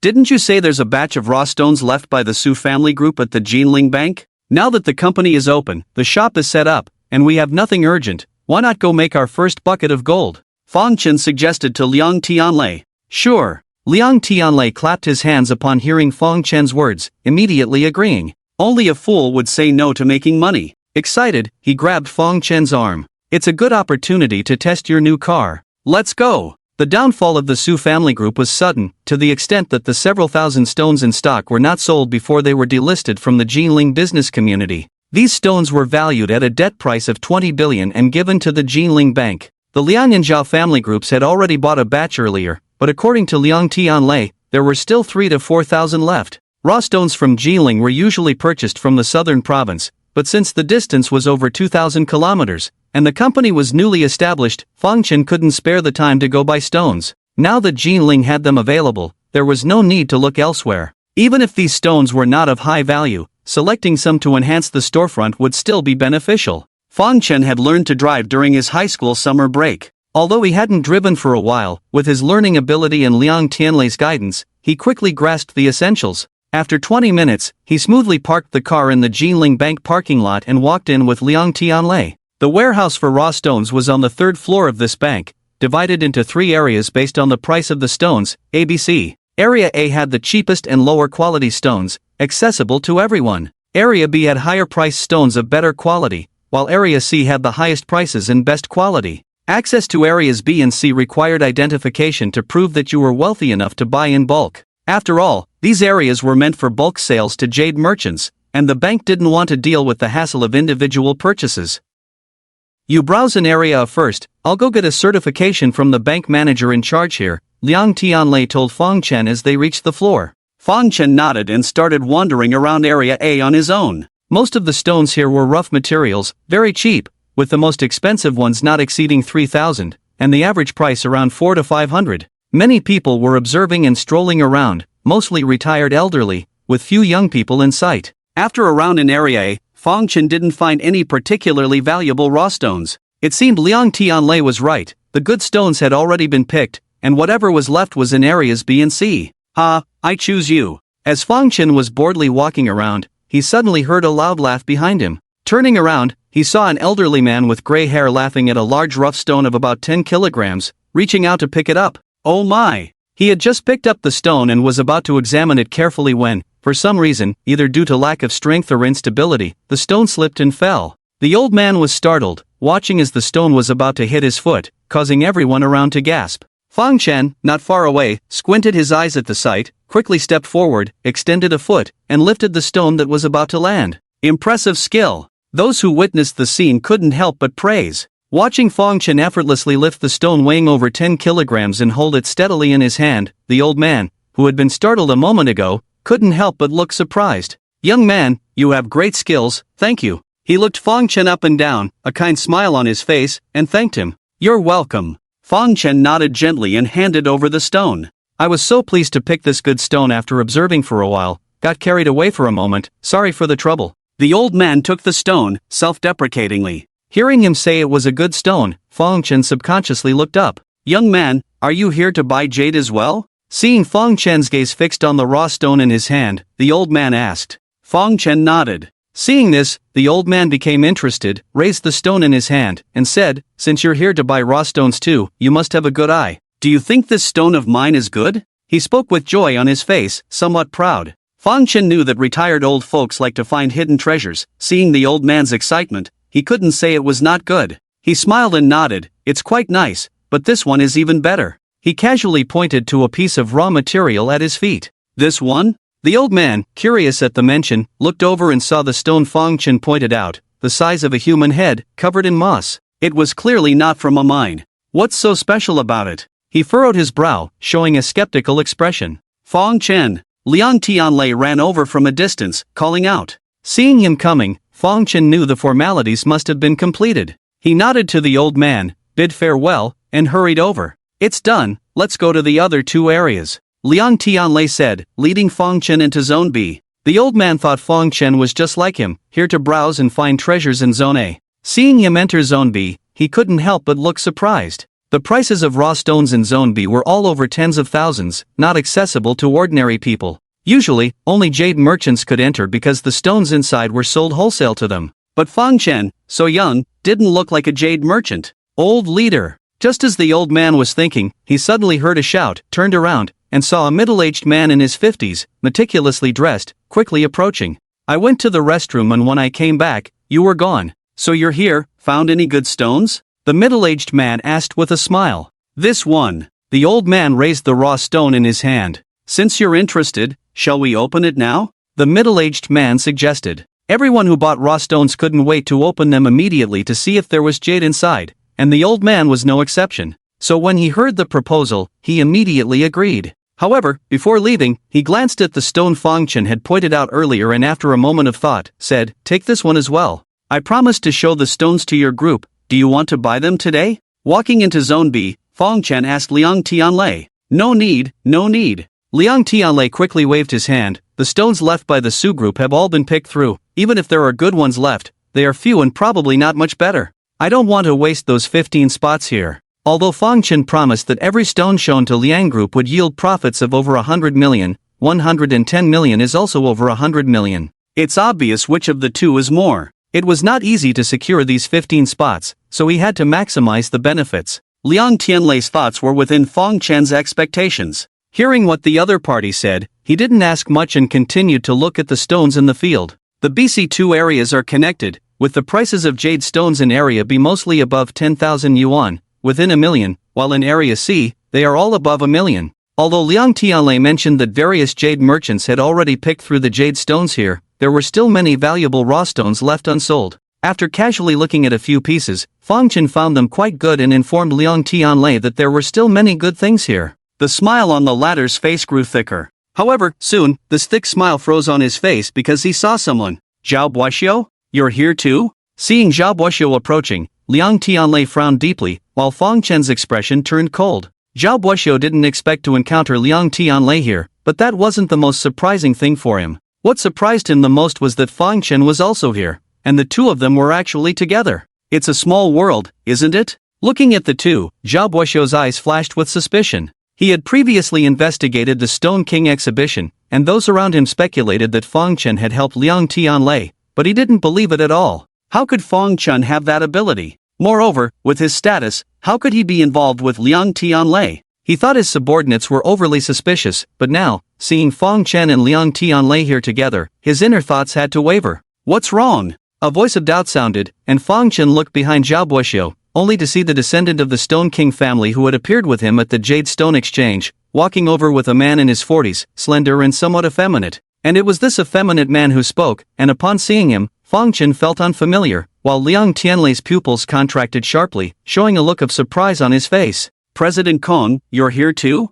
He obviously knew this person. Oh, isn't this young Master Liang? Long time no see, young Master Liang. The man called President Kong greeted Liang Tianlei with a smile. It has been a long time indeed. When did President Kong come to Jinling? Why didn't you inform us? Surprised to see this person here, Liang Tianlei asked casually. Why should President Kong report to you in advance wherever he goes? Hearing Liang Tianlei's words, Zhao Buoxiu sneered. Liang Tianlei glared at Zhao Buoxiu and said, "That's not what I meant. It's just that President Kong came from afar, and as a local in Jinling, I must show hospitality. Otherwise, wouldn't it be laughed at by outsiders that the Liang family doesn't understand manners? Ha, it's rare for young Master Liang to be considerate, but I came to Jinling just to handle some minor matters. Once they're done, I'll leave without causing too much commotion. That's why I only contacted Buoxiu. I hope young Master Liang won't take it to heart," President Kong said with a smile, apologizing to Liang Tianlei. Liang Tianlei also smiled and hurriedly said, "President Kong doesn't want to trouble us, he's considerate of us.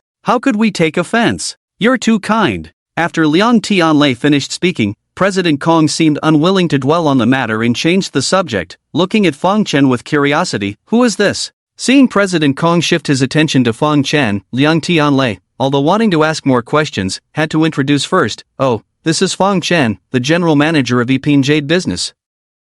With that, he introduced Fang Chen. "Fang Chen, this is President Kong, say hello quickly." Upon hearing Liang Tianlei's introduction of Fang Chen, Zhao Buoxiu's pupils constricted sharply. Looking at Fang Chen's expression, he found it somewhat unbelievable. When did this lazy person become a general manager? Fang Chen didn't know this Mr. Kong, let alone why Liang Tianlei was so respectful to him. Seeing the two of them mingling with Zhao Buoxiu, he already had a negative impression and was not inclined to greet them. However, since Liang Tianlei had already spoken, he couldn't ignore him, so he extended his hand. "Mr. Kong, hello." Fang Chen reached out his hand with a somewhat sincere attitude, but Mr. Kong instead looked down on him, not making any effort to shake hands. He smirked. "One fine jade company, never heard of it." Mr. Kong's status was extraordinary, and Liang Tianlei intended to leave a good impression on Fang Chen, but he didn't expect Fang Chen's dismissive attitude, leaving Fang Chen embarrassed. This was not just about losing face but completely disregarding him. Liang Tianlei's expression darkened for a moment. The confusion in his eyes gradually cleared. Seeing that Fang Chen showed no intention of shaking hands and made such contemptuous remarks, he glanced at Liang Tianlei. Fang Chen regretted his actions, but he remained composed and withdrew his hand, saying to Mr. Kong, "Our company was just established today, so it's normal that you haven't heard of it. But I believe you will hear about us often in the future." Surprised by Fang Chen's composure, Mr. Kong listened to the sharpness in his words and glanced at Fang Chen, a hint of disdain flashing in his eyes. He said with emphasis, "Young people starting a business and being confident is commendable, but being overly confident is arrogance, which is not good." With that, he no longer looked at Fang Chen, turning to Liang Tianlei. "Liang, go ahead and do your own thing. I'll leave soon." "Alright, then I won't keep you company." Liang Tianlei nodded with a smile, then went to another side with Fang Chen. "Damn it! As soon as he separated from Zhao Buoxiu and the others and reached a place out of their sight, Liang Tianlei punched the wall in frustration.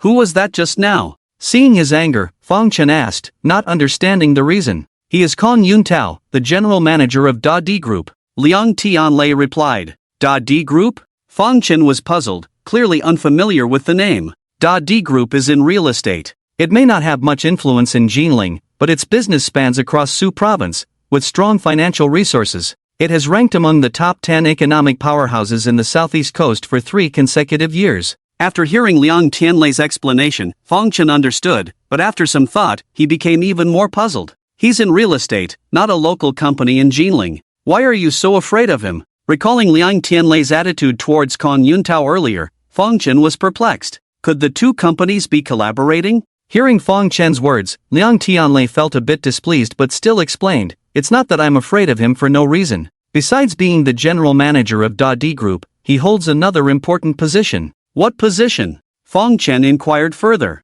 Liang Tianlei glanced at him, intending to reveal it, but considering that Fang Chen's company had just been established, knowing too much wouldn't be beneficial, so he waved his hand. Some things are better left unknown to you.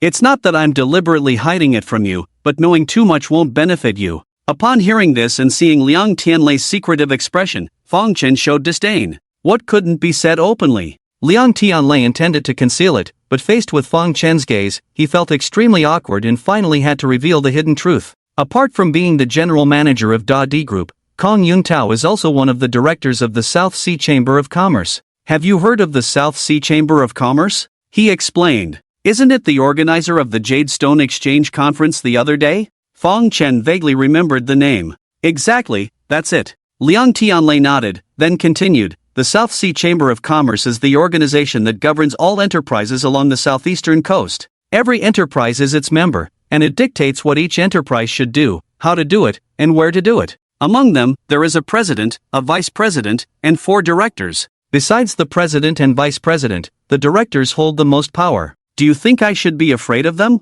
Hearing Liang Tianlei's explanation, Fang Chen finally understood. If you are afraid of them, why are you angry? Are you trying to defend me? Fang Chen looked at Liang Tianlei in confusion. Although they were business partners, he hadn't taken the previous incident to heart, so why would Liang Tianlei be angry about it? Liang Tianlei was not angry because of Fang Chen, but because he had figured something out. As the head of all enterprises along the southeastern coast, the South Sea Chamber of Commerce had always been fair in its dealings to maintain its leading position. When faced with competition between 2 enterprises, it never favored either side, earning the trust of many. Member enterprises were willing to believe in its fair dealings. However, the incident involving Shi Wangzhan made Liang Tianlei start to doubt its fairness. During the competition between the Liang and Zhao families at the Shi Wangzhan event, it was decided after internal discussions within the South Sea Chamber of Commerce. The source of the raw stones was unknown to the Liang family, and the Zhao family shouldn't have known either. Yet, the Zhao family not only knew but also deliberately invited a master appraiser from the Shi Wang family. Liang Tianlei had suspected that someone within the South Sea Chamber of Commerce had leaked the information to the Zhao family, but he didn't know who it was. Until today, he finally had a clue, and it was most likely Kong Yuntao. Kong Yuntao, as the general manager of the Da Di Group and one of the directors of the South Sea Chamber of Commerce, usually, when he came to Jinling, almost all business owners received a message. However, this time, no one received a message except for Zhao Buoxiu and him. This made Liang Tianlei suspicious. Was there something between them that they didn't want others to know, or was he openly expressing support for the Zhao family? If a director supported the Zhao family, then what was originally a fair competition would become unfair. This was why Liang Tianlei was angry. After listening to his explanation, Fang Chen gradually understood the situation and furrowed his brows. That kid just helped Liang Tianlei win against you? After parting ways with Liang Tianlei, Kong Yuntao asked Zhao Buoxiu.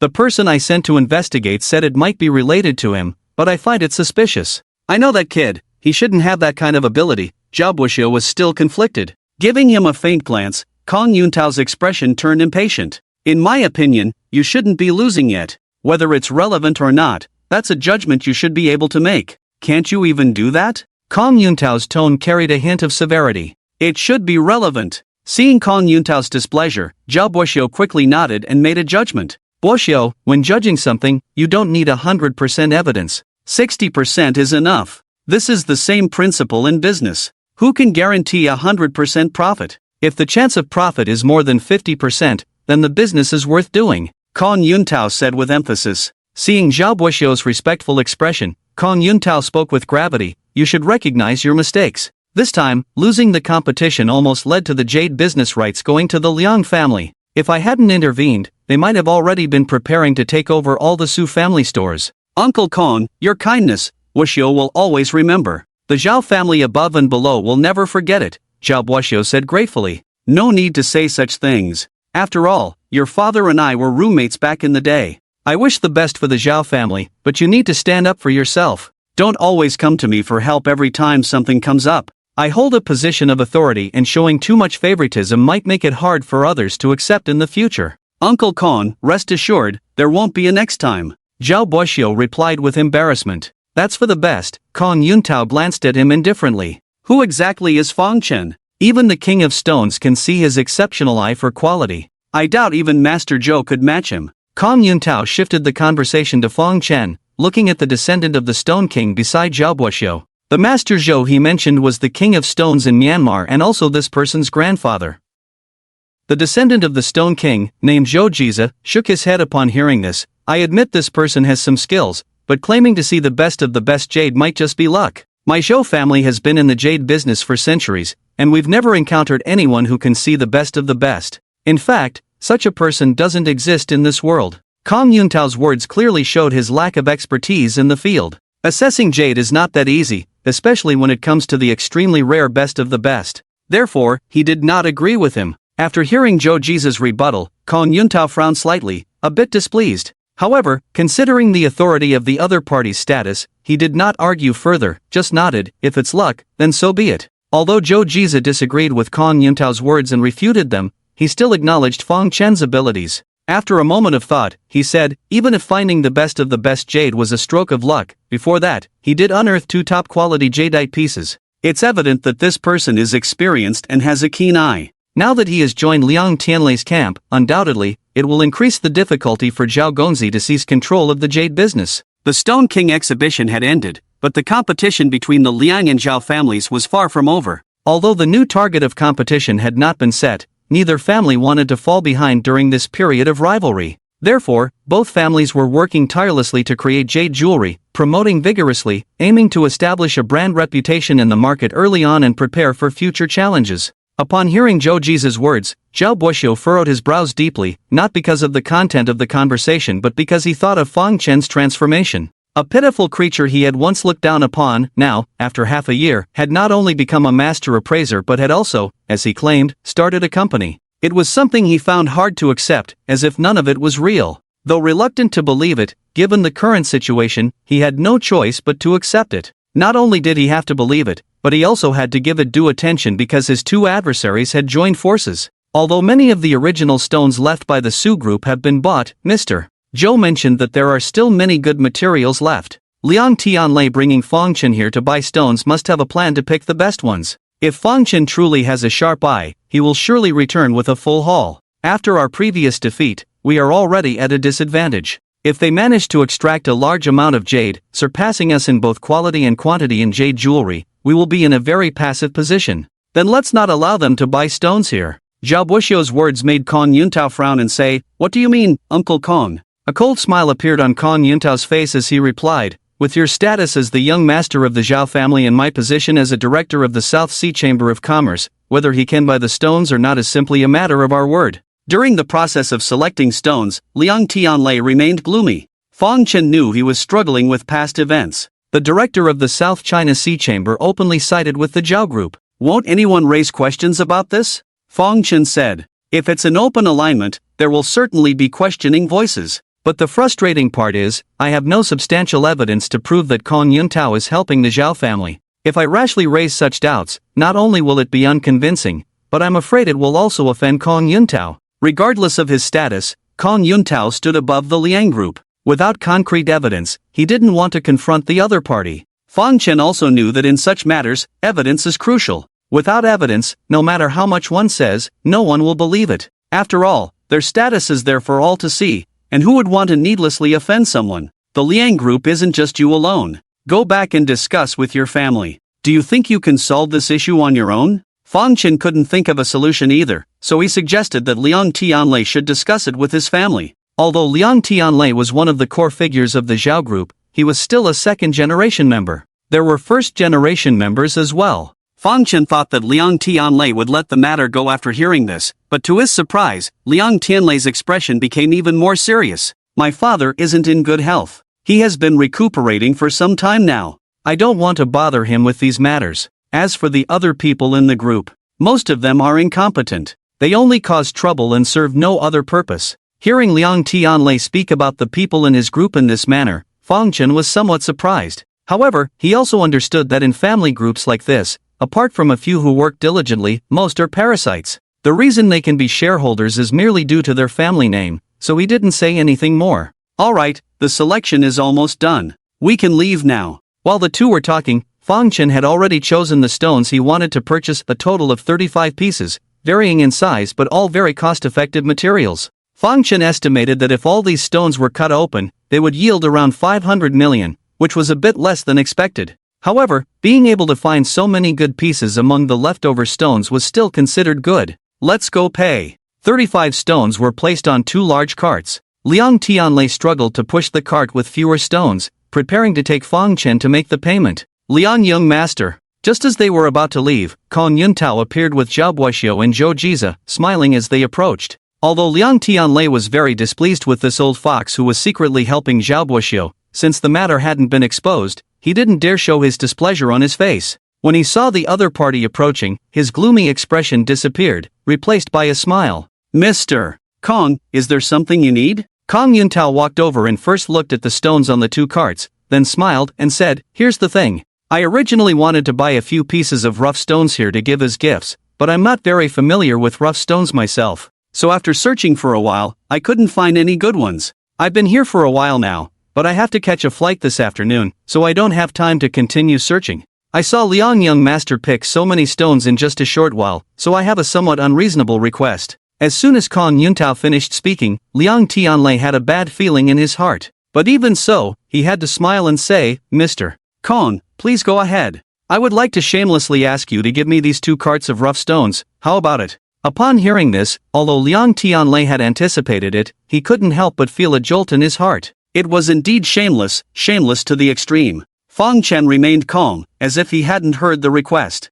However, after Kong Yuntao spoke, he glanced at Zhao Buoxiu, knowing that this request wasn't made on a whim. Upon seeing Liang Tianlei's difficult expression, Kong Yuntao continued to smile and said, You all chose the stones so quickly, it's evident that there must be a trick. Since there are so many stones here, give them to me, and then you can choose again. After all, you haven't paid anything, it's just a bit of trouble. But I believe, with Liang's generosity, this little trouble shouldn't be a big deal. Kong Yuntao's words seemed reasonable at first listen, they hadn't paid, so they could choose again. But to Liang Tianlei, it was nonsense. The stones here had already been carefully selected, and the remaining good ones were hard to come by. Fang Chen had finally picked these 35 stones, probably the best among the leftovers. If they gave them all to the other party, what was the point of choosing? It would be better to buy a plane ticket to the southern province and save time. Although Liang Tianlei sneered at Kong Yuntao's words in his heart, he didn't dare to express his thoughts. After some hesitation, he said, Mr. Kong, you may not know this. If I had bought these rough stones myself, I could give them to you without hesitation. But unfortunately, these were bought by Fang Chen, and I'm just accompanying him. How can I give away someone else's things? Liang Tianlei and Kong Yuntao knew each other, and it wouldn't be good to refuse a request from him.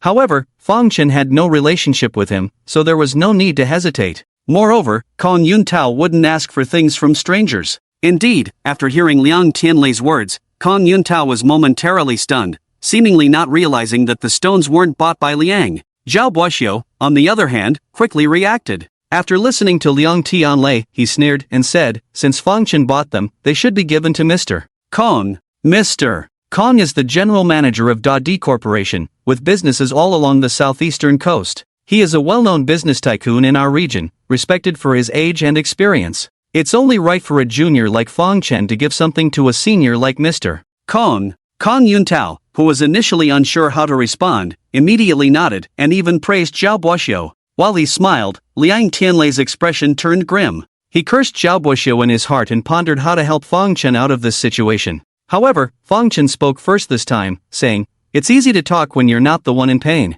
Good rough stones are hard to come by. I carefully selected these few pieces. If I give them away, wouldn't it be in vain?" he said indifferently to Zhao Buoxiu. Kong Yuntao's status was extraordinary, and even Liang Tianlei didn't dare to offend him. Zhao Buoxiu couldn't believe that Fong Chen dared to speak like this. He felt a sense of satisfaction, thinking that the deeper Fong Chen offended Kong Yuntao, the better. He quickly followed Fong Chen's lead, saying, "What do you mean? Are you saying Mr. Kong is a beggar? Asking strangers for things, trying to gain without effort, isn't that what a beggar does?" Fong Chen continued to respond. "Fong Chen." Liang Tianlei was frantic at Fong Chen's response, grabbing him tightly and trying to silence him. While Liang Tianlei was anxious, Zhao Buoxiu was delighted. The moment he glanced at Kong Yuntao, he saw that his face had turned pale upon hearing Fong Chen's words. Sensing the opportunity, Zhao Buoxiu shouted, "How dare you? Fong Chen, your words are disrespectful. You really don't regard Mr. Kong highly enough." Zhao Buoxiu's reprimand was imposing and righteous. He thought Fong Chen would be scared out of his wits after being scolded, but to his surprise, Fong Chen, embodying his fearless spirit, not only wasn't afraid but also dismissed it. "He's just a real estate guy. What does he matter? I do my jade business, we have no connection, why should I care about him?" These words not only left Liang Tianlei in disarray but also shocked Zhao Buoxiu. As for Kong Yuntao, his face turned red with anger. He glared fiercely at Fong Chen, at a loss for words. Initially, Zhao Buoxiu thought Fong Chen's words were spoken in a fit of anger, but after hearing him repeatedly, he felt something was off. It wasn't until Fong Chen's final words that he realized Fong Chen wasn't just being impulsive but truly didn't care about Kong Yuntao. There was a moment of shock. Seeing Liang Tianlei's horrified expression, Fong Chen sneered, wanting to explain but knowing it wasn't the right time. He didn't say those words to be stubborn and offend Kong Yuntao but to make it clear that he wouldn't be pushed around. As he said, why should he give face to someone in real estate when his main business was in jingling and he only provided services to the Liang Group for now? Even if he offended Kong Yuntao, he had no real power over him. Seeing Fong Chen fearlessly speak his mind, Kong Yuntao was both shocked and angry. As the general manager of the Da Di Group, a prominent figure in the southeastern business community, who wouldn't greet him respectfully? Yet this person dared to call him a beggar. Fine. He nodded darkly. Young people these days are indeed arrogant, completely disregarding an old man like me. Very well. Through gritted teeth, Kong Yuntao's words cut through Fong Chen's face as he pointed again at the two trucks in front of him, saying firmly, "Initially, it was just a request, I didn't plan on taking these stones, but now, I want them." Fong Chen scoffed at Kong Yuntao's words, calling his earlier reluctance nonsense. He had already decided to take these stones, he was just in a good mood then, now he was provoked. "Go call manager Lu over." As Kong Yuntao's voice fell, he immediately called out to a bank employee standing nearby. The employee, who had been observing the situation, knew it was beyond his capacity to resolve and hurried to fetch the manager. Seeing Kong Yuntao summon the bank manager responsible for selling jade, Liang Tianlei knew Fong Chen might have picked the stones for free, possibly having to give them away, but he couldn't accept it. He couldn't help but speak up for Fong Chen. "Mr. Kong, Fong Chen is young and ignorant, forgive his words, you're a big shot, don't bother with him." Liang Tianlei smiled obsequiously, showing a hint of submission, but Kong Yuntao paid no heed to his words. "I'm not bothering with him, I'm afraid of boosting his ego. If you say something wrong, you should pay the price for it," he said coldly. "You're right, there's a price to pay for speaking out of turn, but isn't taking all these stones too high a price? After all, his company is new and needs raw stones to expand, Mr. Kong, you've always been generous." Liang Tianlei spoke softly and humbly, but before he could finish, Kong Yuntao interrupted him. "Is Liang questioning my decision?" Liang Tianlei dared to speak up for Fong Chen, but Kong Yuntao's expression turned even more hostile, his eyes coldly fixed on him. Despite feeling extremely uncomfortable, Liang Tianlei had to speak in a conciliatory tone. "Of course not, how could I dare to question Mr. Kong? I just feel that in business, harmony leads to prosperity." "Mr. Kong, there's really no need to get angry over a few words." "Humph." Hearing Liang Tianlei's words, Zhao Buoxiu coldly smiled. "Liang Dashao's words imply that you are siding with Fong Chen. Fong Chen is your friend, isn't Mr. Kong your friend too? Or is it that you don't consider Mr. Kong a friend at all? Otherwise, why show favoritism?" "Of course, I consider Mr. Kong a friend." Liang Tianlei glared at Zhao Buoxiu irritably, and Zhao Buoxiu's smile deepened. "Since you consider Mr. Kong a friend, you shouldn't advise Mr. Kong to be lenient. If Fong Chen said something wrong, shouldn't he accept punishment and make amends to Mr. Kong? If he can apologize to Mr. Kong is Mr. Wuxiu suggested and offered these 2 rough stones as a gift, I believe Mr. Kong will surely overlook it. What do you think? Zhao Wuxiu said. After hearing this, Kong Yuntao pondered for a moment, then coldly snorted, pretending to be magnanimous. If he can really apologize and make amends as Mr. Wuxiu said, considering Liang's face, I can overlook it. I won't take both of these rough stones, just the larger one. Liang, what do you say? As Kong Yuntao's words fell, Liang Tianlei suddenly felt trapped. How could he be the one to judge this matter? Wasn't this clearly setting him up? Liang Tianlei wasn't stupid. As soon as Zhao Buxiu finished speaking, he immediately realized that the other party was trying to sow discord between him and Fang Chen, with Kong Yuntao cooperating. If he agreed with Zhao Buxiu and asked Fang Chen to apologize, undoubtedly, cracks would form in his relationship with Fang Chen. But if he didn't agree, he would obviously offend Kong Yuntao. For a moment, Liang Tianlei felt like he was in a difficult position. He naturally stood on Fang Chen's side, but openly opposing Kong Yuntao was something he couldn't do yet. Fang Chen was well aware of Zhao Buxiu and Kong Yuntao's schemes, but he didn't object to letting Liang Tianlei judge the matter. After all, even he wanted to know if this ally of his was reliable. If Liang Tianlei agreed with Zhao Buxiu out of fear of offending Kong Yuntao and asked him to apologize, Fang Chen would have to consider returning everything Liang Tianlei had given him and find a more resolute ally. Fang Chen was impulsive in his words. I apologize to Mr. Kong on his behalf. As for compensation, I will send a batch of rough stones to Mr. Kong later. After pondering for a while, Liang Tianlei said this. Apologies were made, but Liang Tianlei apologized on behalf of Fang Chen, and from his words, it seemed like he would even provide compensation for Fang Chen. He didn't mention anything about Fang Chen's actions, his choice was clear. Upon hearing this, Kong Yuntao's face immediately darkened. Liang Tianlei was clearly siding with Fang Chen, completely disregarding his dignity. He was not firm enough after all. To what Liang Tianlei said, Fang Chen was somewhat disappointed. It didn't meet the level of firmness he had hoped for. Liang Tianlei was too cautious. He didn't want to offend Kong Yuntao, but he didn't realize that when Kong Yuntao decided to support Zhao Buxiu, they had already become enemies. Whether or not they offended him had nothing to do with the other party's malice. In that case, even if they offended him, so what? Although it didn't achieve the desired effect, Fang Chen was only slightly disappointed. After all, he hadn't been abandoned. This ally was still reliable. Since Liang speaks like this, then we have nothing more to discuss. I won't agree to this batch of stones, you can't take them. Kong Yuntao sneered as a man in his 30s walked over. Oh, isn't this Xiao Xiao and Liang Xiao? What brings you here to consult with me? This man was Lu, the manager responsible for selling this batch of raw stones at the bank. He obviously knew Zhao Buxiu and Liang Tianlei. As he approached, he greeted them but couldn't help but wonder why these two were together, which didn't seem like a good sign. He was aware of the competitive relationship between the Liang and Zhao families. This is Kong, the general manager of Da Di Group. Zhao Buxiu introduced Kong to manager Lu. Upon hearing the other's identity, manager Lu was taken aback and quickly shook hands with Kong. Although Da Di Group was not a local company in Jinling, they often collaborated with Jinling Bank. Moreover, the general manager of Da Di Bank was a member of the South Sea Chamber of Commerce, a fact known to manager Lu. Although manager Lu was only in his 30s, he dealt with various big bosses all year round and was good at handling situations. After listening to Kong Yuntao's request and seeing that Fang Chen looked unfamiliar and was just a small business owner starting out, he immediately knew what to do.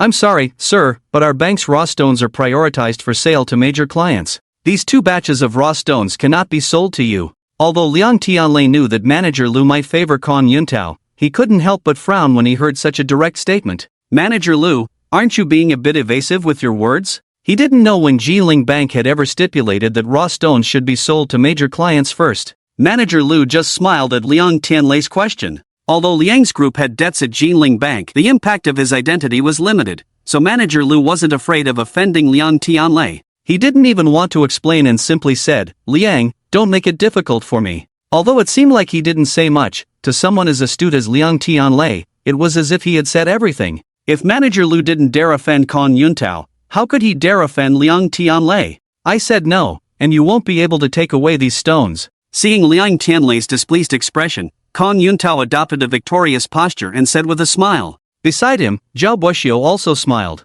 Even if Fang Chen was a master appraiser, so what? In the face of absolute power, he was nothing. After all the trouble, he had made a wedding dress for someone else. Liang Tianlei looked angrily at Fong Chen, wanting to say something but not knowing what to say. He felt aggrieved that the stones he had chosen were taken by Zhao Buoxiu, but fortunately, he was mentally prepared and didn't feel as uncomfortable as Liang Tianlei. Manager Lu clearly favored the other party. Since he had spoken, their efforts would be in vain. If they acted hysterically, they would only become a laughingstock. So Fong Chen smiled lightly, patted Liang Tianlei's shoulder, and said, "Let's consider it a donation, an act of kindness and virtue."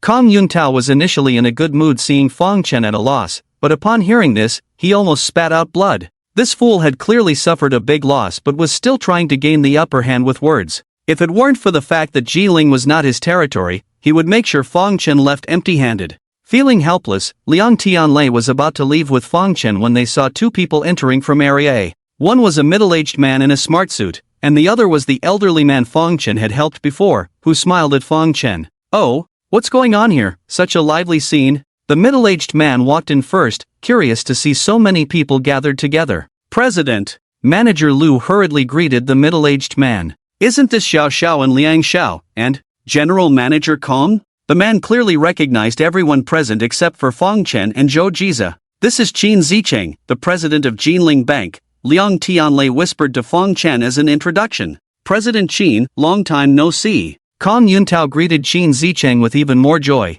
quickly coming forward to shake hands. "It has been a long time indeed. General Kong, what brings you here with free time to spare?" Qin Zicheng inquired, glancing at the two raw stone slabs in front of him, then asked, "General Kong is here to buy raw stones?" Upon hearing this, Kong Yuntao did not immediately respond. Qin Zicheng keenly sensed the subtle atmosphere and turned to look at Manager Lu beside him in surprise. "Isn't that so?" Manager Lu furrowed his brows, pondered for a moment, and quietly informed Qin Zicheng of the previous events. Qin Zicheng, who had initially thought the gathering was for a pleasant discussion, now found the situation somewhat peculiar. After hearing Manager Lu's account that Kong Yuntao intended to snatch the raw stone selected by Liang Tianlei's friend, Qin Zicheng's expression turned somewhat strange. He looked at the stones in front of him, then at Kong Yuntao, and finally at Fong Chen. For a moment, he was at a loss for words. It wasn't until he glanced at the elderly man beside him that he calmly remarked, "General Kong, your actions seem a bit narrow-minded." As the leader of the entire business community along the southeastern coast,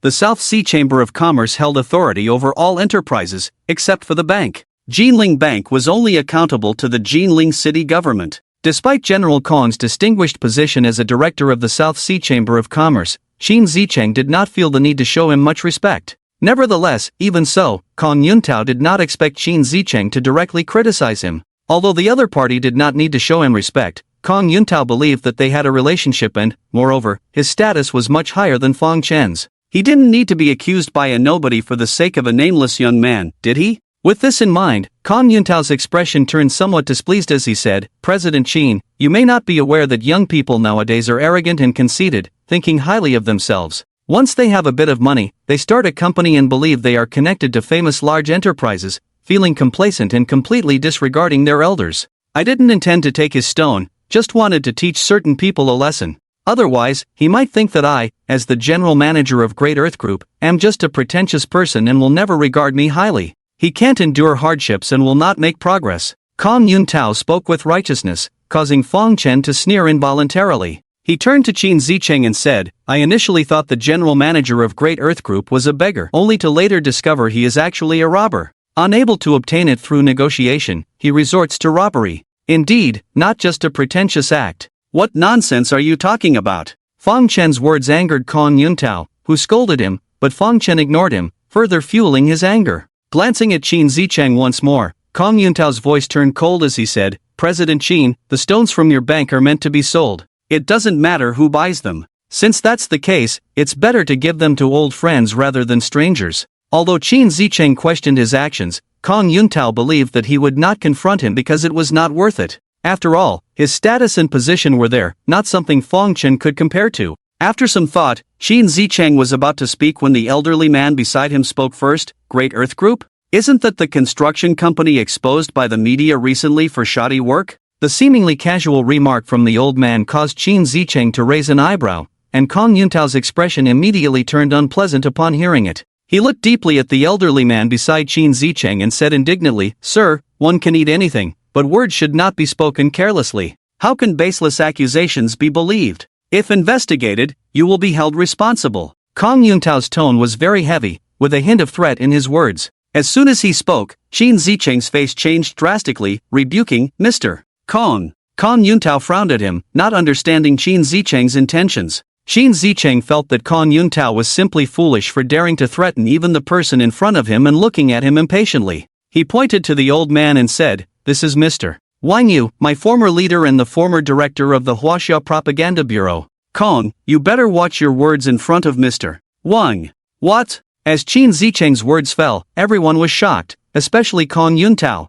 who was almost certain he had misheard. You said he is? Former director of the Huaxia National Propaganda Bureau, Qin Zicheng reiterated. Hearing this, Fang Chen raised his eyebrows, scrutinizing the old man from head to toe. His expression was quite dramatic. He had never imagined that this seemingly ordinary retired old man could have such a significant background. Director of the Huaxia Propaganda Bureau? What level was that? Even the top leader in the political arena of Su Province would have to pay respects first, let alone in Jinling. Mr. Wang. After Qin Zicheng introduced him again, amidst everyone's astonished gazes, Kong Yuntao regained his composure, stuttering in his speech, sweat beads the size of beans rolling down his face uncontrollably. "I'm sorry, I misspoke just now. Please forgive me, sir." If it weren't for so many people present, Kong Yuntao would have surely slapped himself hard. He regretted deeply in his heart. How could he make such a mistake today after being cautious with his words for so many years? He wished time could turn back. If possible, he would definitely remain silent and say nothing. However, he knew it was impossible and could only hope that the gentleman in front of him would overlook his mistake. As he spoke, he kept glancing at Qin Zicheng, trying to get him to speak up for him, but the latter remained indifferent. As a prominent figure from the core of Huaxia, Wang Yu would not get angry over a few disrespectful words. But as someone who cared for the people at that level, he wouldn't get angry for being disrespected but would for shoddy projects. Mr. Kong is right. Baseless accusations cannot be made lightly. Let's have someone investigate and find evidence. Wang Yu said casually, but his words were like a soul-binding voice, sending chills down everyone's spines. Kong Yuntao's face turned pale in an instant, his body swaying, almost losing his balance and falling to the ground. As the general manager of Dottie Group, he knew better than anyone if Wang Yu's words were baseless. Investigate? How could they withstand an investigation? Mr. Wang, He looked at Wang Yu, wanting to plead, but the latter had already turned and left.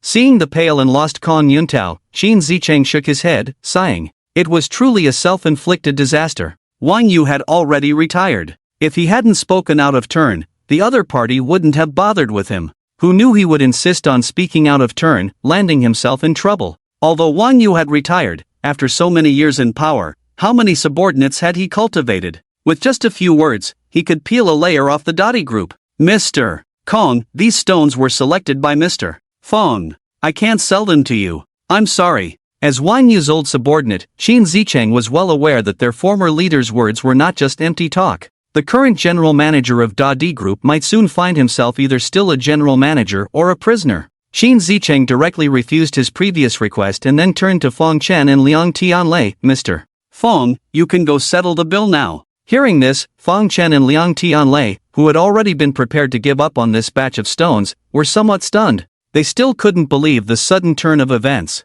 Was this happiness coming too unexpectedly? 35 stones, totaling 2.5 million, were loaded onto the truck right before Fong Chen and Liang Tianlei left the bank. What luck we have! We thought we were about to give away the goods for free, but who knew Kong Yuntao had offended such a big shot? I don't know if we're lucky or if he's just unlucky. On the way, Liang Tianlei still felt regretful about what had just happened. He didn't know that Fong Chen had met the old man before and helped him. He thought it was just by chance that Kong Yuntao had encountered Wang Yu, feeling quite unlucky. The recent events left Fong Chen with a surreal feeling. He couldn't believe that the seemingly ordinary old man had such a great influence and had helped him out of a predicament. As he left, he wanted to thank the old man, but he didn't see him. Upon careful consideration, he realized that given the old man's status, even if he had helped him before, he wouldn't deliberately come to his aid. Listening to what he said about investigating Dottie Group in the media, Fong Chen speculated that the old man probably just helped him out of a minor inconvenience while looking into the company's situation.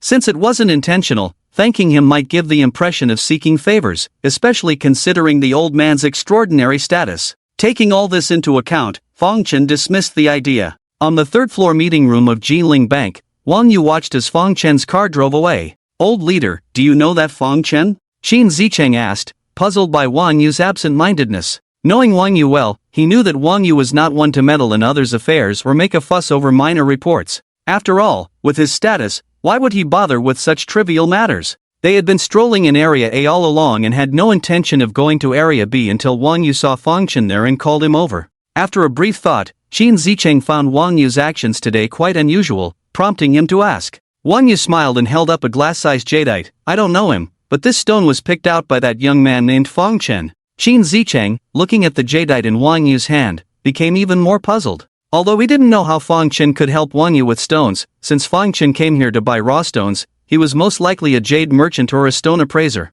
It wasn't a big deal for someone of his status to spot jade in some stones. He smiled flatteringly. Old leader, while this stone is good, it's worth only a few million at most. During your tenure, how many people gave you gifts worth not just millions but billions, and you never batted an eye? How many people seeking help had given Wang Yu expensive gifts, which he had never accepted? Did this small gift of a few million sway him? Hearing Qin Zicheng's words, Wang Yu couldn't help but laugh and cry, realizing he had conveyed the wrong message. In fact, helping Fong Chen had nothing to do with this stone, not even with Fong Chen's previous assistance to him. This young man looks very kind, resembling an old friend of mine. Ha! Hearing this, Qin Zicheng was dumbfounded. What kind of reason was that? With so many people in the world, there were plenty of lookalikes, weren't there? Is it because of this reason that you are helping him? He asked. It's not exactly helping him. Why, do you think there's an issue with the construction quality of the Da D group that shouldn't be investigated? Wang Yu countered. Startled by this question, Qin Zicheng quickly shook his head. Of course, that's not what I meant. If there are issues with the Da D group, they should naturally be looked into, but there are specialized individuals to handle that. Your intervention seems a bit excessive. After all, the Da D group is one of the pillars of the South Sea Chamber of Commerce. If we stir them up, the figure behind the South Sea Chamber of Commerce might not be pleased. Humph. Before Qin Zicheng could finish his sentence, Wang Yu had already coldly chuckled, his smile tinged with a hint of disdain and a touch of anger. Does he really think that we old folks don't know how the Zus fell? Wang Yu's kindly face turned stern, his words causing Qin Zicheng's expression to change. He used the South Sea Chamber of Commerce to try to control the entire economy along the southeastern coast. Does he think we are unaware of all this? Wang Yu glanced at the shocked Qin Zicheng, adjusted his emotions, and continued, we used to ignore him, thinking he knew his limits. But now, his actions have become increasingly audacious. The enterprises along the southeastern coast are like chess pieces in his hands, subject to his whims. Many things have crossed the line, and we all feel it's time to sound the alarm for him. Wang Yu's seemingly casual remark made Qin Zicheng's hair stand on end, and he was filled with shock. He had thought that today's events were due to the oversight of the senior leaders, but he had not expected that what he had considered, the senior leaders had also considered. And what the senior leaders had considered was far more extensive than his own thoughts. Everything that happened today, seemingly by chance, was actually all under control? Indeed, the senior leaders, every move and action calculated. Understanding what Wang Yu said, Qin Zicheng couldn't help but admire him deeply, his expression becoming even more respectful. At the same time, he couldn't help but silently mourn for Kong Yuntao. If the Da D group was only being investigated for subpar construction quality, they might lose some face, but if it involved the power struggle between the two factions above, it was likely that even retaining a layer of skin would be considered fortunate. Excellent. Seeing one high-quality jade after another being unearthed from the stones, Liang Tianlei was ecstatic, almost dancing with joy. As Fong Chen's company currently consisted of only him, he couldn't possibly handle all the work alone. Liang Tianlei understood this, so after purchasing the stones, they didn't go to Fong Chen's company but directly to the processing plant of the Liang Group. Out of the 35 stones, apart from 5 that didn't yield anything, the rest were all top-quality jade. The reason these 5 stones didn't yield anything was intentional on Fong Chen's part. After all, if every stone produced jade, it would be too astonishing. He only needed to control the cost of the raw stones and ensure a substantial profit each time.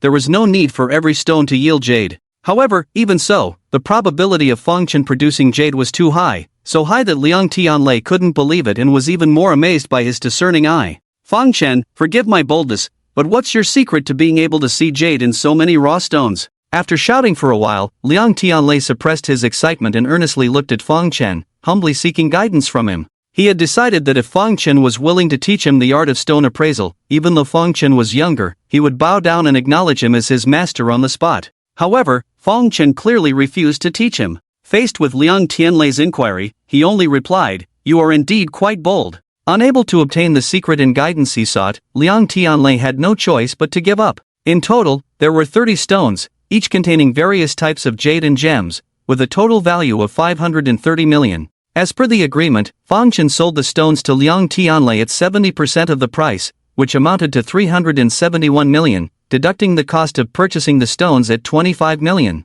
This afternoon, Fang Chen made a profit of 346 million. "Why do I feel like I'm working for you?" Liang Tianlei instructed his men to move the stones to the warehouse while signing the sales contract. The 300 million plus was what he owed Fang Chen. "Don't say that. I've made quite a bit, but even though you got this batch of jade materials at a price below market value, when you turn them into finished products and sell them, you might not make as much as me, but it won't be far off either. A piece of jade worth 100 million, when turned into a finished product, could sell for at least 130 million. If sold at an auction, it could go even higher." Liang Tianlei claimed he was working for Fang Chen, but Fang Chen naturally disagreed. "That's easy for you to say. Your stones sell out within minutes of cutting them, while it might take us months to sell our finished products." Finished goods sellers also had their own troubles, so Liang Tianlei complained. "This was what we agreed on before. It's useless to bring this up now. If you think we have too many stones to sell, speak up now. I can sell the jade to someone else." "Don't!" Liang Tianlei hurriedly stopped him. "I was just venting to you. I didn't say it's hard to sell the stones. Although the Liang Group isn't a huge enterprise, we can afford several billion worth of stones. Even if you want to sell to someone else, it will have to wait until we've stocked up enough. It seems we're still far from that point." The Liang Group planned to invest 50 billion in the jade industry, but so far, they had only spent less than a tenth of that amount. Earlier, he had just casually mentioned it, hoping Fang Chen would understand and lower the price, but Fang Chen had no intention of negotiating, so he had to give up. After finishing cutting the stones, it was already evening. Liang Tianlei invited Fang Chen to dinner, and since it wasn't far from Yin Xiaorui's school, he also picked her up. "Fang Chen, with our relationship, your sister is like my sister. I can't guarantee anything else, but I can assure her safety. I've already talked to Li Hu's men. No one dares to touch your sister, whether inside or outside the school." During dinner, Liang Tianlei made this promise to Fang Chen.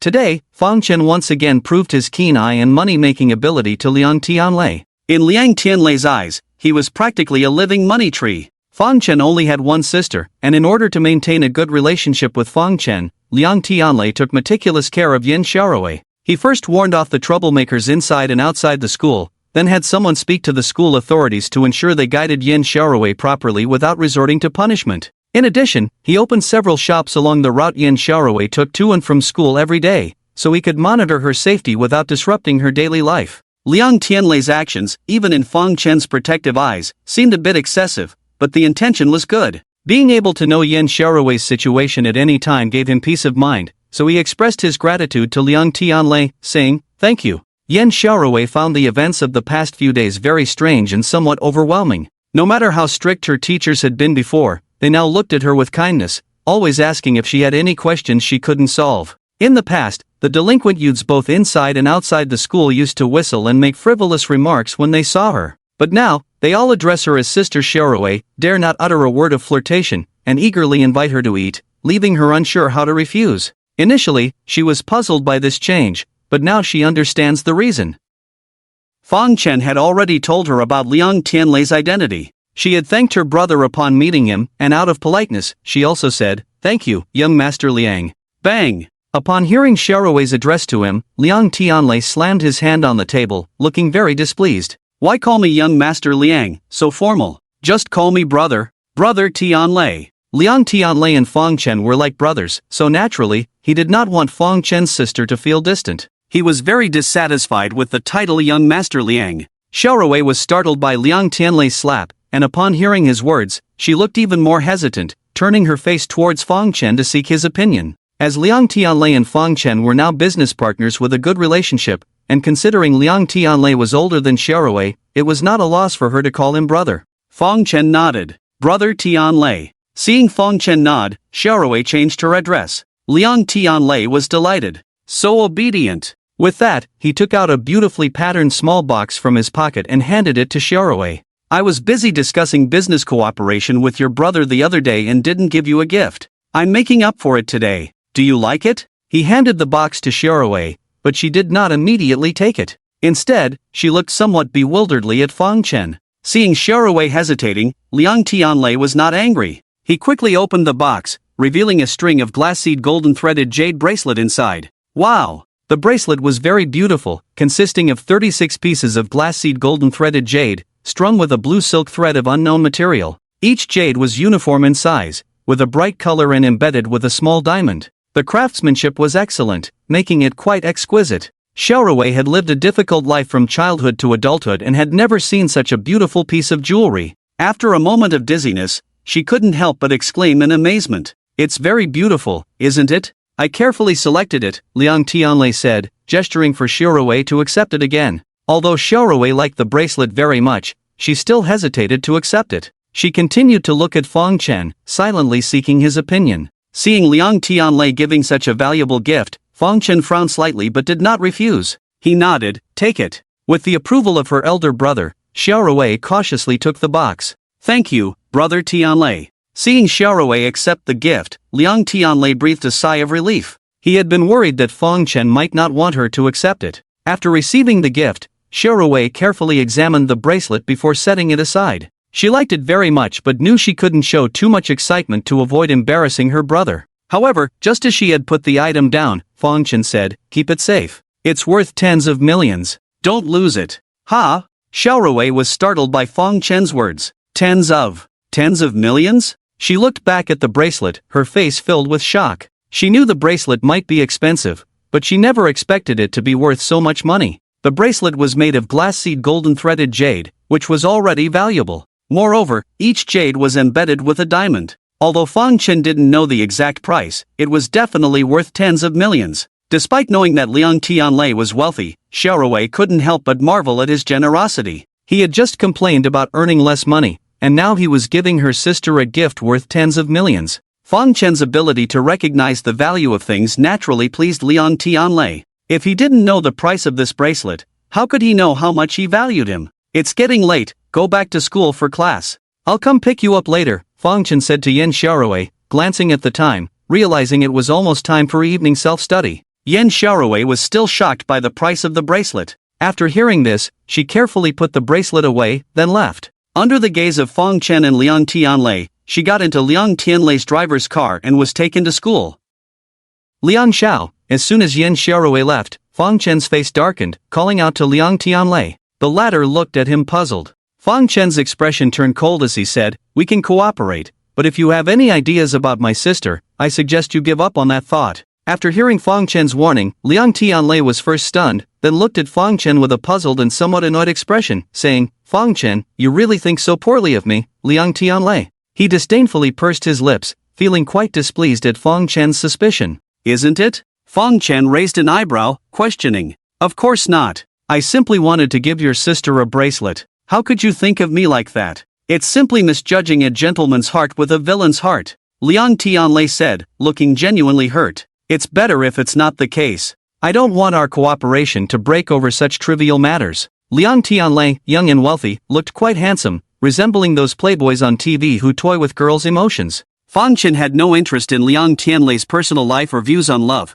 but he would never agree if Liang had any intentions towards his sister. Hearing Fang Chen's serious tone, Liang Tianlei felt wrong because he truly had no thoughts about Yen Xiaorui. He only gave her gifts because she was Fang Chen's sister, wanting to improve their relationship. Thinking about this, he sighed, "I admit your sister is quite beautiful, but I, Liang Tianlei, have my principles. No matter what, I would never make a move on a partner's family member. Besides, I already have a fiancé." Hearing Liang Tianlei's words and seeing his sincere tone, Fang Chen chose to believe him.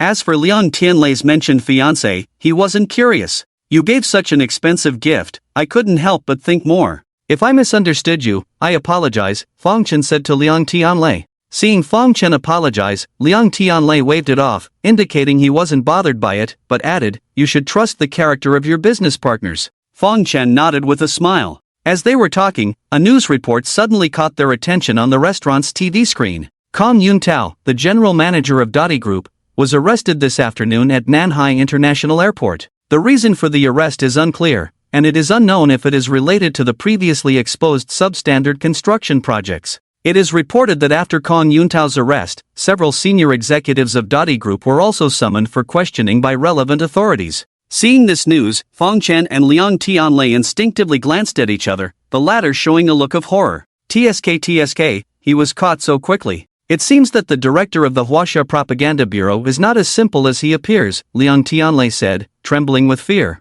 Fong Chen was also surprised. He hadn't expected Kong Yuntao to be dealt with so swiftly. It had only been an afternoon, and the old man seemed quite amiable, but his actions were unexpectedly decisive. Dottie Group is probably in for a rough time now. Kong Yuntao's company already had issues, and now he had offended such a big shot. It wasn't Liang Tianlei kicking him when he was down, but even a fool could see that once this matter unfolded, Kong Yuntao wouldn't get off lightly. This should be good news for you. Anyway, he was also leaning towards Zhao Buoxiu. Now that he's under investigation, he probably can't help Zhao Buoxiu anymore, Fong Chen said. That's the theory, but the Dottie Group has a significant economic impact on the entire southeastern coast. Now that something has happened, even our group will be somewhat affected. Moreover, after Kong Yuntao's arrest, his position as a director of the South China Sea Chamber of Commerce will definitely be revoked. As a result, the South China Sea Chamber of Commerce will have to elect new directors, and who knows how many people will rush to compete for this position. The directors of the South China Sea Chamber of Commerce wield great power,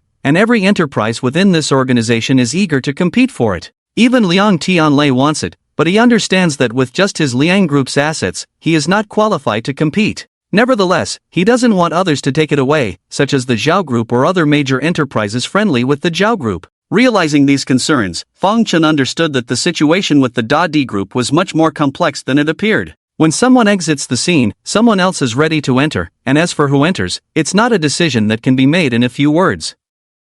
Because at this level, whoever is involved represents not only themselves but also the interests of a large group of people. Bang! As Fong Chen was listening to Liang Tianlei, he suddenly heard a loud noise behind him. Turning around, he saw a waiter had dropped and shattered a bottle of wine. Oh no! The wine bottle shattered on the table, splashing a female customer. The woman, wearing a white t-shirt, immediately started shouting, "Damn it, are you blind or what?" The female customer, splattered with red wine, hadn't said anything yet when the man sitting across from her angrily scolded the waiter. "I'm sorry, ma'am, it was not intentional." The waiter apologized to the woman while cleaning up the broken glass on the table. Not his business. Fong Chen was about to turn around when he heard the waiter's voice. He raised his eyebrows and quickly got up to walk over. "I'm sorry? If I splash you with water, can I just say sorry to you? Are you blind?" The woman regained her senses and sharply retorted. The waiter didn't know how to respond to this, just kept apologizing. "I'm asking you a question.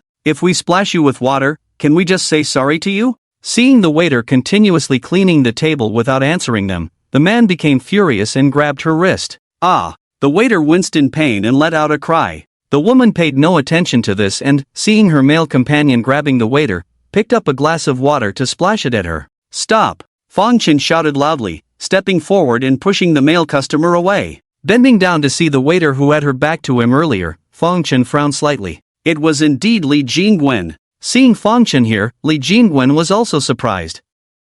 "Who the hell are you?" The male customer, pushed by Fong Chen, almost stumbled but regained his balance and glared at him in anger. Since being injected with that needle, Fong Chen's height had been continuously increasing, but it hadn't kept growing non-stop. When he reached 185 meters, his growth stopped. Although this height was not extraordinary, it was considered tall among ordinary people. Combined with his broad chest and strong muscles, he appeared quite robust. The male customer, although sturdy, was considerably shorter than Fong Chen. He wanted to punch him but was intimidated by Fong Chen's physique, so he only dared to question him angrily. "What's going on? What happened?" The commotion here was not small, and someone informed the lobby manager, who hurried over to inquire. "The waiter broke the wine bottle and splashed my girlfriend with wine. What should we do?" The man felt he was no match for Fong Chen and didn't dare to act. When he saw the lobby manager approaching, he immediately complained to her. The lobby manager, a woman in her 30s, not very attractive with sharp triangular eyes that made her seem a bit harsh, turned dark upon hearing the man's words.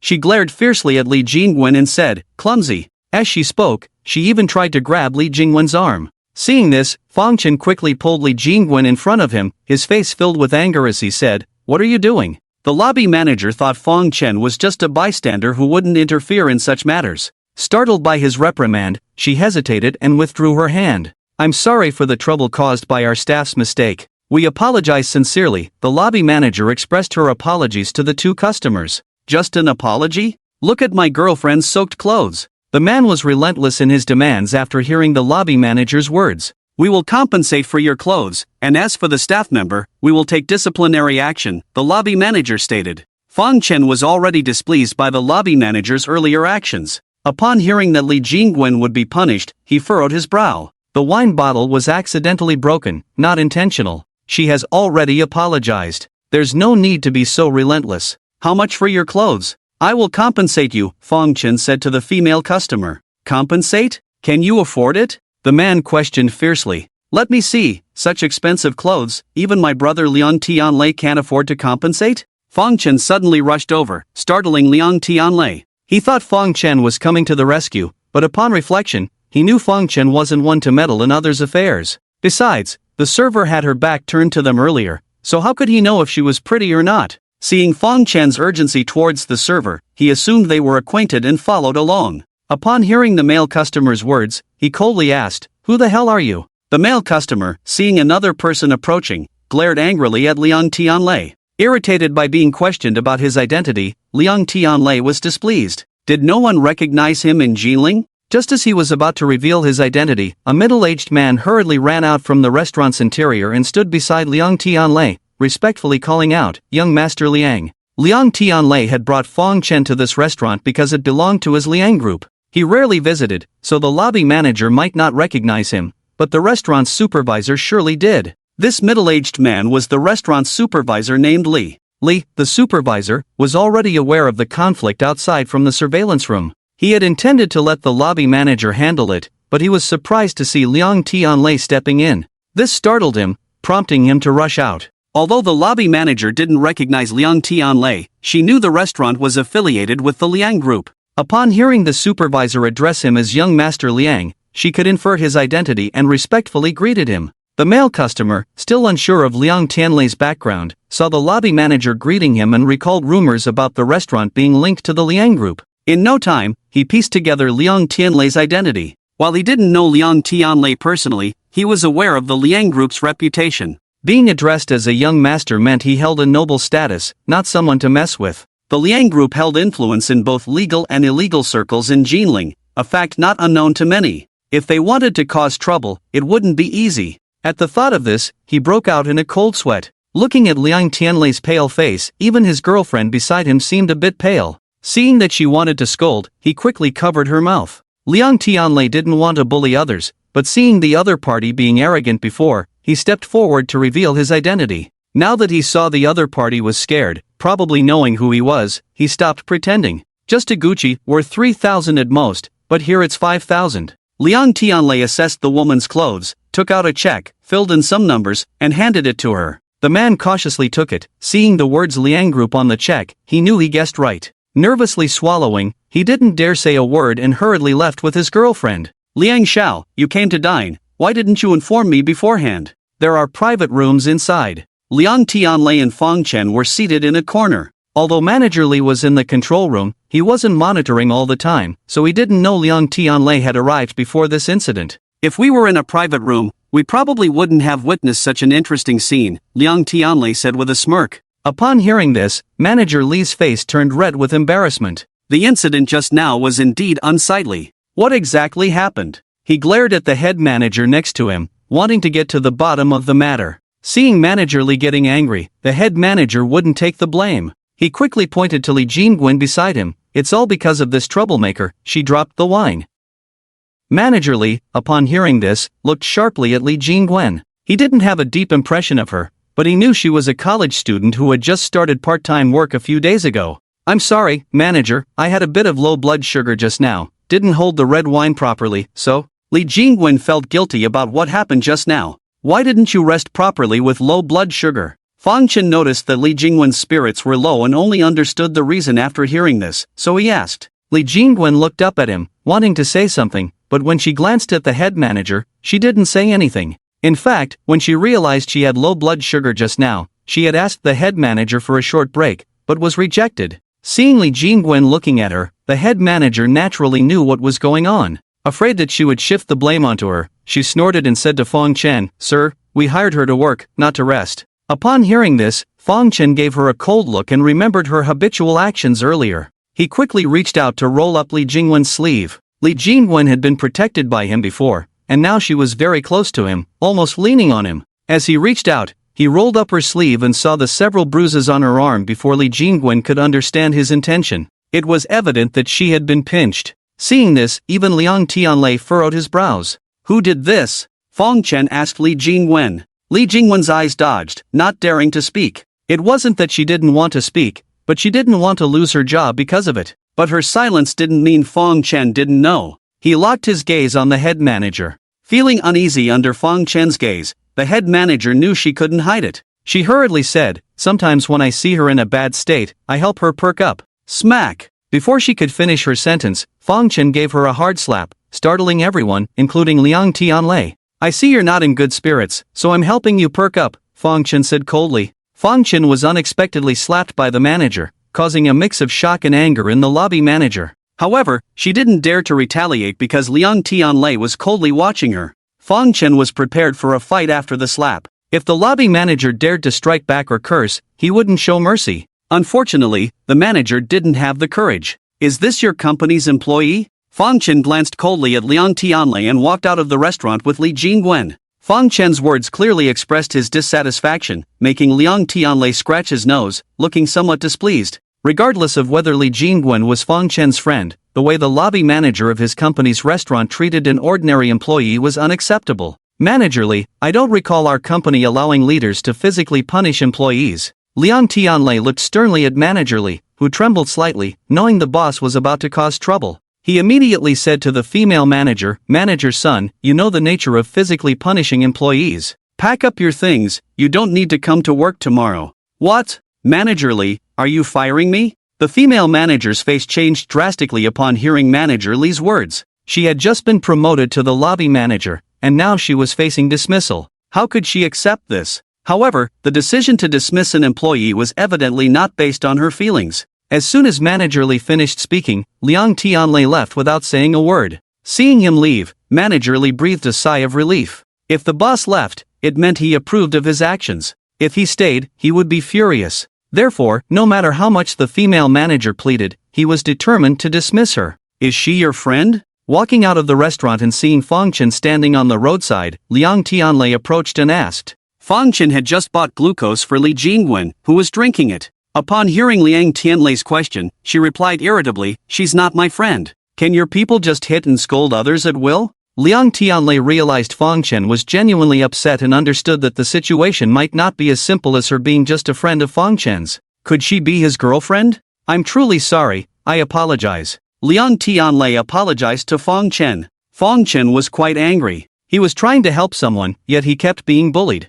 How could he not be angry? However, despite his anger, he knew it wasn't Liang Tianlei's fault. So, he just expressed his dissatisfaction, and since Liang Tianlei had apologized and dealt with the manager, what more could he say? "Feeling better now?" Fong Chen asked Li Jingwen after she finished the glucose. Li Jingwen nodded, "Much better, thank you." She didn't expect to encounter Fong Chen here and receive his help. After receiving consecutive help from Fong Chen, her preconceived notions about him had diminished significantly. "Your name is Li Jingwen, right? I'm sorry for what you went through. On behalf of the restaurant, I apologize to you, and this is our compensation for you." Liang Tianlei had already learned Li Jingwen's name from Manager Li. He approached her, handed her a check for 20,000. Li Jingwen's part-time salary here was 1,500 per month, so 20,000 was a substantial amount for her. However, she refused to take it because it was too much. "I don't want any compensation, I just hope you won't fire me." Li Jingwen looked at Liang Tianlei with a pleading expression. Liang Tianlei was taken aback by her words, then smiled, "Such a beautiful employee, I'd like to keep you, but I'm afraid some people may not agree," he said, giving Fong Chen a meaningful look. Fong Chen's company was newly established and was in need of staff. Since Li Jingwen was now unemployed and had a previous acquaintance with him, Liang Tianlei believed Fong Chen would likely hire Li Jingwen in his company. Li Jingwen looked puzzled, not understanding what Liang Tianlei meant. She thought she had done something wrong today and that her supervisor was going to fire her, feeling a bit lost. She had only found this part-time job not long ago, never expecting to be fired after just a few days. Seeing Liang Tianlei's ambiguous smile, Fong Chen understood what he was thinking. He did consider it, but hadn't made up his mind yet. It's getting late. There's something going on at Dottie Group, so I have to go back and discuss it with my family. I'll leave first. Liang Tianlei thought that Fong Chen and Li Jingwen knew each other quite well, so since he had nothing to do here, he didn't want to be a third wheel and suggested leaving. Fong Chen nodded and watched him go. You should go home too. I'll drive you, Fong Chen said to Li Jingwen, who was feeling a bit down. It was only a little past 8, and Yen Xiaorui wouldn't finish class for a while. He could still take Li Jingwen home in time. No need to trouble yourself, Li Jingwen was already grateful to Fong Chen, so how could she ask him to drive her? But Fong Chen didn't care about that and simply said, get in the car, before getting in himself and closing the door. Although they had been standing in front of a Mercedes-Benz on the roadside, Li Jingwen never expected it to be Fong Chen's car. When she saw him get in, she realized it, feeling a bit surprised. Fong Chen's family background was this good? Although she didn't want Fong Chen to drive her, he insisted. Helpless, she got into Fong Chen's car. Thank you for today. You've helped me again, Li Jingwen expressed her gratitude to Fong Chen as he started the car. Has your uncle come to bother you since that day? Fong Chen asked. No, Li Jingwen shook her head. Hearing her answer, Fong Chen felt relieved. Li Jingwen's uncle was not a good person, and Fong Chen was worried he might come bother her again.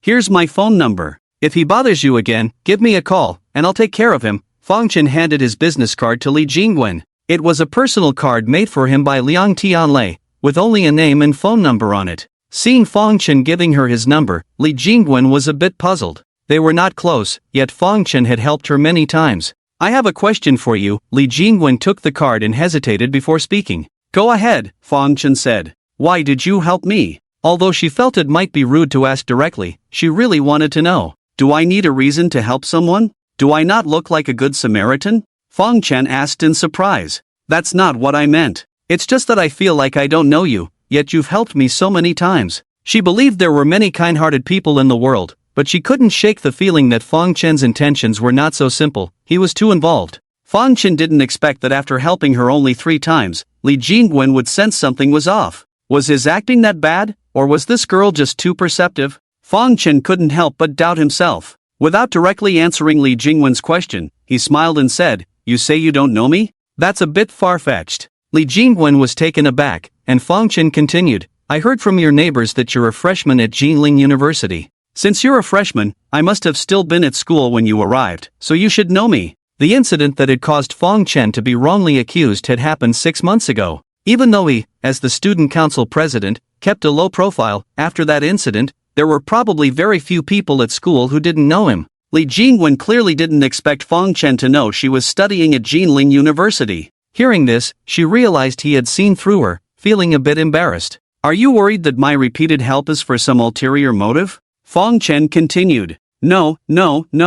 Upon hearing Fong Chen's words, Li Jingwen hurriedly shook her head. I didn't mean that. I just find it strange, and, although I haven't interacted with you much, I can tell from your continuous help that you have a good heart, not like the rumors say. Li Jingwen's words were not insincere. She knew the reason why Fong Chen was expelled in the first place, and if she had been wary of Fong Chen having ulterior motives towards her before today, she completely dismissed that notion now. Liang Tianlei seemed like a person of high status, and the fact that Fong Chen could dine and chat with him indicated his own status was not low either. Looking at the car he was driving now, even though Li Jingwen had no knowledge about cars, she knew that Mercedes was a luxury brand, showing that Fong Chen was not lacking in money. A person with both status and wealth, who was also handsome, would he lack beautiful women around him if he wanted? Although she was passable in looks, she never bothered with grooming. When she went out on a regular day, if she could retain even 3 points of grace, it was considered good. How could Fong Chen possibly have any interest in her? As for other things,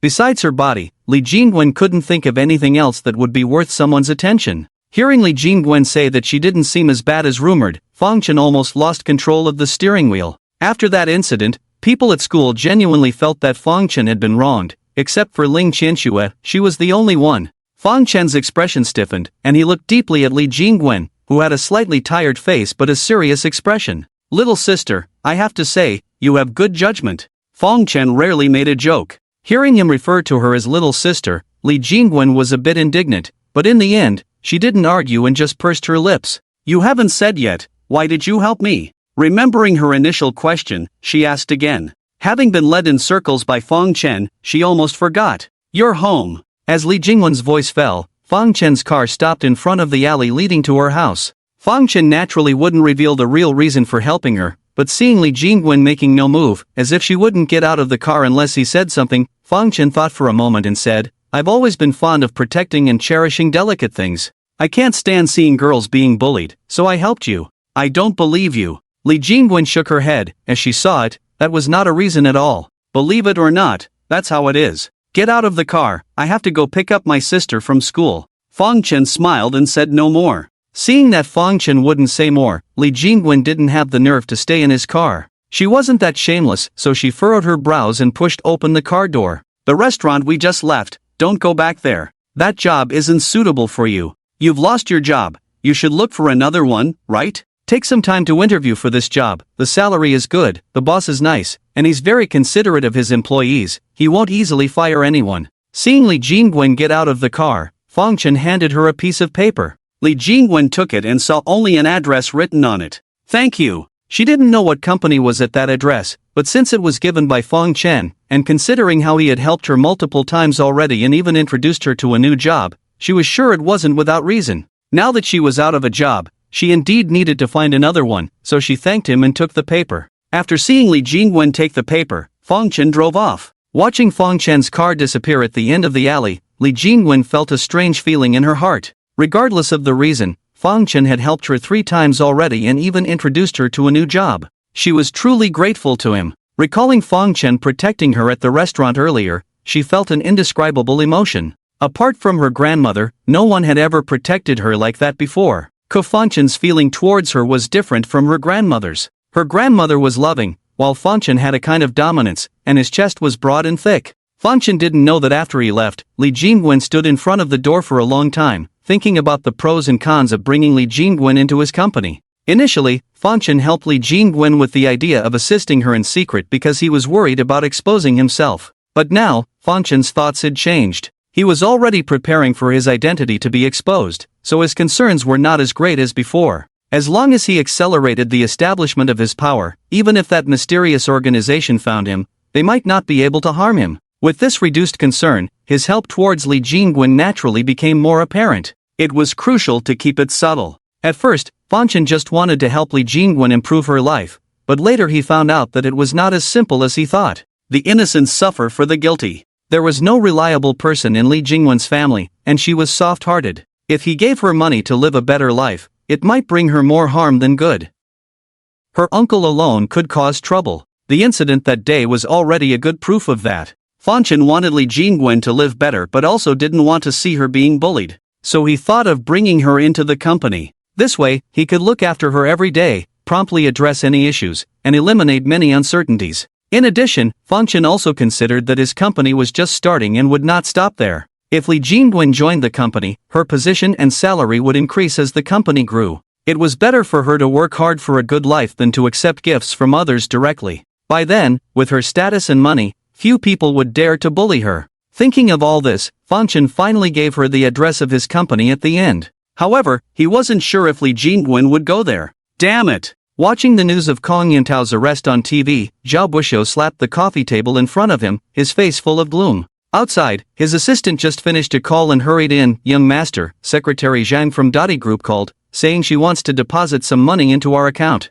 Secretary Zhang was Kong Yuntao's secretary, and their relationship was extraordinary. Now that Dottie Group was under investigation and Kong Yuntao was arrested, everyone knew that the money being deposited into their account at this time was for escaping. Tell her it's not possible. Zhao Buxiu immediately refused without thinking. The assistant was stunned, seemingly not expecting his young master to reject it. Zhao Group and Dottie Group had always been on good terms, and because of Kong Yuntao's position as a director of the South Sea Chamber of Commerce, they had helped Zhao Group in many projects. At this time, when the other party was in trouble, for Zhao Group to turn a blind eye would not be good for their reputation. Seeing the assistant's puzzled expression, Zhao Buxiu guessed his thoughts and said coldly, Dottie Group got into trouble this time because they offended a big shot, someone even missed her. Zhang can't afford to provoke. What can we do? Directly refuse her. Besides, immediately cut off all cooperation and business dealings with Dottie Group to prevent getting into trouble. This is my decision. It's also the chairman's decision. After hearing Zhao Boishuo's words, the assistant understood, and seeing the dark expression on his young master's face, he dared not say more and promptly agreed. As the assistant left, Zhao Boishuo sat wearily on the sofa, feeling restless. He had originally planned to use Kong Yuntao to suppress Liangshi group, but he never expected to encounter such a situation. He and Kong Yuntao had never met Wang Yu, let alone offended him. There were so many people buying rough stones at the bank, but they happened to run into him. That would have been fine, but Kong Yuntao had a small temper and refuted something he said, and the result was disastrous. In just one afternoon, all the senior executives of the Da Di group were investigated, and even their funds were frozen. Judging from the situation, things were not looking good. It was truly a calamity. I wonder if Kong Yuntao stepped on dog poop when he left the house today, such bad luck. Even Zhao Boishuo, who never believed in luck, couldn't help but suspect Kong Yuntao's terrible luck after this incident. Fortunately, he didn't show any disrespect to that person at the bank today, or he might have been summoned by the relevant authorities for a chat.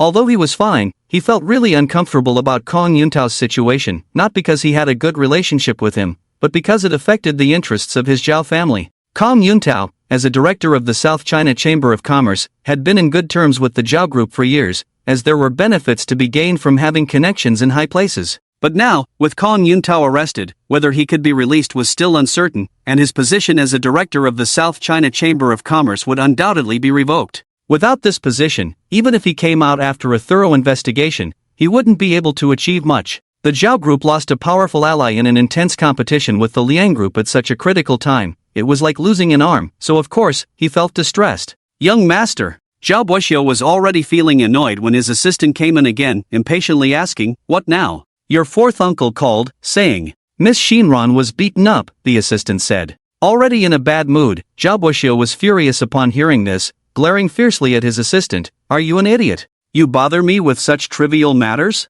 He knows what kind of person his daughter is, don't you know? Is this worth mentioning? Tell me when she's beaten to death. Having grown up in a large family like the Zhao group, accustomed to intrigue, Zhao Boishuo had no emotional attachment to anyone other than his parents, especially since his fourth uncle had no power within the group, just holding some shares and doing nothing. In Zhao Boishuo's eyes, such a person was no different from a bug. To bother the young master with the private affairs of a minor shareholder, how could he not be angry? Young master, please calm down first. Zhao Xinran was beaten by Fong Chen. Having been Zhao Boishuo's assistant for so many years, the assistant knew well what was worth mentioning and what was not, so despite being scolded, he still reported the incident. Fong Chen did it? Just a moment ago, Zhao Boishuo was furious, thinking his assistant had no sense of propriety, but upon hearing Fong Chen's name, his eyes narrowed and his brows furrowed. How did Zhao Xinran conflict with him? He asked. I heard that Fong Chen's sister and Zhao Xinran were classmates. They had a conflict, and Fong Chen beat up Zhao Xinran to help his sister. The assistant explained what he had found out. Zhao Boishuo suddenly understood, but his frown did not ease. He knew Zhao Xinran's character very well, and while she might have been at fault in the conflict with Fong Chen's sister, that didn't justify Fong Chen hitting her. Zhao Boishuo truly didn't care about this cousin of his, but in the Zhao group, let alone his cousin, even a dog was not someone Fong Chen could bully. Fong Chen. Thinking of this name, a flash of severity crossed Zhao Boishuo's eyes. If it weren't for running into Fong Chen at the bank today, Kong Yuntao wouldn't have offended Wang Yu, the Da Di group wouldn't have been investigated, and the Zhao group wouldn't have lost a major support. It was all Fong Chen's fault in the end. Thinking of how Fong Chen has become more and more active recently, Zhao Boishuo was still unaware of how he got involved with Liang Tianlei and ended up at a big loss. The expression on Zhao Boishuo's face grew darker and more gloomy. It seems that in half a year, he has healed his scars and forgotten the pain. In the end, the lesson wasn't deep enough. Zhao Boishuo muttered to himself. Young master, Fong Chen is clearly helping Liang Tianlei target you, and now he even hit Zhao Xinran. He's being extremely arrogant.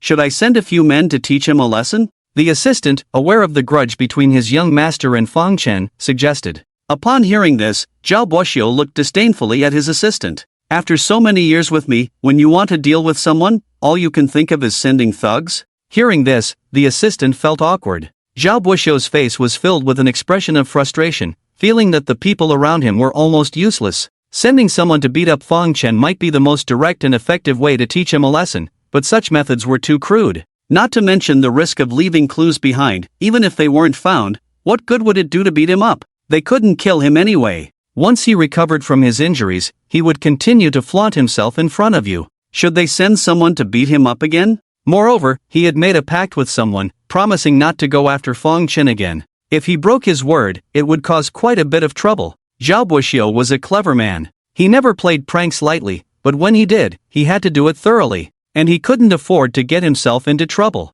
Did you find out about Fong Chen's company like I asked you to? He asked his assistant. Yes, master, I found out. It's called Epin Jade Industry, registered just a few days ago with a capital of 2 million. Fong Chen holds full control, located in the west of the city, in a storefront that used to belong to the Su family, bought by Liang Tianlei and given to Fong Chen. Upon hearing the assistant's report, Zhao Buxiu raised an eyebrow. Liang Tianlei's generosity even surprised him, further confirming what Zhou Jiza had said. Fong Chen must truly have the ability to appraise stones, otherwise why would Liang Tianlei value him so much?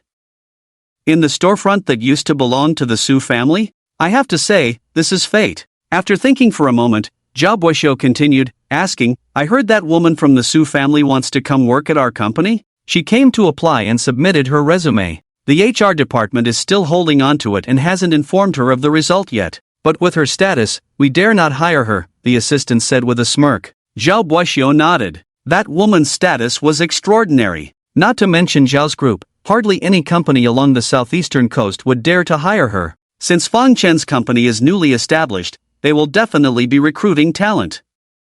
Although that woman is unlucky, her education, qualifications, and business acumen are top-notch. Find an intermediary to introduce her to Fong Chen's company for an interview. What? The assistant was startled by Zhao Buxiu's words, almost thinking he had misheard. Introduce her to Fong Chen's company. After thinking for a moment, the assistant understood the deeper meaning behind Zhao Buxiu's actions and thought that introducing that woman to Fong Chen's company was indeed a good way to deal with him. But that woman is currently a hot potato in the Jinling business community, it's no secret. I'm afraid Fong Chen won't accept her. He felt there was a flaw in the young master's plan. Upon hearing this, Zhao Buxiu sneered, Do you remember when I asked you to investigate Fong Chen's background 6 months ago? Upon hearing this, the assistant nodded. At that time, Zhao Buxiu was preparing to deal with Fong Chen, so he had him investigate Fong Chen's background to see if there were any powerful figures behind him, to avoid offending some untouchable people. However, after investigating a pile of data, it showed that Fong Chen was just an ordinary college student with no background. I looked through that pile of data and found something interesting. Upon hearing Zhao Buxiu's words, the assistant perked up his ears, curious about the matter at hand. However, Zhao Buxiu did not directly reveal it, only vaguely saying, that woman has some connection with Fong Chen. If Fong Chen refuses to accept her, we'll leak some information to him. Once he knows that information, he will surely accept her. As Zhao Buxiu spoke, his eyes exuded strong confidence. Go and handle it, we'll discuss the rest later. The assistant felt puzzled by his young master's inexplicable confidence. Despite wanting to ask further questions, he could only nod in agreement after hearing those words, then left the room. Zhao Buxiu's confidence was not unfounded. Although he had never held Fong Chen in high regard, he acknowledged Fong Chen's virtue of gratitude. However, in Zhao Buxiu's eyes, this virtue was a flaw, a fatal one at that. As long as Fong Chen remained grateful, he would undoubtedly accept that woman. And once he accepted her, without a doubt, he would fall into Zhao Buxiu's trap. With his strategic moves in place, Zhao Buxiu was not only confident about Fong Chen but even believed he could take down Liang Tianlei if needed. Contemplating this, Zhao Buxiu, who had been melancholic before, gradually revealed a smile on his face. Goodbye, Teacher Su. After bidding farewell to the class teacher, Yan Xiaorui, under the envious gazes of her classmates, got into Fong Chen's car. Although Jinling was never short of wealthy individuals, not everyone could afford a Maybach. The appearance of such a car at the school gate naturally drew attention. Bro, when did you get a car? Yan Xiaorui was surprised by the luxurious interior as she got into the car, unaware of Fong Chen owning one. I didn't buy it, Liang Tianlei gave it to me, Fong Chen said, starting the car. He gave it to you again? Why is he so good to you? Thinking of Liang Tianlei, Yan Xiaorui was puzzled. Is it not okay for someone to be good to me? Do you want everyone outside to resent me? Fong Chen retorted impatiently. Of course not, it's just that he's overly generous to you, don't you think? He even gave you a shop. Could he have some ulterior motive? Yan Xiaorui doubted. What motive? Fong Chen looked at her.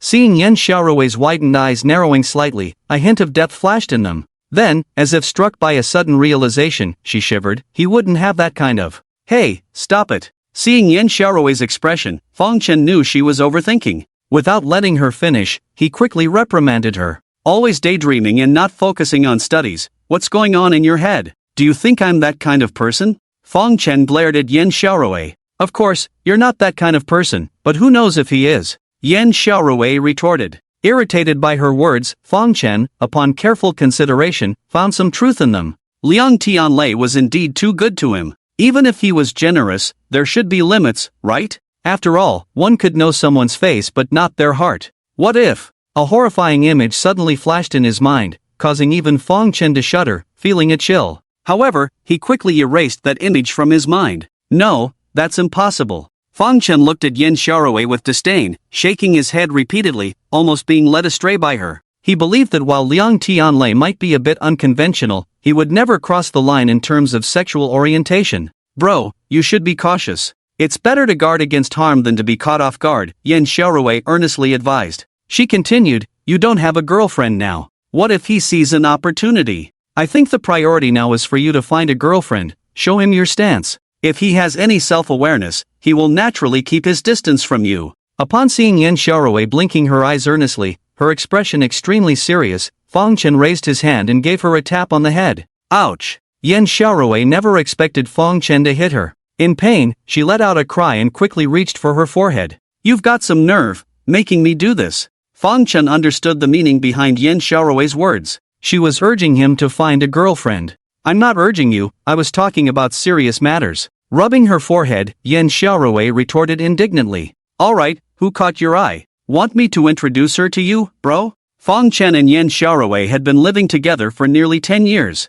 He knew her too well. She wouldn't bring up such matters without reason. If she mentioned it, she must have already found someone. Seeing through Yen Xiaorui's thoughts, Fong Chen wasn't embarrassed. With a smile, she said, actually, you've met this person before. It's our teacher, Su. Initially curious about who Yen Xiaorui wanted to introduce to him, Fong Chen's expression fell upon hearing her words. He didn't have a good impression of Suing because when Yen Xiaorui was framed, Suing sided with Zhao Xinran. You can't blame Suing for what happened before. She's actually a good person and takes care of me. I think she's suitable for you, and I've confirmed she's single, Yen Xiaorui said. When Suing first took over the class, she didn't know the situation well and believed Zhao Xinran with evidence. However, after realizing Yen Xiaorui was innocent, she personally apologized and took special care of her, even before Liang Tianlei managed the school. Yen Xiaorui was sure Suing was genuinely kind to her, and she was grateful, which is why she wanted to match her with Fong Chen. Your teacher doesn't distinguish right from wrong, and you're still speaking up for her. Fong Chen, unaware of what happened that night, found Suing unreasonable and said in a displeased tone.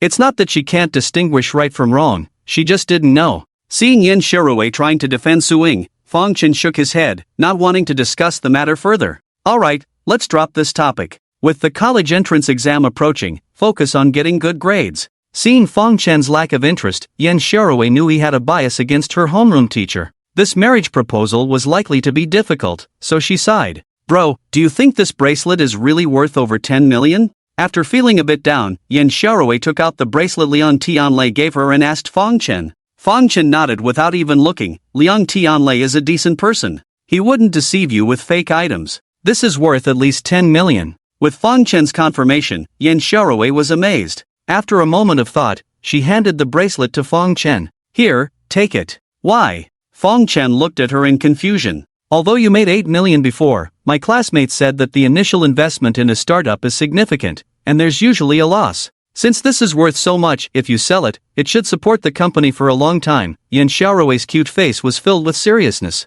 Although she smiled, Fong Chen could see the hidden reluctance in her watery eyes. Any girl faced with such a beautiful piece of jewelry would probably be reluctant to give it away, but she handed it over without hesitation. Fong Chen felt a warmth in his heart. Silly girl, why do you think Liang Tianlei would be willing to give me such valuable things? He didn't reach out to take the bracelet but asked instead. Why? Yen Xiaorui's eyes were full of confusion. She had only been joking before and didn't really think Liang Tianlei had any ulterior motives towards Fong Chen.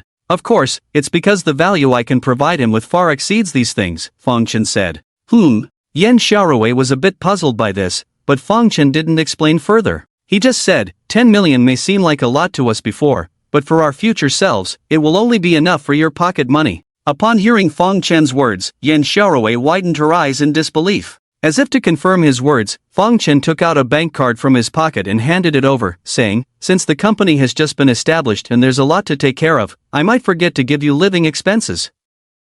So, I've arranged a card for you with 15 million in it. Spend it without worries." What? 15 million. Yan Xiaorui's face was filled with astonishment upon hearing Fong Chen's words. Brother, are you joking with me? She asked incredulously, looking at the bank card in Fong Chen's hand. Fong Chen had multiple reasons for giving Yan Xiaorui so much money, with the one he mentioned being just one of them. Besides that, there were two more reasons. One needed to be considered in the long run. Now that he had started a company, he was determined to make it big. In the process of growing the company, he would encounter many people, friends, and competitors. If these people couldn't benefit from him, they might turn to Yan Xiaorui, either to please her or to scheme against him. Although Fong Chen believed in his sister's character, by fulfilling all her material needs, he believed she would have more confidence to say no to temptations. Apart from these two reasons, the last one was simple and direct. Fong Chen just wanted to give Yan Xiaorui money to buy whatever she wanted without any worries. She was his only family, and if he didn't treat her well, who would?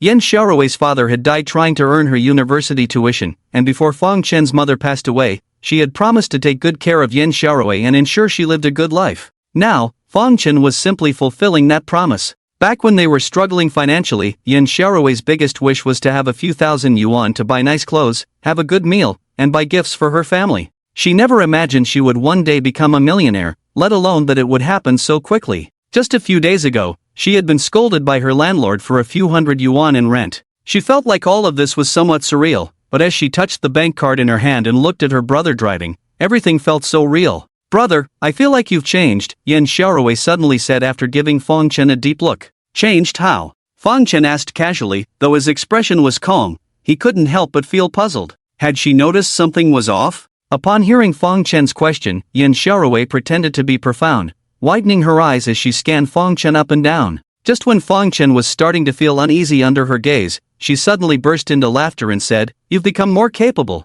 "Ha ha, love you." She laughed and leaned in to give Fong Chen a peck on the cheek. Fong Chen was just thinking about how to cover up the recent changes in himself when Yan Xiaorui's words left him dumbfounded. Feeling the slight coolness on his cheek, his expression couldn't help but turn strange. Yan Xiaorui used to love kissing his face, but that was all years ago. Since she entered junior high, it seemed like she had never kissed him again. This familiar yet distant scene made Fong Chen feel pleasantly surprised. Looking at Yan Xiaorui's fair face with a cunning smile, he couldn't help but smile too. Although she and Yan Xiaorui had already reconciled and had been getting along well, after all, it had been half a year of estrangement, and their relationship couldn't be repaired just like that. He knew that Yan Xiaorui still felt guilty towards him, and their relationship had not truly returned to what it used to be. However, after what had just happened, he was certain that there was no longer any barrier in Yan Xiaorui's heart towards him. The innocent and naive little sister from before had returned. With these thoughts in mind, Fong Chen felt even more pleased and immediately stepped on the gas, laughing heartily. "Let's go back home."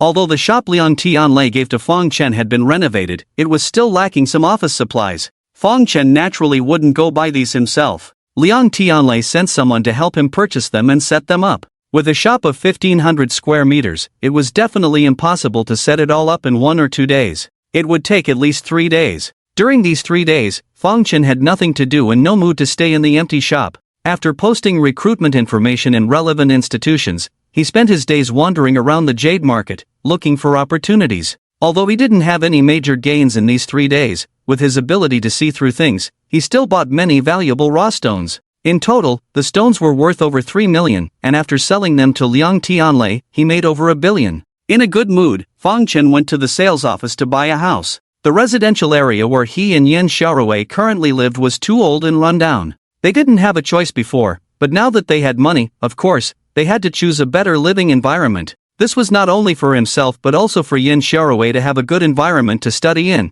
especially since the college entrance exam was less than a month away. Fong Chen sincerely wanted to buy a house, but unfortunately, it was not a good time. Before he even entered the sales office, he saw a large group of workers surrounding the building, arguing loudly. "How long has it been since the work was completed? Still no payment." The project from the first half of last year was supposed to be settled by the end of the year, and now it's already the second year. Still no payment. For the project in the first half of this year, they said they would settle the payment for last year's project once we finished. Now we've been done for over 2 months, but when it's time to pay, they say there's no money. How can we believe that such a big company has no money? If you have no money, why are you building anything? Exactly. If you don't pay, we won't leave. It's useless no matter who comes. Fang Chen stood not far away, listening to the commotion and looking at the workers' attire. He knew they were construction workers demanding their wages. Everyone, please calm down. A chubby man in a shirt came out of the sales office, looking a bit impatient,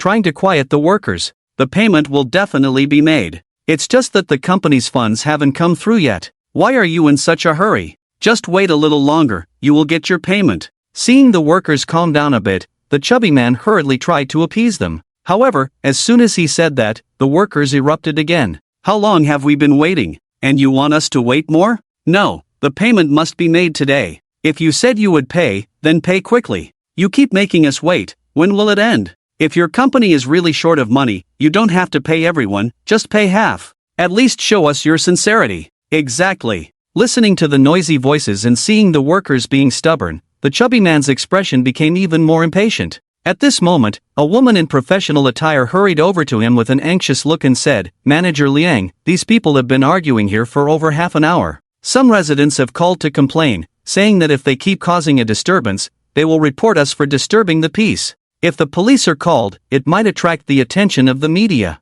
Owing workers' wages is the worst nightmare when it gets exposed by the media." Upon hearing the woman's words, the fat man known as Manager Liang furrowed his brows deeply, glanced around the crowd, and pointed at a man wearing a safety helmet at the front, saying, "Tang Wenyu, quickly take your people away. I will help you chase the money." Seeing that the sales office was not going to sell any houses, Fang Chen was about to leave. However, upon hearing the fat man's words, he felt invigorated, dispelling the thought of leaving and instead walked over with a puzzled expression. Tang Wenyu, the man being called, was not very old, with a strong physique. He was wearing a slightly yellowed white vest, revealing slightly tan muscles. His appearance seemed fierce, but at this moment, a flattering smile appeared on his fierce face, which was quite contradictory. "Manager Liang, although I am a subcontractor, I can't come up with the money. My words are of no use. The brothers are really out of money. You know, from last year to this year, we have only worked for your company and not for any other. If you don't pay, we really can't make ends meet.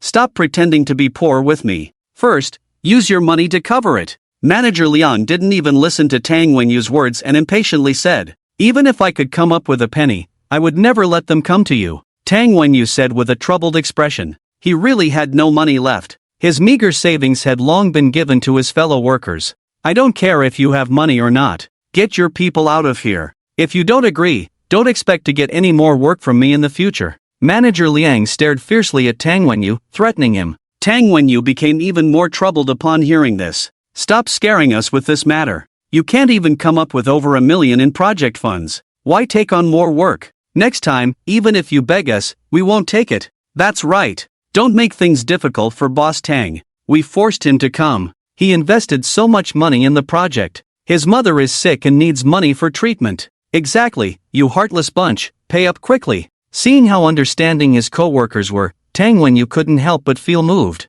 Although he didn't want to offend Manager Liang, at this point, he knew there was no turning back. His mother was in the hospital, waiting for the money. "Manager Liang, please think of a solution. See if you can come up with some money. The workers really have no money left. They all have wives and children, and some have sick parents." Tang Wenyu thought of playing the sympathy card, hoping to persuade Manager Liang. However, before he could finish his sentence, Manager Liang slapped him across the face. "Damn it, Tang Wenyu, do you think I'm giving you face? Their parents and families are not my responsibility. Stop spouting this nonsense. You have 3 minutes to get your people out of here. Otherwise, be prepared to face the consequences." There were about 20 workers in total. Manager Liang was initially wary, but upon seeing a group of security guards from his company coming out, he immediately gained confidence. He slapped Tang Wenyu and even spat at him. Caught off guard by the sudden slap, Tang Wenyu was shocked and angry, but he dared not retaliate, as he still had to rely on this person for his livelihood.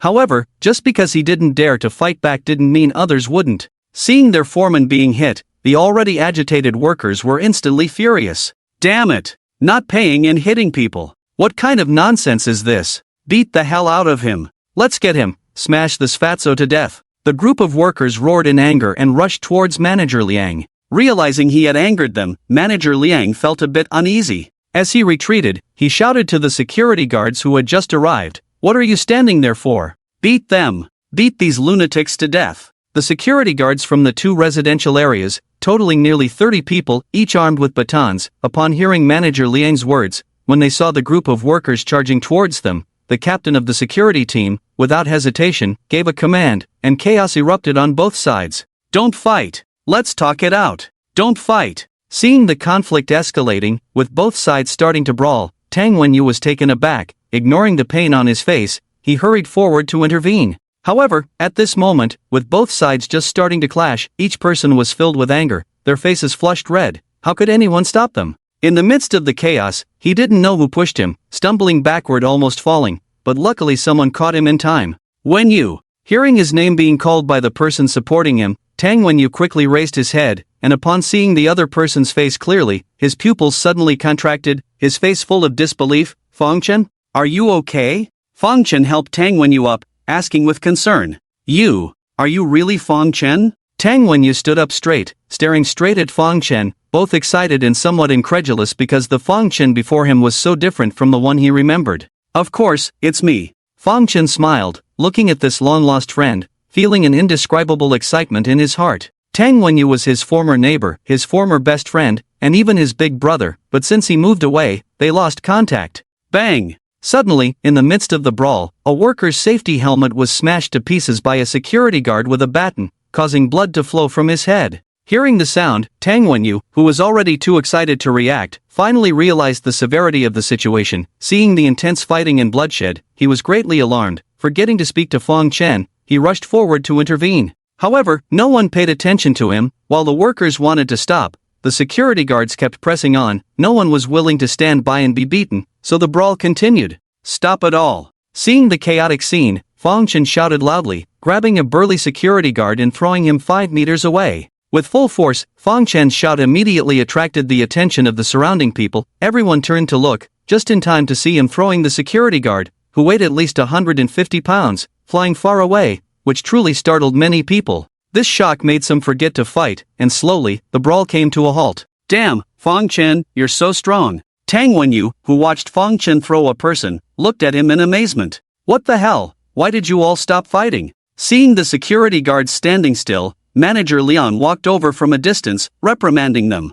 Just now, to avoid getting hurt, he had hidden in the sales office, unaware of what was happening outside. Hearing no movement, he ran out, thinking the security guards were slacking off and not listening to him. "Are you in charge here?" Seeing Manager Liang coming out, Fang Chen stepped forward, frowning and asking, "Who are you?" Manager Liang stared at Fang Chen, not recognizing him, and asked, "What's your name?" Without answering him, Fang Chen continued to inquire. "I'm Liang Wenkai, who the hell are you?" Manager Liang looked at Fang Chen with impatience. "Liang Wenkai." Hearing this name, Fang Chen silently repeated it, nodding as he approached him. "What are you doing? Are you here to collect a debt too?" Seeing Fang Chen getting closer, Liang Wenkai asked in confusion. "Yes, I'm here to ask you for a slap." Fang Chen nodded. "For what?" Liang Wenkai thought he misheard. "I said, I'm here to ask you for a slap." Fang Chen repeated. Liang Wenkai was furious.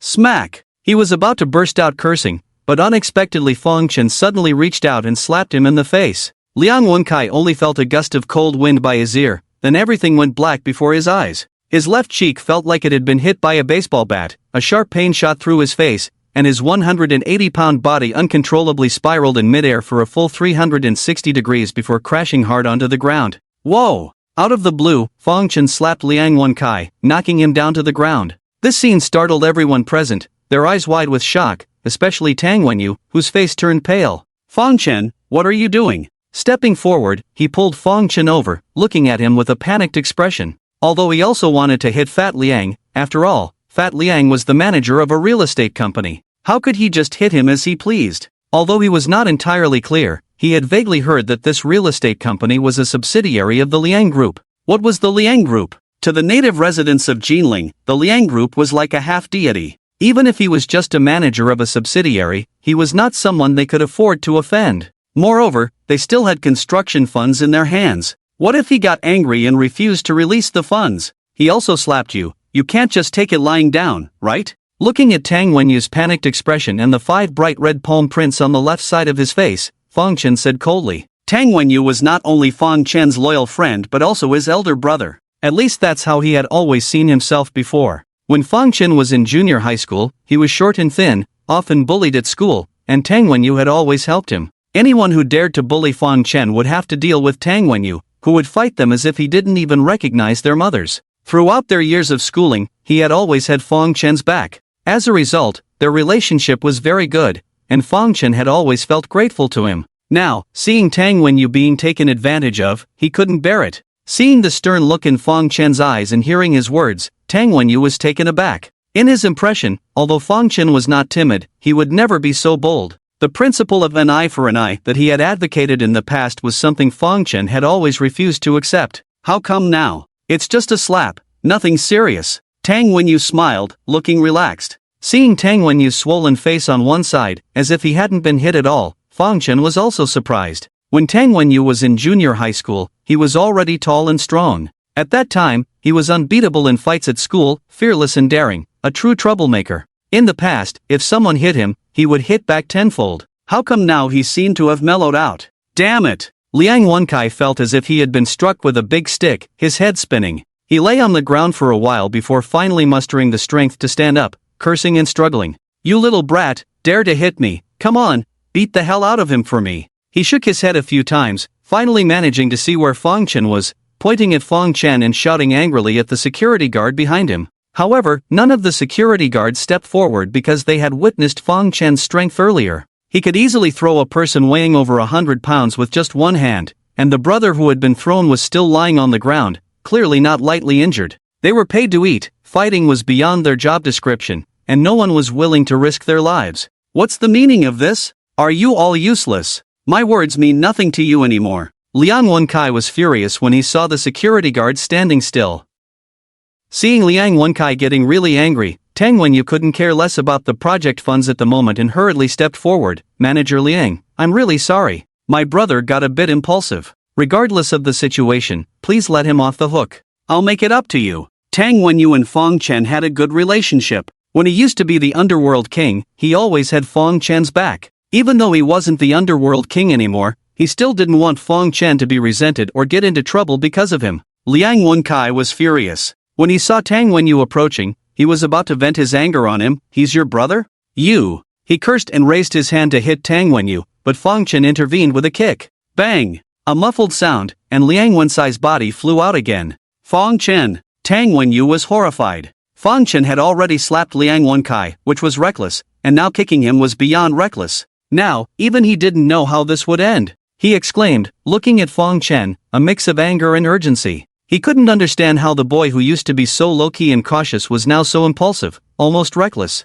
Brother, you've changed. Seeing Tang Wenyu looking anxious, before he could speak, Fang Chen spoke first, using the nickname others used for Tang Wenyu when they were friends. Why have you become so timid? Fang Chen asked in surprise. This almost made Tang Wenyu spit blood. He didn't want to be timid, but the situation was stronger than him, and he had no choice but to be. Stop with the nonsense, just go. Tang Wenyu didn't have time to argue with Fang Chen and pushed him forward. Where should I go? Fang Chen asked puzzled. I don't care where you go, just go quickly. You hit Manager Liang, he won't let you off. Hurry up and leave before he gets up, Tang Wenyu said as he pushed Fang Chen and took out a business card from his bag. I'm glad to see you, but today is not the time for catching up. This is my number. When you have time, give me a call, and we'll meet again. Tang Wenyu quickly said as he handed the business card to Fang Chen. He didn't ask for Fang Chen's number because he was afraid Liang Wenkai might take it away later. He was prepared to take the blame for the fight on behalf of Fang Chen.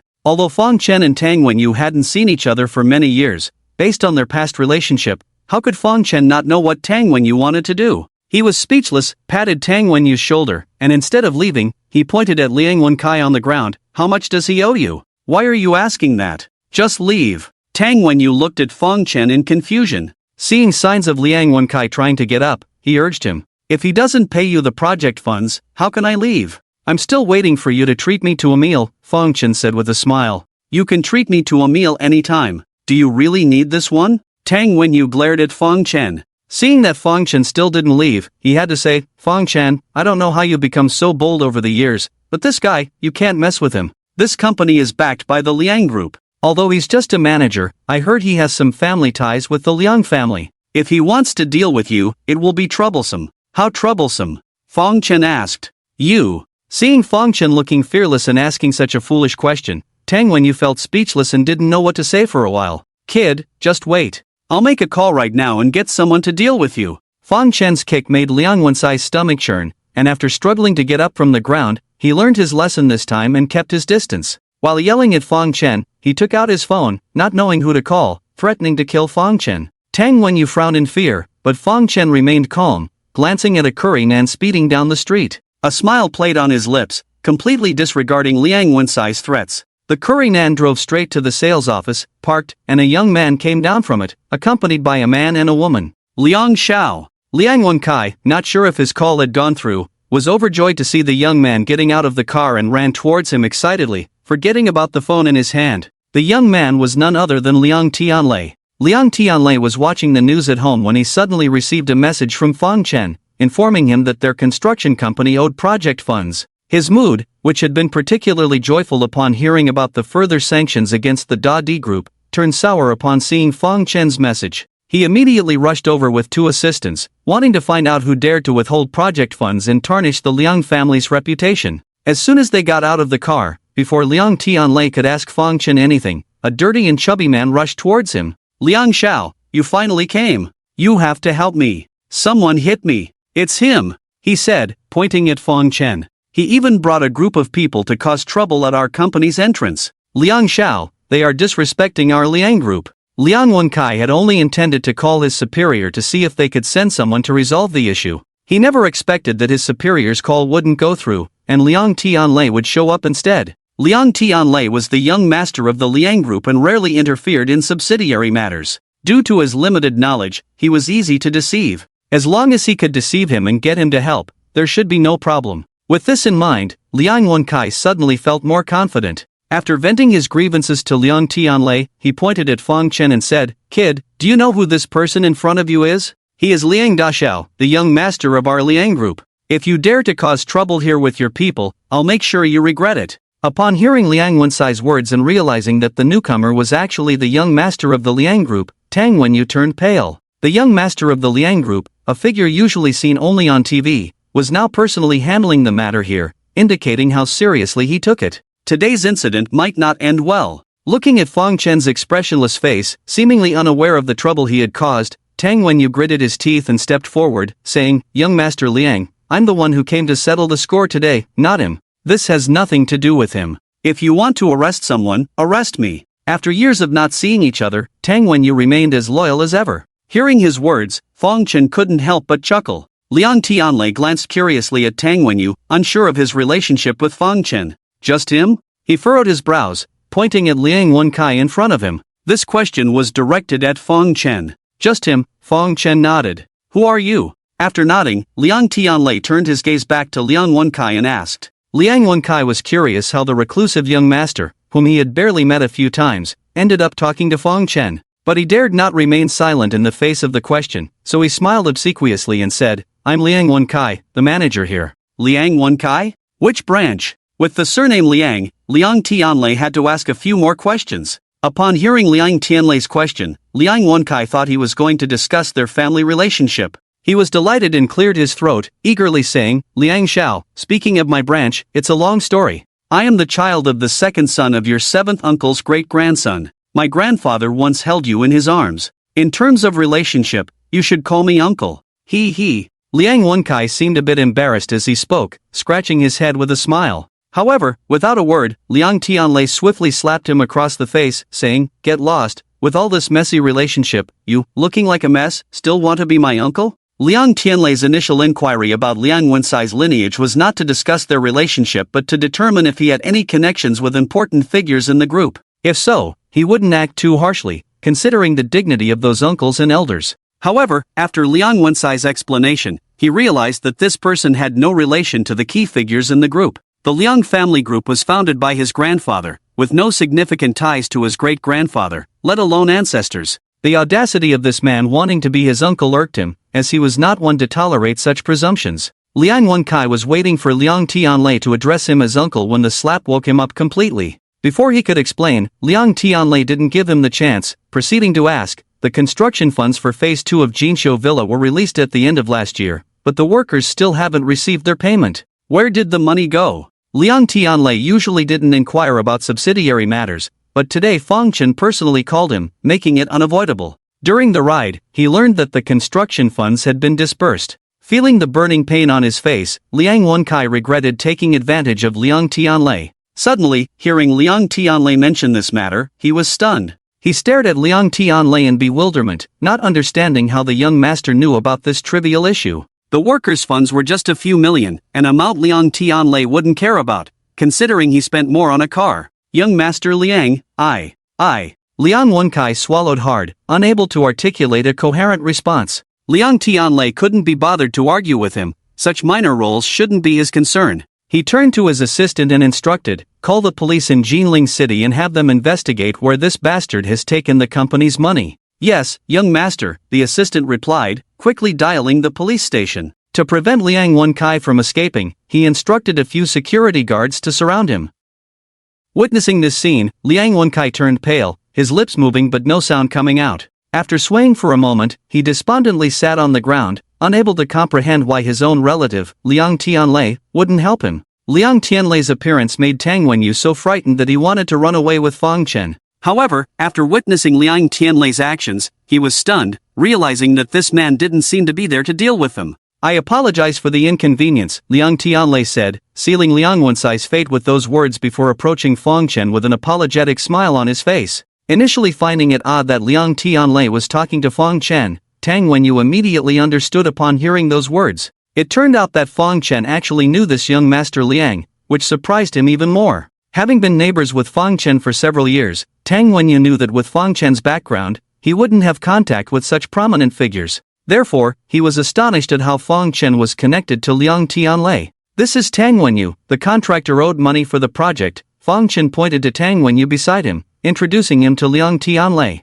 Upon hearing this, Liang Tianlei quickly waved his hand and said, Hey, let me make it clear first. It's not that we owe the construction funds, it's that bastard Liang Wenkai who owes them. I had no idea about this matter. I've never been in charge of the company's real estate business, so I won't take the blame for it. Liang Tianlei seemed afraid that Fang Chen would label him as someone who withholds workers' wages, so he hurriedly explained. After explaining, he first glanced at the workers around him, whose eyes were filled with fear, and finally fixed his gaze on Tang Wenyu, who had half of his face swollen but still forced to smile, and asked, How much does he owe you guys? Back, young Master Liang, A total of 1,930,000. Tang Wenyu had never seen any big shots in his life. When he heard Liang Tianlei asking him, he almost stuttered in his speech. After speaking, he hurriedly took out a crumpled piece of paper from his pocket. This is the detailed account of all the expenses, I remember them clearly. Liang Tianlei took the crumpled paper without looking at it, handed it to his assistant behind him, and then ordered, Pay off the construction funds owed from my personal account first. After that, seeing that most of the workers were bruised and swollen, he thought for a moment and said, Give each of them an additional 20,000 as compensation from the company. Receiving the full amount of the construction funds was already a great joy. When the workers heard that Liang Tianlei was also giving them an extra 20,000 each as compensation, they were overjoyed. Tang Wenyu was so excited that he kept thanking Liang Tianlei. 20,000 yuan might not be much to someone like Liang Tianlei, but to these hard-working laborers, it was almost a year's worth of living expenses. Many workers felt grateful to Liang Tianlei. Who is he to you? Looking at Tang Wenyu and his assistant going to settle the construction funds, Liang Tianlei curiously asked Fang Chen. A friend who has helped me a lot in the past, Fang Chen replied.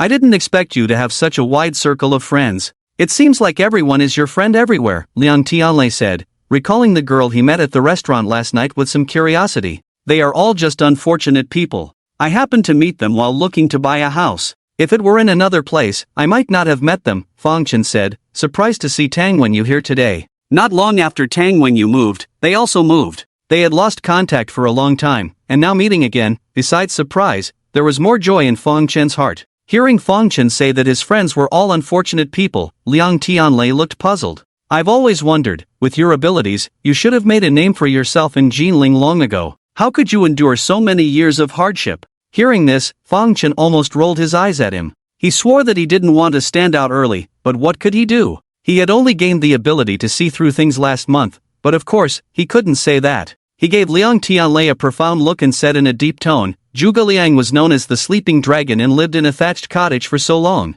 Do you know why? What's that got to do with me? Are you waiting for me, Liu Bei? Liang Tianlei laughed. Get lost, at best, you're Lu Shan. Fang Chen sarcastically retorted without hesitation and continued, the ancients said, when heaven is about to place a great responsibility on a man, it must first break his spirit and make him toil. Get out. Liang Tianlei immediately lost interest in the matter after hearing his nonsense. By the way, you mentioned buying a house just now? Remembering Fang Chen's words earlier, he keenly caught the key information from Fang Chen's words and asked, My sister is about to take the college entrance exam. The place we used to live was too noisy, so I want to give her a better study environment, Fang Chen said. Why are you buying a house here? Just come to me. I happen to have a few villas near your sister's school. If you want them. Liang Xiao. Liang Tianlei hadn't finished speaking when Fang Chen interrupted him. In Liang Tianlei's puzzled gaze, Fang Chen said, I want to buy a house myself, a smaller one, after all, there are only 2 of us in our family, we can't live in a too big one. Fang Chen's words revealed 2 pieces of information. He wanted to buy a house himself, and he didn't want a villa. With Liang Tianlei's wealth, as long as Fang Chen needed it, he could give away a villa without blinking an eye. However, Fang Chen didn't want to accept anything more from him. Liang Tianlei had already given him a lot of things, showing enough sincerity in their partnership. Fang Chen didn't like to be at a disadvantage, nor did he like to take advantage of others. Once or twice receiving gifts was fine, but could he accept them every time? He knew that Liang Tianlei's family was in the real estate business, but he came to buy a house alone because he didn't want Liang Tianlei to know. Seeing Fang Chen smile and hearing his words, Liang Tianlei, who had been ready to give away a villa with a wave of his hand, fell into thought. Both were intelligent people, and Liang Tianlei understood Fang Chen's words as soon as they were spoken. At the same time, he realized that the current Fang Chen was different from the past. Fang Chen didn't lack money now. When he needed money before, the things Liang Tianlei gave him could be seen as a favor. But now, the significance of giving gifts had diminished. Therefore, he wouldn't do something that was not appreciated. If you don't want a villa, I have a 3-bedroom apartment in Binjiang Garden. It's in a good location, fully furnished, and ready to move in. I've never lived there. If you like it, you can move in immediately for 4,500,000. Liang Tianlei, a wealthy young man with a broad vision, must have good taste in choosing a house. Although Fang Chen hadn't seen the house, he trusted Liang Tianlei and nodded. I'll take that one. Alright, I'll have the keys sent to you this afternoon. Take a look when you have time. As for the money, give it to my assistant. After finalizing Fang Chen's future house, the procedures on Tong Wenyu's side had also been completed. He walked over with a smile on his face, holding the money. For ordinary people, there is a limit to how much money they can withdraw from the bank each day. However, people like Liang Tianlei have a special cash reserve warehouse at the bank. Liang Tianlei's assistant took care of it, and during the process, cash was withdrawn from a nearby bank in Liang Tianlei's name. Tong Wenyu received cash, indicating that the workers would get paid today, hence his joyous expression. Fang Chen also glanced appreciatively at the assistant and then gave a thankful look to Liang Tianlei. Having climbed up from the bottom himself, he knew that nothing made workers happier than receiving their wages immediately. I haven't seen Wenyu in a long time. I want to chat with him. Thanks for today. Joking aside, gratitude was still necessary. Fang Chen said to Liang Tianlei, if you want to thank me for this, I really can't accept it. Managing a big team is not easy, and there are always some troublemakers sneaking in, making you a laughingstock. Liang Tianlei self-deprecatingly remarked. Then after a moment of contemplation, he said to Fang Chen seriously, I won't disturb your reunion with your old friend today. However, there's something I need to tell you. In a couple of days, there will be a business exchange event in Jinling. I'd like to take you with me. Are you interested? Liang Tianlei knew that Fang Chen was determined to grow the company.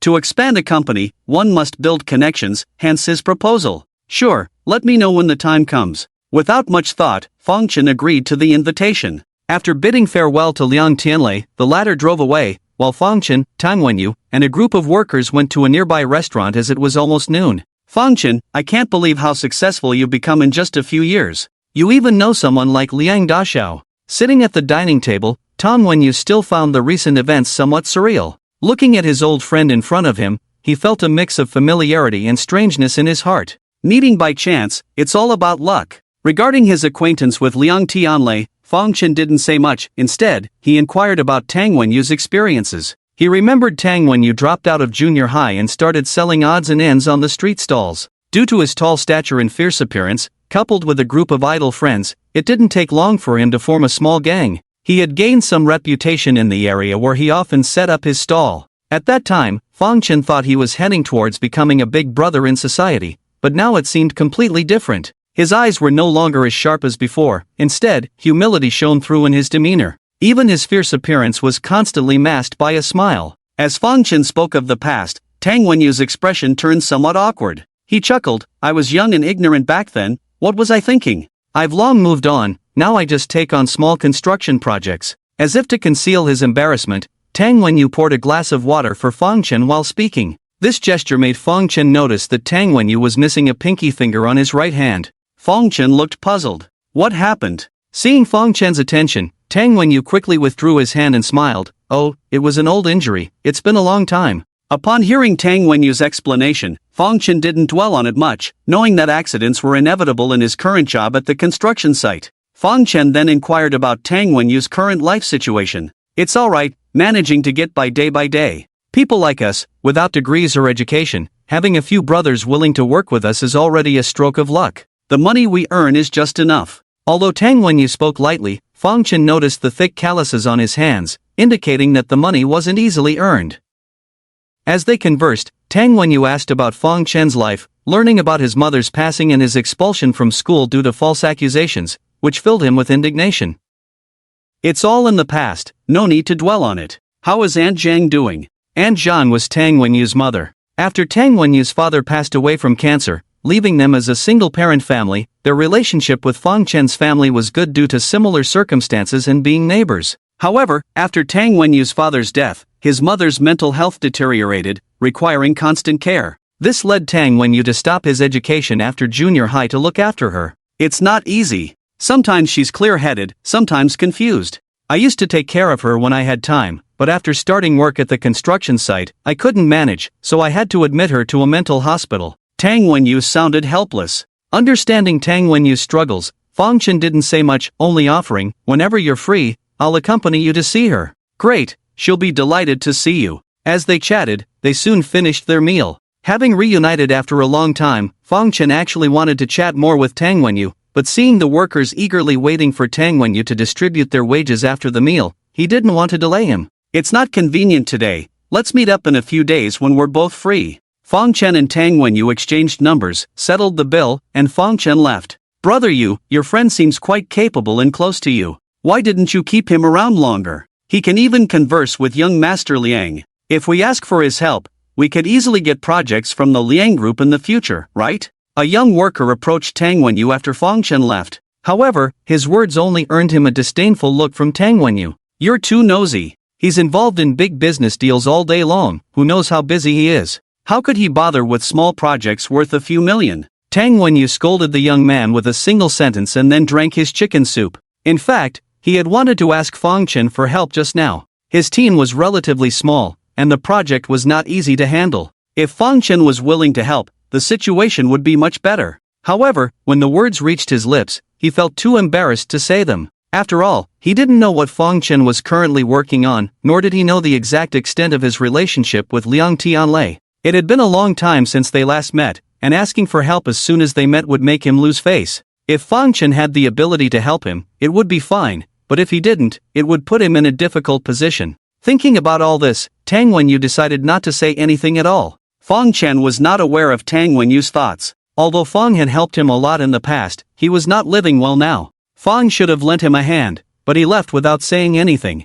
To others, he might seem ungrateful and indifferent to past relationships, but Fang Chen had his reasons. Knowing Tang Wenyu's character, he would never directly accept any benefits from him, he would only accept help with work. However, Fang Chen was not satisfied with Tang Wenyu's current job and was considering helping him find a new one. As he left the restaurant, intending to contact Liang Tianlei's assistant to view a house, someone unexpectedly called him. It was an unfamiliar number. "Hello, is this Mr. Fang Chen?" A woman's voice, gentle and polite, came through the phone. "Who is this?" "Oh, I'm here for an interview. I've arrived at your company's entrance, but I don't see anyone inside." Upon hearing that the caller was there for an interview, Fang Chen immediately understood the situation. "Wait a moment, I'll be right there." "Okay." Fang Chen hung up the phone, abandoned the idea of viewing the house, got into his car, and headed straight to his company. The job advertisement had been posted for some time, and this was the first applicant. With only one employee in the company at the moment, Fang Chen naturally took charge of the interview.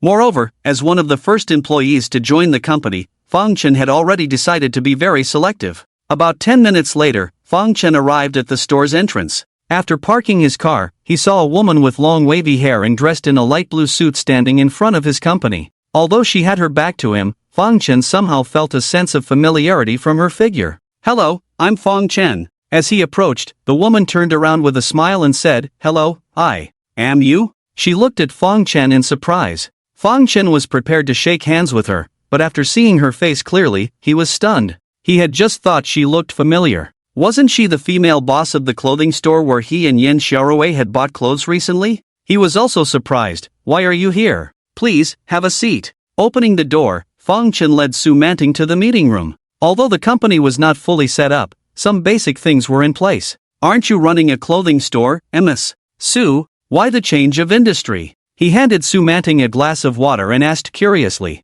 Taking the water and thanking him, Su Manting replied, "My clothing store has been closed for a long time, and I am no longer the boss." Surprised by her response, Fang Chen pondered for a moment before saying, "That's really unfortunate. As far as I know, that store has been operating well for several years. Why did you decide to stop?" Although Fang Chen knew Su Manting, he didn't have much of a favorable impression of her. Her previous act of covering up for her employees had left Fang Chen somewhat biased against her. Now, hearing her say that the clothing store was no longer in operation, he couldn't help but speculate whether it was due to her poor management. If that was the case, even before the interview began, Fang Chen would have to eliminate her. If she couldn't run a clothing store well, how could he expect her to help manage a jewelry store? Upon hearing Fang Chen's question, Su Manting furrowed her brows slightly, seeming reluctant to discuss the matter. However, considering she was there for an interview, after a moment of contemplation, she honestly admitted, "I couldn't repay the bank's debt, so it was taken away from me." This answer surprised Fang Chen.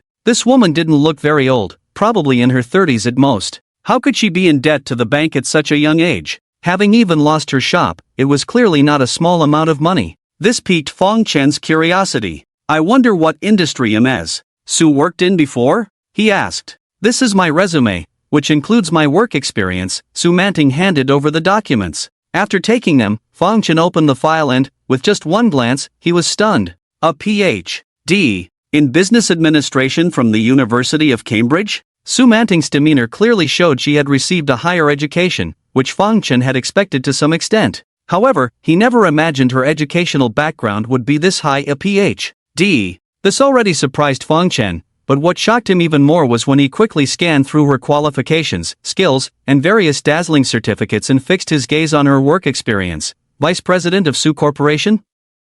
Fang Chen exclaimed in disbelief, looking at Su Manting. He couldn't help but wonder if he had misread those words. "Yes," Su Manting nodded in response to Fang Chen's incredulous gaze. "What is this Su Corporation?" Fang Chen thought he might have been overthinking and asked. "Su Corporation went bankrupt half a year ago. I believe the people of Jinling shouldn't have forgotten about it so soon," Su Manting said with a hint of bitterness. She had always been the one interviewing others, never expecting to be interviewed herself one day. Su Manting's words confirmed Fang Chen's suspicions. She was indeed from Su Corporation, the Su Corporation that had dominated Jinling for decades. "Your surname Su used to be a vice president, and..." Fang Chen was puzzled about the connection between the woman in front of him and Su Corporation. Su Manting's words further shocked him. Su Shiping was the chairman of Su Corporation, and it was said that he passed away due to a heart attack shortly after the corporation declared bankruptcy. The first person to apply from his company turned out to be the heiress of Su Corporation?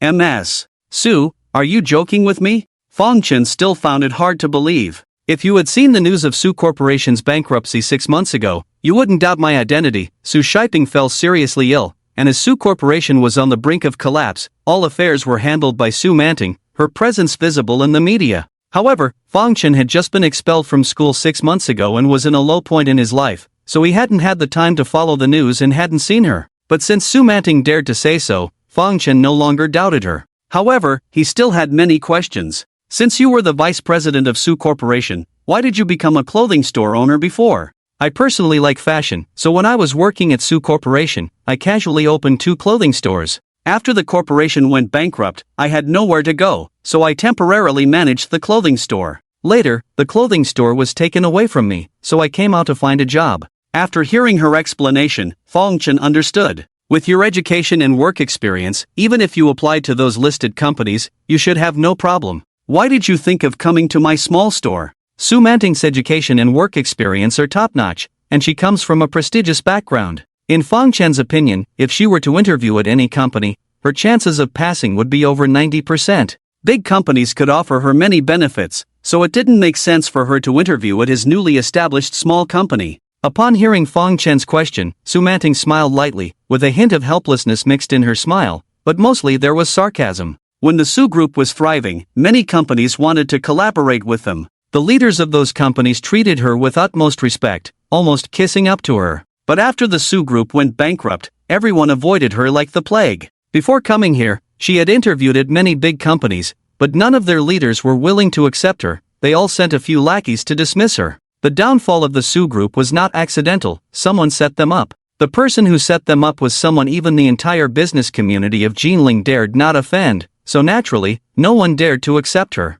Jinling's big companies are not lacking in talent. There are no suitable positions for me there, she said. Perhaps she didn't want Fong Chen to know too much, or maybe she was worried about failing the interview, so Su Manting did not tell the whole truth. Fong Chen didn't know much about the Su family's situation, so he didn't question her further and asked, "There are so many companies in China. Even if Jinling's companies are not lacking in talent, aren't there other places where companies need talent? Moreover, with your qualifications, even if you were to look for work overseas, the conditions wouldn't be bad." Hearing this, Su Manting shook her head and said, "The Su Group went bankrupt, and I owe the bank a lot of money. I am currently under restrictions and cannot leave my place of residence for an extended period, let alone go abroad." If she could join a company in another city, Su Manting wouldn't have come here. Her job application here was a last resort because she needed to survive. After hearing Su Manting's explanation, Fong Chen dispelled his doubts and felt sorry for her situation. Judging from Su Manting's current performance, Fong Chen was quite satisfied with her. He continued to look at her resume. General manager? When he saw the desired position, Fong Chen was stunned. His company was not a publicly traded company and not very large, so the general manager position was the highest one. The current highest position in the company is general manager. If we give it to you, what will I do? Fong Chen joked. Su Manting's resume was originally intended for large companies, so she hadn't thought about this question. After being asked by Fong Chen, she was silent for a moment and then said seriously, "Isn't counting money a good job?" Fong Chen was just joking, but he didn't expect her quick response. Her answer made him raise an eyebrow, then burst into laughter, nodding repeatedly. "I didn't expect Miss Su to be so confident. If you can really let me sit back and count money without worries, giving you the general manager position wouldn't be unreasonable. Of course, this position can only be yours after demonstrating enough capability. For now, there's only the deputy general manager position." Su Manting's previous answer was just a casual remark without much thought. She thought Fong Chen might be upset, but he wasn't at all, and from his words, it seemed like he was willing to accept her. "Does Mr. Fong mean that I passed the interview?" Fong Chen's company was newly established, and what they lacked the most at the moment was managerial talent. Su Manting, with a Ph.D. in business administration and a former vice president of the Su Group, was an elite that was hard to come by. Fong Chen couldn't find a reason to reject her. As for the slight prejudice he had towards Su Manting before, he had long since dismissed it from his mind. There were no issues during the interview, but we need to make some adjustments regarding the proposed salary.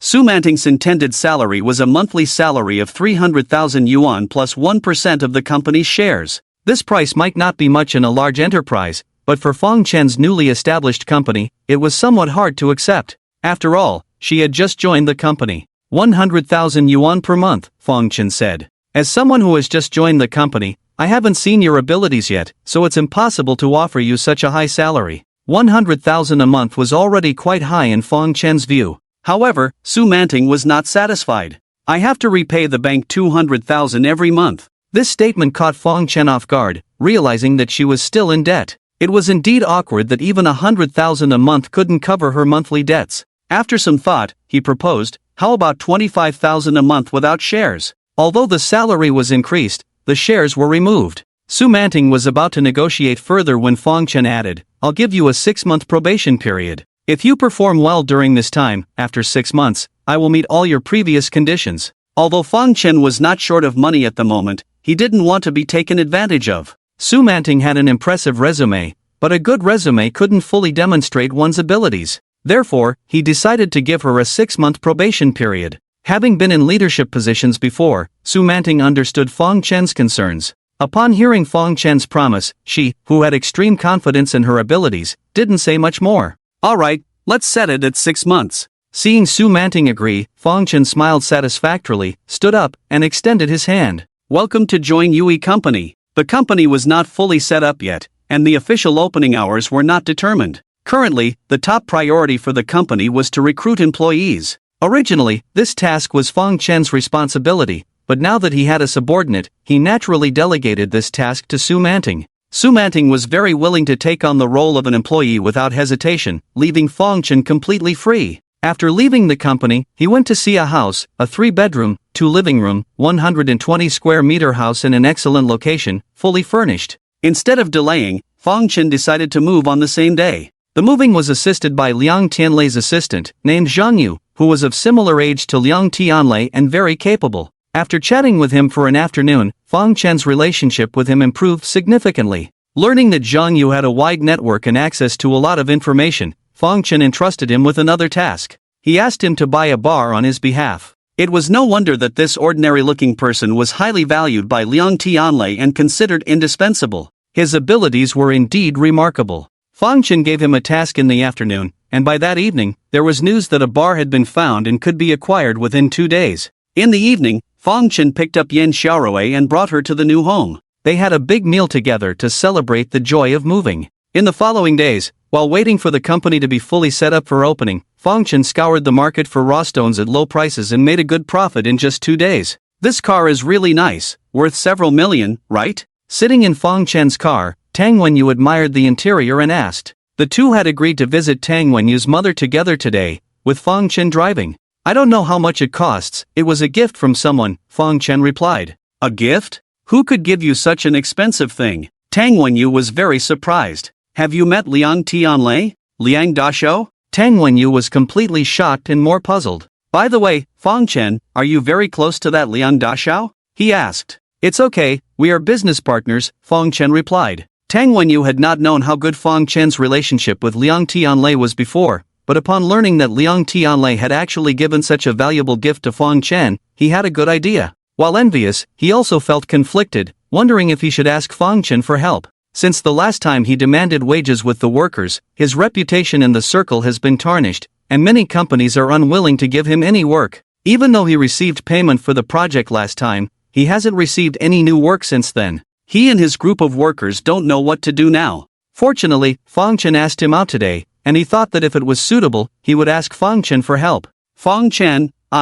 which way? The car reached a fork in the road, and Fang Chen asked. Oh, right, Tang Wenyu hurriedly replied. Fang Chen turned the car into the right road and then asked, what were you saying just now? Tang Wenyu wanted to talk about the matter, but seeing that they were approaching the psychiatric hospital, he thought it wouldn't be clear in a short while. It would be better to find an appropriate time to talk. It's nothing, just wanted to remind you to go this way. Fang Chen didn't notice that Tang Wenyu had something on his mind. After parking the car, he carried a gift and got out of the car. Tang Wenyu's mother's ward was on the 4th floor. After registering, they were led by medical staff to visit. Tang's mother was just confused and didn't show any violent tendencies, so the management was relatively relaxed. When Fang Chen and Tang Wenyu entered the ward, he saw Tang's mother at a glance. Aunt Zhang, do you still recognize me? Fang Chen approached with the gift and called out. Tang's mother looked up, glanced at him, and looked puzzled. You? Who are you? My son is here. She didn't recognize Fang Chen but recognized her own child. Without finishing her sentence, she saw Tang Wenyu behind Fang Chen, pushed the former aside, and ran over with joy. Fang Chen turned around, and Tang Wenyu was introducing him to his mother, but despite saying a lot, Tang's mother still didn't recognize him. In the end, Tang Wenyu had to give up and apologetically said to Fang Chen, I thought my mom remembered you, but now it seems her memory is getting worse. It's my fault for not visiting Auntie for so long. Fang Chen wasn't angry that she didn't recognize him. If she remembered everyone, there would be no need for him to come here. During this period, the patient's emotions have been relatively stable, with no inexplicable madness or restlessness, just a lack of memory of past relatives. This situation is already good. We have decided to observe for a while longer. If it remains stable, we will try to awaken her memory. The doctor explained Tang's mother's condition, and Tang Wenyu's face showed a hint of joy upon hearing it. Fang Chen also smiled, encouragingly patting his shoulder. The two stayed at the hospital for most of the day and left in the afternoon. The Jinling Psychiatric Hospital was on a hilltop, with the Jinling Municipal Hospital below. The two hospitals were actually one, but with different functions. As Fang Chen drove down the mountain, passing through the Jinling Hospital, just as he was passing the outpatient department, he suddenly saw an ambulance with its lights on coming towards him. He quickly moved the car to the side to make way. The ambulance stopped, and a large group of people got out. Just as Fang Chen was about to go around, he suddenly saw some familiar figures. It was his university classmates. 3 people in total, 2 men and a woman. He recognized them all. In addition, behind the ambulance, there was a taxi with 3 women and a man getting out, all of whom he knew, including Ling Qianxue. What's happening? Tang Wenyu asked curiously as he saw so many people rushing with an operating trolley into the hospital. I don't know, maybe someone got injured. Because of Ling Qianxue, Fang Chen wanted to go down and take a look, but he remembered that he had already made an appointment to meet with Zhang Yu. It wasn't convenient to delay now, so without saying a word, he drove out of the hospital. Fang Chen, if you're free tonight, let's have dinner together, Tang Wenyu suggested, thinking there were things to discuss with Fang Chen. No rush, let's go see something good first. Something good? What good thing? Tang Wenyu looked puzzled. You'll see when we get there, Fang Chen replied, focusing on driving. They soon arrived at the location where they were meeting Zhang Yu. Mr. Fang, you're here, Zhang Yu greeted Fang Chen, shaking his hand eagerly. Zhang, sorry to keep you waiting, Fang Chen replied. No worries, I just got here myself. The bar is on the basement floor of this building. Here are the documents. Zhang Yu handed a file to Fang Chen, who looked through it as they descended to the lower level with Zhang Yu leading the way. This bar covers an area of 3,000 square meters, in a prime location. The previous business was doing well, but due to the owner's failed investment and urgent need for cash flow, he agreed to sell it off quickly. All the staff who used to work here have been retained as per your instructions. They are all experienced. If you're willing, we can open for business tonight.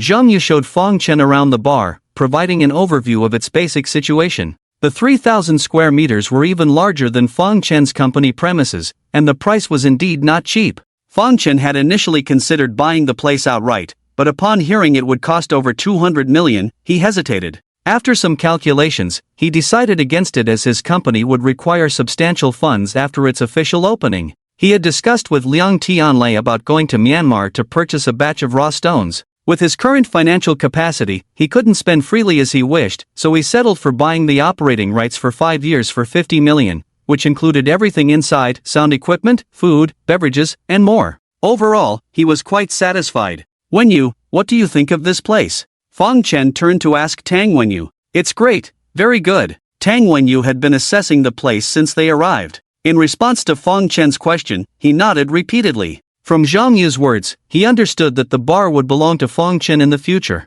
Admiring Fang Chen's capabilities, he couldn't hide his envy. He couldn't help but marvel at how young Fang Chen was and yet so talented. If you think it's good, then sign here. Fang Chen handed the contract to Tang Wenyu. Tang Wenyu was taken aback. Sign? Sign what? Your name, of course. If I remember correctly, you mentioned before that your dream was to open a bar? Fang Chen smiled, patting Tang Wenyu's shoulder. From now on, you'll be the owner here. What? Tang Wenyu was pleasantly surprised by Fang Chen's words. He had been thinking of how to ask Fang Chen for help, feeling a bit left out when Fang Chen only focused on the bar. He felt their relationship was drifting apart. After all, Fang Chen was a big boss, while he was just a small contractor. Although their relationship had been good in the past, things were different now, and Fang Chen might not necessarily keep him in mind. Just as he was pondering this, he heard Fang Chen say he wanted to give him the bar. Shocked, he stared at Fang Chen, momentarily at a loss for words. He thought his brother might have forgotten their past friendship, but to his surprise, Fang Chen not only remembered but also recalled his past words. He had mentioned his dream of opening a bar in front of Fang Chen more than once. Touched, guilty, and various emotions swirled in Tang Wenyu's mind, causing the 6 feet 2 inches man to unknowingly moisten his eyes. You're all grown up, why cry? To prevent Tang Wenyu from feeling embarrassed, Fang Chen teased him. Where's that? Just got some sand in my eye, Tang Wenyu quickly found an excuse, hastily wiping his eyes. Fang Chen handed him the contract and said, I've asked Zhang to keep some of the old employees. For the remaining vacancies, let your brothers from the construction site fill in. Even if they don't know anything, they can work as security guards. There's over 8 million in the bar's account, you can spend it as you wish. After all, I've never run a bar before. Without waiting for Tang Wenyu to respond, Fang Chen took out a red envelope and handed it to Zhang Yu. Zhang, thank you for your hard work. Zhang Yu was Liang Tianlei's assistant, and he had been busy helping to arrange this bar so efficiently, so Fang Chen wanted to show his appreciation. Mr. Fang, this is not necessary. It's what I should do. Seeing Fang Chen offering him the red envelope, Zhang Yu quickly waved his hand, refusing to accept it. You've worked hard for 2 days. I can't let you do it for nothing, Fang Chen insisted. It's not for nothing. The bar owner also gave me a red envelope. Zhang Yu honestly explained that the bar owner was eager to transfer the bar and thought Zhang Yu had helped him a lot by finding a new owner so quickly, hence the red envelope of 50,000. What they gave you is their business, this is from me. Fang Chen firmly pushed the red envelope into Zhang Yu's hand. Unable to refuse any longer, Zhang Yu accepted it. Feeling the thinness of Fang Chen's red envelope, he had a hunch that it was a check. Fang Chen could easily gift a friend a whole bar, indicating his generosity. Zhang Yu guessed the check was probably a substantial amount. His guess was correct, the check was indeed significant, amounting to 200,000. Apart from expressing gratitude for the help, Fang Chen also hoped Zhang Yu could assist Tang Wenyu further. Managing such a large bar was not easy, and Tang Wenyu had no experience. Although he had knowledgeable old employees, who knew if they might engage in shady dealings behind his back? With Zhang Yu's support, it would be much easier for Tang Wenyu to take over. Discuss the specific management matters of the bar with Zhang. I have some things to attend to, so I'll leave first. Remembering the scene he witnessed at the hospital earlier, Fang Chen declined Tang Wenyu's invitation to dinner and didn't stay long at the bar. After bidding farewell to the two, he left. He called Ling Qianxue. If it were just a few university classmates, Fang Chen wouldn't have been interested in the hospital matters. However, Ling Qianxue was there, arousing his curiosity. He knew Ling Qianxue had a small social circle at school, and the people she worried about were even fewer, most of whom he knew. Originally intending to make a call to inquire, upon learning the identity of the person hospitalized, Fang Chen immediately rushed to the hospital. After the incident 6 months ago, Fang Chen had almost no one he cared about at school, but there were still people he was grateful to, and Wu Guodong was one of them. He was Fang Chen's counselor and class teacher, as well as the advisor of the student union. Despite being a teacher, he was very kind to students, especially those from less privileged backgrounds. Knowing Fang Chen's family situation, Wu Guodong had applied for several scholarships on his behalf and had even brought him into the student union, strongly recommending him to be the president. Although Fang Chen had put in his own efforts, he always remembered Wu Guodong's help. He was also one of the few people mentioned by Ling Qianxue who had jointly applied to the school to reinstate Fang Chen's student status after his expulsion. Even though their application had not been successful, Fang Chen appreciated their efforts. It was only right, both morally and emotionally, for him to visit when someone was hospitalized. After confirming the ward's location, Fang Chen quickly arrived at the hospital. Upon entering the ward, he noticed more people than in the afternoon, mostly his classmates and some students from other departments, some he recognized, and some he didn't. Senior. Ling Qianxue knew Fang Chen was coming, so she had been waiting at the door early on. When she saw Fang Chen's figure, she joyfully called out. This call attracted the attention of everyone in the ward. Who is this? Fang Chen? Looks like him. Why is he here? Is this Fang Chen? Hasn't he changed a lot? Is this really Fang Chen? The former student council president? Wasn't he expelled from school? The people in the ward looked at Fang Chen with doubt and shock. When Fang Chen was in school before, his popularity was not bad, but not great either. After being wrongly accused, his classmates were divided into 3 factions. Some believed that Fang Chen probably did not embezzle public funds, some thought the school wouldn't make baseless accusations, and some simply didn't care and stayed out of it. Most of the people who came today belonged to the last group. They didn't openly support Fang Chen, but at least they didn't kick him when he was down. These people had no grudges against Fang Chen, nor any particular friendship with him. Nevertheless, many of them greeted him when they saw him. After nodding in response, Fang Chen walked step by step towards Wu Guodong lying on the hospital bed. Senior brother. As he walked over, Fang Chen heard a timid voice, a girl in a white dress standing by the bed looking at him. This girl was not unfamiliar to Fang Chen, she was Wu Guodong's daughter, Wu Yinglan, 18 years old this year, in her final year of high school. The reason Fong Chen was familiar with her was that he had helped her with her studies before, at Wu Guodong's request. It was said to be a request, but in reality, it was Wu Guodong's way of helping Fong Chen by arranging a part-time job for him. They had lessons 4 times a week, 80 per lesson, for over a year. Their relationship was good, and even after Fong Chen was expelled from school, this junior sister came to visit him specifically. Beside Wu Yinglan sat Wu Guodong's wife, Li Ro, senior sister. When Fong Chen tutored Wu Yinglan before, he had eaten at the Wu family's house for a year. He respected this generous and gentle senior sister because of Wu Guodong's relationship. Half a year ago, when Fong Chen was falsely accused, Li Ro and Wu Yinglan did not believe it. Seeing this former proud student of her husband coming to visit, a forced smile appeared on Li Ro's worried face. "Xiaoyi is here, please have a seat." Fong Chen was not in the mood to sit now.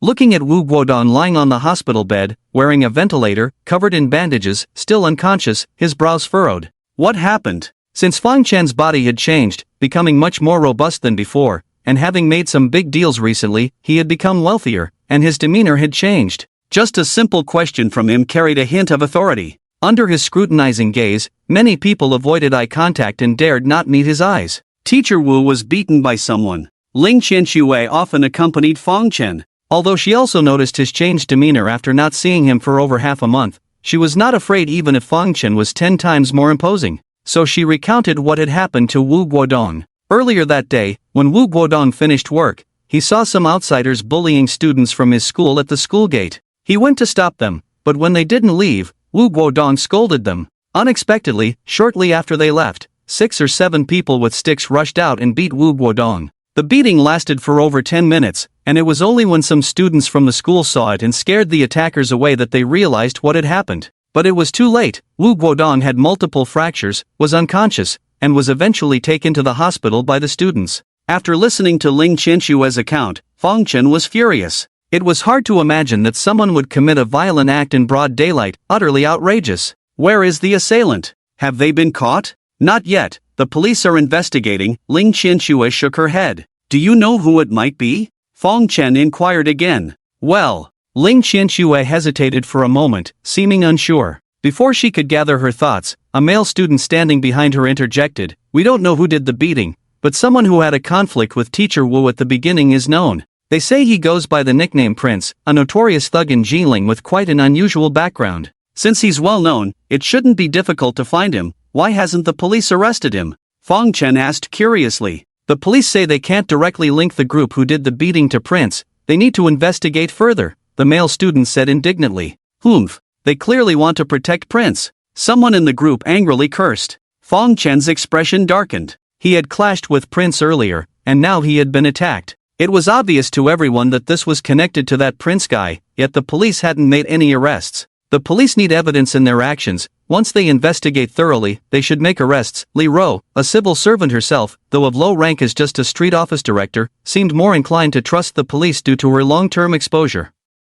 However, no one responded to her statement. Watching Wu Guodong lying on the sickbed, Fong Chen felt a sense of frustration that he couldn't vent. Make way. Don't block the passage. Suddenly, a commotion erupted at the door, and 5 burly, menacing men barged in shirtless. Who are you people? What do you want? The students in the ward were incensed by the intrusion, shouting in anger and alarm. Shut the hell up. The leader, a tattooed man in his 30s with a burly build, glared fiercely at the protesting students, silencing them instantly. This guy is Wu Guodong, right? The tattooed man walked up to the bed, glanced at Wu Guodong lying there, and spoke nonchalantly. Who are you, and what do you want? Li Ro stood up, glaring angrily at the intruders. Who are we? Ha! The tattooed man chuckled, exchanged a glance with his companions, and arrogantly declared, "We are people you shouldn't mess with." With that, he pulled out a stack of money from his pocket and tossed it onto the bed. "Here's 20,000, consider it medical expenses. If the police inquire about today's events, you better keep your mouths shut and not blab." Despite offering money, his words carried a strong threat. Upon hearing this, everyone knew who they were dealing with. Undoubtedly, these were Prince's men. Learning their identity, Li Ro and Wu Yinglan were furious. Wu Yinglan grabbed the money on the bed and hurled it at them, shouting, "We don't want your filthy money. You thugs are the ones who injured my dad, you bastards." The money hitting his face made the tattooed man furious. "You brat, what nonsense are you spouting? Your dad fell on his own, it's got nothing to do with us.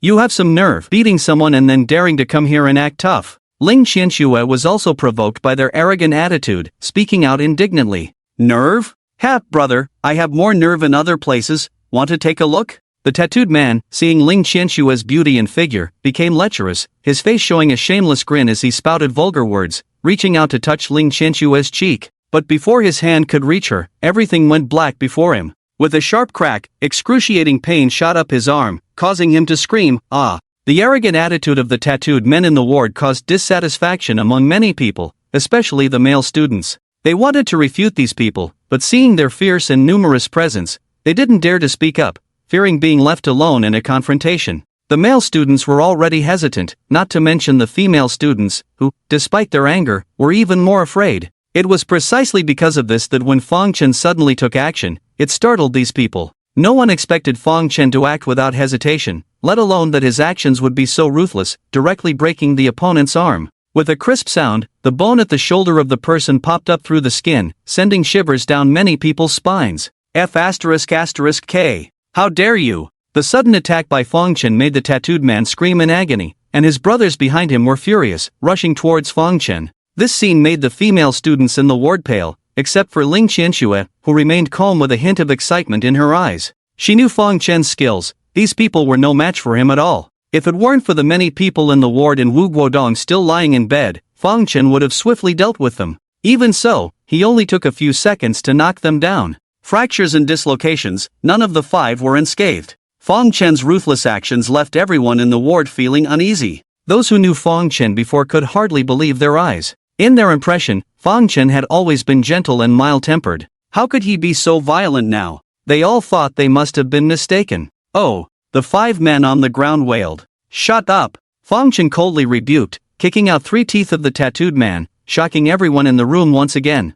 Now, they couldn't help but believe. Call the police, get some ropes to tie them up, Fang Chen ordered. There was no movement in the room. Fang Chen glanced back at the people, and their eyes met, sending shivers down their spines. I'll call the police. I'll get the ropes. The fear in the eyes of these people looking at Fang Chen made him seem more menacing than the 5 men lying on the ground. Ropes were quickly found, and the 5 men on the ground were tied up. Shall we? Thanks to you tonight, otherwise, I wouldn't know what to do. Fang Chen's actions undoubtedly greatly encouraged Li Ro and Wu Yinglan, who were originally afraid. Hearing Li Ro's grateful words, many male students in the ward felt ashamed and lowered their heads. They had more people than the other side, but not a single one dared to act. Compared to Fang Chen, they appeared too cowardly. If it weren't for Wu Guodong back then, Fang Chen might have dropped out of school 2 years earlier. He did not accept Li Ro's thanks, feeling it was what he should do. The police arrived quickly, as the nature of the incident was too severe. After taking the 5 men away in a police car,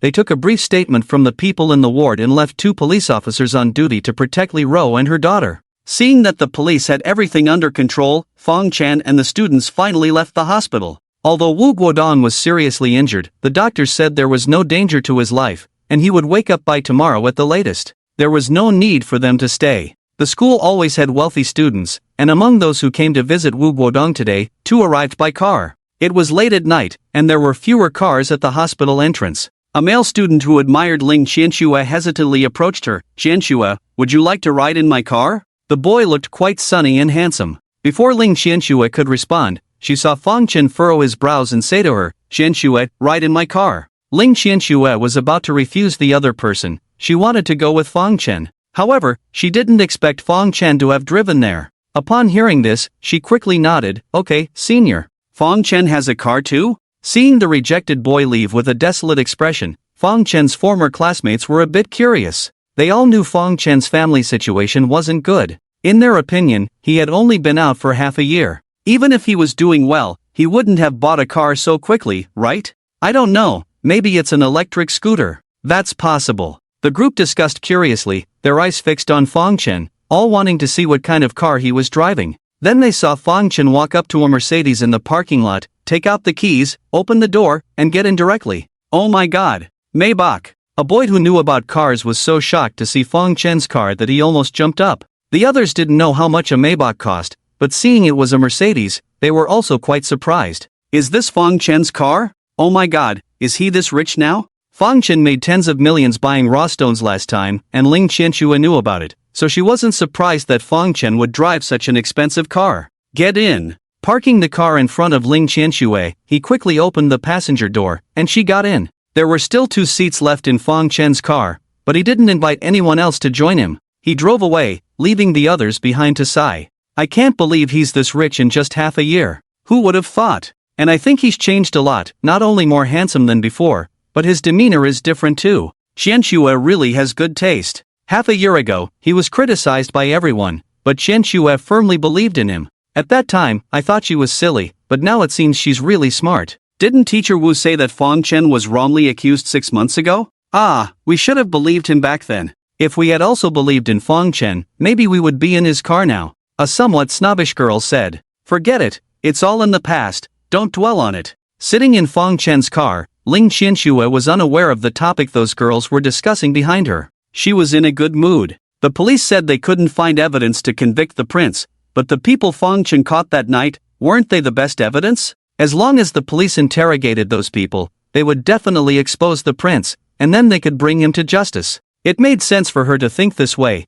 but Fang Chen's words were like a bucket of cold water, extinguishing her joy. Those people tonight won't confess about the prince, they came to take the blame for him. What are you saying? Fang Chen's words startled Ling Qianxue. They beat someone in the afternoon and dared to come to the hospital in the evening to cause trouble. It's completely a trap. Even if that prince is arrogant, he wouldn't do such a stupid thing. The only reason his men came is that they deliberately set themselves up. Hearing Fang Chen's analysis, Ling Qianxue was stunned. Upon careful consideration, she felt Fang Chen's words made sense. Her eyebrows furrowed. Are you saying the prince will be fine? Most likely. If this prince really had a powerful background, it would be effortless for him to have a few small-time thugs take the blame. Since he didn't personally get involved, with someone else taking the blame, who could implicate him? With such a big loophole in this matter, the police won't easily believe them, right? Ling Qianxue was a bit too optimistic. Big loophole? Fang Chen smiled. The loophole in this matter may be significant, but for the wealthy and powerful, no matter how big the loophole is, it can be seamlessly covered up.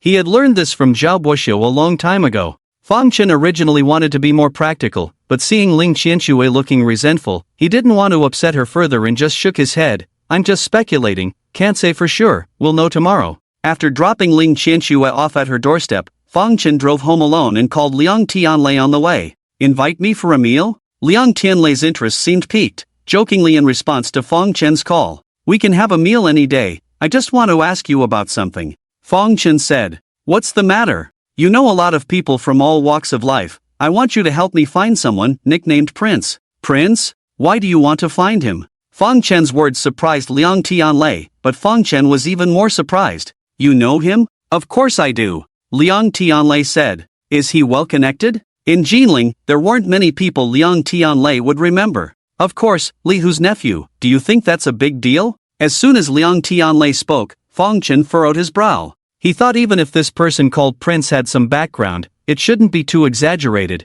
but he didn't expect that the person turned out to be Li Hu's nephew. Li Hu was the emperor of the underground world in Jinling, no wonder this person was nicknamed Prince. Brother, why are you asking him for? Don't tell me you've got a problem with him? Liang Tianlei asked in surprise. If I have a problem with him, whose side are you on? Fang Chen asked. Oh no, really? Fang Chen's words startled Liang Tianlei, his voice changed, and Fang Chen was puzzled. Even if this person is Li Hu's nephew, you don't have to be so afraid of him, right? Afraid of him? Why would I be afraid of him? Fang Chen's words irritated Liang Tianlei. After spitting, he calmed down and explained, let me make it clear, I'm not afraid of him, but unnecessary trouble with him is something I'd rather avoid. Prince's real name is Li Yuchen, he is Li Hu's brother's son. As Li Hu had no children of his own, he adopted him and raised him as his own son. This kid has been arrogant since he was young, like a mad dog, biting whoever he catches, and he has never had any scruples in his actions. If he wants to deal with someone, he goes to extremes, and if you provoke him, he can be a real pain.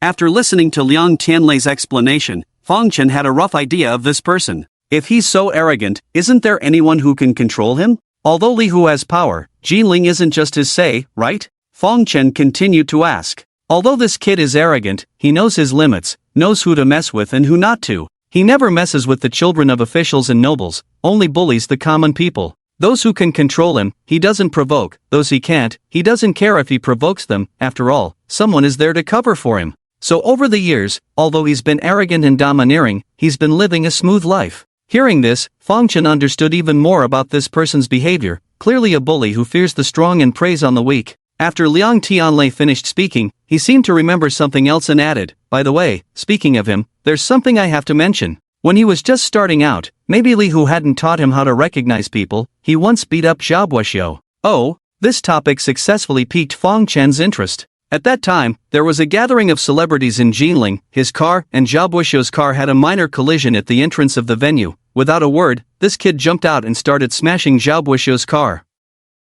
Zhao Buoxiu came out to stop him, but he wasn't his match, and got punched several times. It was quite a sight. What happened next? Fong Chen asked. There's no later. At that time, the Zhao group was discussing business with Li Hu. After Li Hu had Li Yuchen apologize to Zhao Buoxiu and offer a toast, the matter was considered settled. Zhao Buoxiu took a loss silently, but with his character, he probably still holds a grudge against Li Yuchen. Liang Tianlei finished speaking, recalling Fong Chen's words earlier, and asked with some concern, "Did you really have a falling out with that kid?" "No, I was just joking." "Then why did you ask him?" "Nothing, just casual conversation." "I'm driving, so I'll hang up first." After getting the information he wanted, Fong Chen didn't say much more and hung up the phone. Putting his phone back, Fong Chen furrowed his brows tightly. Originally, he had thought that if the crown prince was truly acquitted, he would pay some money to have Liang Tianlei contact a few people in the underworld to teach the other side a lesson, which would also be considered avenging Wu Guodong. However, he never expected that the crown prince was actually Li Hu's nephew,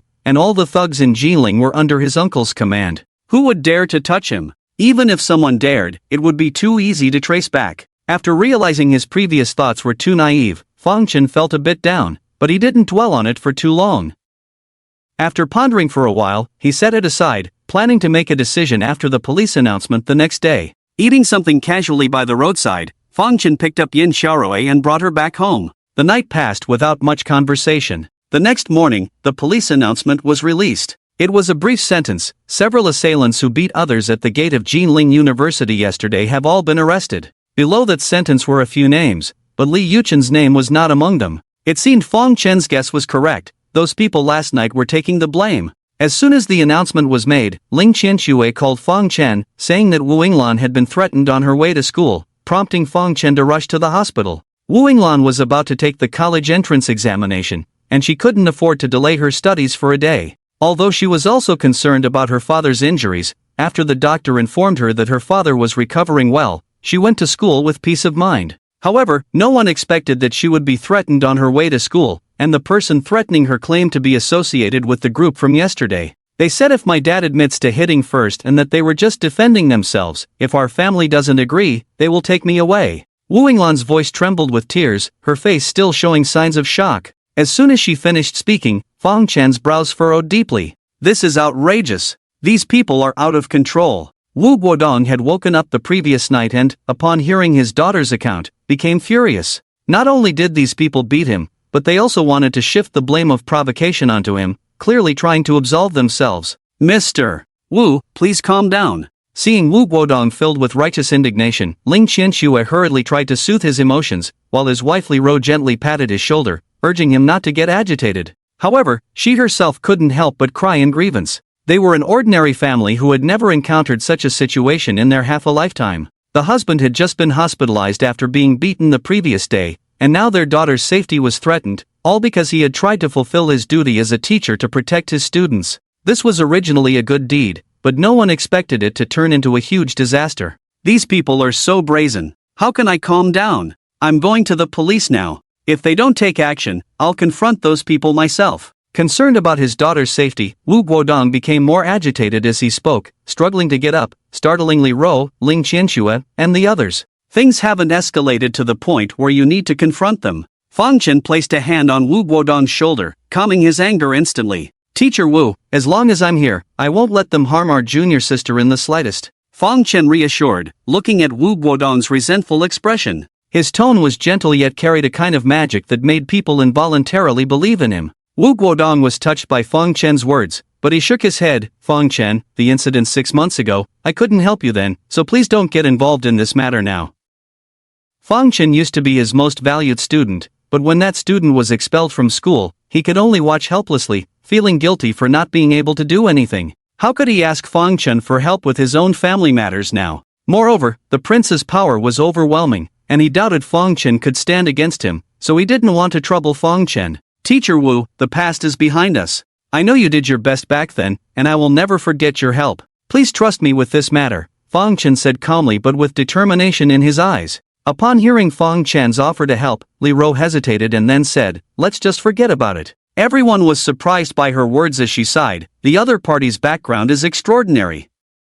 If we continue to fight, we will end up losing. Earlier that morning, she had demanded the police to investigate the real culprit due to dissatisfaction with their announcement, but now, she seemed inclined to settle things peacefully. Master, they not only beat up Teacher Wu but also want to frame him for provocation. How can we just let it go like this? Ling Qianxue protested unwillingly. Wu Guodong was also unwilling, having been taught since childhood to fight against evil forces. His teacher never taught him to yield to such forces. He was not at fault in this matter. Being beaten up was one thing, but being framed was unacceptable. He was filled with indignation. However, despite his feelings, he didn't argue with Li Ro. This society was not as idealistic as he had hoped, and he had people he cared about. He knew that some things couldn't be resolved with just passion and determination. They were clearly no match for the other party now, so besides compromising, what else could they do? Wu Yinglan remained silent but started crying softly. If their family yielded, not only would her father fail to become a hero, but he might also end up in prison. However, if they didn't yield, she feared the other party might resort to more drastic retaliation. Seeing the family's morale so low, Ling Qianxue looked anxiously at Fong Chen. Starting tonight, junior sister will stay at my place, attending school with my younger sister. I will pick her up and drop her off on time, Fong Chen offered. Although Wu Yinglan and Yan Xiaorui attended different schools, they were not far apart, so it wouldn't be difficult for Fong Chen to arrange transportation. As for Teacher Wu's injuries, we cannot compromise. Otherwise, he might end up in jail once he leaves the hospital. The other party wanted Wu Guodong to admit to initiating the violence. If he did, they would find countless ways to shift all the blame onto him, turning the diligent teacher into a troublemaker. The old Fong Chen had tasted the bitter fruit of compromise too many times. With his changed circumstances, the words peaceful resolution were no longer in his vocabulary. He decided to personally meet the prince. Even if the prince didn't admit guilt, compensation must be given, and the charge of provocation must not fall on Wu Guodong. To ensure the safety of Wu Guodong and his wife, Fong Chen had Zhang Yu contact a security company to hire 10 bodyguards temporarily. After arranging everything, he left with Wu Yinglan and Ling Qianxue. First, he sent Ling Qianxue home, then drove to Wu Yinglan's house to get some clean clothes. The Wu family only had 3 members. As long as he kept them safe, there was nothing else to worry about. After bringing Wu Yinglan home, Fong Chen arranged her in the vacant bedroom. She was just a girl and had never experienced such a situation before, so even though Fong Chen temporarily resolved the safety of their family, she still looked frightened. Fong Chen said many comforting and encouraging words before finally seeing a hint of a smile on her face. Originally, Fong Chen planned to have Liang Tianlei invite Li Yuchen out to meet in the evening, but in the afternoon, he received a call from Tang Wenyu saying that the bar was opening tonight and asked him to come over. Fong Chen wasn't in the mood to play, but he couldn't miss Tang Wenyu's bar opening, so he agreed and planned to meet Liang Tianlei tomorrow. Tang Wenyu's dream since he was young was to own his own bar. Now that his dream had come true, he was full of enthusiasm. He bought the bar yesterday and was opening it tonight, showing his eagerness to start operating his bar. Fortunately, the bar had everything it needed, so after adding a few more security guards, it opened as usual. When Fong Chen entered, there were already quite a few customers. "Fong Chen, you're here?" Tang Wenyu saw Fong Chen from afar and ran over happily, accompanied by a few followers. "Call me Brother E." Although the bar had just opened, Tang Wenyu already carried himself like a boss. He walked up to Fong Chen and introduced his followers. The group of followers greeted Fong Chen. "Brother E." Fong Chen carefully observed these people and noticed that only 2 were familiar faces, the laborers who had worked with Tang Wenyu before, the other 3 he had never seen. "These are my old brothers. Their work hasn't been going well, so I called them over. Don't worry, they all know the rules," Tang Wenyu explained, afraid that Fong Chen would think poorly of his men. Hearing this, Fong Chen smiled. He was just curious and had no intention of judging Tang Wenyu's companions. Why the rush to open? After presenting a jade picio, Fong Chen asked, "Well, I didn't plan to open so soon, but the fortune teller I consulted today said that opening today was the most auspicious, aligning with my fate.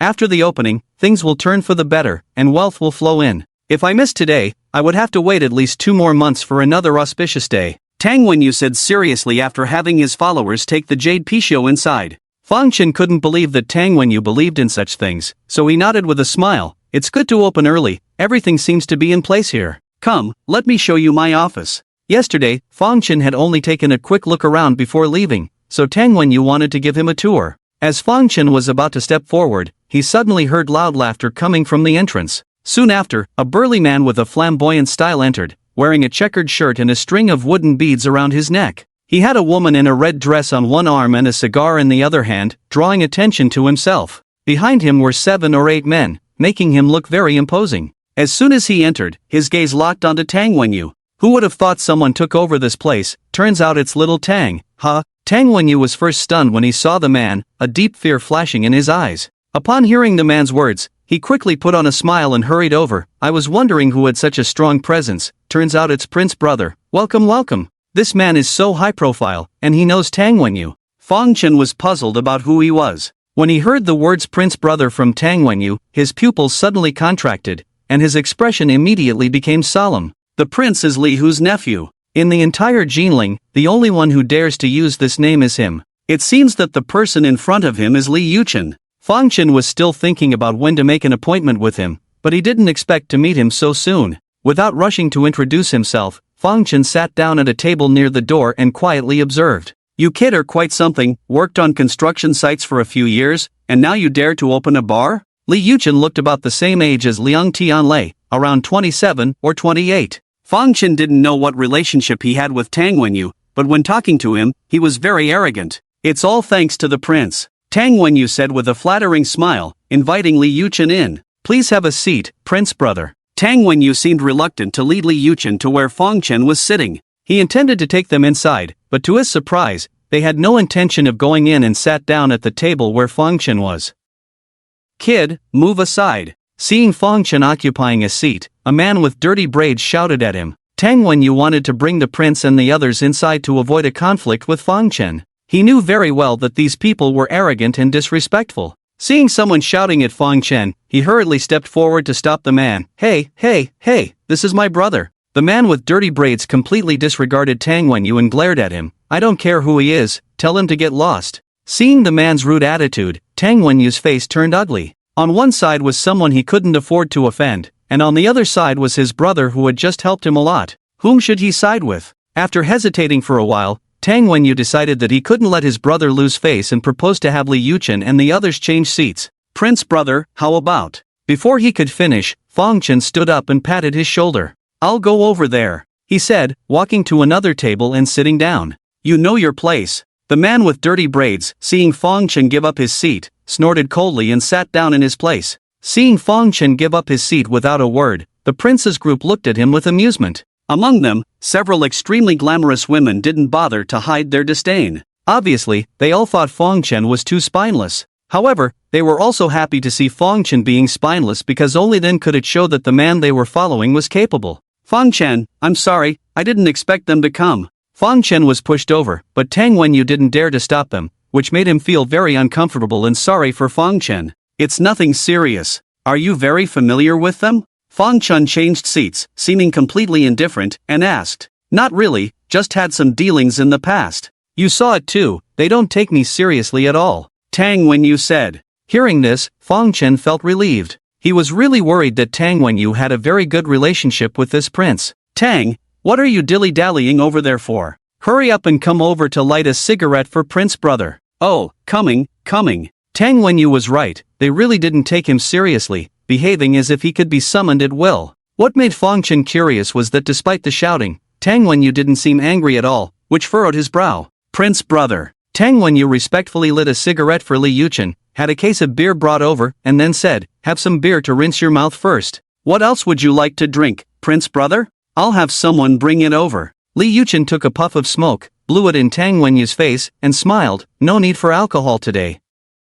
I'm not here to drink. Then who are you? Tang Wenyu was puzzled. At this moment, a man next to Li Yuchen said, Tang Wenyu, you're really clueless. Opening a bar on the prince's turf without even notifying the prince. Hearing this, Tang Wenyu felt a pang of anxiety, wondering if these people were looking for trouble. But Li Yuchen continued, Xiao Tang, we've been old friends for so many years. It's a bit impolite of you not to inform me about your bar opening. I was worried that the prince was busy with his business and didn't want to disturb you. Tang Wenyu made up a lame excuse. Li Yuchen waved his hand, indicating that there was no need to explain, and then said, although you were impolite, I don't blame you. We are old friends. Your bar is my bar. Now that it's on my turf, I'll take care of it. This statement surprised Tang Wenyu, thinking he must have misheard. Stop standing there, thank the prince quickly. Others urged him.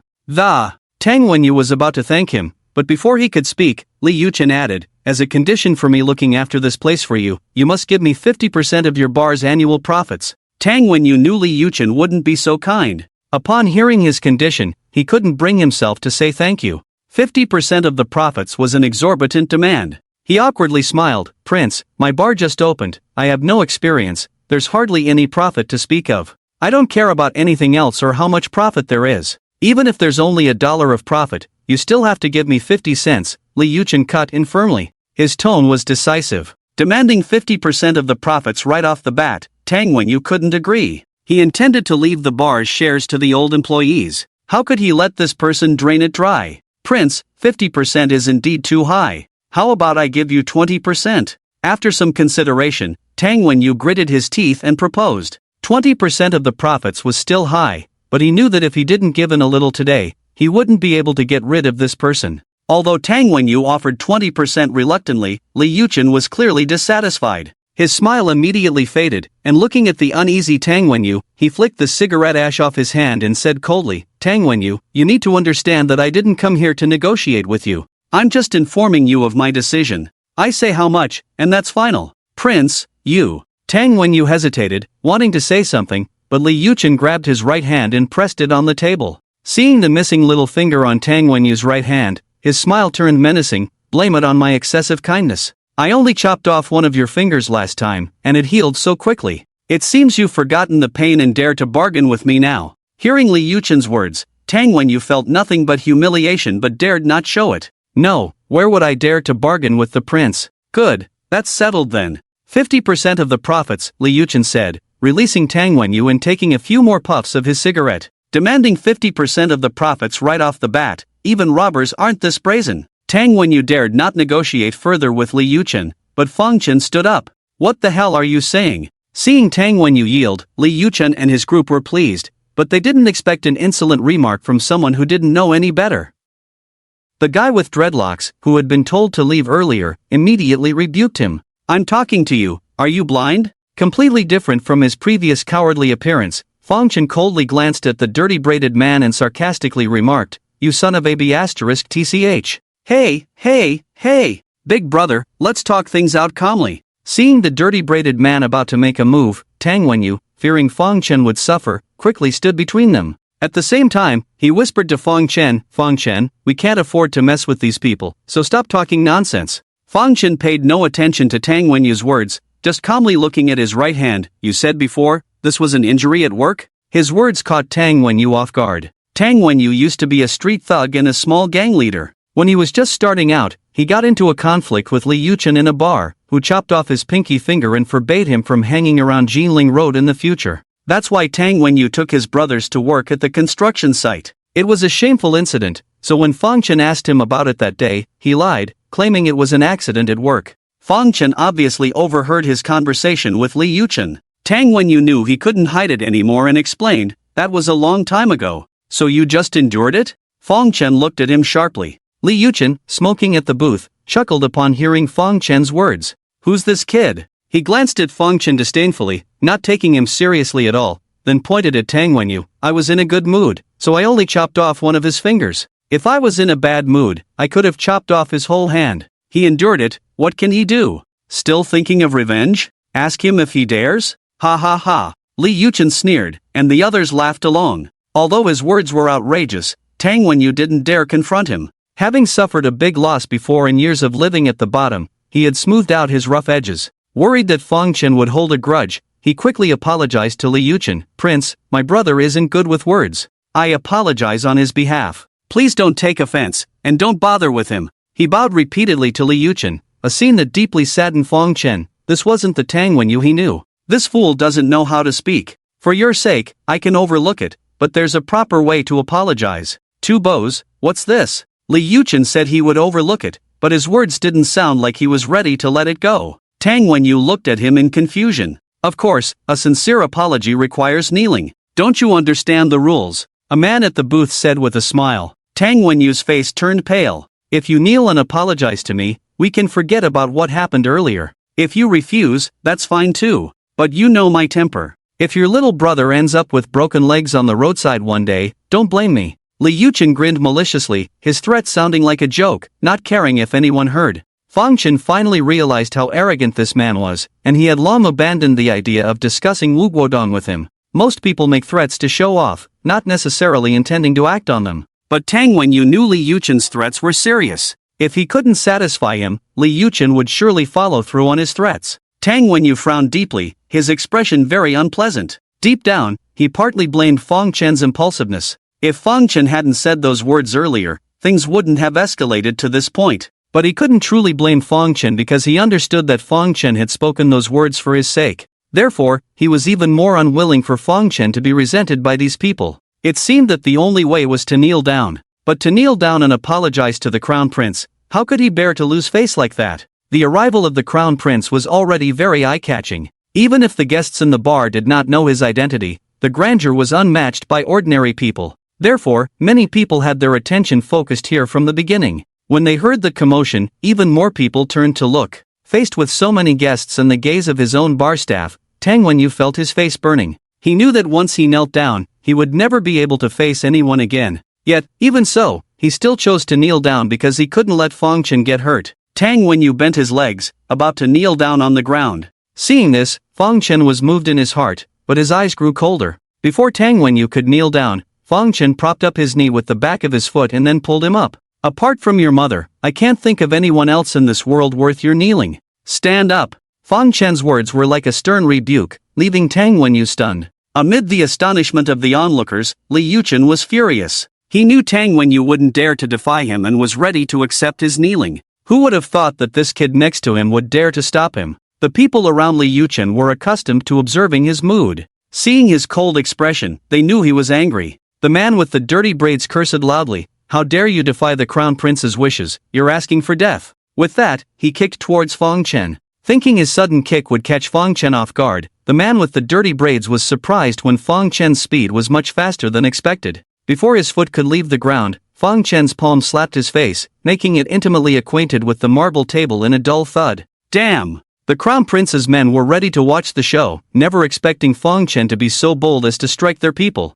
Several fierce-looking men cursed and immediately rushed over. Since Fang Chen dared to say such words, he was prepared for things to turn ugly. He grabbed a bottle and smashed it on one man's face, then kicked the other two who were charging towards him, sending them flying. Wow! Fang Chen swiftly dealt with 4 burly men, leaving their female companions pale and astonishing all onlookers. People who came to the bar were already fond of excitement. Seeing someone so fierce in the bar, many were not only unafraid but even cheered happily. Damn it! Li Yuchen, accustomed to being arrogant, never expected Fang Chen to strike his men and defeat them all within a few seconds. He was both shocked and furious. You little bastard, you've had enough of living. Li Yuchen had a sturdy and robust build, a typical big and burly type, standing at less than 6 feet tall and weighing at least 200 pounds. He was solidly built, had practiced martial arts for self-defense, and was known for his belligerence. With a curse, he grabbed a beer bottle from the table and swung it towards Fang Chen. In just a short moment, the situation had escalated to a point Tang Wenyu had never imagined.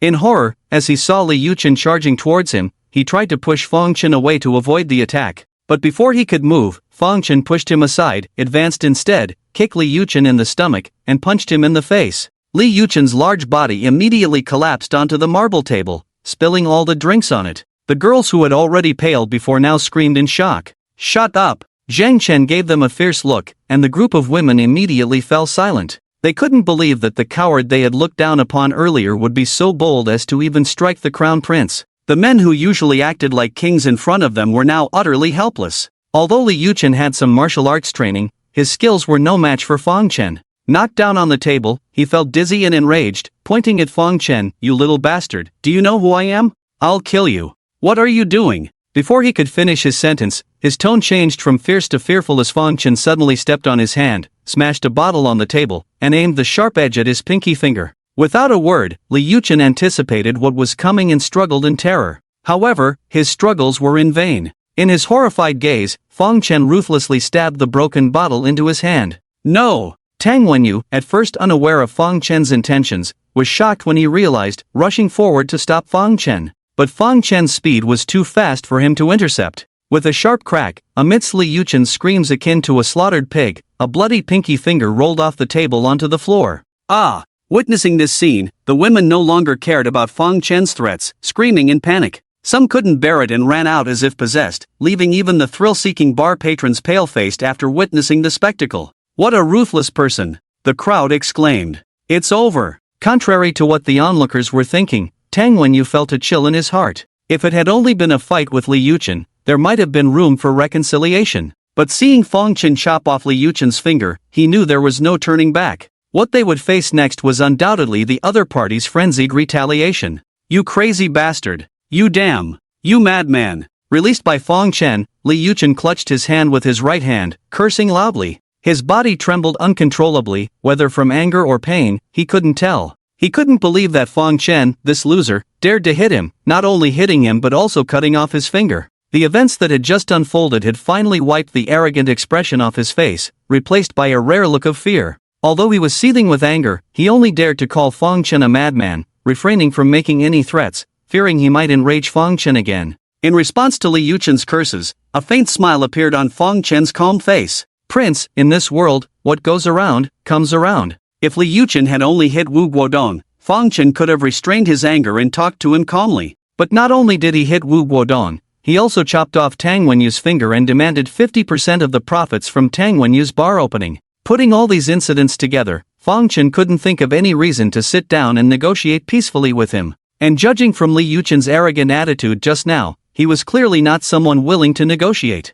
You madman! My finger, my finger. Li Yuchen's voice was tearful as he cursed Fong Chen while trying to pick up his finger. Take your prince and get out. Kicking the dirty-haired man lying on the ground, Fong Chen's voice was icy cold.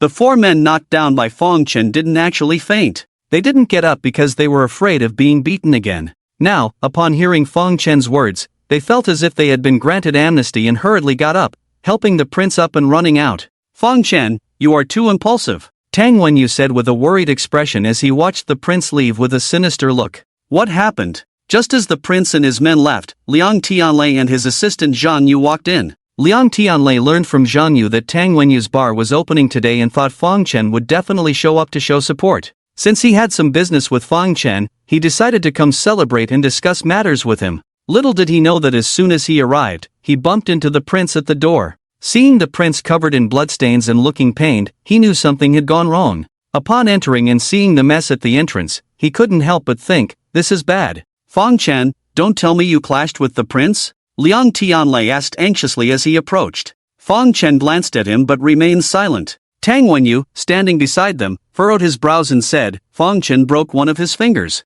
What? The prince being beaten up by Fong Chen was already the worst scenario Liang Tianlei could think of, but he never imagined that not only did Fong Chen beat the prince, but he also chopped off his finger. This was simply suicidal. Why are you so impulsive? Liang Tianlei's face turned grim as he scolded Fong Chen. Fong Chen didn't respond to him. Liang Tianlei had no idea about the situation but came accusing him right away. He had no intention of explaining himself. Just then, a waiter rushed out from inside the bar. Brother Yu, come and check the surveillance footage. Tang Wenyu frowned. At this moment, he was in turmoil and had no mood to watch surveillance footage. What's wrong with the surveillance? He asked. You'll know when you see it. The waiter didn't elaborate, but his serious expression indicated that something significant had happened. Tang Wenyu and Fong Chen exchanged a glance and then entered the surveillance room together. The waiter showed them footage from a camera installed at the bar's entrance, showing the prince and his group. The prince's finger was chopped off, blood flowing continuously, and his female companion was bandaging him. Be gentle. The prince cursed at the woman as if she had touched his wound. The woman hurriedly apologized. I'm sorry, prince. Damn it, this lunatic, this bastard. Daring to chop off my finger, if I don't kill him, my surname is not Li. The prince said angrily, turning to the man beside him, call and arrange for someone. I want to kill him tonight, along with that bastard Tang Wenyu. I'll chop them into mincemeat. But, upon hearing the prince's words, the man hesitated, looking troubled. Prince, we know you're angry, but but Tiger Lord had instructed earlier that there's an important business event in Jinling tomorrow, with many celebrities attending. He wanted us to lay low these days and not cause trouble. We just suffered a loss at that kid's hands, and he was killed in no time. Even a fool would know it was us. Tiger Lord is one of the organizers of this event. If our personal vendetta affects his big event, it might not end well. Although Li Yuchen was furious inside, after hearing the man's words, he had to calm down. With the downfall of Da Di Group, a position on the board of the South Sea Chamber of Commerce had opened up, and many people were vying for it. His uncle, Li Hu, was one of them, and tomorrow's event was a joint initiative by several local entrepreneurs in Jinling, including Li Hu. It was already challenging to invite those people, and if Tang Wenyu and Fang Chen were killed tonight, causing a major public safety incident in Jinling, it was likely that no one would dare to attend the event after it made the news. Li Yuchen knew well that his comfortable life in recent years was thanks to someone's blessing, so he dared not ruin his uncle's affairs, fearing to anger him and fall out of favor. Damn, this is really unlucky. Let them live a little longer for now. After tomorrow, we'll find a chance to get rid of them. The Crown Prince is right. By the way, that guy named Fang Chen, check if he still has any family. If he dares to mess with me, I'll go after his family. I'll make him wish he were dead. Yes, Crown Prince, I'll investigate tomorrow. Let's go to the hospital first to see if my finger can still be reattached. With that, the Crown Prince and his entourage drove away. Their conversation just now was clearly heard through the speakers. After hearing the Crown Prince's final words, Tang Wenyu and Liang Tianlei exchanged a glance and both turned their gaze towards Fang Chen. Fang Chen's face remained calm as usual, but his eyes revealed a strong sense of murderous intent. Look, I told you not to provoke him. You didn't listen, and now what? This guy is simply a lunatic. He's capable of anything. Now that he's targeting you, how do you plan to handle this? Liang Tianlei said with a heavy heart. Their cooperation had just begun, and the goal of making big money had not been achieved yet. He was very worried that Fang Chen would be harmed by Li Yuchen. Although Tang Wenyu also thought Fang Chen's previous actions were too impulsive, he couldn't help but admit that it was truly satisfying. Moreover, at this point, what was the point of dwelling on those matters? Considering that Fang Chen was willing to risk everything to help him vent his anger, what couldn't he do? At this point, there's no turning back. Instead of waiting for him to send people after us, we should strike first. I'll take care of him. This matter will not implicate Fang Chen. Tang Wenyu's words were resolute, causing everyone in the room to be startled. The most surprised was Liang Tianlei, who had been thinking of ways to remedy the situation. He couldn't believe that Tang Wenyu was planning to take action against Li Yuchen. He looked at Tang Wenyu in disbelief and said, I always thought the Crown Prince was a lunatic, but it turns out you guys are the real lunatics. He was truly enraged, disregarding his image and even Fang Chen's face. He directly scolded Tang Wenyu, do you know how many people are around the Crown Prince? You dare to do something to him? You probably haven't even seen him before being killed by his men.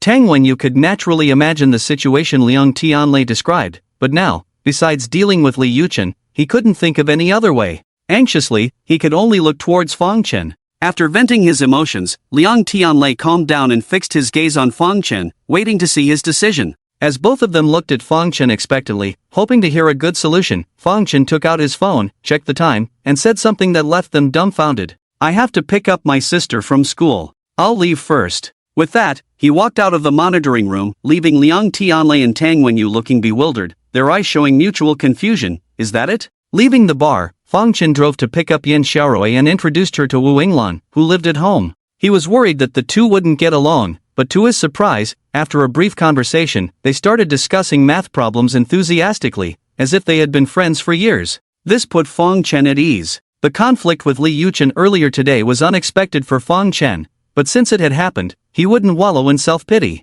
From the moment he decided to take action, he had already considered the consequences and thought of solutions. Tang Wenyu was right. Striking first is the best strategy. Even without hearing Li Yuchen's words under the camera, Fang Chen wouldn't let him off. He knew that the other party would never spare him. Instead of waiting for revenge, it was better to take action first. However, he didn't have a clear plan on how to proceed. Luckily, he still had a day before the other party would retaliate. He believed that a day was enough time to figure something out. Early the next morning, after dropping Yin Xiaorui and Wu Yinglan off at school, Fang Chen arranged to meet Liang Tianlei at a shopping mall. You asked me out so early, have you figured something out? Liang Tianlei, still worried about the events of last night, asked as soon as he arrived. What do you mean? Fang Chen looked at him puzzled. Liang Tianlei was stunned. To solve the matter from last night. No, Fong Chen shook his head. Then why did you ask me out? Liang Tianlei asked in surprise. You mentioned there's a business exchange event tonight, and you wanted to take me to broaden my horizons. With so many big shots there, I can't dress too shabbily. I thought of buying a couple of suits and wanted your advice, Fong Chen explained. Liang Tianlei couldn't believe that Fong Chen had asked him out so early just to buy clothes. Many stores in the mall weren't even open yet. With trouble looming over him after today's incident, how could he be in the mood to shop for clothes? Fong Chen, are you kidding me? Do I look like I'm joking? Fong Chen smiled and sat down at the entrance of a breakfast shop in the mall. What would you like to eat? My treat, he offered. Do I need you to treat me to breakfast? One basket of buns, a bowl of soy milk, Liang Tianlei said disdainfully but sat down obediently. After ordering buns and soy milk for him and noodles for himself, Fong Chen thought it was a good time to eat since many shops were still closed. We're in a dire situation, and I can't understand how you're so calm. Aren't you worried at all? Liang Tianlei glared at Fong Chen, a bun halfway in his mouth. What's the use of worrying? Will worrying prevent him from sending someone to attack me? Fong Chen chuckled. Worrying should prompt us to find a solution. Liang Tianlei slammed the table and continued, he suffered a big loss at your hands and won't let it go easily. If talking to him doesn't work, I'll have my old man talk to Li Hu directly. Maybe a little gift, an apology, and some pressure from Li Hu might calm him down. If that doesn't work, we can always support Li Hu in the South Sea Chamber of Commerce election. I'll make sure the Liang family's votes go to Li Hu. I don't believe he can resist that. Listening to Liang Tianlei's words, Fong Chen looked at him in surprise. The South Sea Chamber of Commerce election is today? We're not voting today, but this event is meant to gather major companies for alliances. Even if we don't vote, we can still form alliances. As long as we agree to support Li Hu in the election, he won't pursue what happened last night. After all, we won't win anyway, so it doesn't matter who we vote for, Liang Tianlei explained, taking another bite of his bun. Although Liang Tianlei's tone was light, Fong Chen knew he wasn't as relaxed as he appeared. The election for the South Sea Chamber of Commerce board members was only open to companies with assets exceeding $1 billion. Each vote carried significant weight. Indeed, the Liang Group might not secure a board position, but their votes were far from useless. If they traded their votes with the top contenders, they could gain substantial profits. However, Liang Tianlei was willing to offer his support to Fong Chen, which touched him deeply. But precisely because of this, he couldn't agree. Accepting would mean owing Liang Tianlei a huge favor. Moreover, if this ticket is given to Li Hu, even if Li Hu is not elected, he can trade it with someone else for benefits, and he will definitely develop better. With Li Hu's current status, Li Yuchen will be unstoppable. If he further develops, won't he become even more arrogant? This is a foolish act of causing pain to loved ones and joy to enemies. Fong Chen would not do such a thing. There's no need for that. I will handle my own affairs. Fong Chen shook his head, rejecting Liang Tianlei's proposal. How will you handle it? Liang Tianlei asked. I haven't figured it out yet. Liang Tianlei was completely speechless towards him. How could he speak so confidently without a concrete solution in mind? He had already made up his mind that if Fong Chen couldn't provide a specific solution before the evening party, he would have to let his father negotiate with Li Hu. Although giving out a ticket would cause them to lose a lot, he believed that as long as Fong Chen was kept safe, the Liang Group would earn more. After having breakfast, the shops opened. At Fong Chen's request, Liang Tianlei took him to buy 2 sets of suits, one costing nearly 100,000, and that was just the price for ready-made ones. Tailored suits were more expensive. However, although the price was high, it was not a big deal for Fong Chen now. Although Fong Chen had always been low-key, he was now a company boss after all. He understood the principle of dressing appropriately before attending important events, so after buying 2 ready-made suits, he also ordered 2 tailored suits before the 2 of them left the mall. In Jinling, there is no leading enterprise. This evening party is jointly organized by major companies, including my Liang Group, Zhao Group, Yang Group, and Li Hu's Weilong Group, among 15 companies. I will introduce them to you one by one when we arrive. The evening party starts at 6 o'clock in a private villa. On the way to the villa, Liang Tianlei explained some things about the evening party to Fong Chen. When he mentioned the 12 companies jointly organizing the event, one group caught Fong Chen's attention, Yang Group. Seeing Fong Chen's curious expression, Liang Tianlei thought he had not heard of this group and explained, speaking of the Yang Group, you may not be very familiar with it. The Yang Group mainly operates in the cosmetics industry and is the leader in the cosmetics industry in Jinling City. Half of the cosmetics business along the southeastern coast belongs to them, and they are quite financially strong. However, although the Yang family is financially strong, as a family business, their family members are few. The previous chairman of the board was an only son, and later the only son had a daughter, resulting in the huge group being unable to find a decent successor. Originally, everyone thought that they would recruit a talented person to marry into the family to facilitate taking over the company's business. However, they didn't think so. The chairman of the Yang Group announced half a year ago that they would form an alliance with the Zhao Group and marry their daughter to Zhao Guoxiu. They probably want their daughter to inherit his mantle, but they are worried that she won't be able to handle it, so they found a powerful husband's family to rely on. It's a pity, a good flower is inserted into cow dung like this. Liang Tianlei sighed repeatedly, looking regretful. It is indeed a pity. After listening to his words, Fang Chen just smiled faintly, looked out the window, pondering something. When Fang Chen and Liang Tianlei arrived at the villa, there were already many cars in the parking lot, and many people had started to enter the venue. Tianlei. As soon as the two got out of the car, Liang Tianlei heard someone calling his name. Young master, it's the chairman and his wife, Zhang Yu said beside him. Liang Tianlei also saw his parents. Let's go. Patting Fang Chen on the shoulder, Liang Tianlei led him towards the entrance. Fang Chen, let me introduce you. These are my parents. Mom, Dad, this is Fang Chen I mentioned to you before, the one who helped me win over Zhao Guoxiu. Liang Tianlei's father is named Liang Hanyun, the chairman of the Liang Group, in his 50s, spirited and lively. After listening to his son's introduction, he scrutinized Fang Chen from head to toe. Chairman Liang, Madam Liang, Fang Chen respectfully greeted. Upon hearing his address, Liang Tianlei immediately became displeased, punching him on the shoulder with a dissatisfied expression. Perplexed, Fang Chen saw Liang Tianlei's mother, Zhang Liping, smile and say, "You and Tianlei are close in age and good friends, so you can call us uncle and aunt, but chairman and madam feel a bit distant."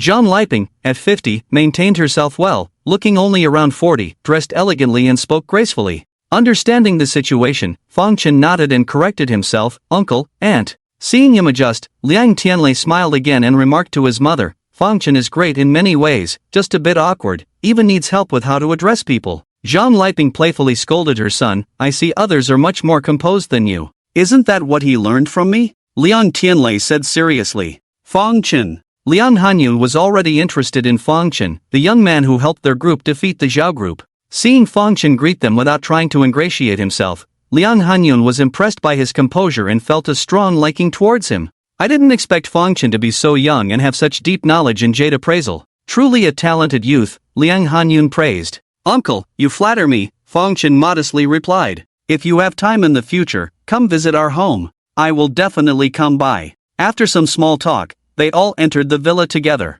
Everyone attending the event needed an invitation, and although Fang Chen didn't have one, being with the Liang Group, no one questioned his presence, except for a few who held grudges against him.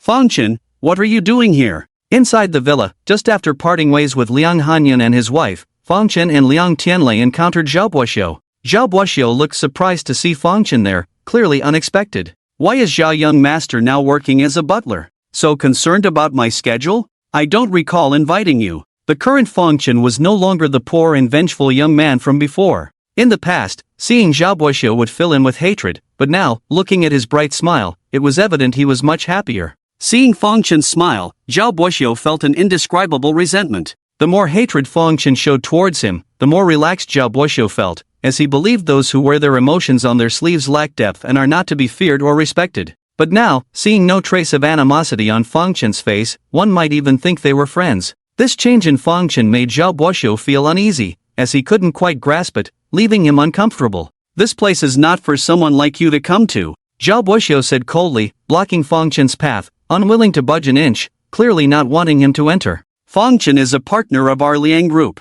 As one of the organizers, I invited my partner to attend the event. What's the meaning of this, Zhao Guoxiu? Zhao Guoxiu's actions, in Liang Tianlei's eyes, were beyond excessive. It was a blatant slap in the face, not just to Fang Chen but also to Liang Group. So Liang Tianlei stepped forward, his face dark, and confronted Zhao Guoxiu. Since Fang Chen was here, he wouldn't back down just because of a few words from Zhao Guoxiu. Fang Chen no longer saw Zhao Guoxiu as unattainable. Zhao Guoxiu, standing at less than 6 feet tall, had no intimidation factor to stop Fang Chen. Fang Chen took a couple of steps forward, looking down at him. Despite the awkwardness of the situation, Zhao Guoxiu stood his ground.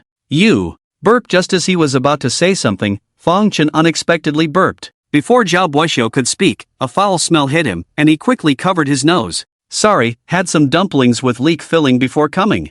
Seeing Zhao Buixuo's reaction, Fang Chen apologized verbally but had a smug expression on his face, clearly not feeling sorry at all. With that, Fang Chen didn't bother to argue with Zhao Buixuo anymore. While Zhao Buixuo was covering his mouth and nose, Fang Chen walked past him. Zhao Buixuo tried to stop Fang Chen by extending his foot, but Fang Chen didn't even look down and simply stepped on Zhao Buixuo's foot, leaving everyone around in shock. You! Zhao Buixuo was astonished by Fang Chen's audacity to step on him in front of so many people. He was about to curse, but Fang Chen suddenly turned around. With a strange look on his face, he said to Liang Tianlei, who was following behind, "Liang, the ground here is uneven." He even tiptoed a bit. Seeing Fang Chen stepping on Zhao Buixuo's foot and walking away, Liang Tianlei almost burst out laughing. Playing along with Fang Chen's serious tone about the uneven ground, he nodded thoughtfully, "Is it? We'll have the owner fix it another day." The two of them swaggered inside, leaving Zhao Buixuo burning with anger. Unable to curse earlier, now that Fang Chen was far away, Zhao Buixuo couldn't do much in front of everyone. He felt like a clown, especially since Liang Tianlei was clearly supporting Fang Chen.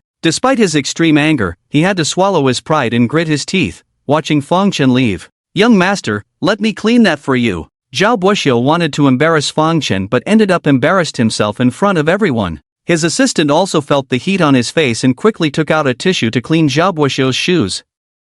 This scene attracted more gossip, and although Zhao Buixuo felt humiliated, he couldn't dwell on it. He turned to his follower and asked, "When will Miss Yang arrive?" "Miss Yang will be here soon. When she arrives, go intercept her." "Don't intercept me for what?" Before Zhao Buixuo could finish his sentence, Yang Yui had already entered the villa, dressed in a black evening gown, looking puzzled at Zhao Buixuo. Startled by Yang Yui's sudden appearance, Zhao Buixuo quickly looked towards the hall and sighed in relief when he saw that Fang Chen had disappeared. He had initially wanted to prevent Fang Chen from entering to avoid a confrontation with Yang Yui, but now that Fang Chen was inside, he didn't expect Yang Yui to arrive so quickly. "Well, why are you intercepting me?" Yang Yui had light makeup on her face, which set off her beautiful appearance very brightly. If she had a smile on her face, any man who saw her would surely be enchanted and captivated. Unfortunately, she had no smile on her face, just a cold expression. Zhao Buixuo was relieved that he didn't finish his sentence, or else Yang Yui would have heard it. Facing the inquiry, he smiled and said, "It's nothing.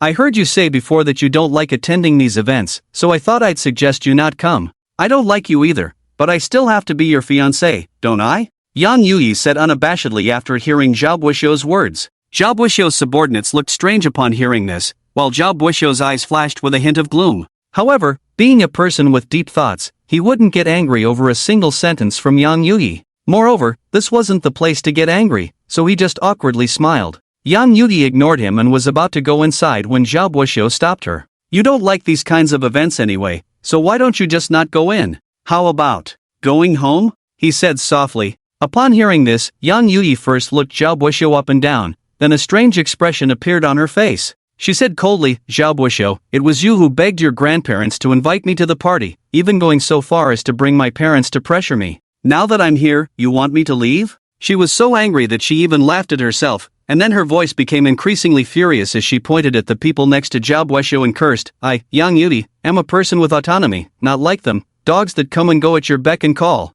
Whether I stay or leave is not up to you." Yang Yui's scolding made Zhao Buixuo's subordinates blush, but no one dared to retort. They all lowered their heads in silence. "You're crazy." After scolding, Yang Yui glanced at Zhao Buixuo again, then pushed his hand away and went straight into the villa. Despite Zhao Buixuo's composure, adept at concealing his emotions, his face changed after hearing Yang Yui's scolding, becoming as dark as water. Being scolded by Yang Yui in such a situation was obviously a blow to his pride. He hated it, but had nowhere to vent. Even if Yang Yui was being willful, he didn't dare to scold her. Currently, the Zhao group and the Liang group were at odds, and the downfall of the Da Di group had already caused them to lose a powerful ally. If he couldn't control his temper and lost the Yang group as well, his father would skin him alive. "Young master, what should we do now?" Seeing Yang Yui go in, Zhao Buixuo's subordinates finally breathed a sigh of relief. When this lady caused trouble, they didn't even have the right to talk back. It was good that she could leave, but thinking of the concerns in their young master's heart, someone couldn't help but ask for instructions. "What else can we do? Of course, we have to keep an eye on her. Don't let her meet Fang Chen." Zhao Buixuo had his own matters to attend to and couldn't follow Yang Yui around all the time, so he had to make such arrangements. Yes. Although Zhao Buixuo's subordinates respectfully agreed to his words, no one really took them to heart. The entire villa was not that big, How could Yang Yuyi and Fong Chen not run into each other? They couldn't possibly blindfold Yang Yuyi, could they? After Fong Chen and Liang Tianlei walked through the hall and went upstairs, as soon as they arrived, Fong Chen saw that many people had gathered here, some eating, some chatting, and some dancing in the dance floor, all of them young people. Seeing Fong Chen looking puzzled, Liang Tianlei explained proactively, the highlight of this party is the exchange meeting of the heads of various major companies. We have nothing to do with that, they are on the third floor. This second floor is for us young people to have fun, to get to know each other, make friends, so that we won't be strangers when we deal with each other in the future. No wonder there are so many young people here. Upon hearing this, Fong Chen suddenly realized and then looked up at the building. The door upstairs was open, and some young people were coming in and out. Although the big shots are discussing matters that don't concern us, the younger generation can also go up to listen on the side. If you're interested, I can take you up to have a look, Liang Tianlei said. Forget it. Fong Chen didn't know anyone up there and wasn't interested in the things they were discussing, so he had no intention of going up. Then let's just hang out here. Besides this meeting room on the second floor, there are also two others on the left and right, each with some entertainment facilities and food. You can help yourself to whatever you want to eat and go wherever you want to explore, Liang Tianlei said, then suddenly pointed to several extremely beautiful women on the balcony. Have you seen those women? What about them? Fong Chen was puzzled. Those people were specially invited by the host here to accompany the guests. They are all the famous ladies of Jinling. If you like any of them, feel free to go and chat them up. Casually chat them up? Fong Chen looked at him in surprise.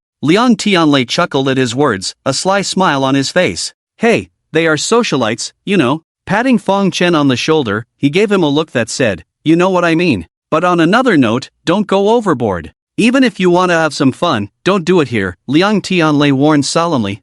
Fong Chen rolled his eyes at him. Do you think I'm like you? He had no intention of flirting with those socialites, let alone getting intimate with them. Tianlei, bro. As the two were laughing lewdly, a young man suddenly ran over. Mingrui, you're here too? This young man looked quite young, and Liang Tianlei obviously knew him. He greeted him happily and then introduced him to Fong Chen. This is Su Mingrui, the second young master of Shenghuang Group. He's only 20 years old this year and has a good relationship with me. After that, he introduced Fong Chen to Su Mingrui. This is Fong Chen, my good buddy. Shenghuang Group is the leading company in the entire southeastern coastal catering industry, with assets worth billions. Su Mingrui's status is no less than that of Liang Tianlei and Zhao Buoxiu. Fong Chen had no intention of getting close to him, just greeted him with a simple hello. Unexpectedly, Su Mingrui was cold and indifferent towards Fong Chen but very warm towards him. Brother E, you're awesome. You're really amazing. While shaking hands with Fong Chen, Su Mingrui raised his thumb at him and called him Brother E.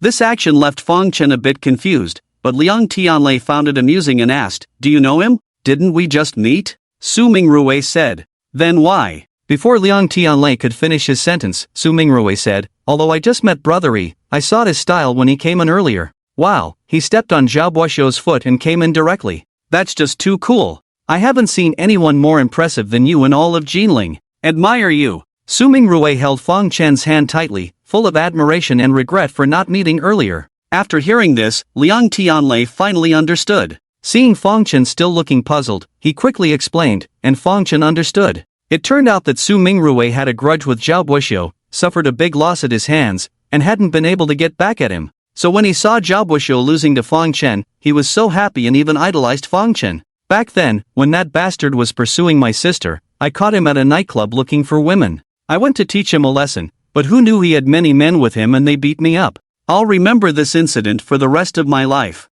This hypocritical pseudo-gentleman. Su Mingrui was still indignant when talking about his past feud with Zhao Buoxiu. Liang Tianlei and Fong Chen found it amusing but still managed to suppress their laughter as they offered him a few words of comfort. Su Mingrui seemed very interested in Fong Chen, persistently asking about any grudges between him and Zhao Buoxiu. However, Fong Chen only vaguely responded and quickly changed the subject. After chatting for a while, Fong Chen suddenly gazed upstairs because a familiar face was coming down. Li Yuchen. Li Yuchen didn't expect to see Fong Chen here. After a brief moment of surprise, a hint of malice appeared on his face. His left hand was still bandaged, a reminder of the finger he lost yesterday when Fong Chen cut it off. Although his finger had been reattached last night, the pain of losing it would never be forgotten. So, when he saw Fong Chen, he gritted his teeth in hatred. At that moment, Liang Tianlei also noticed Li Yuchen and quickly placed his hand on Fong Chen's shoulder. Although he hadn't witnessed Fong Chen teaching Li Yuchen a lesson last night, just hearing about it made him shudder.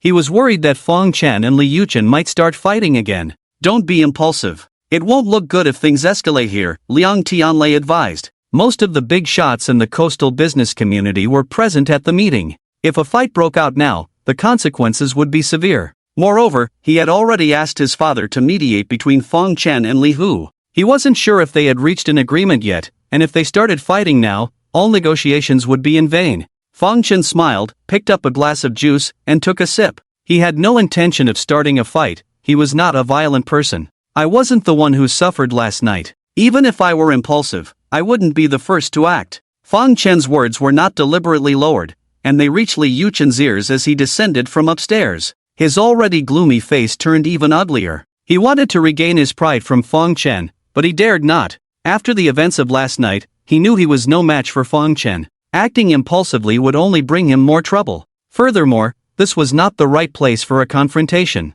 Before coming here today, his uncle Li Hu had warned him countless times not to cause trouble. Besides, he had already planned everything and would unleash a crazy retaliation against Fong Chen tomorrow. Patience was key for tonight. With a heavy snort, Li Yuchen, filled with resentment, walked to the other side of the venue. Hey, guys, what's going on? Su Mingrui, at 20 years old, was not that young, but he seemed like a child full of curiosity. After listening to Fong Chen and Liang Tianlei's conversation and seeing the confrontation between Fong Chen and Li Yuchen, he immediately sensed something fishy and eagerly asked for details. Su Mingrui had a good relationship with Liang Tianlei, and this matter was not a secret, so Liang Tianlei decided to tell him everything. Su Mingrui was shocked to hear about Fong Chen's confrontation with Zhao Buoxiu and his incident with the Crown Prince Li Yuchen. He admired Fong Chen's courage and even more so after learning that Fong Chen not only taught Li Yuchen a lesson but also cut off his finger. Su Mingrui's admiration for Fong Chen grew, and he even wanted to become his sworn brother and call him elder brother.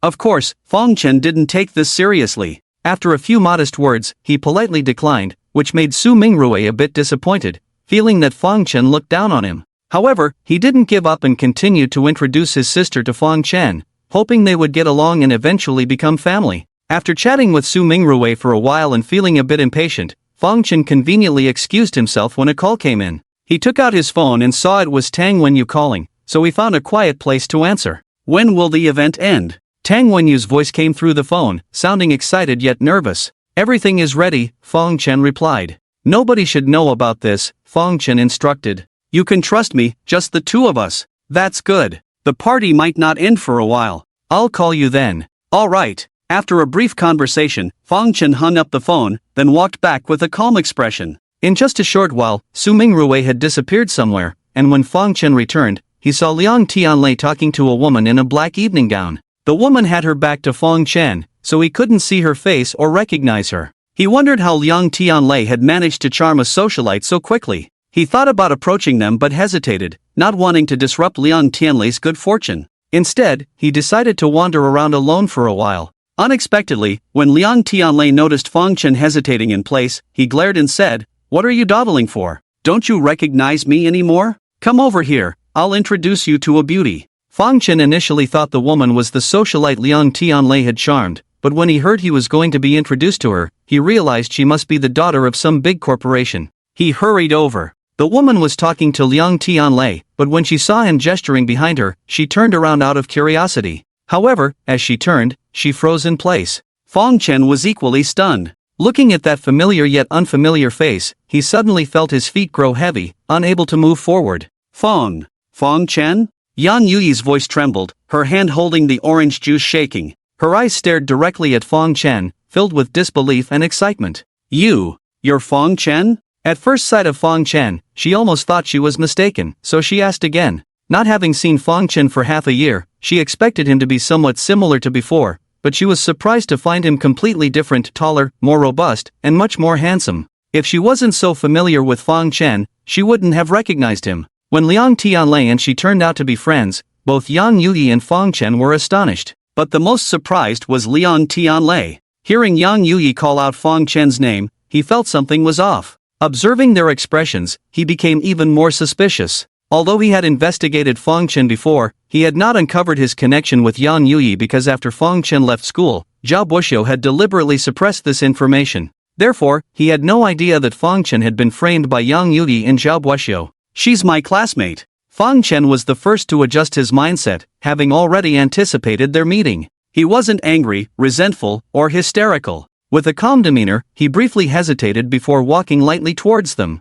He first explained to Liang Tianlei and then looked at Yang Yuyi. "Long time no see, Yang." Seeing Fang Chen's serene smile, Yang Yuyi should have felt pleased, but she didn't. His simple words made her feel as if she were in an icy wasteland. Their relationship was not as simple as classmates, but Fang Chen only referred to them as such, which felt like a peculiar kind of indifference to Yang Yuyi. This indifference hurt her more than if he had yelled or insulted her. "Long time no see, Fang." "Fang, my classmate." Yang Yuyi adjusted her mindset, forcing a smile. "I never knew you two were classmates. Why didn't you ever mention it?" Liang Tianlei felt that something was off, but he couldn't quite put his finger on it, so he just curiously looked at Fang Chen. "Just classmates, nothing special to talk about," Fang Chen smiled, taking a sip of the juice on the table. "The heiress of the Yang group, there's not much to say, many people want to be classmates with her but can't." Liang Tianlei looked at Fang Chen strangely. In his opinion, since they were classmates, they should be friendly when they meet.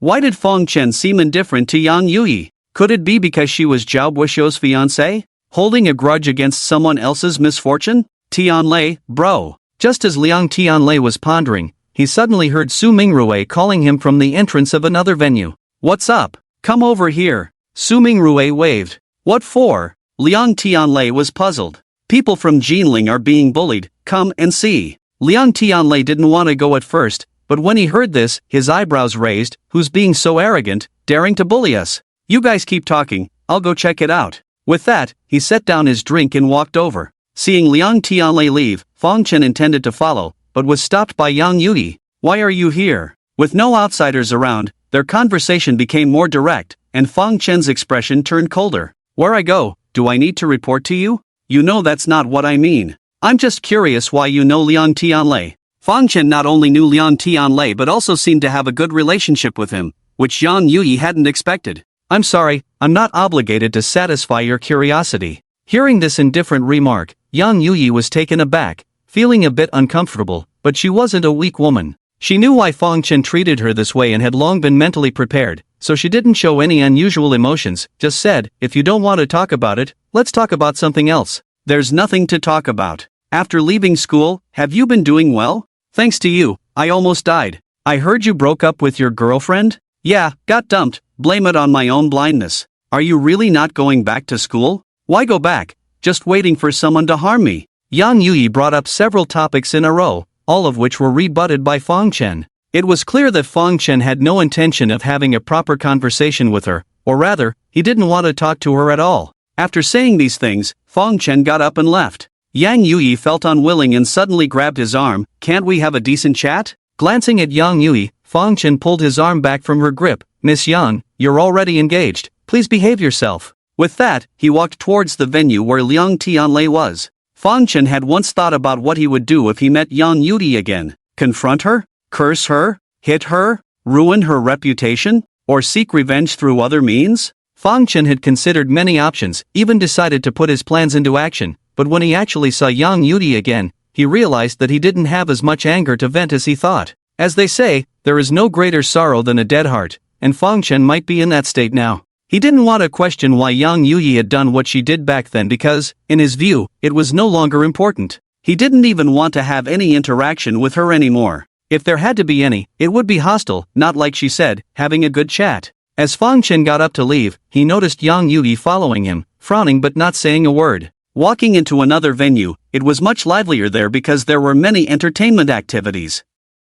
Many people were playing table tennis, and there were a few playing video games, but what caught Fang Chen's attention the most was the activity on the two rectangular tables in the middle, poker and dice. Fang Chen raised an eyebrow. Liang Tianlei hadn't mentioned that gambling was allowed here. Perhaps noticing Fang Chen's surprise, Yang Yuyi explained, "With so many young people gathered together, if there are no entertainment activities, they won't stay. This is similar to gambling, but the stakes are not money, but items each person carries with them." She pointed to a pool table, where a man who had lost a match angrily took off his watch and threw it to the winner. At another electronic game machine, a man, after cursing a few dirty words, also took off his necklace and threw it to the person he was competing against. The young people attending the party today were all either wealthy or noble. The items they carried with them must be extremely valuable, so although these activities did not involve gambling with money, they were much more exciting than gambling. Damn, this is outrageous. Liang Tianlei cursed, stood up from the dice table, grumbling as he threw the watch on his wrist to the person across from him, clearly indicating that he had also lost.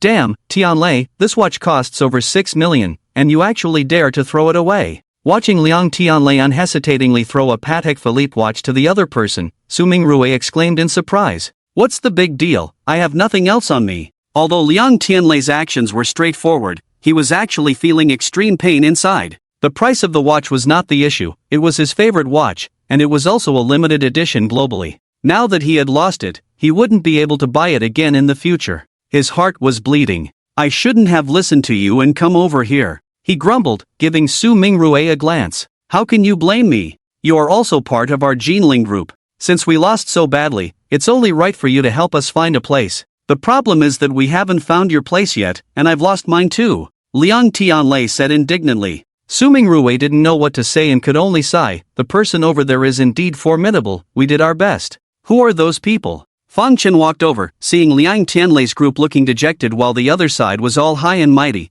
with a pile of valuable jewelry on the table, and couldn't help but ask curiously. They are young masters from out of town, and the one leading them is Li Xiaotang, the young master of Jianye Group. Jianye Group is one of the top shipping groups in Yun Harbor, with assets exceeding billions, much stronger than the Liang and Shenghuan groups. I heard this kid was classmates with the gambling king's son and had some experience as a dealer at the Yaoqing casino. Su Mingrui knew more about Li Xiaotang and shared. Then why did you still compete against them? Li Xiaotang had experience as a dealer, so he must have some experience with dice throwing. Fang Chen said speechlessly. Isn't it about not being convinced? Liang Tianlei said. Are you convinced now? Fang Chen smiled. We've lost everything, so we have no choice but to be convinced, Liang Tianlei said helplessly, implying that he was still somewhat unconvinced. Yu Yi. Just as they were talking, Zhao Buoxiu hurried over. Zhao Buoxiu was most afraid of Yang Yuyi and Fang Chen meeting. After hearing the message from his subordinates, he hurried over.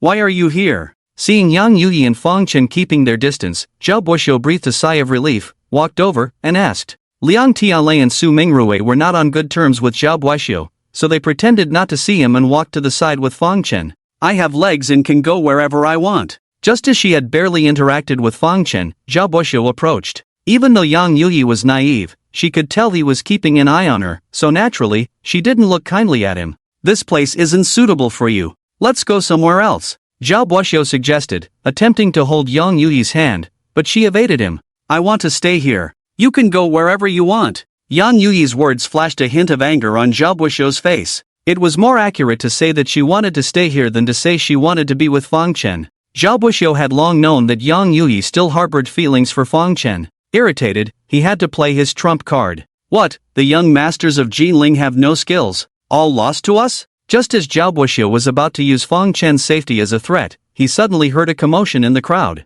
Then, a man fixed his gaze on Zhao Buoxiu. Oh, isn't this the young master of the Zhao group, Zhao Sha? Zhao Sha, come and join us? Zhao Buoxiu obviously knew these people, and seemed to be quite familiar with Li Xiaotang. Glancing at the pile of valuable jewelry on the table, he smiled and waved his hand. Li Daxiu has gambled at the Yaoqing casino. Even if his gambling skills are not top-notch, he is hard to beat among us. I won't come and embarrass myself. Zhao Buoxiu's words sounded objective, but the young masters of Jinling felt somewhat dissatisfied. They thought Zhao Buoxiu, as a Jinling native, not only failed to help them find opportunities but also openly praised others, which was a blow to their pride and boosted others' prestige. Many people looked down on this. Zhao Buoxiu, what you said doesn't sound right. Are you saying we are embarrassing ourselves? Su Mingrui held a grudge against Zhao Buoxiu. Hearing his words, he nitpicked. I didn't say that, but if you think so, I won't object. The feud between Zhao Buoxiu and Su Mingrui dated back 3 years. At that time, the Zhao family had not yet allied with the Yang family.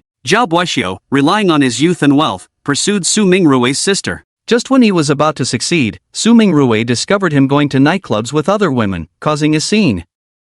After this incident, Zhao Buoxiu's reputation in the circle was tarnished, and many wealthy heiresses avoided him. His relationship with Su Mingrui's sister naturally came to an end. Su Mingrui held a bias against him, and Zhao Buoxiu also harbored resentment towards Su Mingrui. Therefore, he spoke without much restraint. Since the group of young masters behind Su Mingrue were not worth his attention, he was not afraid to offend them. Although Su Mingrue was suspected of nitpicking, he did not expect Zhao Buxiu to speak so boldly, clearly disregarding them, which made him furious. What qualifications do you have to say that? Although we lost, at least we dare to stand up and compete, which is better than you who surrenders at the first sign of trouble. Coward! Su Mingrue's words resonated with many, who echoed his sentiments.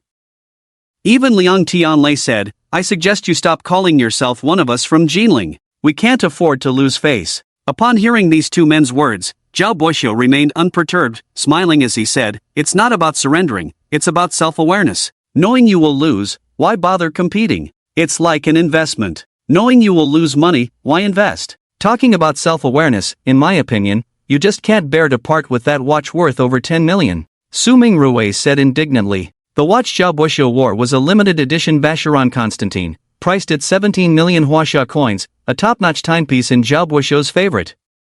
Reluctant as he was, Su Mingrue couldn't admit it when Su Mingrue pushed him to this point. He said, although this watch is expensive, it's not a big deal in my eyes. I don't want to compete with Li Xiao just because I know I will lose. I don't like to bet on a game where I know I will lose. He took off the watch from his wrist and placed it in front of Li Xiaotang. You say I can't bear to part with this watch. Now, I'll take it off and use it as Li Xiao's stake. As long as someone among you can win against Li Xiao, then this watch will be lost, and I will accept it. Zhao Buxiu naturally didn't want to give away the watch, but seeing Su Mingrue and Liang Tianlei persisting, and Yang Yuyi watching on the side, he couldn't appear petty. So, he pretended to be generous and placed the watch as a stake, but on Li Xiaotang's side. The Zhao Group and Jianye Group had business dealings, and he knew more about Li Xiaotang. He knew that the other party had not only worked as a dealer in Ouching but had also been the general manager of the Ouching casino for 2 years. In that kind of place, could someone without real skills be a general manager? Obviously, in his eyes, Li Xiaotang wouldn't lose at all.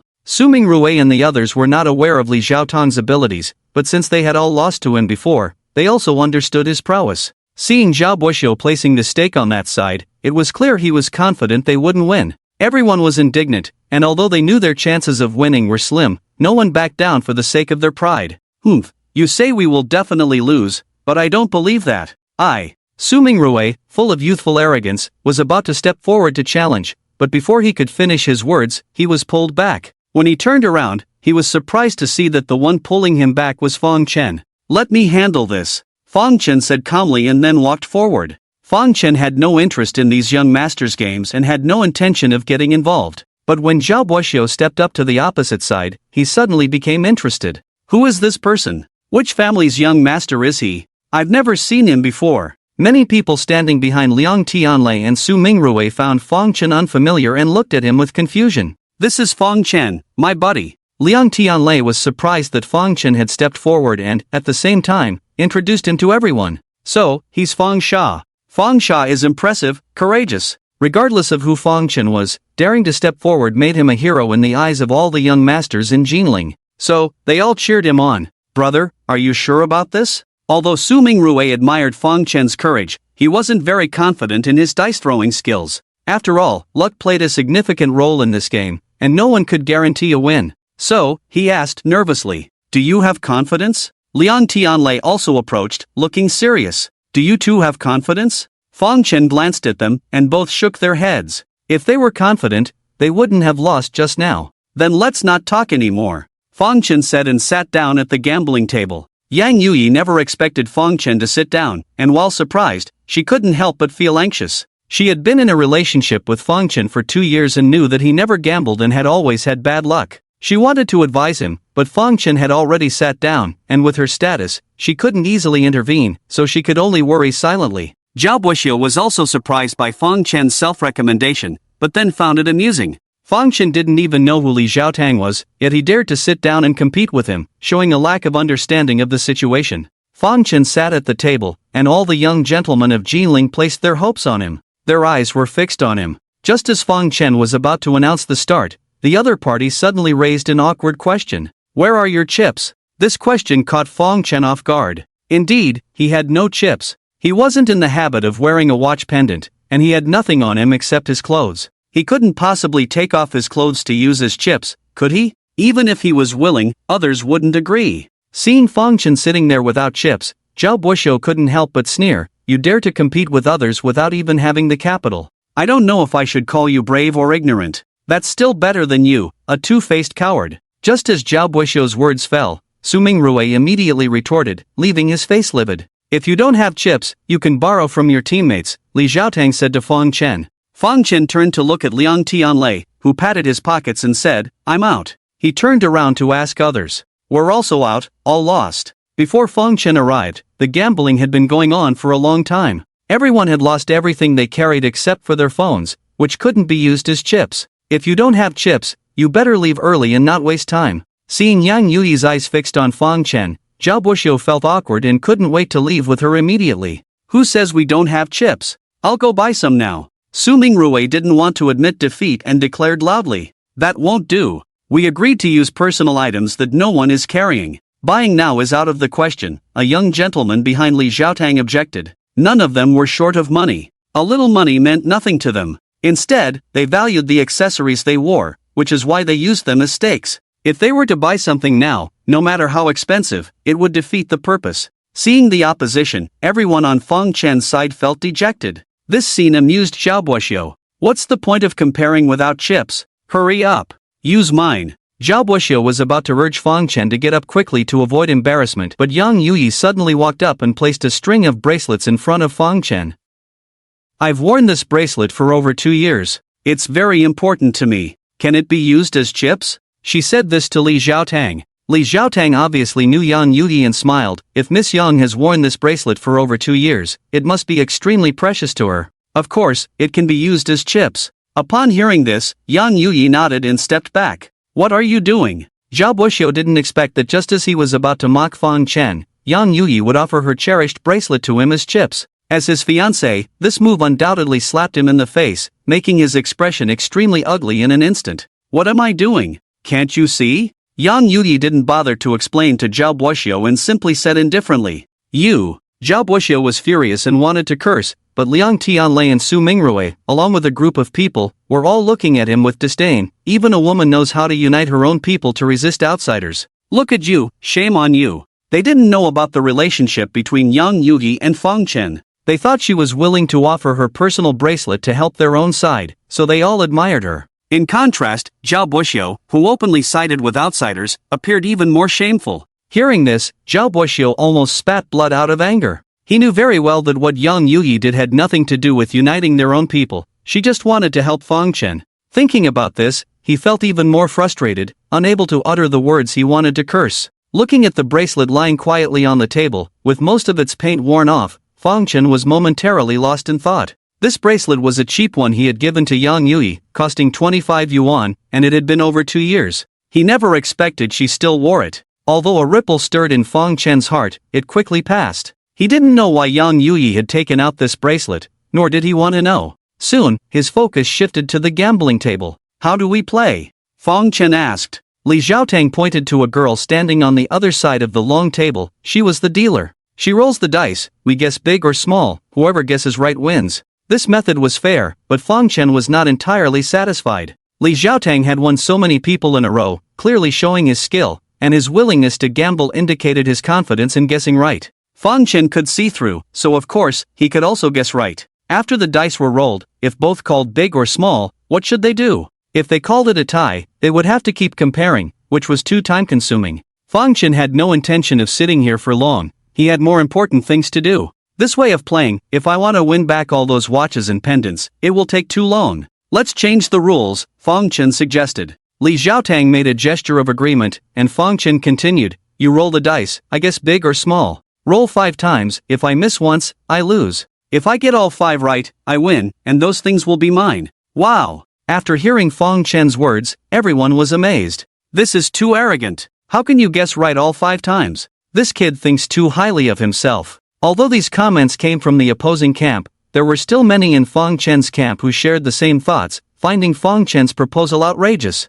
Brother, are you crazy? What's in it for you with this proposal? Liang Tianlei was startled by Fang Chen's words. The benefit is that I can win back your things at the fastest speed, Fang Chen said. Bro, stop boasting now. Even Su Mingrui didn't believe Fang Chen, but he didn't listen to their persuasion. I insist, he said to Li Xiaotang.